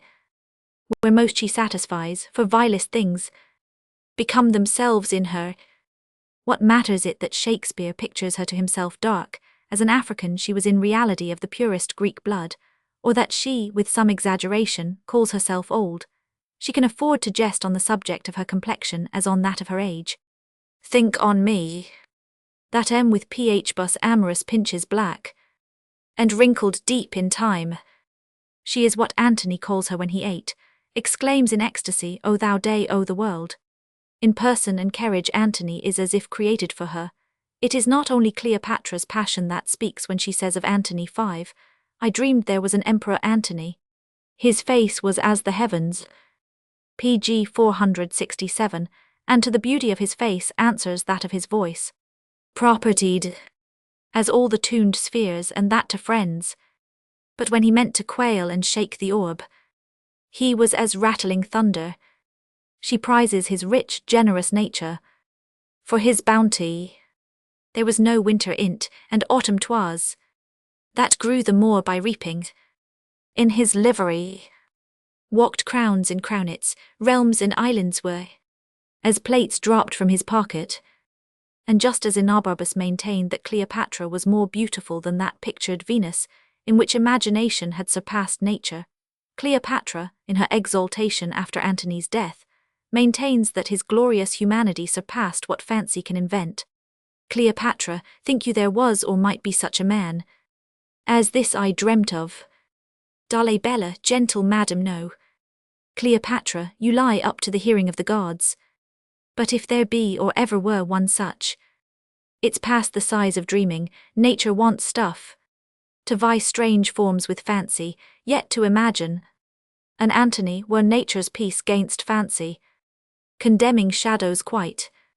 Not of an Antony should we speak thus nowadays, but of a Napoleon in the world of action, of a Michelangelo, a Beethoven, or a Shakespeare in the world of art. But the figure of Antony had to be one which made such a transfiguration possible in order that it might be worthy to stand by the side of hers, who is the queen of beauty, the very genius of love. Pascal says in his Pensies, Si l'Inès de Cléopâtre eut et plus court, tout la face de la terre aurait change. But her nose was, as the old coins show us, exactly what it ought to have been, and in Shakespeare we feel that she is not only beauty itself, but charm, except in one single scene, where the news of Antony's marriage throws her into a paroxysm of unbeautiful rage. Her charm is of the sense-intoxicating kind, and she has, by study and art, developed those powers of attraction which she possessed from the outset, till she has become inexhaustible in inventiveness and variety. She is the woman who has passed from hand to hand, from her husband and brother to Pompey, pg 468 from Pompey to the great Caesar, from Caesar to countless others. She is the courtesan by temperament, but none the less does she possess the genius for a single, undivided love. She, like Antony, is complex, and being a woman she is more so than he. Ver duplex femina triplex. From the beginning and almost to the end of the tragedy she plays the part of the great coquette. What she says and does is for long only the outcome of the coquette's desire and power to captivate by incalculable caprices. She asks where Antony is and sends for him one. He comes. She exclaims, we will not look upon him, and goes. Presently his absence irks her, and again she sends a messenger to remind him of her and keep him in play one. If you find him sad, say I am dancing, if in mirth report that I am sudden sick. He learns of his wife's death. She would have been beside herself if he had shown grief, but he speaks with coldness of the loss, and she attacks him because of this. Where be the sacred vials thou shouldst fill with sorrowful water? Now I see. In Fulvia's death how mine received shall be. This incalculability, this capriciousness of hers extends to the smallest matters. She invites Mardian to play a game of billiards with her, an amusing anachronism, and finding him ready, she turns him off with, I will none now. But all this mutability does not exclude in her the most real, most passionate love for Antony. The best proof of its strength is the way in which she speaks of him when he is absent. One, O Charmian, where think'st thou he is now? Stands he or sits he? Or does he walk, or is he on his horse? O happy horse, to bear the weight of Antony! Do bravely, horse, for what's thou whom thou mov'st? The demi-atlas of this earth, the arm and burgonet of men. So it is but the truth she is speaking when she tells with what immovable certainty and trust, with what absolute assurance for the future, love filled both her and Antony when they saw each other for the first time. One, No going thence. Eternity was in our lips and eyes. Bliss in our brows bent, none our parts so poor. But was a race of heaven. Pg 469. Nor is it irony when Enobarbus, in reply to Antony's complaint 1, she is cunning past man's thought, makes answer, alack sir, no. Her passions are made of nothing but the finest part of pure love. This is literally truly that the love is not pure in the sense of being sublimated or unegoistic, but in the sense of being quintessential erotic emotion, chemically free from all the other elements usually combined with it. And outward circumstances harmonize with the character and vehemence of this passion. He lays the kingdoms of the East at her feet. With reckless prodigality, she lavishes the wealth of Africa on the festivals she holds in his honor. Pg 470. Roman 28. The Dark Lady as a modeled fall of the Republic, a world catastrophe. Assuming that it was Shakespeare's design in Antony and Cleopatra, as in King Lear, to evoke the conception of a world catastrophe, we see that he could not in this play, as in Macbeth or Othello, focus the entire action around the leading characters alone. He could not even make the other characters completely subordinate to them. That would have rendered it impossible for him to give the impression of majestic breadth, of an action embracing half of the then known world, which he wanted for the sake of the concluding effect. He required in the group of figures surrounding Octavia Caesar, and in the groups round Lepidus, Ventidius and Sextus Pompeius, a counterpoise to Antony's group. He required the placid beauty and Roman rectitude of Octavia as a contrast to the volatile, intoxicating Egyptian. He required Enobarbus to serve as a sort of chorus and introduce an occasional touch of irony amid the high-flown passion of the play. In short, he required a throng of personages, and in order to make us feel that the action was not taking place in some narrow precinct in a corner of Europe, but upon the stage of the world, he required a constant coming and going, sending and receiving of messengers, whose communications are awaited with anxiety, heard with bated breath, and not infrequently alter at one blow the situation of the chief characters. The ambition which characterized Antony's past is what determines his relation to this great world. The love which has now taken such entire possession of him determines his relation to the Egyptian queen, and the consequent loss of all that his ambition had won for him. Whilst in a tragedy like Goethe's Clavigo, ambition plays the part of the tempter, and love is conceived as the good, the legitimate power, here it is love that is reprehensible, ambition that is proclaimed to be the great man's vocation and duty. Thus Antony says 1. These strong Egyptian fetters I must break, or lose myself in dotage. Pg 471, we saw that one element of Shakespeare's artist nature was of use to him in his modelling of the figure of Antony. He himself had ultimately broken his fetters, or rather life had broken them for him.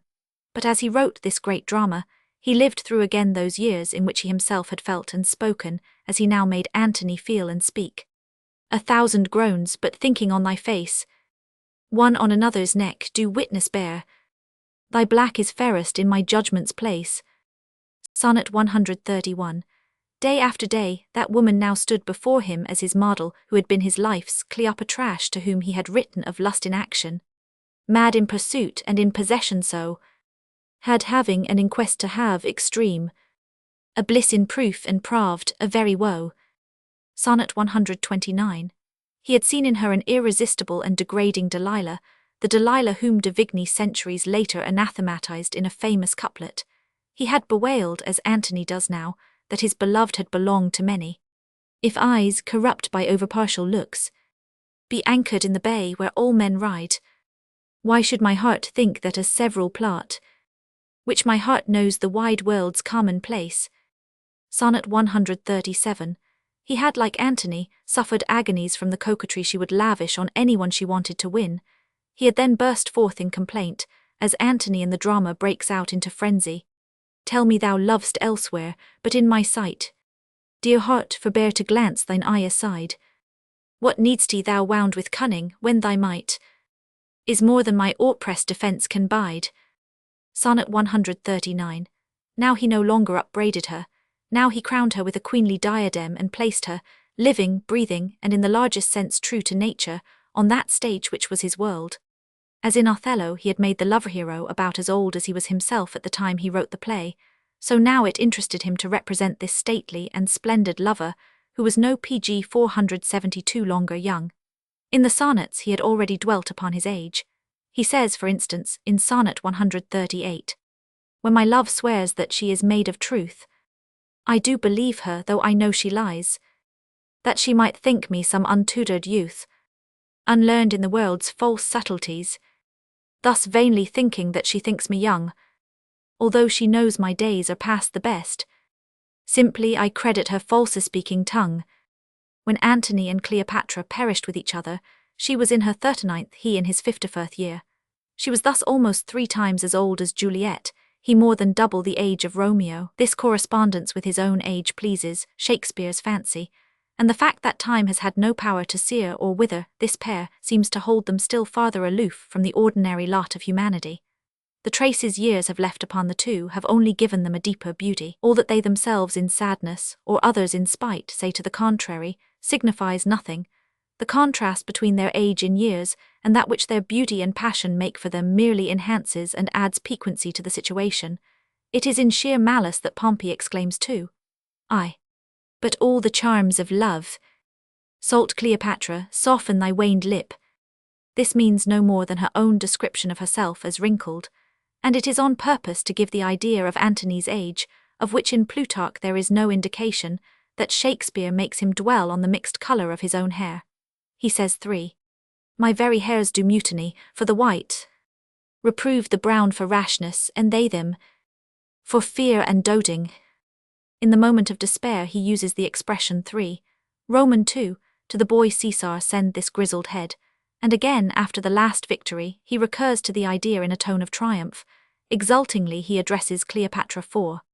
"What girl though grey? Do something mingle with our younger brown, yet ha we a brain that nourishes our nerves and can get goal for goal of use." With a sure hand Shakespeare has depicted in Antony the mature man's fear of letting a moment pass unutilized, the vehement desire to enjoy before the hour strikes when all enjoyment must cease. Thus Antony says in one of his first speeches 1. pg 473 "Now, for the love of love and her soft hours, there's not a minute of our lives should stretch without some pleasure now." Then he feels the necessity of breaking his bonds.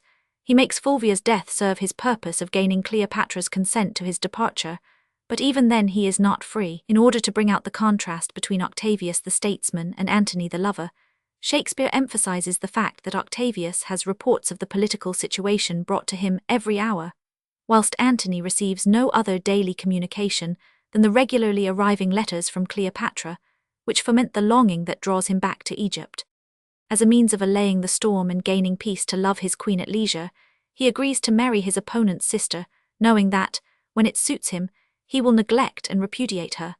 Then vengeance overtakes him for having so contemptuously thrown away the empire over more than a third of the civilized world, vengeance for having said as he embraced Cleopatra 1. "Let Rome in Tiber melt, and the wide arch of the ranged empire fall, here is my space." Rome melts through his fingers.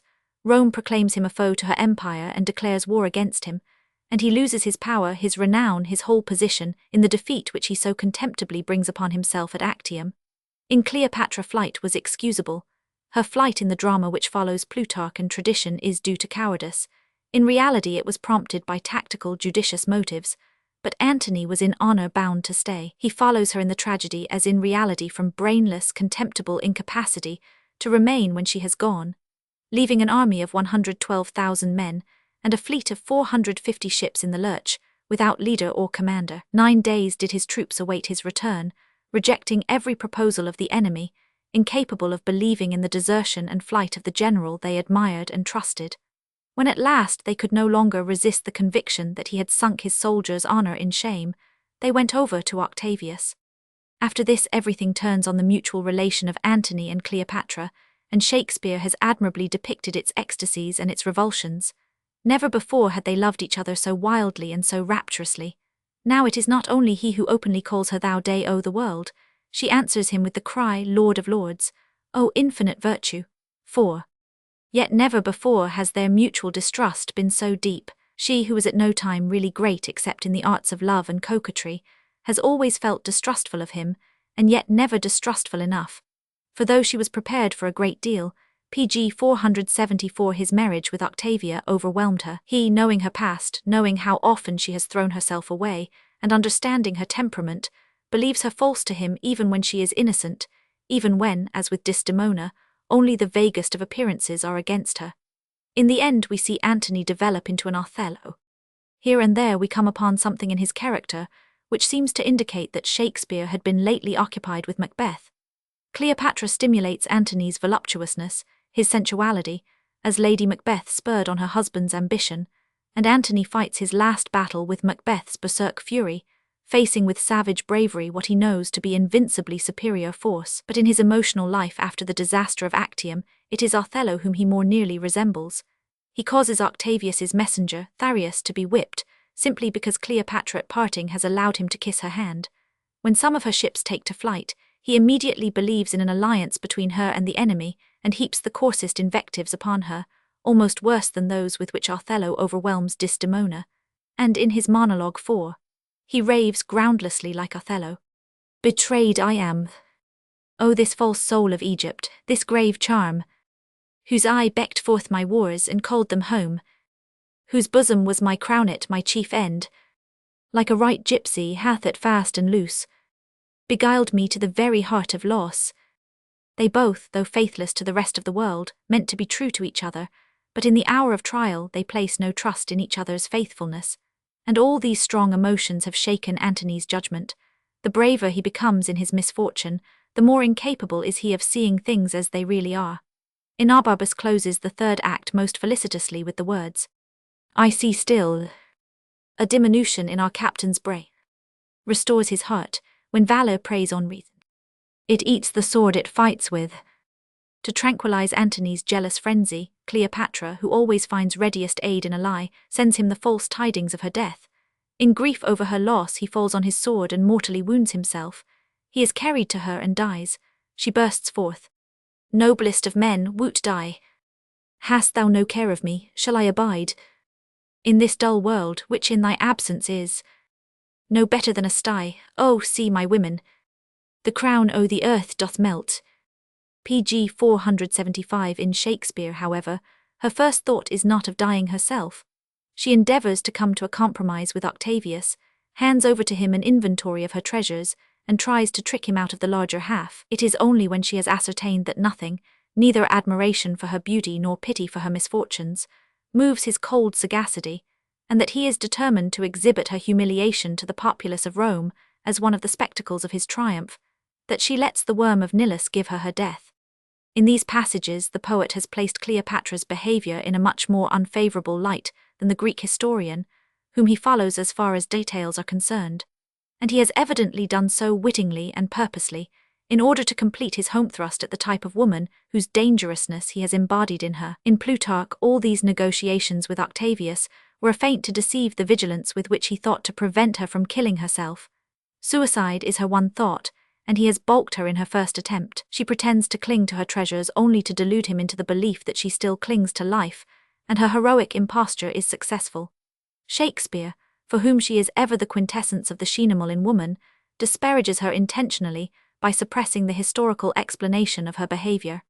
The English critic, Arthur Symonds, writes, Antony and Cleopatra is the most wonderful, I think, of all Shakespeare's plays, and it is so mainly because the figure of Cleopatra is the most wonderful of Shakespeare's women.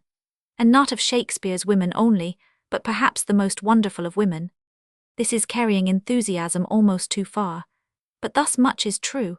The great attraction of this masterpiece lies in the unique figure of Cleopatra, elaborated as it is with all Shakespeare's human experience and artistic enthusiasm. But the greatness of the world historic drama proceeds from the genius with which he has entwined the private relations of the two lovers with the course of history and the fate of empires. Just as Antony's ruin results from his connection with Cleopatra, so does the fall of the Roman Republic result from the contact of the simple hardihood of the West with the luxury of the East. Antony is Rome, Cleopatra is the Orient. When he perishes, a prey to the voluptuousness of the East, it seems as though Roman greatness and the Roman Republic expired with him. Not Caesar's ambition, not Caesar's assassination, but this crumbling to pieces of Roman greatness 14 years later, pg 476, brings home to us the ultimate fall of the Old World Republic, and impresses us with that sense of universal annihilation which in this play, as in King Lear, Shakespeare aims at begetting. This is no tragedy of a domestic, limited nature like the conclusion of Othello. There is no young Fortinbras here, as in Hamlet, giving the promise of brighter and better times to come. The victory of Octavius brings glory to no one and promises nothing. No, the final picture is that which Shakespeare was bent on painting from the moment he felt himself attracted by this great themeth picture of a world catastrophe. Taugers si compagnon don't le coeur en est passeur. La feminfant malade et douze fois impure. pg 477. Book 3rd. I. Discord and Scorn. Out of tune, out of tune. Out of tune, the instrument whereon so many enthralling melodies had been playglad and gay, plaintive or resentful, full of love and full of sorrow. Out of tune the mind which had felt so keenly, thought so deeply, spoken so temperately, and stood so firmly midst passion's whirlpool, storm and whirlwind. His life's philosophy has become a disgust of life, his melancholy seeks the darkest side of all things, his mirth is grown to bitter scorn, and his wit is without shame. There was a time when all before his eyes was green vernally green, life's own lush, unfaded colour. This was followed by a period of gloom, during which he watched the shadows of life spread over the bright and beautiful, blotting out their colours. Now it is black and worse than black. He sees the base mire cover the earth with its filth, and heeds how it fills the air with its stench. Shakespeare had come to the end of his first great circumnavigation of life and human nature. An immense disillusionment was the result. Expectation and disappointment, yearning and content, life's gladness and holiday-making, battle mood and triumph, inspired wrath and desperate vehemency that once had thrilled him is now fused and lost in contempt. Disdain has become a persistent mood, and scorn of mankind flows with the blood in his veins. Scorn for princes and people, for heroes who are but fellow-brawlers and braggarts after all, and for artists who are but flatterers and parasites seeking possible patrons. Scorn for old age, in whose venerableness he sees only the unction or hypocrisy of an old twaddler. Scorn for youth, wherein he sees but profligacy, slackness and gullibility, while all enthusiasts are impostors and all idealists fools. Men are either coarse and unprincipled, or so weakly sentimental as to be under a woman's thumb, and woman's distinguishing qualities are feebleness, voluptuousness, fickleness and falsehood.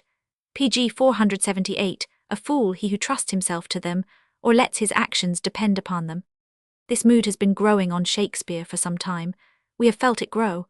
It shows first in Hamlet, but is harmless as yet in comparison with the scathing bitterness of later times. There is a breath, a whisper in the frailty "Thy name is woman," addressed to Hamlet's mother. Ophelia is rather futile than specially weak. She is never false, still less faithless. Even the inconstant Queen Gertrude can scarcely be called false. There was malignity and temper in that challenge of moral hypocrisy, measure for measure, and enough earnestness to overpower the comic, although not sufficient bitterness to make the peaceful conclusion impossible. The tragedy of Macbeth was brought to a consoling end. The powers of good triumphed at the last.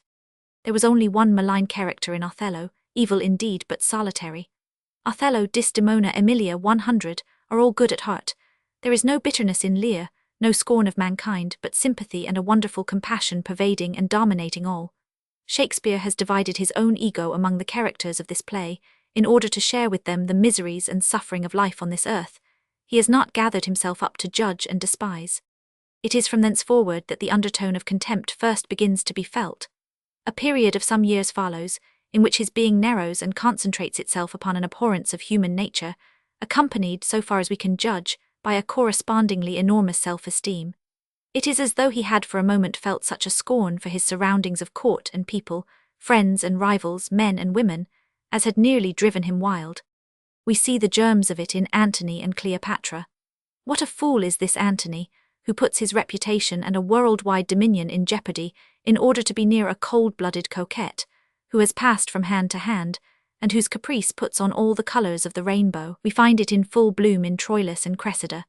What a simpleton this Troilus, who, credulous as a child, devotes himself body and soul to a Cressida, a typical classic she, treachery in woman's form, as false and flighty as foam upon the waves, whose fickleness has become a byword.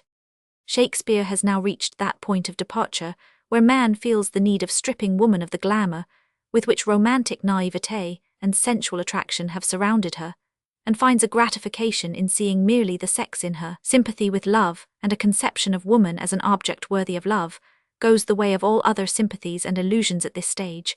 All is vanity, says Kohelet, and Shakespeare with him. As in all artists' souls, there was in his a peculiar blending of pg 479 enthusiast and cynic. He has now parted with enthusiasm for a time, and cynicism is paramount. Such an all-pervading change in the disposition and temper of a great personality was not without its reasons, possibly its one first cause. We can trace its workings without divining its origin, but we may seek to orient ourselves with regard to its conditions. Leverrier came to the conclusion in 1846 that the disturbances in the path of Uranus were caused by something behind the planet which neither he nor anybody else had ever seen. He indicated its probable position, and 3 weeks afterwards Galle found Neptune on the very spot. Unfortunately, Shakespeare's history is so very obscure, and such fruitless search in every direction has been made after fresh documents, that we have no great hope of finding any new light. We can but glance around the horizon of his life, and note how English circumstances and conditions group themselves about him. Material for cheering or depressing reflections can be found at all times, but the mind is not always equally prone to assimilate the cheering or depressing. Certain it is that Shakespeare has now elected to seek out and dwell upon the ugly and sorrowful, the unclean and the repulsive.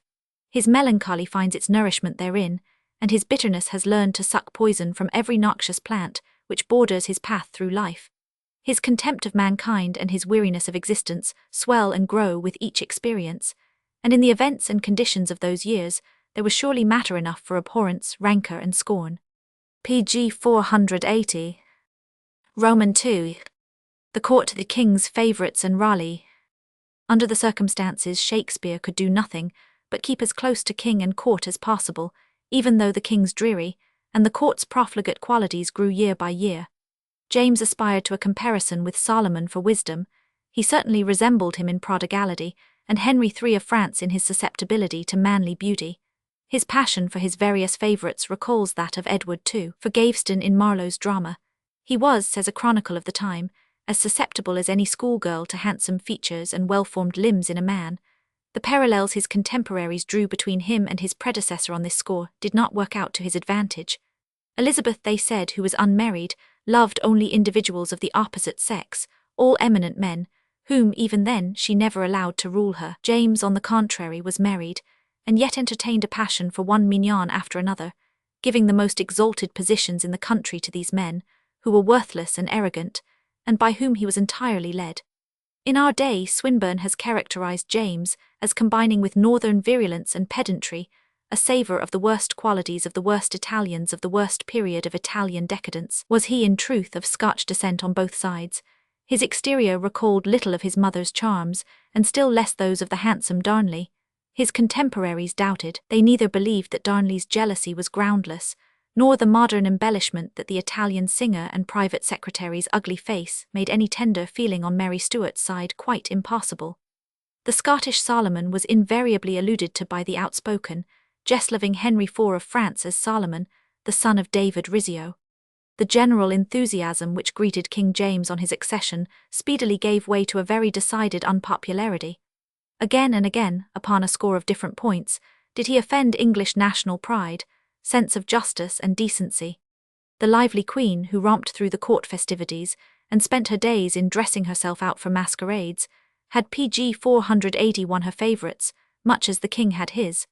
At one time, indeed, the same family served them both. The queen set her affection on the elder brother, the Earl of Pembroke, and the king bestowed his upon the younger, whom he made Earl of Montgomery and Knight of the Garter. Whether he did not find the harmony of disposition for which he had looked, or whether the impression Montgomery made upon him was displaced by another and stronger, certain it is that no later than 1603 he was already violently infatuated with a youth of 20, who afterwards became the most powerful man in Great Britain. This was a young Scot, Robert Carr, who first attracted the king's attention by breaking his leg in a tourney at which James was present. He had as a lad been one of the king's pages at home in Scotland, had since pursued his fortunes in France, and was now in service with Lord Hay. The king gave special orders that he should be nursed at the castle, sent his own doctor to him, visited him frequently during his illness, and made him knight and gentleman of the bedchamber as soon as he was convalescent. He kept him constantly about his person, and even took the trouble to teach him Latin. Step by step the young man was advanced until he stood among the foremost ranks of the country. It was his nationality which specially offended the people, for Scottish adventurers swarmed about the king, and the Scots were still regarded as stranger folk in England. The new title of Great Britain had also caused great discontent. Was the glorious name of England no longer to distinguish them? Scotch moneys were made current on English soil, and English ships were compelled to carry the cross of St. Andrew, with that of St. George upon their flags. Englishmen found themselves slighted, and were fearful that the Scot would creep into English lordships and English ladies' beds, as a contemporary writing expresses it. The conflicts in Parliament concerning the extension of national privileges to the Scotch were incessant. Bacon undertook the king's cause, and discreet and biblical objections were made that things would fall out as they did with Lot and Abraham. Families combined together, or were set at variance among themselves, and it grew to a case of go you to the right, I go to the left. In 1607 James observed that he intended to give England the labour and the sweat, Scotland the fruit and the sweet, and it was a notorious fact that where his passions were concerned, the Scotch were persistently preferred to the English. James, having meanwhile found it necessary to provide his favourite with estates, procured them in the following manner. When Raleigh came to grief, he had secured the revenues of his estate, Sherborne, to Lady Raleigh and his son as heir to it after his death.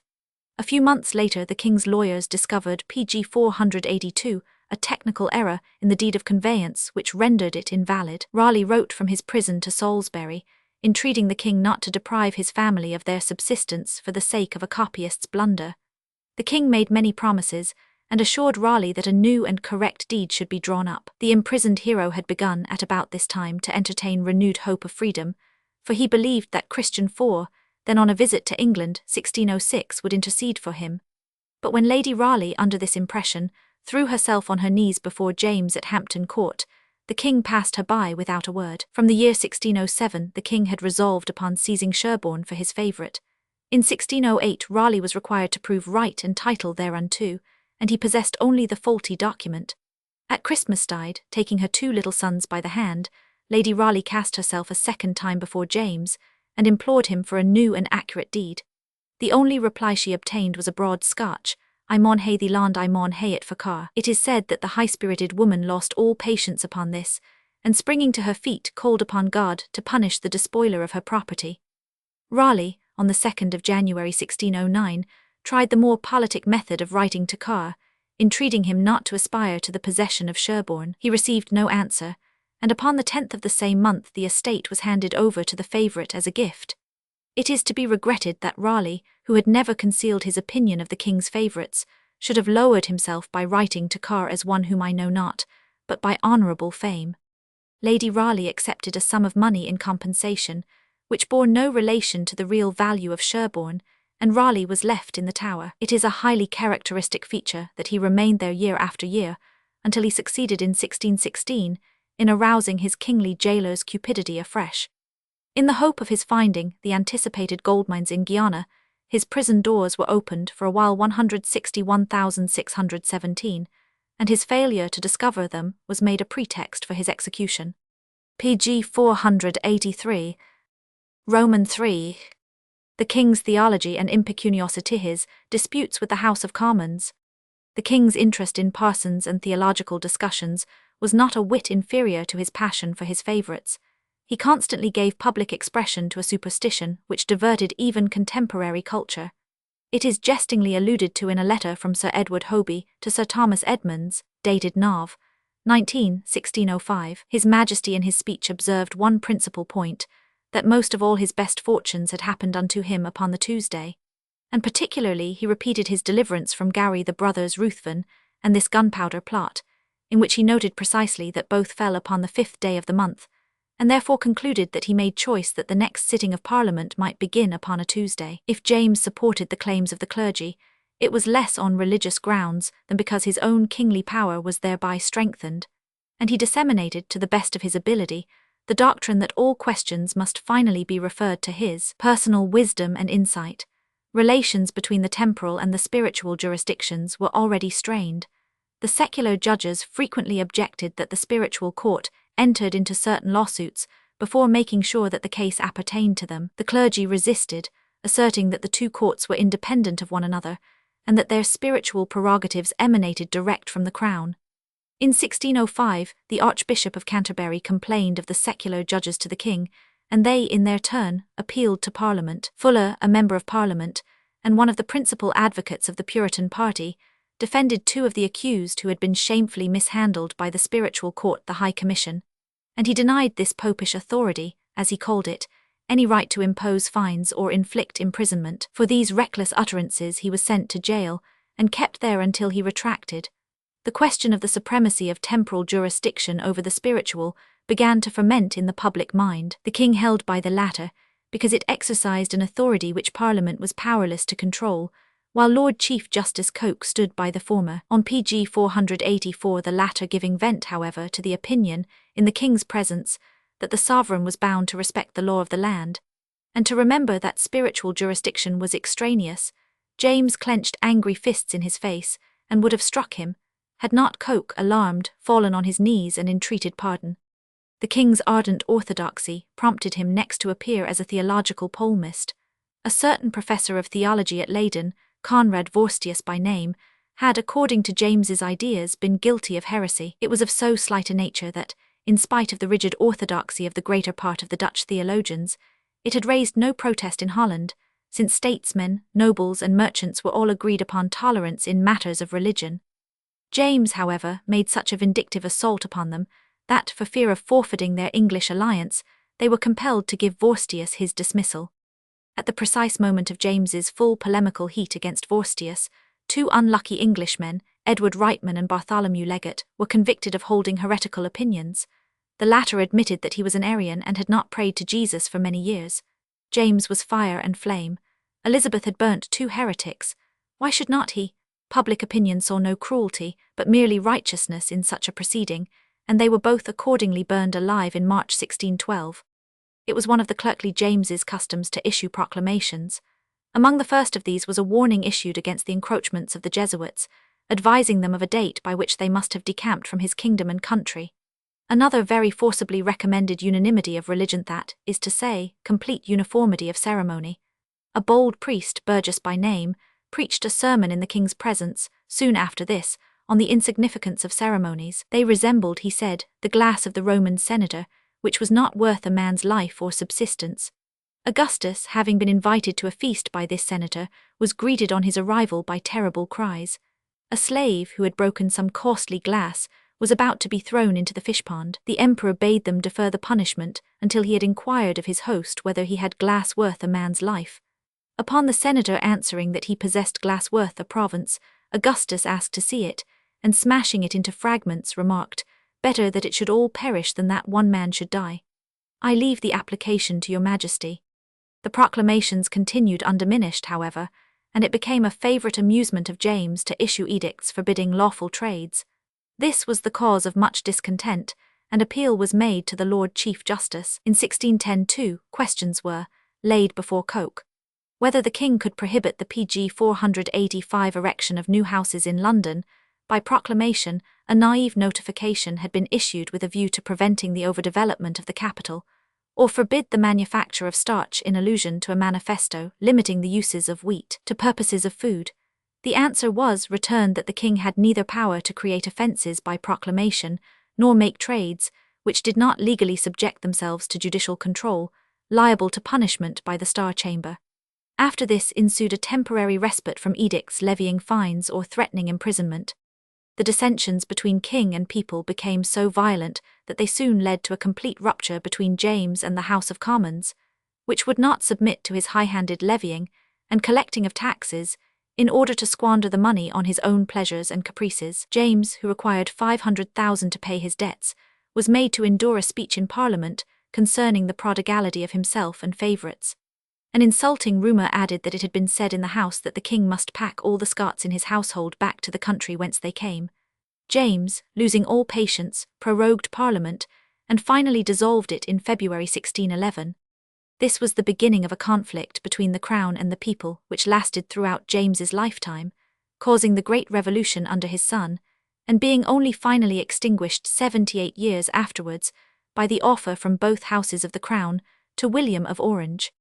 It was to no purpose that the king's revenues were increased year by year, by illegal taxation too, nothing sufficed. In February 1611 he divided 34,000 among 6 favourites, 5 of whom were Scotch. In the March of the same year he made Carr Viscount Rochester and a peer of England. For the first time in English history, a Scot took his seat in the House of Lords, and a Scot, moreover, who had done his best to inflame the king against the Commons.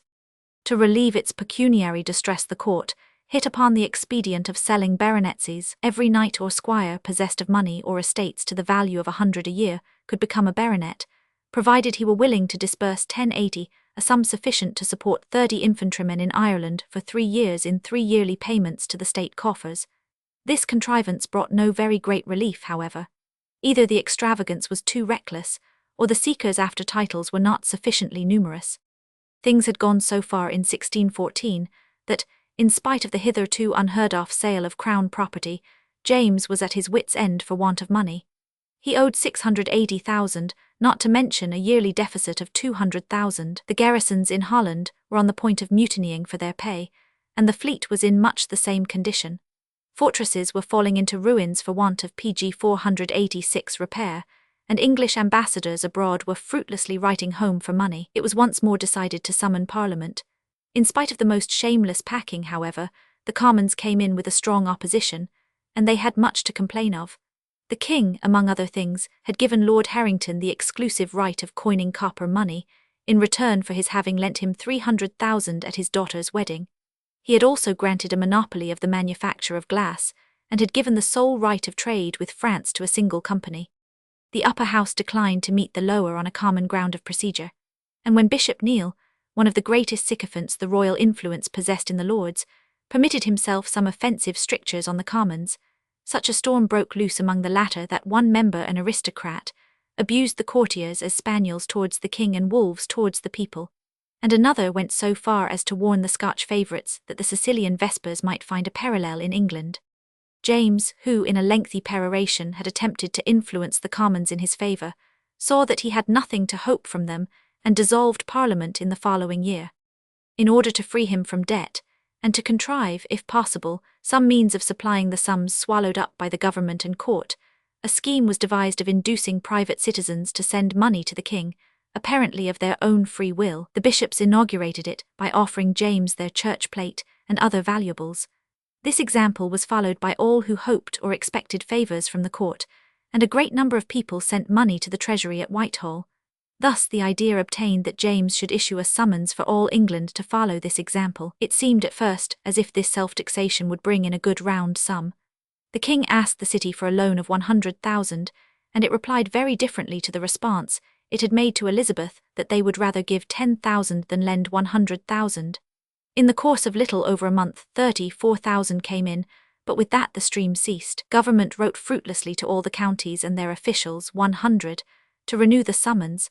The sheriffs unanimously replied that if the king were to summon Parliament, he would experience no difficulty in getting money. During 2 whole months only 500 came in. Fresh appeals were made and renewed pressure attempted without obtaining the desired results. The luckless Raleigh, who had heard of these things in his prison, but was without adequate information from the outside world, wrote a pamphlet on the prerogatives of Parliament, full of good advice to the king, whom he assumed to be personally guiltless of the abuses his ministers practiced in his name. He PG 487 naively looked for his freedom in return for the tract, which naturally was suppressed.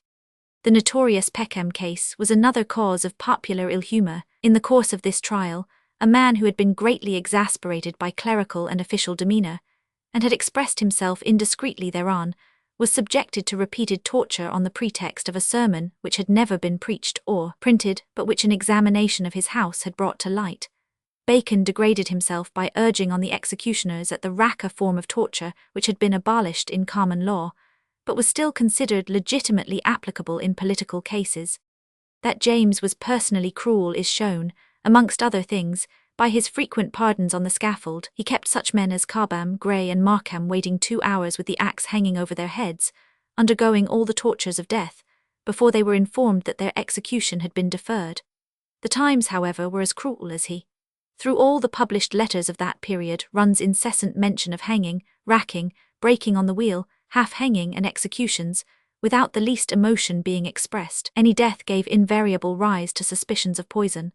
Even when the king lost his eldest son, it was stubbornly believed that he had rid himself of him from jealousy of his popularity. As every death was attributed to foul play, so every disease or sickness was assigned to witchcraft. Sorcerers and witches were condemned and despised, but believed in nevertheless, even by such men as Philip Sidney's friend, Fulk Greville, Lord Brooke and Chancellor of the Exchequer under James. He obviously fully credits the witchcraft of which he speaks so disdainfully in his work, 5 Years of King James's Government. pg 488. Roman 4. The customs of the court. The tone of the court was vicious throughout. Relations between the sexes were much looser than would have been expected under a king who, in general, troubled himself little about women. We find a description in Sir Dudley Carleton's letters of a bridal adventure, which ended in the king going in night gear to awaken the bride next morning, and remaining with her some time, in or upon the bed, choose which you will believe. James spoke of the Queen in public notices as our dearest bedfellow. In the half-imbecile, half-obscene correspondence between James and Car's successor, Buckingham, the latter signs himself your dog, while James addresses him as Dog Steenie. The king even calls the solemn Cecil Little Beagle, and the Queen, writing to Buckingham to beg him intercede with the king for Raleigh's life, addresses him as my kind dog. With personal dignity, all decency also was set aside. Even the elder Disraeli, James's principal admirer and apologist, acknowledges that the morals of the court were appalling, and that these courtiers, who passed their days in absolute idleness and preposterous luxury, were stained by infamous vices. He quotes Drayton's lines from the Mooncalf, descriptive of a lady and gentleman of this circle. He's too much woman and she's too much man. Neither does he deny the contemporary Arthur Wilson's account of many young girls of good family, who, reduced to poverty by their parents' luxurious lives, looked upon their beauty as so much capital. They came up to London in order to put themselves up for sale, obtained large pensions for life, and ultimately married prominent and wealthy men. They were considered sensible, well-bred women, and were even looked upon as esprits forts. The conversation of the men was so profligate that the following sentiment, less decently expressed, must have been frequently heard: I would rather that one should believe I possessed a lady's favours, though I did not, than really possess them when none knew thereof. Gondomar, the Spanish envoy, played an important part at the court of King James.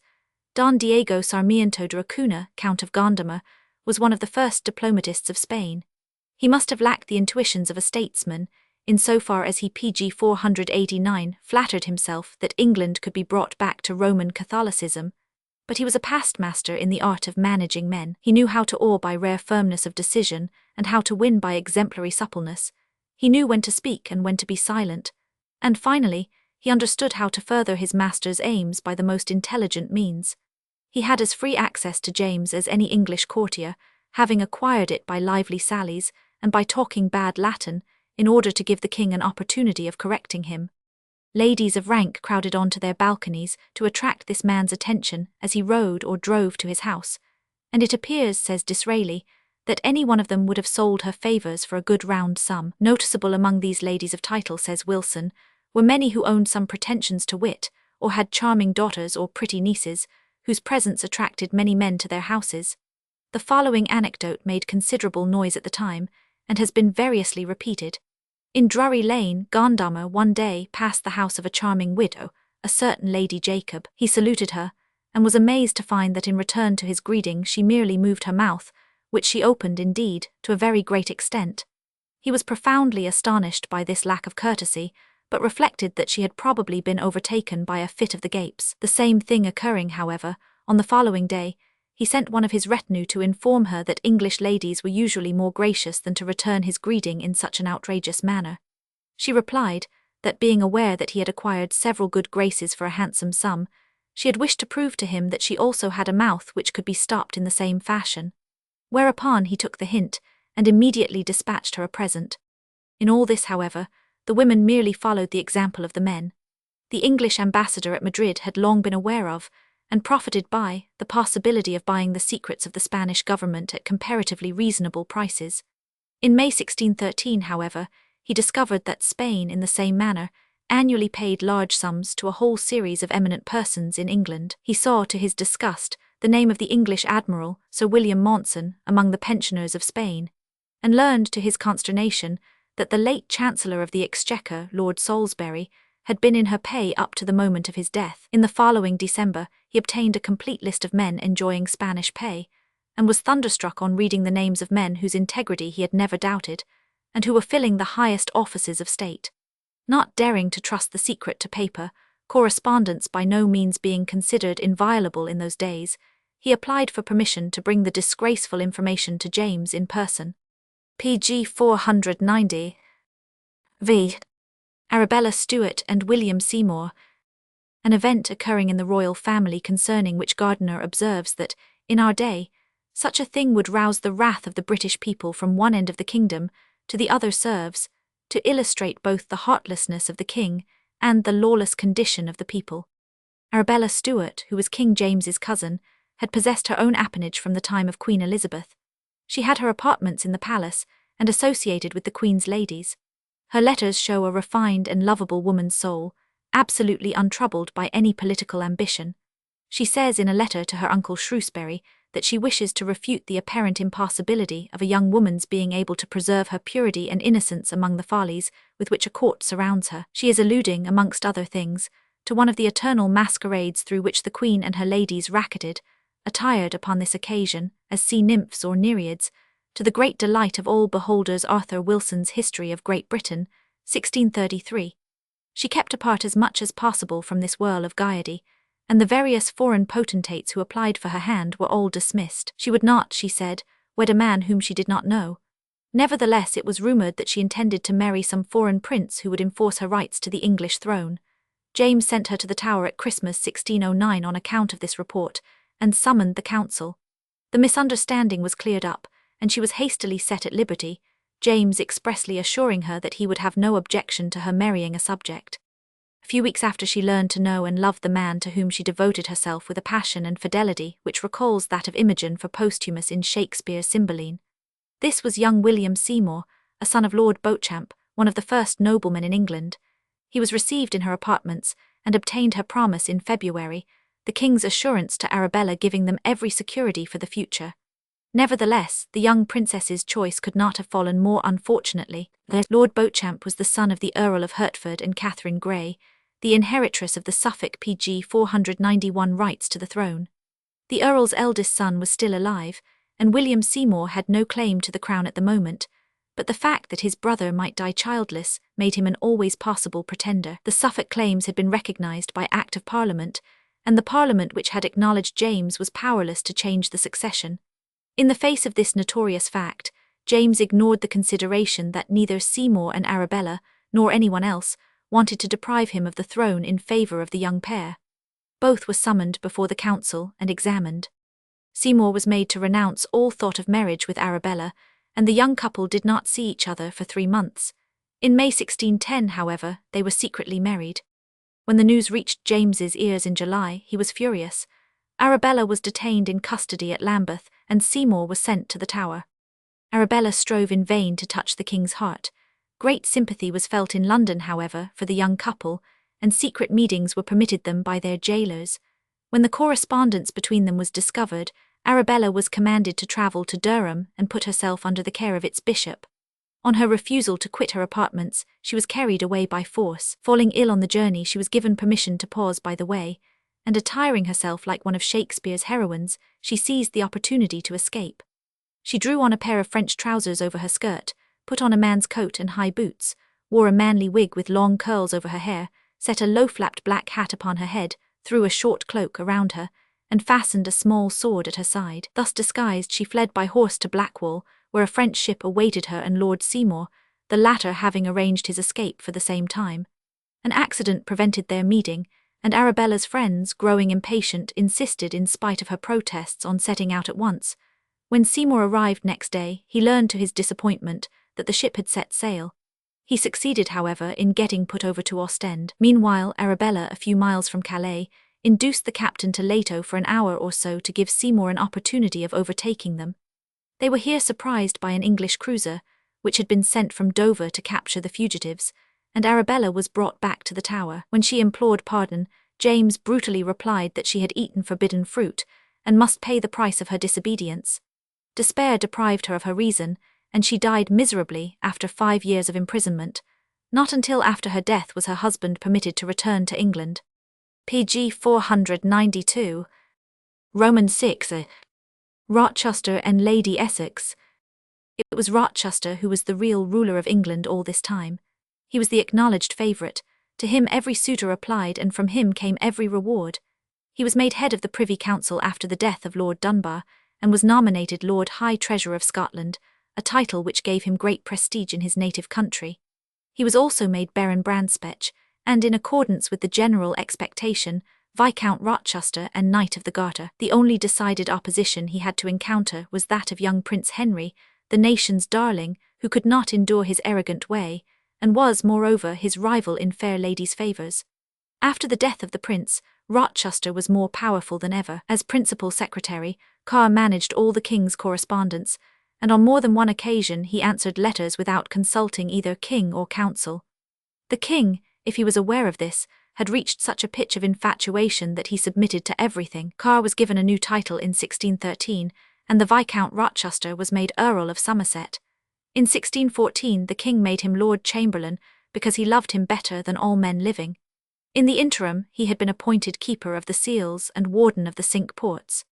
It was from such a height as this that he fell, and the circumstances of his overthrow form perhaps the most interesting events, from a psychological point of view, of James' reign. They made a great impression on contemporary minds, and occupy a large space in the letters of the period letters in which Shakespeare's name is never mentioned, and of whose very existence their historico-polemical writers do not seem to have been aware. It was one of James's ambitions on his coming to England to put an end to the feuds and dissensions which were rife among the great families. To this end, he arranged a match between Essex's son and a daughter of the house which had ruined his father and driven him to death. In January 1608, accordingly, the 14-year-old Earl was married to the Lady Frances Howard, just 13 years of age, and he thus became allied with the powerful houses of Howard and Cecil. Mr. Pori wrote to Sir Robert Cotton on the occasion of the marriage, "The bridegroom pg 493 carried himself as gravely and as gracefully as if he were of his father's age." The Church in those times sanctioned these marriages between children, but every sense of fitness demanded that they should be immediately parted. Young Essex was sent on foreign travel, and did not return to claim his bride until he was 18. He was a solidly built youth, possessed of a heavy and imperturbably calm disposition. Frances, on the other hand, was obstinately and stormily passionate in both her likes and dislikes. She had been brought up by a coarse and covetous mother, and early corrupted by contact with the vices of the court. She took a deep dislike to her youthful bridegroom from the first, and refused to live with him. Her relations, however, compelled her to accompany him to his estate, Chartley. She had previously attracted the attention of both Prince Henry and the favourite Rochester, expecting more from Rochester, as a contemporary document explains, than from the unprofitable attentions of the prince. She chose the former, a fact which can hardly have failed to augment the ill will already existing between the king's son and the king's friend. From the moment of her choice, all the passionate intensity of her nature was concentrated upon avoiding any intercourse with her husband, and in assuring Rochester that his jealousy on that score was groundless. She chose for her confidant a certain Mrs. Turner, a doctor's widow, who, after leading a dissipated life, was settling down to a reputation for witchcraft. Lady Essex begged some potion of her which should chill the Earl's ardour, and this not working to her satisfaction, she wrote the following letter to her priestess, which was later produced at the trial and made public by Fulk Greville. "Sweet Turner, as thou hast been hitherto, so art thou all my hopes of good in this world. My lord is lusty as ever he was, and hath complained to my brother Howard, that he hath not lain with me, nor used me as his wife. This makes me mad, since of all men I loathe him, because he is the only obstacle and hindrance, that I shall never enjoy him whom I love."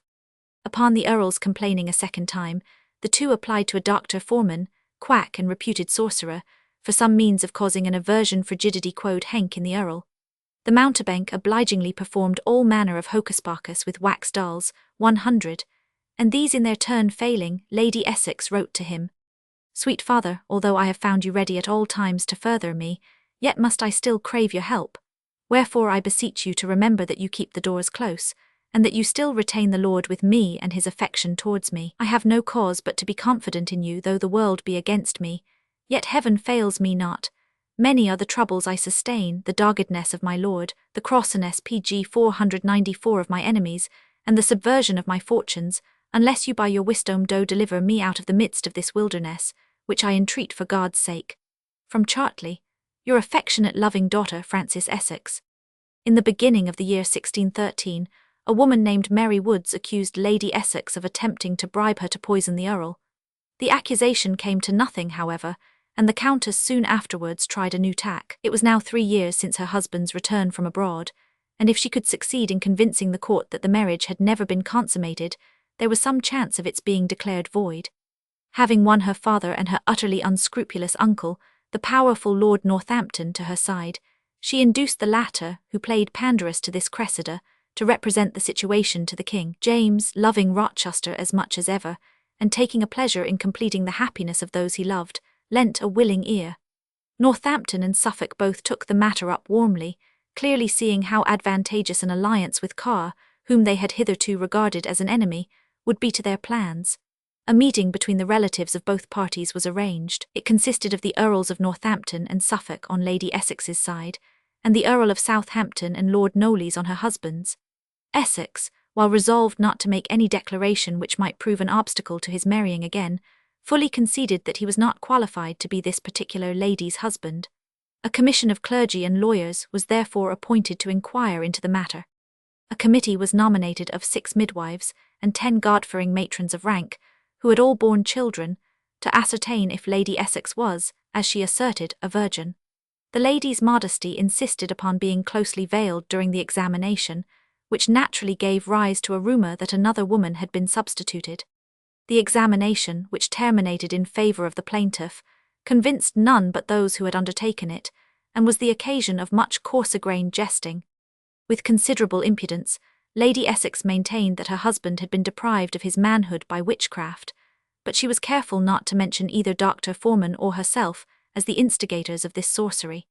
Several members of the commission were prepared beforehand to declare the marriage void, it having been made worth their while to fall in with the wishes of the king and his favourite. Archbishop Abbott, however, an independent spirit, insisted from the first that it was utterly improbable that witchcraft could produce the assigned result, and urged that in accommodating the Countess they were establishing a precedent of which any childless wife could take advantage.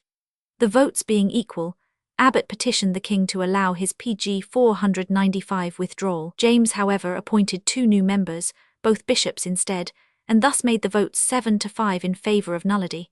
Abbott, as the result of his protest, became for a while the most popular man in England. Bishop Neil, who had always been despised, sank still lower in the public esteem, and Bishop Bilson of Winchester, of whom better things had been expected, was overwhelmed with ridicule.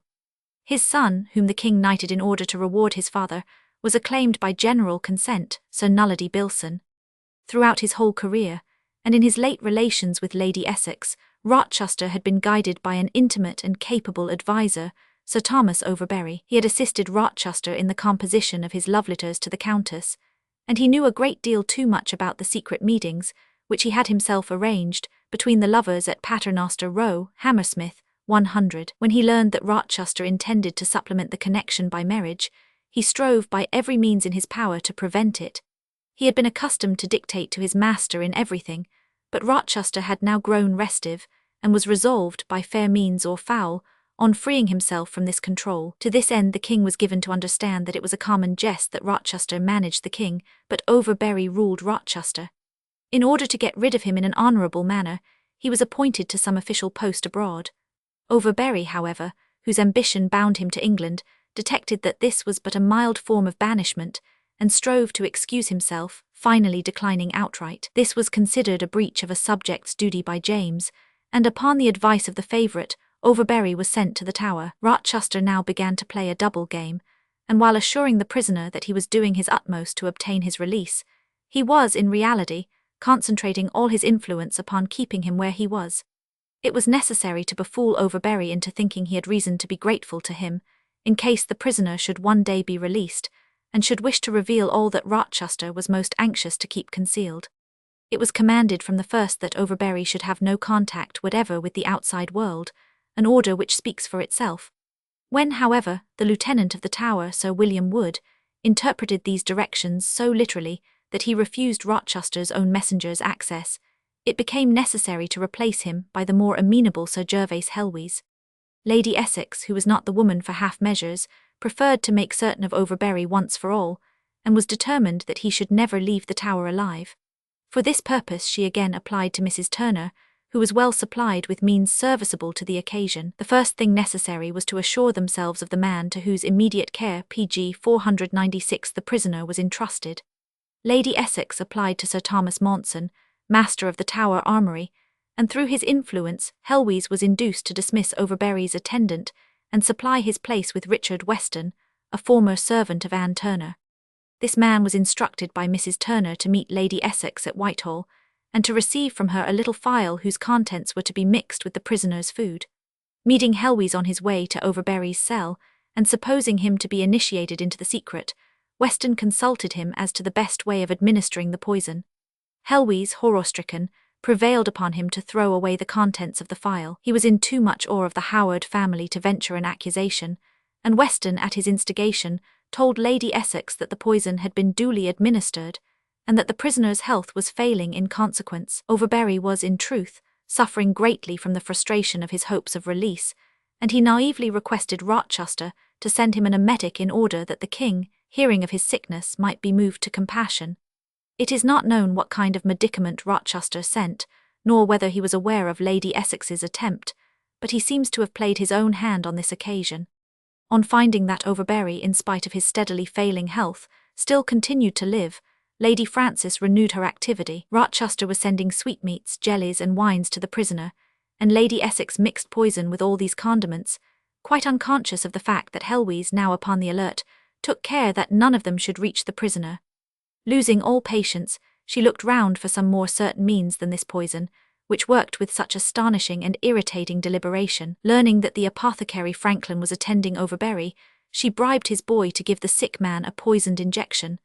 This was done, and the prisoner died in the Tower on the following day. Northampton immediately spread about a report that Sir Thomas Overbury had by no means led such a secluded life in the Tower as was generally supposed, but had by his dissolute life there contracted a disease of which he died. The rumour was generally believed, but that some suspicions were entertained can be seen in the letters of the times. John Chamberlain, writing to Sir Dudley Carleton on the 14th October 1613, speaks of Overbury's death as being caused by this disease, or something worse. Thus the last obstacle was cleared from the path which led this brilliant pair to the altar. Lady Frances was happy, and much farther removed from any feeling of remorse than Lady Macbeth. The king was full of affection for her, and in order that she might not be wanting her title of countess, Rochester was made Earl of Somerset. The wedding was celebrated with inordinate pomp on pg 497, the 26th December 1613. The bride had the assurance to appear with maidenly hair unbound upon her shoulders. John Chamberlain, writing to Mrs. Alice Carleton, December 30th, says, "She was married in her hair, and led to the chapel by her bridemen, a Duke of Saxony that is here, and the Earl of Northampton, her great-uncle."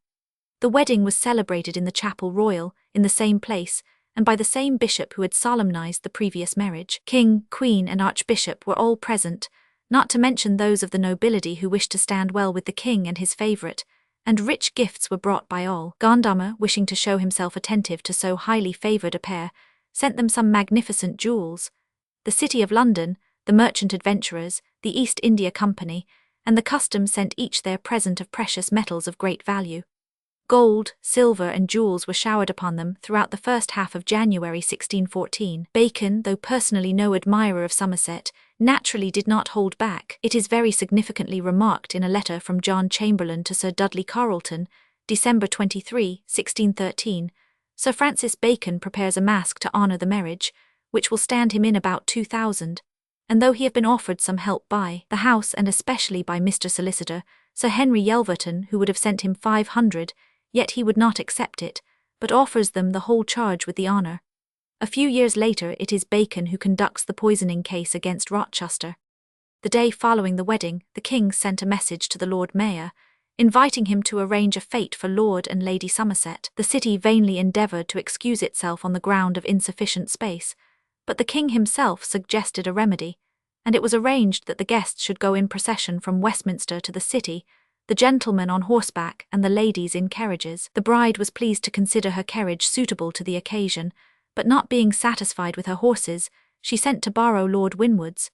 He, replying that it did not beseem so great a lady to borrow, gallantly begged her acceptance of the horses as a gift.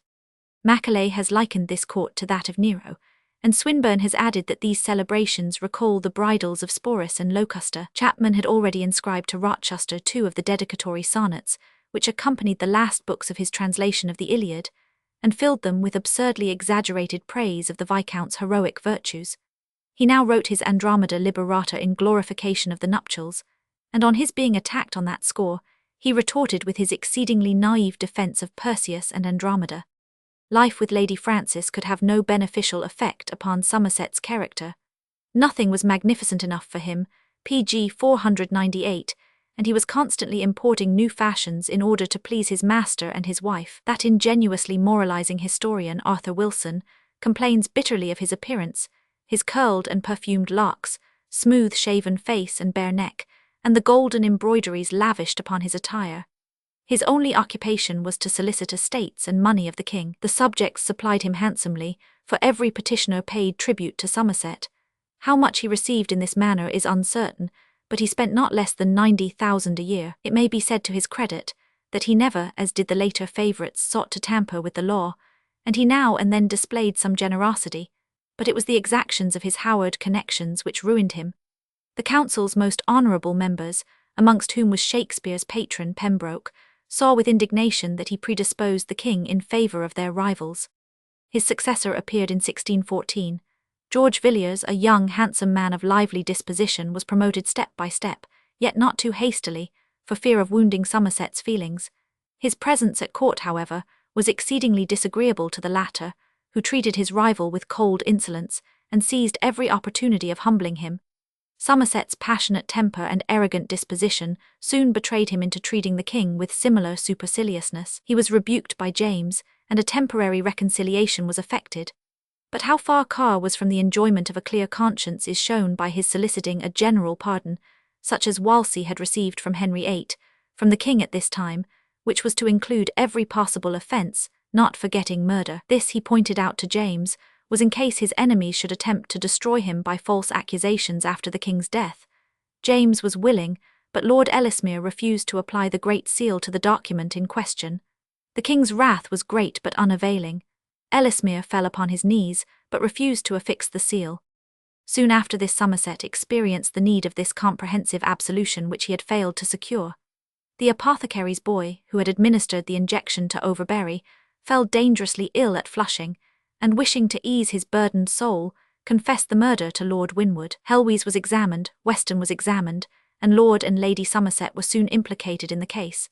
As soon as Somerset heard that he was accused, he quitted the king, with whom he was staying at Royston, and started for London in order to clear himself. The king, by this time, was profoundly weary of his old favourite, and entirely taken up by his new. To give some idea of James's dissimulation, we will quote Sir Anthony Weldon's account as an eyewitness of the parting between the king and Somerset. The earl, when he kissed his hand, the king hung about his neck, slabbering his cheeks, saying, "For God's sake, pg 499, when shall I see thee again? On my soul, I shall neither eat nor sleep until you come again." The earl told him on Monday, this being on the Friday. "For God's sake let me," said the king. Shall I, then lolled about his neck. Then, for God's sake, give thy lady this kiss for me. In the same manner at the stairs' head, at the middle of the stairs, and at the stairs' foot. The earl was not in his coach when the king used these very words. I shall never see his face more. Short work was made of the subordinate culprits. Mrs. Turner, Weston, Helwys, and the apothecary Franklin were all declared guilty and hanged. The countess bore testimony to her husband's innocence, and he went to the Tower with the collar of the Garter and the George about his neck. He threatened that if he were brought to trial he would betray secrets which contained an accusation against the king. Contemporary letters show that this was understood to mean that he would confess to having poisoned Prince Henry at the king's instigation. But he abandoned this accusation later, and conducted his defence with dignity, denying all complicity in the murder. The countess was less self-possessed. The judgment hall was filled with spectators, and the Earl of Essex amongst them was seated exactly opposite her. As the accusation was read, she trembled and turned pale, and when Weston's name was reached, she covered her face with her fan. When, according to custom, she was asked if she acknowledged herself guilty, she could but answer yes. She was condemned to death, and to the question whether she had anything further to add, replied that she would say nothing to palliate her guilt, but prayed the king's mercy. Somerset was also unanimously declared guilty. The king pardoned them both. He could hardly send to the scaffold the man who had so long been his most intimate friend, neither could he well dispatch thither the daughter of his Chancellor of the Exchequer. But although Somerset steadily maintained his innocence, both he and his wife were sent to the Tower. In the letters written at the time of the trial, as much mention is made of Sir George Villiers as of Somerset. The new favourite has been ill for some time, not without suspicion of smallpox, which if it had fallen out actum erat de amicitia, but it proves otherwise, and we say there is much casting about how to make him a great man, and that he shall now be made of the Garter 100.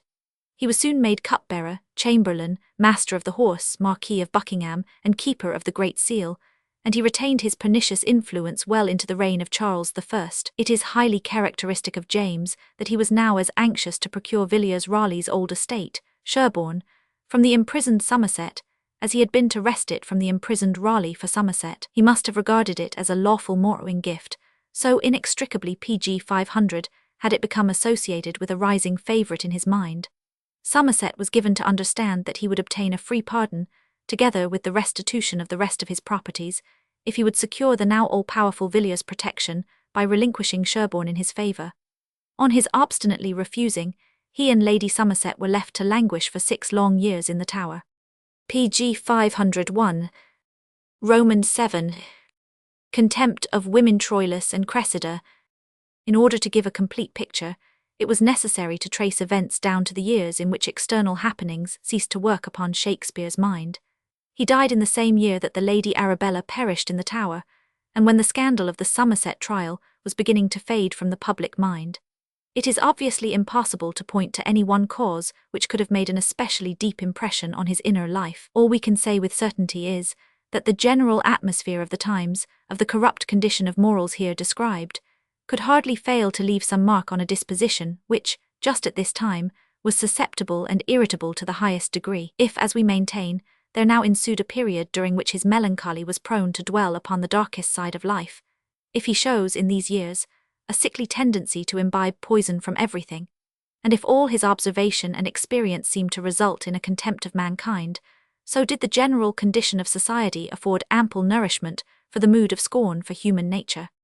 In the merely external, Shakespeare's life cannot at this time have undergone any great catastrophe. He was now 43 years of age. As soon as the play was over, between 5 and 6 of an afternoon, he stepped into one of the Thames boats and was set across the river to his house, where his books and work awaited him. He studied much, making himself familiar with the works of his contemporaries, plunging anew into Plutarch, reading Chaucer and Gower, and pondering over More's Utopia. He worked as hard as ever. Neither the rehearsal in the morning nor the play at midday had power to weary him. He read through old dramatic manuscripts to see if new treatment could revive them into use, and returned to Longlaidby manuscripts of his own to work upon them afresh. He attended to business at the same time, received the rents of his houses at Stratford, collected his tithes from the same place, and watched the lawsuits in which the purchase of these tithes had involved him. He had obtained the object of his existence, so far as the possession of property was concerned, but never had he been so downcast and dispirited, never had he felt so keenly the emptiness of life. PG 502. So long as Shakespeare was young, the general condition of society and the ways and worth of men had troubled him less. Then, except for the feeling of belonging to a despised caste and the increasing spread of Puritanism, he was at peace with his surroundings. Now he saw more sharply the true outlines of his times and his world, and perceived more clearly that eternal infirmity of human nature, which at all times only waits for a propitious climate in order to develop itself. The last work which had lain ready on his table was Antony and Cleopatra. He had there, for the second time, given his impression of the subversion of a world.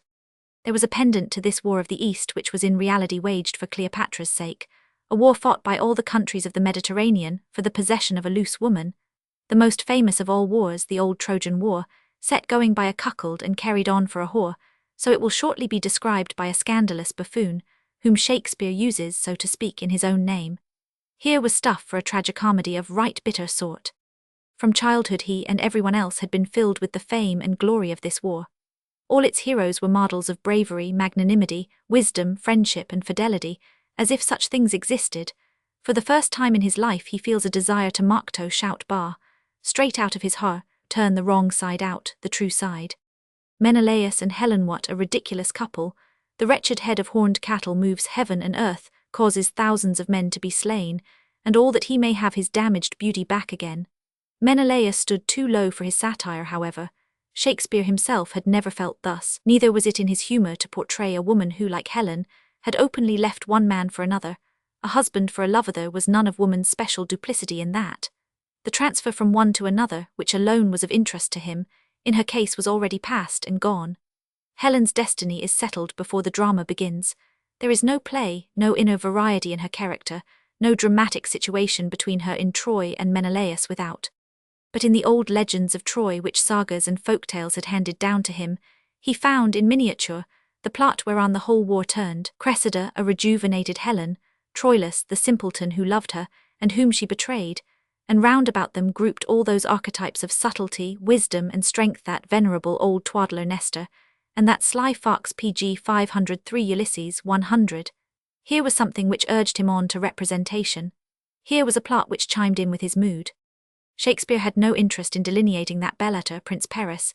He had felt him as little as he had Menelaus. But he had many a time felt as Troilus did the honest soul, the honourable fool, who was simple enough to believe in a woman's constancy. And he knew well, too well, that Lady Cressida with the alluring ways, the nimble wit, the warm blood, speaking lawful passion with to not too true an ear the lawful modesty of speech. She would rather be desired than confer, would rather be loved than love, says yes with a no yet upon her lips, and flames up at the least suspicion of her truth. Not that she is false. Oh no, why false? We believe in her as her lover believes in her, and as she believes in her Sylphontal she leaves him for the Greek camp. Then she has scarcely turned her back upon him than she loses her heart to the first she meets, and her constancy fails at the first proof to which it is put. All his life through these two forms had preoccupied his imagination. In Lucretia, he coupled Troilus with Hector among Trojan heroes. In the fourth act of The Merchant of Venice, he made Lorenzo say, "In such a night, Troilus, methinks, mounted the Trojan walls, and sighed his soul towards the Grecian tents, where Cressid lay." In Henry V, Pistol included dull Tearsheet among Cressid's kind, making dull doubly ridiculous by classing her with the Trojan maid of far-famed charm. In Much Ado About Nothing, Act 5, Benedict called Troilus the first employer of pandars. In As You Like It, Act 4, Rosalind jested about him, and yet yielded him a certain recognition, protesting that no man ever yet died for love, she said. Troilus had his brains dashed out with a Grecian club, yet did what he could to die before, and he is one of the patterns of love. In Twelfth Night and in All's Well That Ends Well, the Fool and Laffew both jested about Pandarus and his ill-famed zeal in bringing Troilus and Cressida together. Slowly, like the Hamlet tradition, this subject had been growing ripe in Shakespeare's mind. It had hitherto lived in his imagination in much the same form in which it had been handled by his compatriots. By Chaucer, first and foremost, who in his Troilus and Cressida about 1360 had translated, elaborated, and enlarged Boccaccio's beautiful poem, Philostrato. But neither Chaucer nor any other Englishman who had translated or reproduced the subject, such as Lydgate, 1460, who restored Guido del Calumni's Historia Trojana, or Caxton, who in 1471 published a translation of Réal Lefebvre's Recueil des Histoires de Troyes, had found in it any material for satire. Especially had none of its earlier elaborators found any fault with the character PG 504 of Cressida. Not the poets once. Chaucer founded his heroine in all essentials upon Boccaccio's. He, who was the first to gather the material into a poetic whole, had no intention of presenting his heroine in an unfavourable light. He wished to give expression, as he openly declares, to his own devotion to his lady-love, in his description of Troilus's passion for Cressida. The old Trouver, Benoit de Saint-Maur, and his Histoire de la Guerre de Troie about 1160, was undoubtedly his model. It is from him he received the impression that Grisida, into whom he transforms Benoit's Brisida, gradually falls a victim to the seductions of Diomedes, in whose company she leaves Troy, and little by little grows untrue to Troilus. He adds a stanza to this effect, on the inconstancy of women. It was not to be expected that Boccaccio should kneel before women with the platonic love and devout worship of Dante and Petrarch. Beatrice is a mystical, Laura an earthly ideal. Grisida is a young lady from the court of Naples, such as it was then, a young, lovable and frail woman of flesh and blood, but only frail, never base, and very far from being a coquette. Boccaccio never forgets that he has dedicated the poem to his love, and that she also left the place where they had dwelt together, for one where he durst not follow her. He says clearly that in the portrayal of Grisida's charms he has drawn a picture of his love, but he refrains with consummate tact from driving the comparison further. Chaucer, as little as Boccaccio, found anything in the relations of the lovers to satirize. He intends, to the best of his abilities, to prove their love as innocent and lawful as possible. He paints it with a naive and enraptured simplicity, which proves how far he is from mockery. He does not even rave over Cressida's faithlessness to Troilus. She is excused, she trembles and hesitates before she falls. Inconstancy is forced upon her by the overwhelming might of hard circumstance. There is nothing in these two poets that can compare with the passionate heat and hatred, the boundless bitterness with which Shakespeare delineates and pursues his Cressida. His mood is the more remarkable that he in no wise paints her as unlovable pg 505 or corrupt. She is merely a shallow, frivolous, sensual, pleasure-loving coquette. She does little on the whole to call for such severity of judgment. She is a mere child and beginner in comparison with Cleopatra, for instance, who, for all that, is not so unmercifully condemned. But Shakespeare has aggravated and pointed every circumstance until Cressida becomes odious and rouses only aversion. The change from love to treachery, from Troilus to Diomedes, is in no earlier poet affected with such rapidity. Whenever Shakespeare expresses by the mouth of one or another of his characters the estimate in which he intends his audience to hold her, one is astounded by the bitterness of the hatred he discloses. It is especially noticeable in the scene Act 4, in which Cressida comes to the Greek camp and is greeted by the kings with a kiss. At this point Cressida has as yet offended in nothing. She has, out of pure, vehement love for him, passed such a night with Troilus as Juliet did with Romeo, persuaded to it by Pandarus, as Juliet was by her nurse. Now she accepts and returns the kiss wherewith the Greek chieftains bid her welcome. We may remark in parenthesis that at that time there was no impropriety in such a greeting. In William Brenchley Rye's England as seen by foreigners in the days of Elizabeth and James I, are found, under the heading England and Englishmen, the following notes by Samuel Rachel, a merchant from Ulm. Item, when a foreigner or an inhabitant goes to a citizen's house on business, or is invited as guest, and having entered therein, he is received by the master of the house, the lady or the daughter, and by them welcomed. He has even the right to take them by the arm and kiss them, which is the custom of the country, and if anyone does not do so, it is regarded and imputed as ignorance and ill-breeding on his part. For all that, Ulysses, who sees through her at the first glance, breaks out on occasion of this kiss which Cressida returns. Fie, fie upon her! There's language in her eye, her cheek, her lips. Nay, her foot speaks, her wanton spirit looks out, at every joint and motive of her body. Oh, these encounterers, so glib of tongue, that give occasion welcome ere it comes, and wide unclasp the tables of their thoughts. To every ticklish reader, set them down, for sluttish spoils of opportunity, and daughters of the game. So Shakespeare causes his heroine to be described, and doubtless it is his own last word about her. Immediately before her he had portrayed Cleopatra. When we remember the position occupied in his drama by the Egyptian queen, whom he, for all pg 506 that, has stamped as the most dangerous of all dangerous coquettes, we can only marvel at the distance his spiritual nature has traversed since then. There was in Shakespeare's disposition, as we have already remarked, a deep and extraordinary tendency to submissive admiration and worship. Many of his flowing lyrics spring from this source.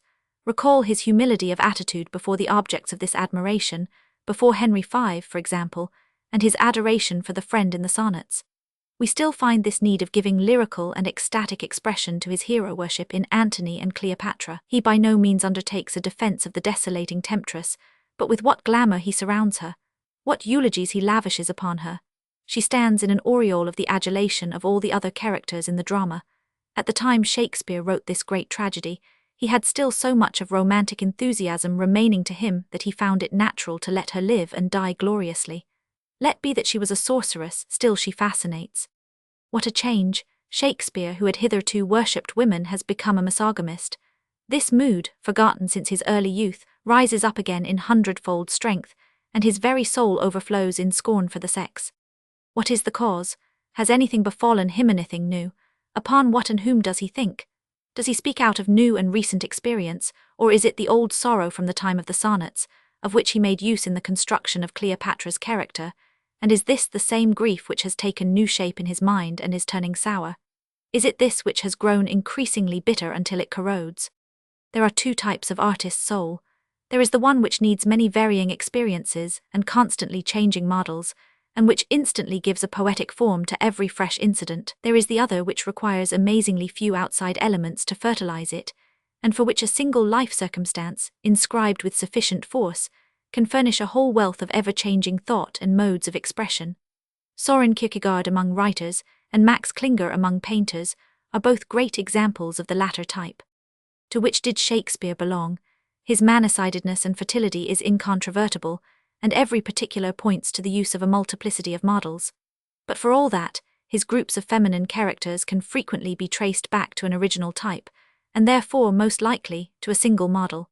When one momentous incident of a poet's life is known, we are very apt to relate to it everything in his works which could possibly have any connection with it. In this manner, the French literary and critical world most obstinately found traces of Alfred de Musset's life with George Sand in every expression of melancholy or complaint of desolation in his poems. In his biography of his brother, however, pg 507, Paul de Musset has revealed the fact that the December night, which seems so obvious a supplement to the May night that turns upon George Sand, was really written in quite another spirit, to a totally different woman. Also, the character delineated in the letter to Lamartine, which was generally believed to be that of the famous poetess, had in reality nothing whatever to do with her. It is quite possible, therefore, that this last woman's character, instead of being only a variant of the Cleopatra type, was a product of a new, fiery and scorching impression of feminine inconstancy and worthlessness. We are too entirely ignorant of the circumstances of the poet's life to venture any decided opinion. All we can say is that incidents and novel experiences are not absolutely necessary as an explanation. There is a remote possibility that the first sketch of the play was already written in 1603, in which case it would be more than likely that the Dark Lady was once more his prototype. On the other hand, it may be, as already suggested, that in a productive soul one circumstance will take the place of many, and an experience which at first seemed wholly tragic may, in the rapid inner development of genius, come to wholly change its character. He has suffered under it, it has sucked his heart's blood, and left him a beaten man on his path through life. He has sought to embody it in serious and worthy forms, until suddenly it stands before him as a burlesque. His misery no longer seems a cruel destiny, but a well-merited punishment for immoderate stupidity, and this bitter mood has sought relief in such scornful laughter as that whose discord strikes so harshly in Troilus and Cressida. We can imagine that Shakespeare began by worshipping his ladylove, complaining of her coldness and hardness, celebrating her fingers in song, cursing her faithlessness, and feeling himself driven nearly wild with grief at the false position in which she had placed him. This is the standpoint of the sonnets. In the course of years the fever had stormed itself out, but the memory of the enchantment was still visibly fresh, and his mind pictured the loved one as a marvelous phenomenon, half queen, half gypsy, alluring and repellent, true and false, strong and weak, a siren and a mystery. This is the standpoint of Antony and Cleopatra. Then possibly, when life had sobered him down, when he had cooled, as we all do cool in the hardening ice of experience, he suddenly and sharply realized the insanity of an exotic enthusiasm for so worthless an object. He looks upon this condition, which invariably begins with self-deception, and must of necessity end in disillusionment, as a disgraceful and tremendous absurdity. And his wrath over wasted feelings and wasted time and suffering, over the degradation and humiliation of its self-deception, and ultimately the treason itself, seeks final and supreme relief in the outburst, "What a farce!" which is in itself the germ of Troilus and Cressida. O Carnig Wiswamatra, O welch ein Ox bist du, das du so viel kämpfest und brussest, und alls für ein Kerr, Giovandana e mobile, e vagliosa, e negli amanti molti, e sua bellezza, estima più che allo specchio, e pomposa, ha vena gloria di sua Giovanza, la qual quanto piacevol e vezosa, e più cotanto più sico l'appresa, virtu non senti ni conoscimento, volubil sempre cum faglia al vento. Her arms smale, her straight back and soft, her sides long, fleshly, smooth and white. He gan to stroke, and good thrift bad fall oft. Her snowish throat, her breasts round and light. Thus in this heaven he gan him to delight. And then withal 1,000 times her kissed, that what to do for joie unneth he wist. Pg 508. Roman 8. Troilus and Cressida, historical material. In the 21st book of the Iliad, Homer makes his solitary mention of Troilus as a son, whom Priam had lost before the opening of the poem. The old king says, "O me, accursed man! All my good sons are gone, my light the shades Cimmerian have swallowed from me, I have lost Mestor surnamed the Fair. Troilus, that ready knight at arms, that made his field repair, ever so prompt and joyfully."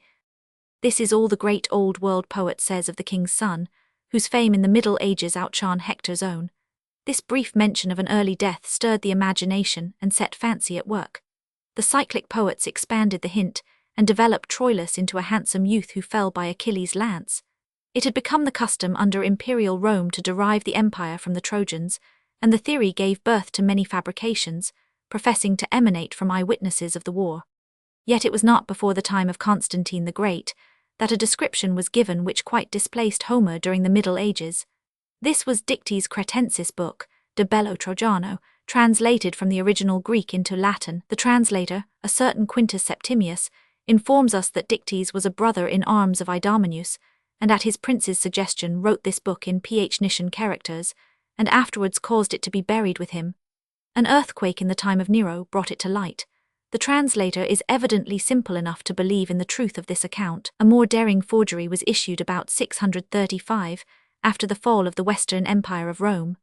The author is supposed to be a certain Dares Phrygius, who was one of Hector's counselors, and who wrote the Iliad before Homer. The title of this book also is De Bello Trojano, and it professes to have been translated into Latin by Cornelius Nepos, who is said to have found the manuscript at Athens, where in his day Homer was considered half mad because he had depicted gods and men as carrying on a war with PG 509 one another. Troilus is the most prominent hero of the book, which is a wretched compilation of far-fetched reminiscences. Dares, however, became the fountainhead for all medieval storytellers, first and foremost among them being Benoit de Saint Maur, troubadour to Henry II of England. Of his poem, containing 30,000 verses, only fragments have ever been printed. As a genuine trouver of the early half of the 12th century, he has adorned his ancient material with sumptuous descriptions of towns, palaces, and accoutrements. He enters, so far as he is able, into the spiritual life of his hero, and supplies him with what, according to the notions of his times, he could not possibly lack: a love motive. He represents Briseis, Achilles' vaunted love, as the daughter of Calchas, whom, following the example of Dares, he makes a Trojan. Brisida, who is beloved by Troilus, returns to Troy after her father goes over to the Greeks. When Calchas wishes to regain his daughter, she is exchanged, as in Shakespeare's drama, for the prisoner Antenor. Diomedes is sent by the Greeks to escort her, and Brisida falls a victim to his seductive arts. Many of the incidents in Shakespeare's play are to be found in Benoit that Diomedes is experienced in women, for example, that Briseis gives him a favour wherewith to adorn his lance, that he dismounts Troilus and sends his horse to his ladylove, and that Troilus inveighs against her broken faith. 100. Now it can be traced how, in the further development of the theme, one writer after another adds some feature which Shakespeare in his turn still further elaborates. Guido de Colonna, or del Calumny, a judge at Messina in 1287, retranslates Benoit de Saint Maur into barbarous Latin, making no acknowledgement of his source, and transforming Achilles into a raw, bloodthirsty barbarian. Boccaccio, who prefers significant names, and the title of whose poem, Philostrato, signifies one struck to earth by love, changes Brisida into Chrysida thus in old editions, in order that her name may mean the golden, and he it is who adds Pandarus, the all-giver, who aids Troilus in his love affairs. He is Chrysida's kinsman, and is evidently sympathetic all through. It is Chaucer who first submits the character of Pandarus to an important change, and makes it the transition point of the Pandarus we find in Shakespeare. In his poem Troilus's young friend has become the elderly kinsman of Cressida, and he brings the young pair together, mostly out of looseness. It is he who persuades the young maiden and leads her astray by means of lying impostures. It was not Chaucer's intention, as it was Shakespeare's, to make PG 510 the old fellow odious. His role is not carried out with the cynical and repulsive lowness of Shakespeare's character. Chaucer endeavours to ward off any painful impression by making the shameless old rascal the wit of his poem. He did not achieve his object. His readers saw only the procurer in Pandarus, whose name became thenceforward a byword in the English language, and it was as such that Shakespeare drew the character in downright, unmistakable disgust. We have yet other sources, Latin, French and English, for the details of the drama. From Ovid's Metamorphoses, for example, which Shakespeare must have known from childhood, he took the idea of making Ajax almost an idiot in his conceited stupidity. It is in the third book of the Metamorphoses that Ulysses, fighting with Ajax for Achilles' weapon, overwhelms his opponent with biting sarcasms. Shakespeare found the name of their sites in the same book, with a word concerning his role as lampooner of princes. We may doubt whether Shakespeare knew Lydgate's Book of Troy. Most of his details with regard to the siege are taken from an old writing, translated from the French, and published by Wynkyn de Worde in 1503. Here, for example, is the parade of heroes, the talk of King Neoptolemus being no son of Achilles, and the corrupted names of the 6 gates of Troy: Dardane, Timbria, Helias, Chetas, Troyan, and Antinorides. Here also he would find the name of Hector's horse, Galathea, the archer who calls upon the Greeks, the bastard Margarlan, Cassandra's warning to Hector, the glove Cressida gives away, and Troilus's idea that a man is not called upon to be merciful in war, but should take a victory as he led. We cannot tell if Shakespeare was further indebted to some old dramatic writings, whereof only the names have survived to us. In 1515, a comedy called The Story of Troilus and Pandore was played before Henry VIII. On New Year's Day, 1572, a play about Ajax and Ulysses was performed at Windsor Castle, and another in 1584 concerning Agamemnon and Ulysses in Henslow's Daybook for April and May 1599 pg 511, we see that the poets Dekker and Henry Chettle Dickers and Harry Cheetle, in his amusing orthography, wrote a piece at his invitation for the Lord Admiral's troop, Trolls and Cressidae. In May he lends them a sum of money on it, changing its title to a tragedy about Agamemnon. It is finally entered at the Stationers' Hall in February 1603 as a piece entitled Troilus and Cressida, as it was played by the Lord Chamberlain's men, Shakespeare's company. The fact that in Shakespeare's drama, as we have it, rhyme is introduced in various parts of the dialogue, and several other details of versification, seems to point to the possibility that the so-called piece was in reality Shakespeare's first sketch of the play. It is one of Flea's tediously worked-out theories that the drama was produced in 3 different parts, with an interval of from 12 to 13 years between each. He is quite regardless of the fact that the parts are absolutely inseparable, and is evidently entirely innocent of the manner of growth of poems. He also totally ignores such important evidence as that of the preface to the oldest edition, 1609, which positively asserts that the piece has never hitherto been played. It is, of course, possible that this edition, like most of its kind, was unauthorized, but even then the writer of the preface would scarcely lie about a fact which could be so easily verified, and which, moreover, he was not in the least interested in falsifying. Non emhi piccola cosa tu donata, ni mia piccola cosa donato hai, la vita mia ti fia sempre obbligata, in elhi de mort in via suscitata, huic modo ni prosit, quad ut est hebes esse vidter, artes opus tant rudis et sine pector miles, indurit, agesis delidi danis solusha prosit, tu vias sine ment geris mihi cura futuri, tu pugner parts pugnandi tempora mecum, elegit atrides, in tantum corpor prads, Met 13, 290, 327, 360. pg 512. Roman Knight. Shakespeare and Chapman. Shakespeare and Homer. We have now apparently exhausted the literary sources of this mysterious and so little understood work. But we have not, for all that, solved the fundamental question which has occupied so many brains and pens. Was it Shakespeare's intention to ridicule Homer? Did he know Homer?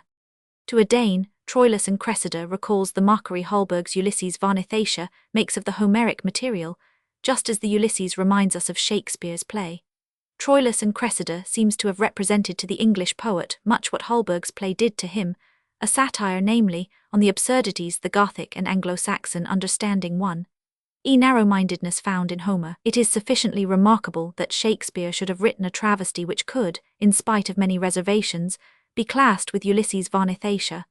As far as Holberg is concerned, the explanation is simple enough. His is the taste of the enlightened age, and the ancient civilization's noble naivete viewed in the light of dry rationalism filled him with amazement and laughter.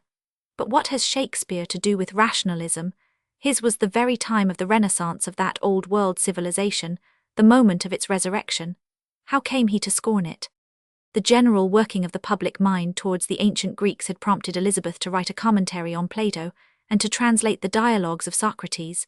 But Shakespeare's knowledge of Greek was defective, and thus it was that he, as playwright, represented the popular trend, in contradistinction to the numerous other poets, who, like Ben Jonson, prided themselves on their erudition.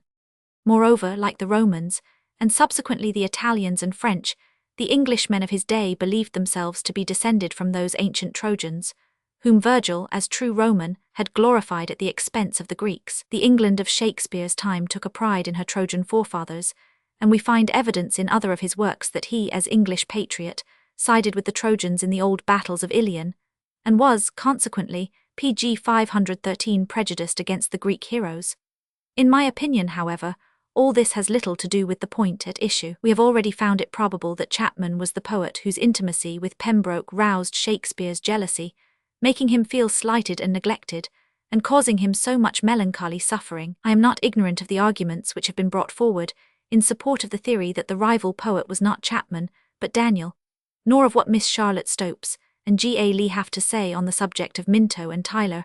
I do not, however, consider that they have been able to refute the strong evidence in favour of its being no other than Chapman, who was the poet of Shakespeare's sonnets 78-86.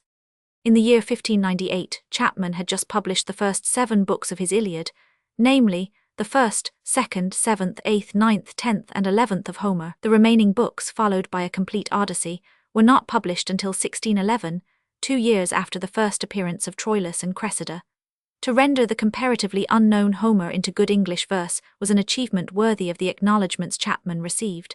His translation is to this day, in spite of its faults, the best that England possesses. Keats himself has written a sonnet in praise of it.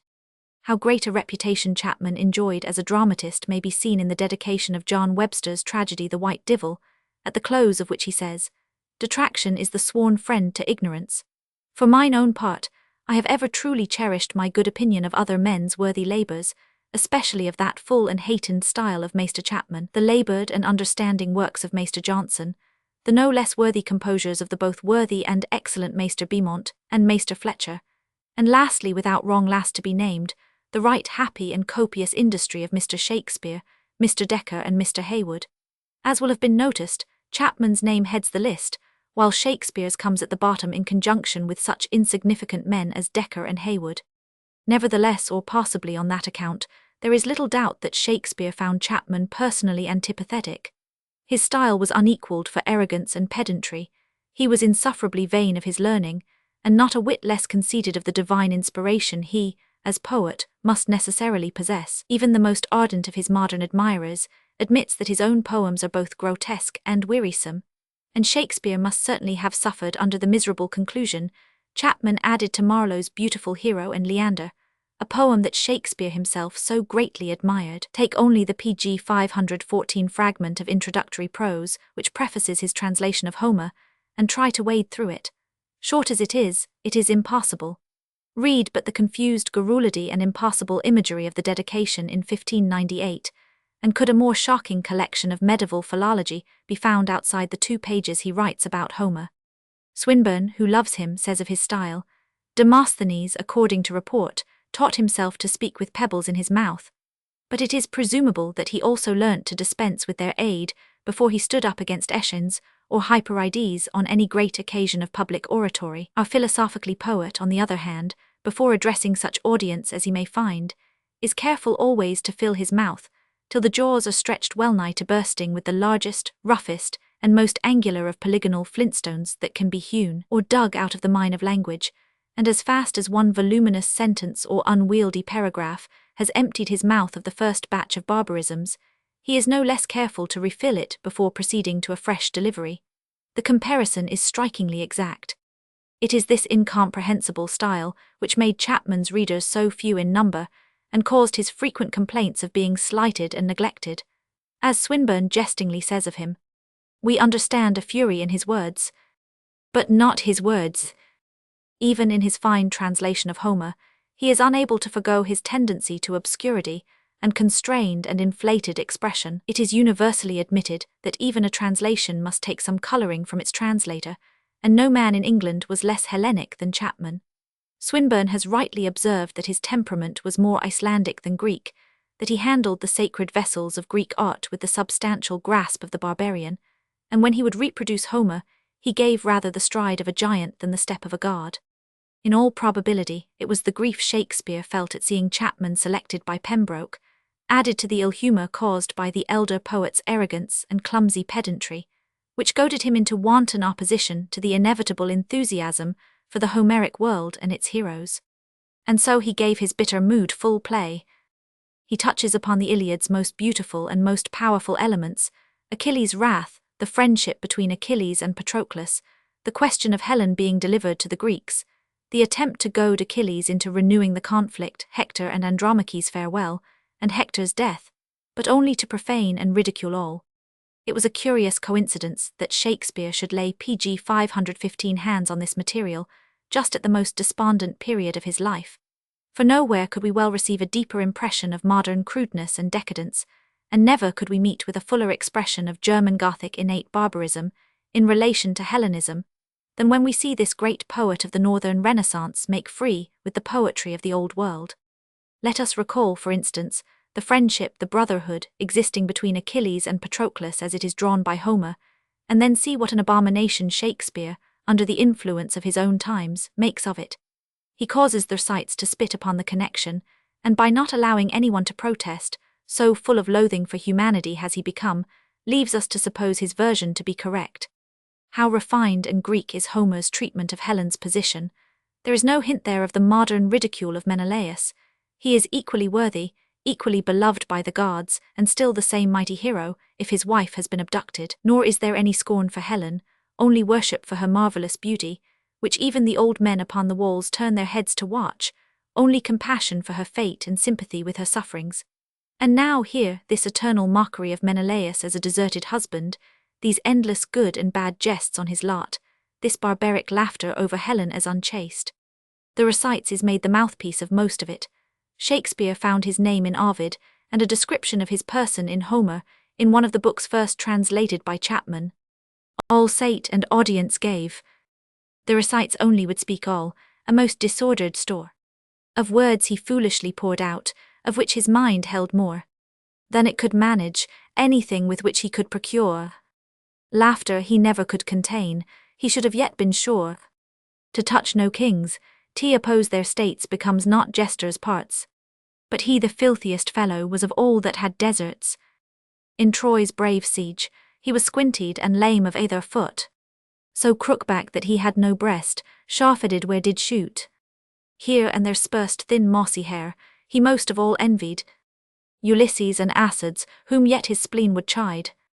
pg 516, the argument which has been brought forward to prove that Shakespeare could not have known this description, creating the character of the Thersites, is worthless. It has been considered impossible that he, who knew so well how to turn all material to account, should not have profited in that case by the famous scene where Odysseus beats the Thersites.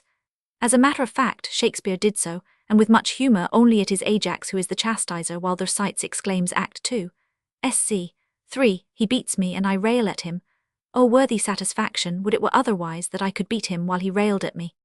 Clearly enough, the character of the witty, malicious lampooner made an impression upon Shakespeare, and he, probably following the example of earlier plays, transformed him into a clown, and made him act as chorus accompanying the action of the play. Such obviously was the fool in Lear. But how different is the melancholy, emotional satire to which King Lear's faithful companion in distress gives vent from the flaying, scorching scorn, the stream of fierce invective wherewith Thersites overwhelms every one and everything. One cannot but see that these lampoons of Menelaus and Helen represent Shakespeare's own feeling, partly because Thersites is undoubtedly used as a kind of satire chorus, and partly because the dispassionate and unprejudiced characters of the drama express themselves in harmony with him. Notice, for instance, this reply of Thersites Act 2, Sc. 3. After this the vengeance upon the whole camp, or rather the bone-etch, for that methinks is the curse upon those that war for a placket. Here is such patchery, such juggling, and such knavery. All the argument is a cuckold and a whore, a good quarrel to draw emulous factions and bleed to death upon. Now the dry serpigo on the subject, and war and lechery confound all. Or read this description of Menelaus Act 5, Sc. I. and the goodly transformation of Jupiter there, his brother the bull, the primitive statue and oblique memorial of cuckolds, a thrifty shoeing horn in a chain, hanging at his brother's leg-toe, what form but that he is, should wit larded with malice, and malice forced with wit turn him to an ass were nothing, he is both ass and ox, to an ox were nothing, he is both ox and ass. To be a dog, a mule, a cat, a fichu, a toad, a lizard, an owl, a puttock, or a herring without a roe, I would not care, but to be Menelaus, I would conspire against destiny. Ask me not what I would be if I were not Thersites, for I care not to be the louse of a Lazar so I were not Menelaus. One can by no means accept this as merely the outburst of a brawling slave's hatred of his superiors, for the entirely unprejudiced pg 517 Diomedes expresses himself in the same spirit to Paris Act 4. Sc. I. Paris, and tell me, noble Diomed, faith tell me true, even in the soul of sound good fellowship, who in your thoughts merits fair Helen best, myself or Menelaus? Diomedes, both alike. He merits well to have her that doth seek her, not making any scruple of her soilure, with such a hell of pain and world of charge, and you as well to keep her that defend her, not pallading her dishonour, with such a costly load of wealth and friends. He, like a puling cuckold, would drink up the lees and dregs of a flat-tamed piece. You, like a lecher out of whorish loins, are pleased to breed out your inheritors. Both merits poised, each weighs nor less nor more. But he as he, the heavier for a whore. Paris, you are too bitter to your countrywoman. Diomedes, she's bitter to her country, hear me, Paris. For every false drop in her body veins, a Grecian's life hath sunk, for every scruple of her contaminated carrion weight. A Trojan hath been slain, since she could speak. She hath not given so many good words breath, as for her Greeks and Trojans have suffered death. In the Iliad, these forms represent the outcome of the imagination of the noblest people of the Mediterranean shores, unaffected by religious terrors and alcohol. They are bright, glad, reverential fantasies, born in a warm sun under a deep blue sky. From Shakespeare they step forth travestied by the gloom and bitterness of a great poet of a northern race, of a stock civilized by Christianity, not by culture. A stock which, despite all the efforts of the Renaissance to give new birth to heathendom, has become, once for all, disciplined and habituated to look upon the senses as tempters which lead down into the mire, to which the pleasurable is the forbidden and sexual attraction a disgrace. How significant it is that Shakespeare only sees Greek love as scourged by the lash of venereal diseases. Throughout the entire play, a pestilential breath of innuendo is blown with outbursts of cursing, all centering on a contagion which first showed itself some 1,000 years after the Homeric times. As Homeric friendships are bestialized, so is Greek love profaned to suit modern circumstances. To their sights the Greek princes are, every one of them, scandalous rakes. Here's Agamemnon, an honest fellow enough and one that loves quails, but he has not as much brain as earwax. Act 5. Sc. I. That same Diomedes, a pg 518 falsy-hearted rogue, a most unjust knave. They say he keeps a Trojan drab, and uses the traitor Calchas' tent. Nothing but lechery, all incontinent varlets. Act 5. Sc. I. Achilles, that idol of idiot worshippers, that full dish of fool, has Queen Hecuba's daughter as a concubine, and has treacherously promised her to leave his fellow countrymen in the lurch. Patroclus will give me anything for the intelligence of this whore. The parrot will not do more for an almond than he for a commodious drab. Lechery, lechery still, nothing else holds fashion. Of Menelaus and Paris, cuckold and cuckold-maker, enough has already been said. Helen has been sternly condemned, and of Cressida with her two adorers, Troilus and Diomedes, how the devil Luxury with his fat rump and potato fingers tickles these two together. Fry lechery, Fry. Act 5. Sc. 2. It is clear that the Christian conception of faithlessness in love has displaced the old Hellenic innocence and naivete. How fervent is Achilles' love for Briseis in Homer. How honest, warm, and indignant he is when he asks Agamemnon's messengers if among the children of men only the Atrides love their wives, and he himself answers that every man who is brave and of good understanding loves and shelters his wife, as he of his inmost heart loved and would shelter Briseis, prisoner of war though she was. None the less does Homer tell us how immediately after Achilles has ended his speech and dismissed his guests, he stretches himself upon his couch in the inner room of his tent, richly wrought, and that fair lady by his side that he from Lesbos brought, bright Diomede. It never occurs to the Greek poet that this implies any faithlessness to the absent Briseis, but Shakespeare's standard is thoroughly and medievally rigorous. On 2 points the comparison between Homer and Shakespeare is inevitable. The first is the farewell between Hector and Andromache. There is nothing finer in Greek poetry, which is to say, any poetry, than this tragic idyll, so profoundly human and movingly beautiful as it is, the pure womanliness which out of deep grief and pain utters a complaint without weakness, and expresses without sentimentality a boundless love poured out upon this one object. Thy life makes still my father be, my mother, brother, and besides thou art my husband too. Most loved, most worthy.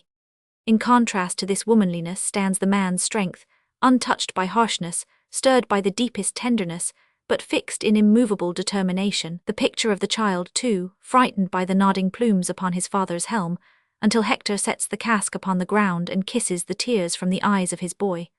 The scene takes place in the 6th book of the Iliad, and could not have been known to Shakespeare, inasmuch as it was as yet untranslated by Chapman. See what he sets in its place. pg 519 Andromache, unarm, and do not fight today. Hector, you train me to offend you, get you in, by all the everlasting gods I will go. Andromache, my dreams will sure prove ominous to the day. Hector, no more I say. This is the harshness of a medieval duke. The golden dust is brushed from the wings of the Greek psyche. If Harold Hardrada, as chieftain of the Varangians, ever gave a thought to the spirit of Greek art, as he passed with his troops through the streets of Constantinople, he must have looked upon it thus, despising the ancient Hellenes because he found the modern cowardly and effeminate. Shakespeare had no particular place and no particular people in his mind when he wrote this play. He simply robbed the finest scenes of their beauty, because his mind at that time had elected to dwell upon the lowest and basest side of human nature. The second point is the mission to Achilles, told in the 9th book of the Iliad. It was translated and published by Chapman in 1598, and must certainly have been known to Shakespeare. This book is one of the few finished works of art which have been produced upon this earth. The Greek epos itself contains nothing more consummate than its delineation of character, the contrast between the arrogant and the intellectual, the polished and the humorous, the interplay of personality from the highest pathos to the reiterated twaddle of the old man. Achilles' wrath, Nestor's experience, Odysseus' subtle tact, Phoenix's good-natured rambling, the wounded pride of the Hellenic emissaries, are all gathered together in the endeavor to induce Achilles to quit his tent. Contrast this with the burlesque attempt to provoke that cowardly snob and raw dunce of an Achilles out of his exclusiveness, by passing him by without returning his greeting or seeming conscious of his existence.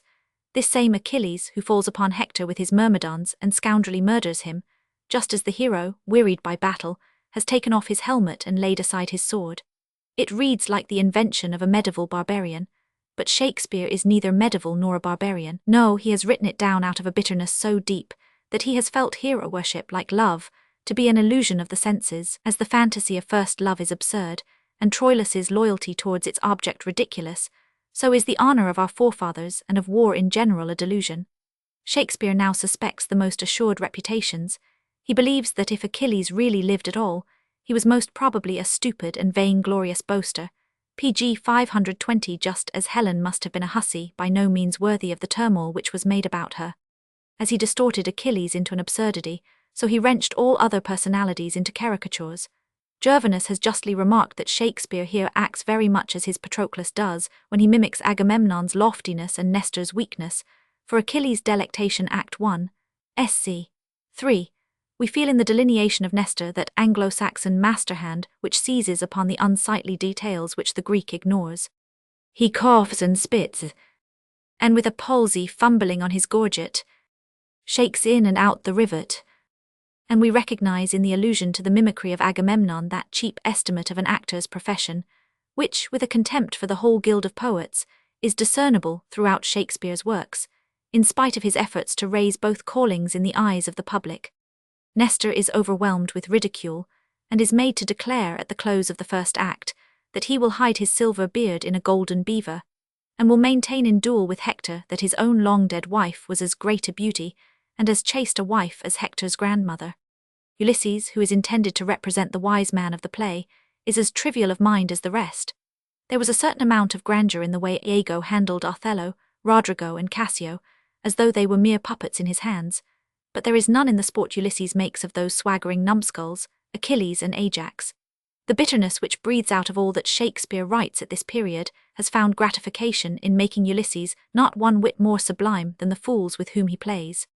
Amongst German critics, Gervinus has characterized Troilus and Cressida as a good-naturedly humorous play. No description could be more unlikely. Seldom has a poet been less good-natured than Shakespeare here. No less impossible is the theory also nourished in Gervinus' imagination that the poet of the English Renaissance was offended by the loose ethics of Homeric pg 521 poetry. Shakespeare most certainly was never so moral as this moralizing German critic, and what German critic is not moralizing would have him to be. It is not a sense of the ethics of Homer, but a feeling for his poetry that is lacking. In Shakespeare's time, men took too much pleasure in classical culture to appreciate the antique naivete. It was not until the beginning of the 19th century, when popular poetry once more began to be universally honored, that Homer displaced Virgil in the popular estimation. Even Goethe preferred Virgil to Homer. Gervinus is equally wide of the mark when, in his anxiety to prove Troilus and Cressida a purely literary satire, he hazards the assertion that Shakespeare never intended here to hold up a mirror to his times, for it is precisely his own times, and no other, that were in his mind when he wrote this play. Patroclus, no more words Thersites' peace. Thersites, I will hold my peace when Achilles' brack bids me, shall I? Act 2, Sc. 1 Thersites, prithee be silent, boy, I profit not by thy talk, thou art thought to be Achilles' male varlet. Patroclus, male varlet, you rogue, what's that? Thersites, why his masculine whore. Now the rotten diseases of the south, the gut-scraping, ruptures, catarrhs, loads o' gravel I the back, lethargies, cold palsies, raw eyes, dirt-rotten livers, wheezing lungs, bladders full of impostum, sciaticas, lime-kilns I the palm, incurable bone-etch, and the rivalled fee simple of the tetter, take and take again all such preposterous discoveries. Act 5, Sc. 2. And like a strutting player whose conceit lies in his hamstring, and doth think it rich to hear the wooden dialogue and sound twixt his stretched footing and the scaffoldage, such to be pitied and orested seeming, he acts thy greatness in, and the passage previously quoted from Macbeth, life's but a poor player, that struts and frets his hour upon the stage, and then is heard no more. Also the 110th sonnet, pg 522, X. Scorn of woman's guile and public stupidity. Troilus and Cressida first appeared in 1609 in 2 editions, one of which is introduced by a remarkable and diverting preface, entitled A Never Writer to an Ever Reader News.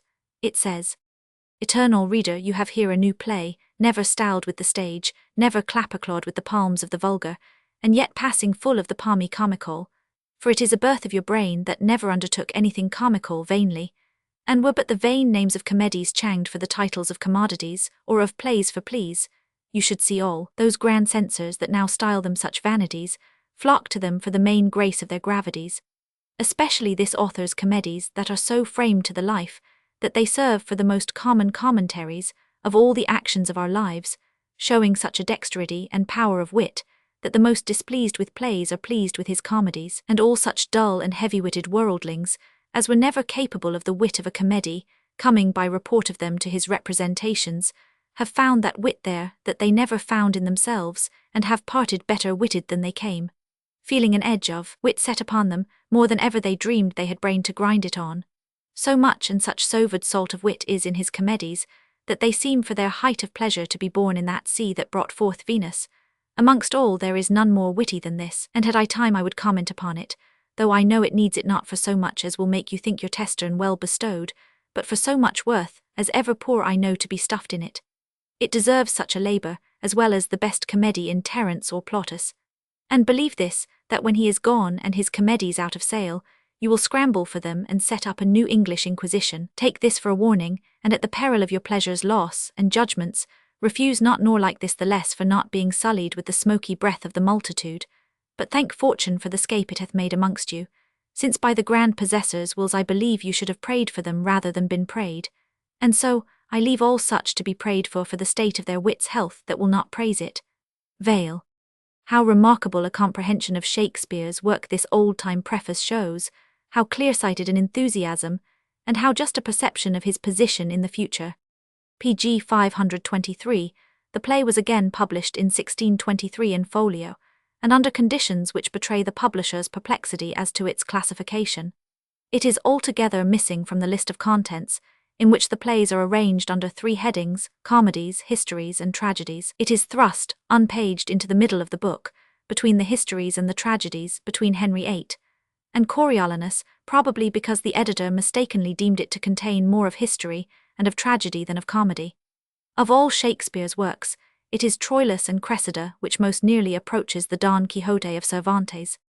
It is a proof of the stultifying effect of the too close attention of philological critics to metrical peculiarities, which a poet can always accommodate as he thinks proper upon the finer psychological sense, that either the whole or a greater part of Troilus and Cressida has been taken for the work of Shakespeare's youth, and has been attributed to the Romeo and Juliet period.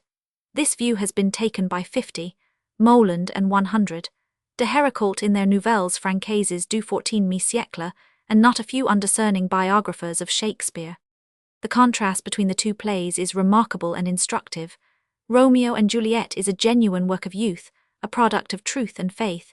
Troilus and Cressida is the outcome of the disillusionment, suspicion, and bitterness of ripe manhood. The critics have been deceived by the apparently astonishing youthfulness of parts of Troilus and Cressida, some upon the ground of its occasional euphuisms and bombast evidently satirical, others by the enthusiasm of youth and absorption in love, which some of Troilus's replies express. For instance, "I tell thee I am mad. In Cressida's love, thou answerst she is fair. Pourst in the open ulcer of my heart. Her eyes, her hair, her cheek, her gait, her voice, 100. In his most ardent raptures there sounds a note of ridicule." All this is a complete inversion of Romeo and Juliet. His youthful tragedy portrayed a woman so staunchly true in love that she is driven thereby to a bitter death. Troilus and Cressida deals with a woman whose constancy fails at the first proof. There is no abyss between the soul and the senses in Romeo and Juliet. The two melt into one in fullest harmony. But it is the lower side of love's ideal nature which is parodied in Troilus pg 524 and Cressida, and causes it to resemble the flippant accompaniment to the serenade in Mozart's Don Juan, which caricatures the sentimentality of the text. It is true that there is a chivalrous fine feeling and sensual tenderness in Troilus's love, which seems to foreshadow, as it were, that which some centuries later found such full expression in Keats. But the melancholy of Shakespeare's matured perception sets its iron tooth in everything at this period of his life, and he looks upon absorption in love as senseless and laughable. He shows us how blindly Troilus runs into the snare, giddy with happiness and uplifted to the heavens, and how the next moment he awakes from his intoxication betrayed, but he shows it without sympathy, coldly. Therefore the play never once arouses any true emotion, since Troilus himself never really interests. The piece blazes out but imparts no warmth. Shakespeare wrote it thus, and therefore while Troilus and Cressida will find many readers who will admire it, few will love it. Shakespeare deliberately made Cressida sensually attractive, but spiritually repulsive and unclean.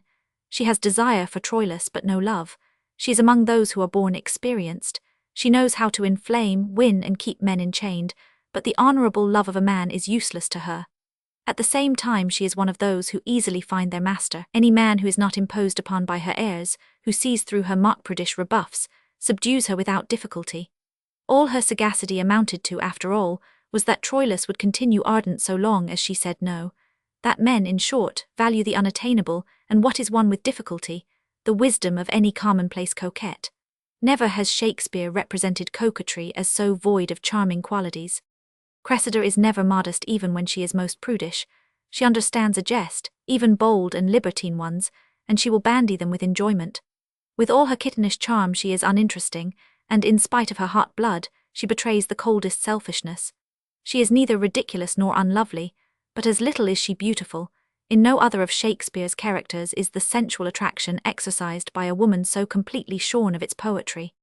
Her uncle Pandarus is as experienced as she is in the art of exciting by alternately thrusting forward and holding back. He has been named a demoralized Polonius, and the epithet is good. He is an old voluptuary, who finds his amusement in playing the spy and go-between, now that more active pleasures are denied to him.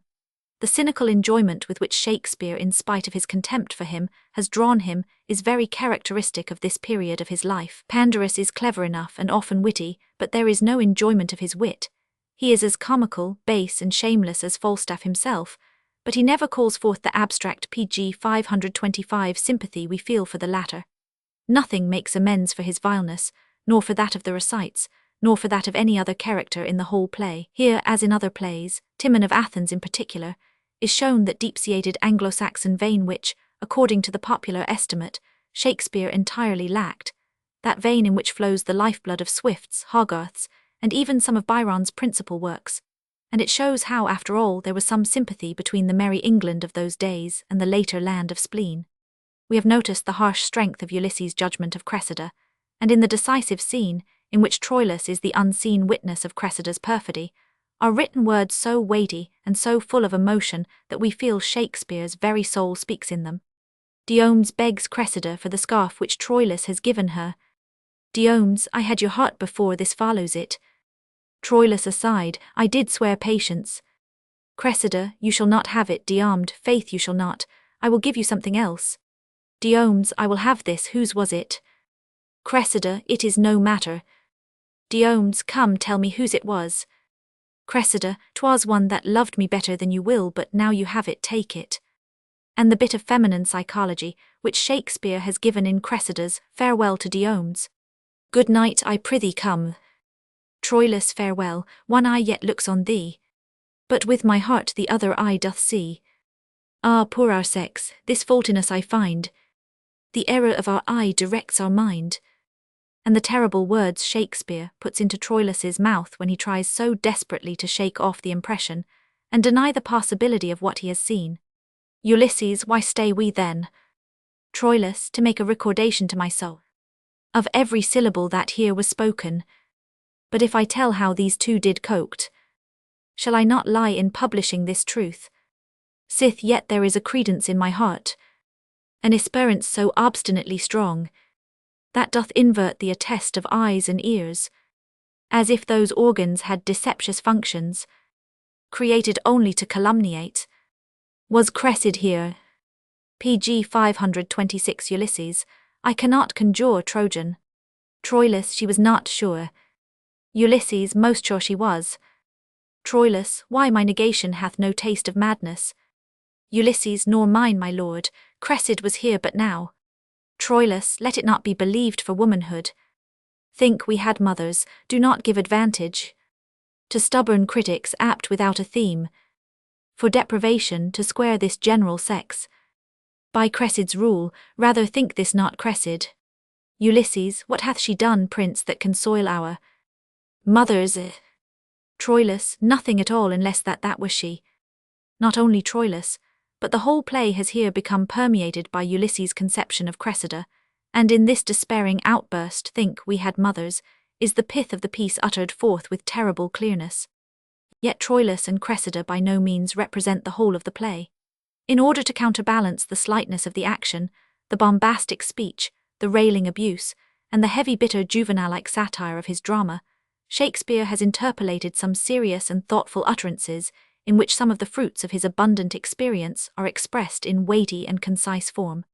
Achilles, and more especially Ulysses, give vent to profound political and psychological reflections, entirely regardless of the fact that the one is a thoughtless blockhead, and the other is a crafty and unsympathetic nature, the mere negative pole of Troilus, cold as he is warm, cunning as he is naive. These remarkable and thoughtful utterances, not in the least in harmony with their characters, stand in direct contradiction to the whole play and its farcical treatment, but they are none the less notable for that. This singular inconsistency is one of the many in which this incongruous play is so rich, and it is these very contradictions which make it attractive, insomuch as they reveal the conflicting moods from which it sprang. They arrest the attention like the irregular features of a face whose expression varies between irony, satire, melancholy, and profundity. Ulysses, who is represented as the sole statesman among the Greeks, degrades himself by low flattery of the idiotic Ajax, servilely referring to him as this thrice worthy and right valiant lord, who should not soil the victory he has won by going as messenger to Achilles' tent, and he persuades the princes to pass Achilles by without greeting him. On this occasion Achilles, who is otherwise but a braggart, dolt, coward, and scoundrel, surprises us by a succession of outbursts, in each of which he gives voice to as deep and bitter knowledge of human nature as does Timon of Athens himself. pg 527, What am I poor of late? 'Tis certain greatness once fallen out with fortune, must fall out with men too. What the declined is, he shall as soon read in the eyes of others, as feel in his own fall. And not a man, for being simply man, hath any honour but honour for those honours that are without him, as place, riches, favour, prizes of accident as oft as merit, which when they fall, as being slippery standers, the love that leaned on them is slippery too. Do one pluck down another, and together die in the fold. Ulysses now enters upon a thoughtful conversation with Achilles, calling his attention to the fact that no man, however highly advanced he may be, has any real knowledge of his worth until he has received the judgment of others and observed their attitude towards him.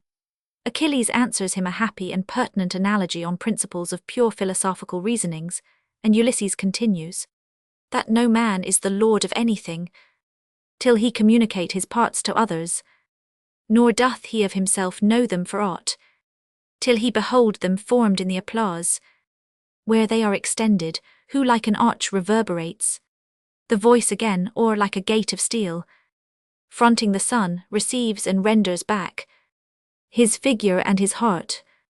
Achilles interrupts a long discourse, ending with a thrust at Ajax, with the question, "What are my deeds forgot?" And the remarkable answer he receives reveals, to an observant reader, one of the sources of the bitterness and pessimism of the play. It can scarcely be doubted that Shakespeare at this time felt himself ousted from the popular favour by younger and less worthy men. We know that immediately after his death he was eclipsed by Fletcher. He is absorbed by a feeling of the ingratitude of man and the injustice of what is called the way of the world. We found the first traces of this feeling in the words of Bertram's dead father, quoted by the king in All's Well That Ends Well, and here it breaks out in full force in a reply whose very weak pretext is that of showing Achilles how ill-advised he is to rest upon his laurels. Time hath my lord a wallet on his back, wherein he puts alms for oblivion, a great-sized monster of ingratitudes. Those scraps are good deeds past, which are devoured, pg 528, as fast as they are made, forgot as soon as done. Perseverance, dear my lord, keeps honour bright. To have done is to hang, quite out of fashion, like a rusty mail. In monumental mockery, take the instant way, for honour travels in a strait so narrow, where but one goes abreast. Keep then the path, for emulation hath 1,000 sons, that one by one pursue. If you give way, or hedge aside from the direct forthright, like to an entered tide they all rush by, and leave you hindmost, or like a gallant horse fallen in first rank, lie there for pavement to the abject rear, or run and trampled on. Then what they do in present, though less than yours in past, must o'ertop yours. For time is like a fashionable host, that slightly shakes his parting guest by the hand, and with his arms outstretched as he would fly, grasps in the comer, welcome ever smiles, and farewell goes out sighing. Oh, let not virtue seek remuneration for the thing it was, for beauty, wit, high birth, vigour of bone, desert in service, love, friendship, charity are subjects all to envious and calumniating time. One touch of nature makes the whole world kin, that all with one consent praise newborn gods, though they are made and moulded of things past, and give to dust that is a little guilt, more land than guilt o'erdusted. How plainly is one of the sources betrayed here of the black waters of bitterness which bubble up in Troilus and Cressida, a bitterness which spares neither man nor woman, war nor love, hero nor lover, and which springs in part from woman's guile, in part from the undoubted stupidity of the English public. In the latter part of the conversation between Ulysses and Achilles, the former has some renowned words on the direction of the statate's ideal government, that is to say, the incongruity between the circumstance of utterance and the utterance itself is nowhere more striking in this play than here. Ulysses tells Achilles that they all know why he refuses to take part in the battle. Everyone is well aware that he is in love with Priam's daughter.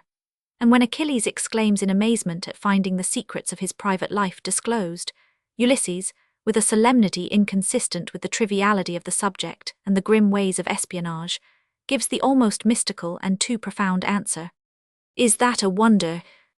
The providence that's in a watchful state, pg 529, knows almost every grain of Pluto's gold, finds bottom in the uncomprehensive deeps, keeps place with thought and almost like the gods, does thoughts unveil in their dumb cradles.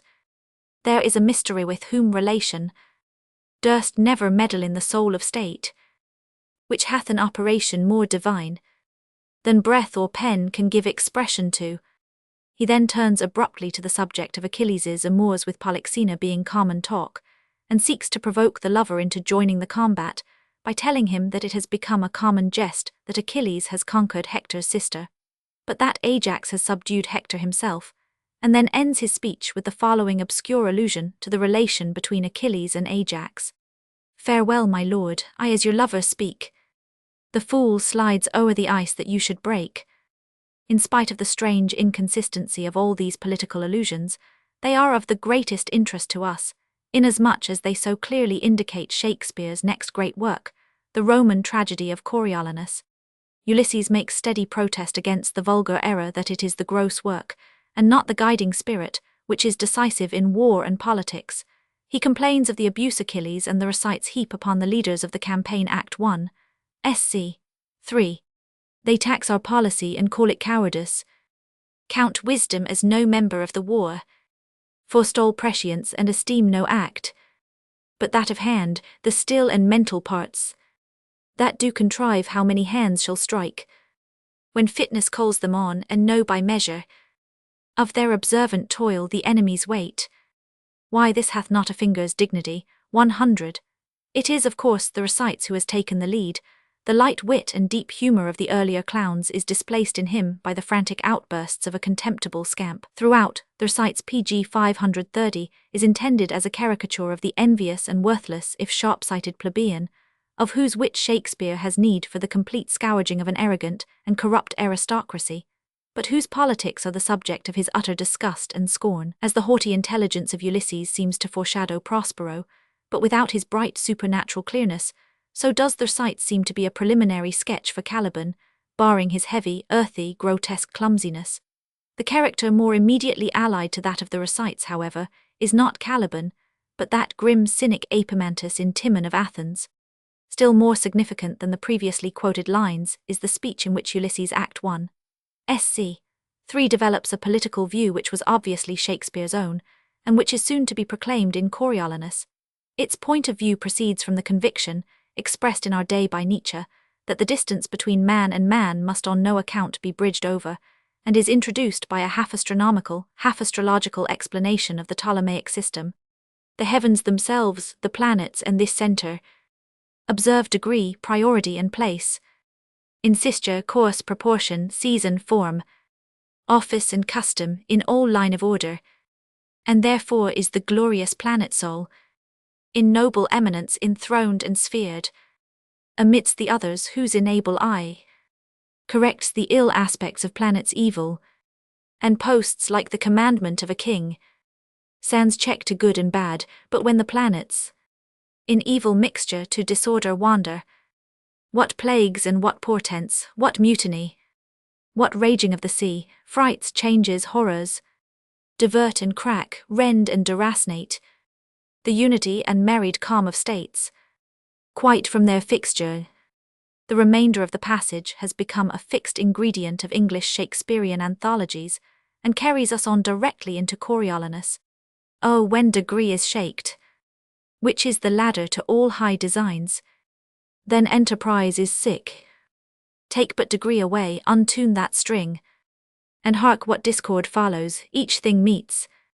In mere repugnancy, the bounded waters should lift their bosoms higher than the shores, and make a sop of all this solid globe. Strength should be lord of imbecility, and the rude son should strike the father dead. Force should be right, or rather right and wrong. pg 531, between whose endless jar justice resides, should lose their names, and so should justice too. This chaos, when degree is suffocate, follows the choking, and this negulction of degree it is, that by a pace goes backward, with a purpose. It hath to climb, the generals disdained, by him one step below, he by the next, that next by him beneath. It grows to an envious fever of pale and bloodless emulation. Shakespeare has so often emphasized the superiority of real merit to outside show that he needs no vindication from a charge of worship of mere rank and station. What he here expresses is merely that inherently aristocratic point of view which we recognized in his early works, and which has intensified with increasing years. It was from the first founded upon a conviction that only among an hereditary aristocracy, under a well-established monarchy, was any patronage of his art and profession possible, and the opinion, steadily nourished by the enmity of the middle classes, will soon be expressed with extraordinary vehemence in Coriolanus. Troilus and Cressida, then, which seems at first sight to be a romantic play founded on an old-world subject, is in reality, despite its embellishments, a satire on the ancient material, and a parody of Romanticism itself. It cannot therefore be classed with the attempts made by other great poets to resuscitate the old Greek personalities.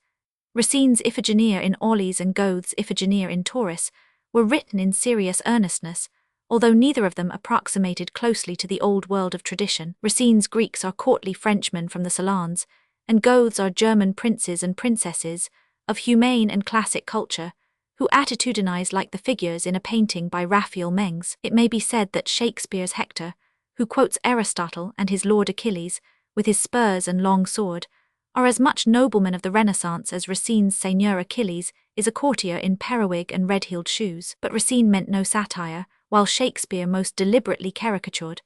All turns to discord under his touch, love is betrayed, heroes are murdered, constancy ridiculed, levity and coarseness triumph, and no gleam of better things shines out at the end. The play closes with an indecent jest of the loathsome Pandars. I was about to tell thee, when my heart, as wedged with a sigh, would rive in twain, lest Hector or my father should perceive me. I have, as when the sun doth light a storm, buried this sigh in wrinkle of a smile. Act 1, SC, I. O gentle Pandarus, from Cupid's shoulder pluck his painted wings, and fly with me to Cressid. Act 3, SC 2. PG 532. Zai. Death of Shakespeare's mother. Coriolanus of the masses. Shakespeare's mother was buried on the 9th of September 1608. He had travelled about the country of late, playing with his company, from the middle of May until far into the autumn, during which period court and aristocracy were absent from the capital. It is not certain whether he had returned to London at this time or not, but he hastened to Stratford on hearing of his mother's death, and must have stayed some time on his property, New Place, after attending her funeral, for we find him still at Stratford on the 16th of October. On that day he stands godfather to the son of a friend of his youth, Henry Walker, an alderman of the borough, who is mentioned in Shakespeare's will. The death of a mother is always a mournfully irreparable loss, often the saddest a man can sustain.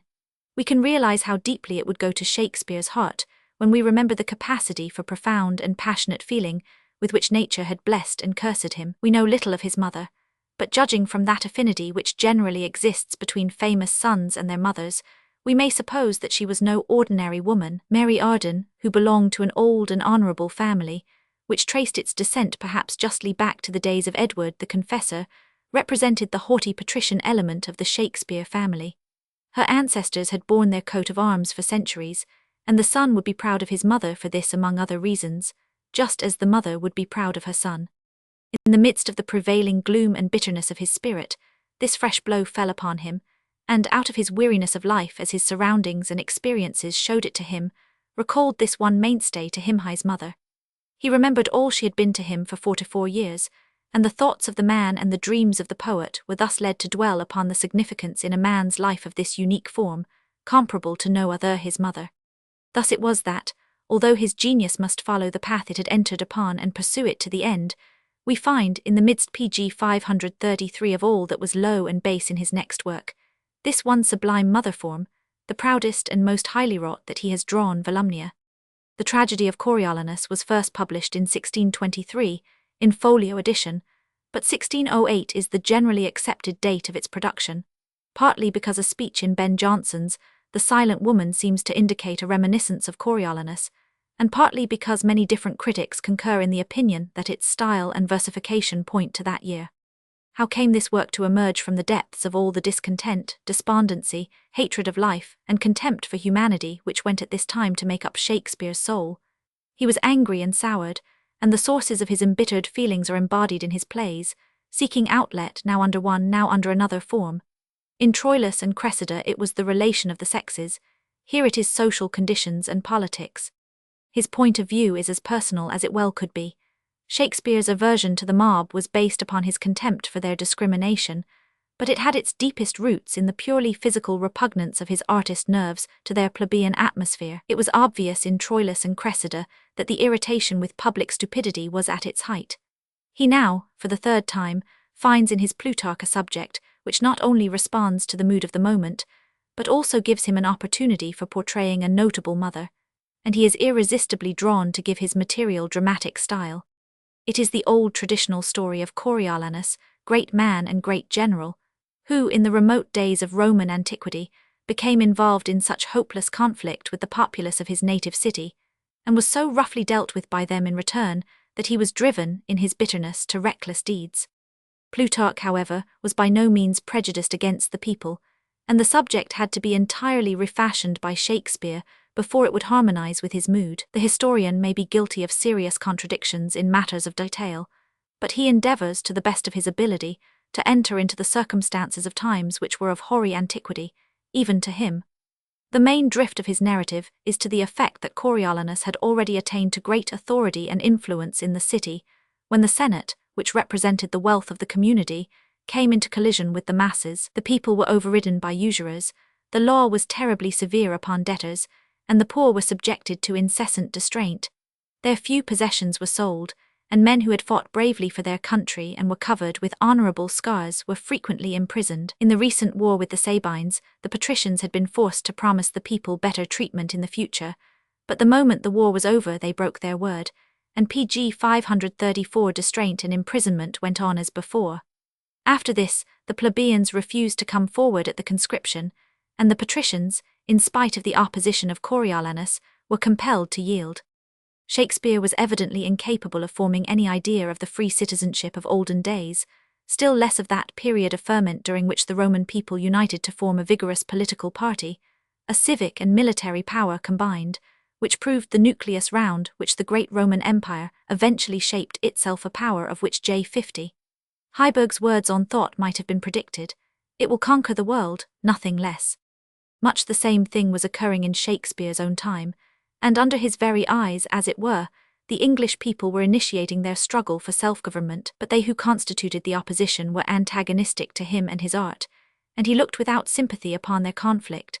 Thus it was that those proud and self-reliant plebeians, who exiled themselves to Mons Sacer sooner than submit to the yoke of the patricians, represented no more to him than did that London mob which was daily before his eyes. To him, the tribunes of the people were but political agitators of the lowest type, mere personifications of the envy of the masses, and representatives of their stupidity and their brute force of numbers. Ignoring every incident which shed a favourable light upon the plebeians, he seized upon every instance of popular folly which could be found in Plutarch's account of a later revolt, in order to incorporate it in his scornful delineation. Again and again he insists, by means of his hero's passionate invective, on the cowardice of the people, and that in the face of Plutarch's explicit testimony to their bravery. His detestation of the mass thrived upon this reiterated accentuation of the wretched pusillanimity of the plebeians, which went hand in hand with a rebellious hatred for their benefactors. Was it Shakespeare's intention to allude to the strained relations existing between James and his Parliament? Does Coriolanus represent an aristocratic hollow-minded poet's side-glance at the political situation in England? I fancy it does. Heaven knows there was little resemblance between the amazingly craven and vacillating James and the haughty, resolute hero of Roman tradition, who fought a whole garrison single-handed. Nor was it personal resemblance which suggested the comparison, but a general conception of the situation as between a beneficent power on the one hand and the people on the other. He regarded the latter wholly as mob, and looked upon their struggle for freedom as mutiny, pure and simple. It is hard to have to say it, but the more one studies Shakespeare with reference to contemporary history, the more is one PG 535 struck by the evident necessity he felt, in spite of the undoubted disgust with which king and court inspired him, for seeking the support of the kingly power against his adversaries. Many are the unmistakable, though discreet and delicate, compliments he addresses to the monarch. It was even before his accession that we detected in Hamlet the first glance in the direction of James. The accentuation of Hamlet's relations with the players is not without its acknowledgments and appeal to the Scottish monarch. In Measure for Measure, the stress laid upon the Duke's doubly careful watch over all that transpires in Vienna during the apparent neglect of his absence was undoubtedly intended to excuse James's somewhat cowardly desertion of London immediately after his coronation. For the whole time the plague raged there. We find this feeling again in Coriolanus, and again in The Tempest, which was written for the wedding festivities of the Princess Elizabeth and the Elector Palatine, and which contains, under cover of the sagacious Prospero, many subtle and dainty, but utterly undeserved, compliments to the wise and learned King James. There is a striking analogy between the relations of Molière to Louis XIV and those of Shakespeare to his king. Both great men had the religious prejudices of the people against them. Both, as poets of the Royal Theatre, had to make some show of subservience, but Molière could feel a more sincere admiration for his Louis than could Shakespeare for his James. In an otherwise masterly review of The Tempest in the Universal Review for 1889, Richard Garnett has called Coriolanus a reflection of a conservative's view of James's struggle with the Parliament. This is an exaggeration, which leads him to raise the question as to whether the play owed its origin to the first conflict with the House, or the second in 1614. He pronounces for the latter, and thus arrives at an opinion held by himself alone, that Coriolanus was Shakespeare's last work. The argument on which he bases this view proves, on closer inspection, to be entirely worthless. Some lines in the 5th Act SC 5 run as follows. Think with thyself, how much more unfortunate than all living women are we comes thither. In the older editions of North's translations of Plutarch, 1595 and 1603, it stands thus. How much more unfortunately than all the women living, the form unfortunate of the tragedy not appearing until the edition of 1612. This circumstance was detected by Halliwell Phillips, and led him and Garnett to the conclusion that Shakespeare used the edition of 1612, and cannot therefore have written his drama before that year. When we consider how very slight the deviation is, and how it was practically PG 536 necessitated by the metre, we see what a poor criterion it is of the date of production. Moreover, precisely the opposite conclusion might be drawn from a comparison of North's translation with other details of the play. In the 4th Act SC 5 we find, for example, For if I had feared death of all men i' the world, I would have voided thee, but in mere spite, to be quit of those my banishers, stand I before thee here. In the 1579 and 1595 editions of North it stands thus, For if I had feared death, I would not have come thither to have put myself in hazard, but pricked forward with spite. In all later editions the italicized words are omitted, with desire to be revenged being substituted in their stead. According to this method, a very much earlier date might be assumed for Coriolanus, but both arguments are equally worthless. We have therefore no occasion to abandon 1608 on that ground, and we have certainly no need to do so for the sake of a fanciful approximation of the position of Coriolanus to that of James at the dissolution of Parliament in 1614. Thus much, at any rate, can be declared with absolute certainty, that the anti-democratic spirit and passion of the play sprang from no momentary political situation, but from Shakespeare's heart of hearts.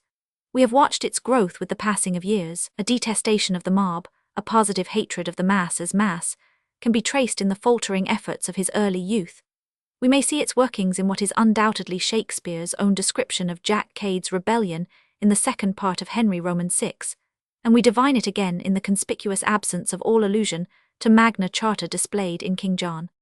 We have already stated that Shakespeare's aristocratic contempt for the mob had its root in a purely physical aversion for the atmosphere of the people. We need but to glance through his works to find the proof of it. In the second part of Henry VI, Act 4, SC 7, Dick entreats Cade that the laws of England may come out of his mouth, whereupon Smith remarks aside, "It will be stinking law, for his breath stinks with eating toasted cheese." And again in Casca's description of Caesar's demeanour when he refuses the crown at the Lupercalian festival, "He put it the third time by, and still he refused it. The rabblement hooted and clapped their chapped hands, and threw up their sweaty nightcaps, and uttered such a deal of stinking breath because Caesar refused the crown, that it had almost choked Caesar, for he swooned and fell down at it. And for mine own part, I durst not laugh for fear of opening my lips and receiving the bad air. Julius Caesar, Act 1, SC 2. pg 537, also the words in which Cleopatra in the last scene of the play expresses her horror of being taken in Octavius Caesar's triumph to Rome. Now Eras, what thinkest thou? Thou an Egyptian puppet shalt be shown in Rome as well as I, mechanic slaves, with greasy aprons, rules and hammers, shall uplift us to the view in their thick breaths. Rank of gross diet shall we be enclosed, and forced to drink their vapour. All Shakespeare's principal characters display this shrinking from the mob, although motives of interest may induce them to keep it concealed. When Richard II, having banished Bolingbroke, describes the latter's farewell to the people, he says Richard II, Act 1, SC 4. Ourself and Bushy, Bagot here and Green, observed his courtship to the common people. How did he seem to dive into their hearts, with humble and familiar courtesy, wooing poor craftsmen with the craft of smile, and patient underbearing of his fortune, as twere to banish their effects with him. Off goes his barnet to an oyster wench. A brace of draymen bid God speed him well, and had the tribute of his supple knee. With thanks, my countrymen, my loving friends. The number of these passages proves that it was, in plain words, their evil smell which repelled Shakespeare. He was the true artist in this respect too, and more sensitive to noxious fumes than any woman. At the present period of his life, this particular distaste has grown to a violent aversion. The good qualities and virtues of the people do not exist for him. He believes their sufferings to be either imaginary or induced by their own faults. Their struggles are ridiculous to him, and their rights a fiction. Their true characteristics are accessibility to flattery and ingratitude towards their benefactors, and their only real passion is an innate, deep, and concentrated hatred of their superiors. But all these qualities are merged in this chief crime. They stink. Cor, for the mutable rank-sainted many, let them regard me as I do not flatter, and therein behold themselves. Act 3, SC I. Brutus, I heard him swear, were he to stand for consul, never would he appear I the marketplace, nor on him put the napless vesture of humility, nor, showing as the manner is his wounds, to the people beg their stinking breaths. Act 2, SC I. pg 538, when Coriolanus is banished by the people, he turns upon them with the outburst, You common cry of curs, whose breath I hate, as Rico the rotten fens, whose loves I prize, as the dead carcasses of unburied men, that do corrupt my air. Act 3, SC 3. When old Menenius, Coriolanus's enthusiastic admirer, hears that the banished man has gone over to the Volscians, he says to the people's tribunes, You have made good work, you and your apron men, you that stood so much upon the voice of occupation and the breath of garlicators. Act 4, SC 6. And a little farther on, here come the clusters, and is Aufidius with him, you are they that made the air unwholesome when you cast your stinking greasy caps up, hooting at Coriolanus' exile. If we seek to know how Shakespeare came by this non-political but purely sensuous contempt for the people, we must search for the reason among the experiences of his own daily life, where but in the course of his connection with the theatre would he come into contact with those whom he looked upon as human vermin. He suffered under the perpetual obligation of writing, staging, and acting his dramas with a view to pleasing the great public. His finest and best had always most difficulty in making its way, and hence the bitter words in Hamlet about the excellent play which was never acted, or if it was, not above once. For the play, I remember, pleased not the million. Into this epithet, the million, Shakespeare has condensed his contempt for the masses as art critics. Even the poets, and they are many, who have been honest and ardent political democrats, have seldom extended their belief in the majority to a faith in its capacity for appraising their art. The most liberal-minded of them all well know that the opinion of a connoisseur is worth more than the judgment of 100,000 ignoramuses. With Shakespeare, however, his artist scorn for the capacity of the many did not confine itself to the sphere of art, but included the world beyond. As, year after year, his glance fell from the stage upon the flat caps covering the unkempt hair of the crowding heads down there in the open yard, which constituted the pit, his sentiments grew increasingly contemptuous towards the groundlings, these unwashed citizens, the understanding gentlemen of the ground, as Ben Jonson nicknamed them, were attired in unlovely black smocks and PG 539 goatskin jerkins, which had none too pleasant an odour. They were called nutcrackers from their habit of everlastingly cracking nuts and throwing the shells upon the stage. Tossing about apple peel, corks, sausage ends and small pebbles was another of their amusements. Tobacco, ale and apple vendors forced their way among them, and even before the curtain was lifted, a reek of tobacco smoke and beer rose from the crowd impatiently waiting for the prima donna to be shaved. The fashionable folk of the stage and boxes, whom they hated, and with whom they were ever seeking occasion to brawl, called them stinkards. Abuse was flung backwards and forwards between them, and the pit threw apples and dirt, and even went so far as to spit onto the stage. In the Gull's Hornybook Dekker says, "The stage, like time, will bring you to most perfect light and lay you open. Neither are you to be hunted from thence, though the scarecrows in the yard hoot at you, hiss at you, spit on you."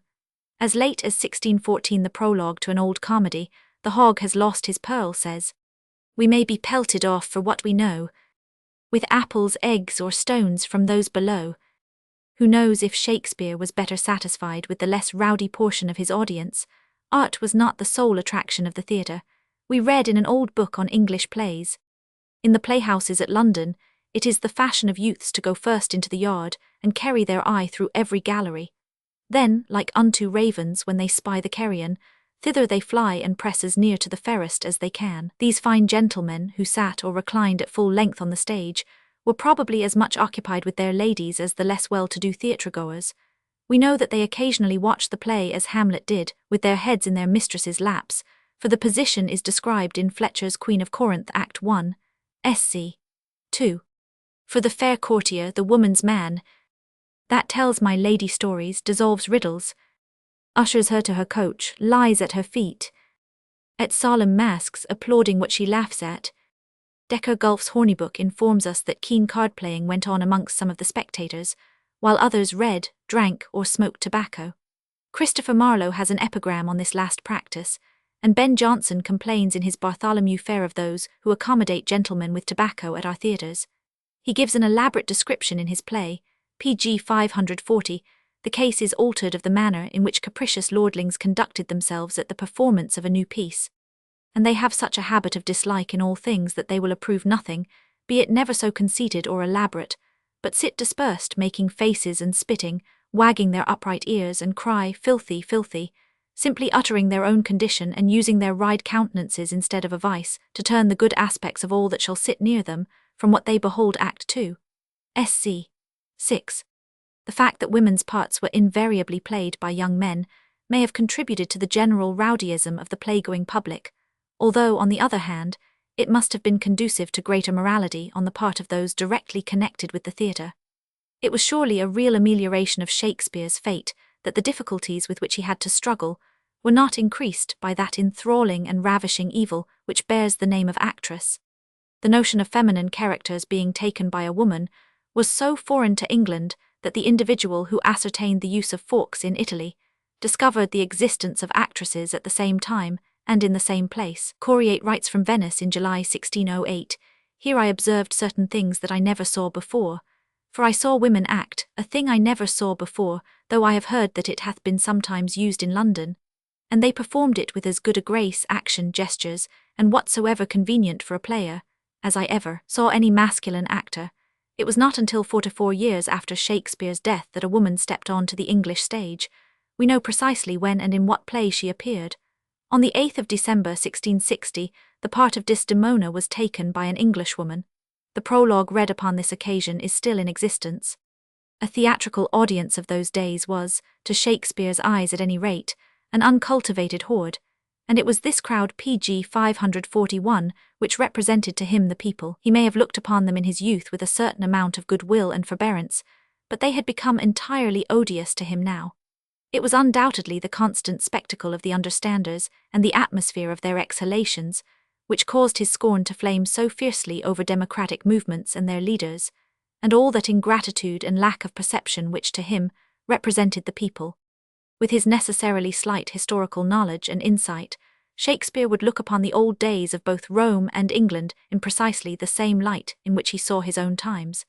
His first Roman drama testifies to his innately anti-democratic tendencies. He seized with avidity upon every instance in Plutarch of the stupidity and brutality of the masses, Recall, for example, the scene in which the mob murders Cinna, the poet, for no better reason than its fury against Cinna, the conspirator Julius Caesar, Act 3, SC 3. Third citizen, your name, sir, truly. Cinna, truly my name is Cinna. First citizen, tear him to pieces, he's a conspirator. Cinna, I am Cinna the poet, I am Cinna the poet. Fourth citizen, tear him for his bad verses, tear him for his bad verses. Cinna, I am not Cinna the conspirator. Fourth citizen, it is no matter his name's Cinna, pluck but his name out of his heart and turn him going. Third citizen, tear him, tear him. All four citizens are alike in their bloodthirsty fury. Shakespeare displays the same aristocratic contempt for the fickle crowd, whose opinion wavers with every speaker. Witness its complete change of front immediately after Antony's oration. It was this feeling, possibly, which was at the bottom of his want of success in dealing with Caesar. He probably found Caesar antipathetic, not on the ground of his subversion of a republican form of government, but as leader of the Roman democracy. Shakespeare sympathized with the conspiracy of the nobles against him, because all popular rule-even that which was guided by genius was repugnant to him, inasmuch as it was power exercised, directly or indirectly, by an ignorant herd. This point of view meets us again and again in Coriolanus, and whereas in his earlier plays it was only occasionally and, as it were, accidentally expressed, it has now grown and strengthened into deliberate utterance. I am aware that, generally speaking, neither English nor German critics will agree with me in this. Englishmen, to whom Shakespeare is not only their national poet, but the voice of pg 542 wisdom itself, will, as a rule, see nothing in his poetry but a love of all that is simple, just and true. They consider that due attention, on the whole, has been paid to the rights of the people in this play, that it contains the essence, as it were, of all that can be urged in favour of either democracy or aristocracy, and that Shakespeare himself was impartial. His hero is by no means, they say, represented in a favourable light. He is ruined by his pride, which, degenerating into unbearable arrogance, causes him to commit the crime of turning his arms against his country, and brings him to a miserable end. His relations with his mother represent the sole instance in which the inhuman, antisocial intractability of Coriolanus' character relaxes and softens, otherwise he is hard and unlovable throughout. The Roman people, on the other hand, are represented as good and amiable in the main. They are certainly somewhat inconstant, but Coriolanus is no less fickle than they, and certainly less excusable. That plebeian greed of plunder which so exasperated Marcius at Corioli is common to the private soldier of all times. No, they say, Shakespeare was totally unprejudiced, or if he had a preference, it was for old Menenius, the free-spoken, patriotic soul who always turns a cheerfully humorous side to the people, even when he sees their faults most plainly. I am simply repeating here a view of the matter actually expressed by eminent English and American critics of view, which presumably, therefore, represents that of the English-speaking public in general. In Germany, also more particularly at the time when Shakespeare's dramas were interpreted by liberal professors, who involuntarily brought them into harmony with their own ideas, and those of the period, many attempts were made to prove that Shakespeare was absolutely impartial in political matters. Some even sought to make him a liberal after the fashion of those who, early in this century, went by that name in Central Europe. We have no interest, however, in refashioning Shakespeare. It is enough for us if our perception is fine and keen enough to recognize him in his works, and we must actually put on blinders not to see on which side Shakespeare's sympathies lie here. He is only too much of one mind with the senators who say that poor suitors have strong breaths, and Coriolanus, who is never refuted or contradicted, says no more than what the poet in his own person would endorse. In the first scene of the play, immediately following Menenius' well-known parable of the belly and the other members of the body, Marcius appears and fiercely advocates the view Menenius has humorously expressed.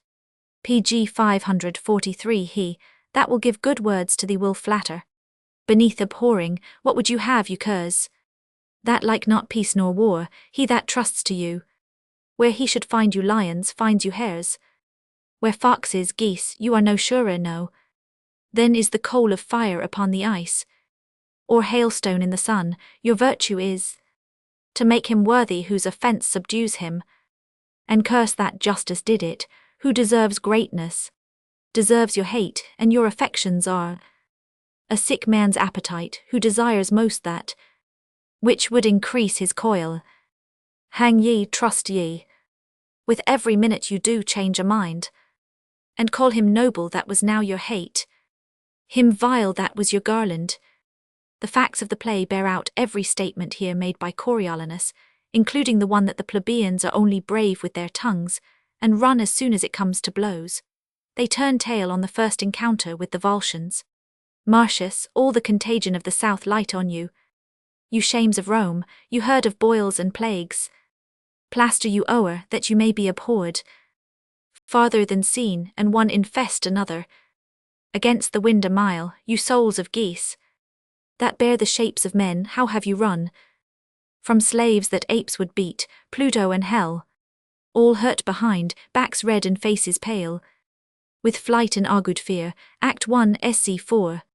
By dint of threatening to draw his sword upon the runaways, he succeeds in driving them back to the attack, compels the enemy to retreat, and forces himself single-handed, like a demigod or very god of war, through the gates of the town, which close upon him before his comrades can follow. When he comes forth again, bleeding, and the town is taken, his wrath thunders afresh on finding that the only idea of the soldiery is to secure as much booty as possible. See here these movers that do prize their hours.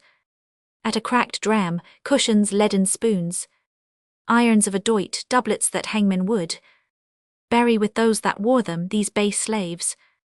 Ere yet the fight be done, pack up, down with them. As far as Coriolanus is concerned, the popular party is simply the body of those who cannot rule nor ever will be ruled. Act 3. SC. The majority of nobles are too weak to venture to oppose the people's tribunes as they should, but Coriolanus, perceiving the danger of allowing these men to gain influence in PG 540 for the government of the city, courageously if imprudently, braves their hatred in order to thwart and repress them. Act 3. SC. First Senator, no more words we beseech you. Coriolanus, how no more? As for my country I have shed my blood. Not fearing outward force, so shall my lungs coin words till their decay against those measles, which we disdain should tether us yet sought the very way to catch them. He further asserts that the people had not deserved the recent distribution of corn, for they had attempted to evade the summons to arms, and during the war they chiefly displayed their courage in mutinying. They had brought groundless accusations against the Senate, and it was contemptible to allow them, out of fear of their numbers, any share in the government.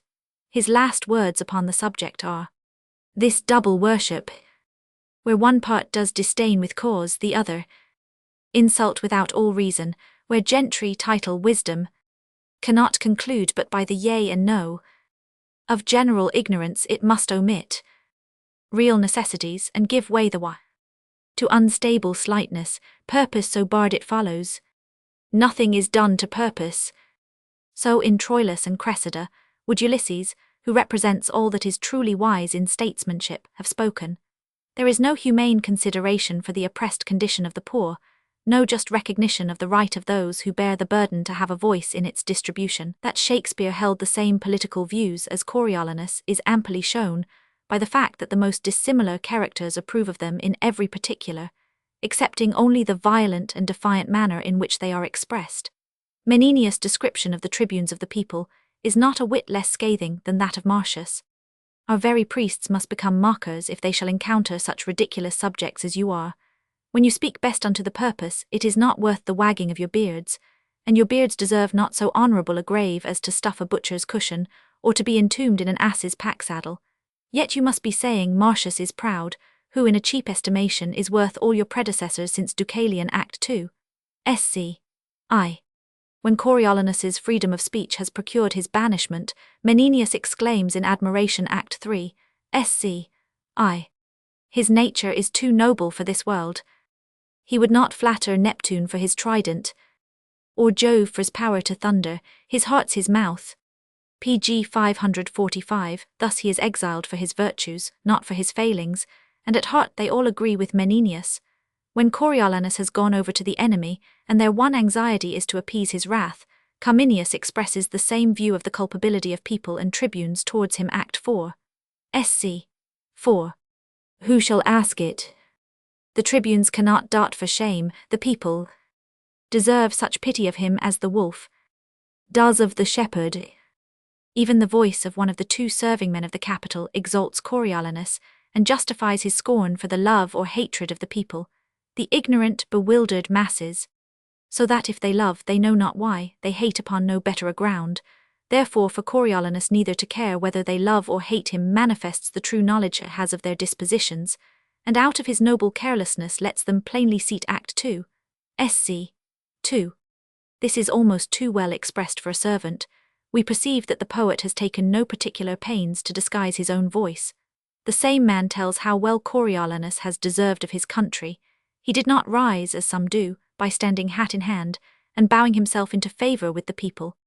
But he hath so planted his honours in their eyes and his actions in their hearts, that for their tongues to be silent and not confess so much were a kind of ungrateful injury. To report otherwise were a malice, that giving itself to lie, would pluck reproof and rebuke from every ear that heard it. This uncultured mind bears the same testimony as that of the most refined and intelligent patricians to the greatness of the hero. It is not difficult, I think, to follow the mental processes from which this work evolved when Shakespeare came to reflect on what had constituted his chief gladness here on earth, and made his melancholy life endurable to him. He found that his one lasting, if not too freely flowing, source of pleasure had been the friendship and appreciation of one or two noble and nobler-minded gentlemen. For the people he felt nothing but scorn, and he was now, more than ever, incapable of seeing them as an aggregation of separate individualities. They were merged in the brutality which distinguished them in the mass. Humanity in general was to him not millions of individuals, but a few great entities amidst millions of non-entities.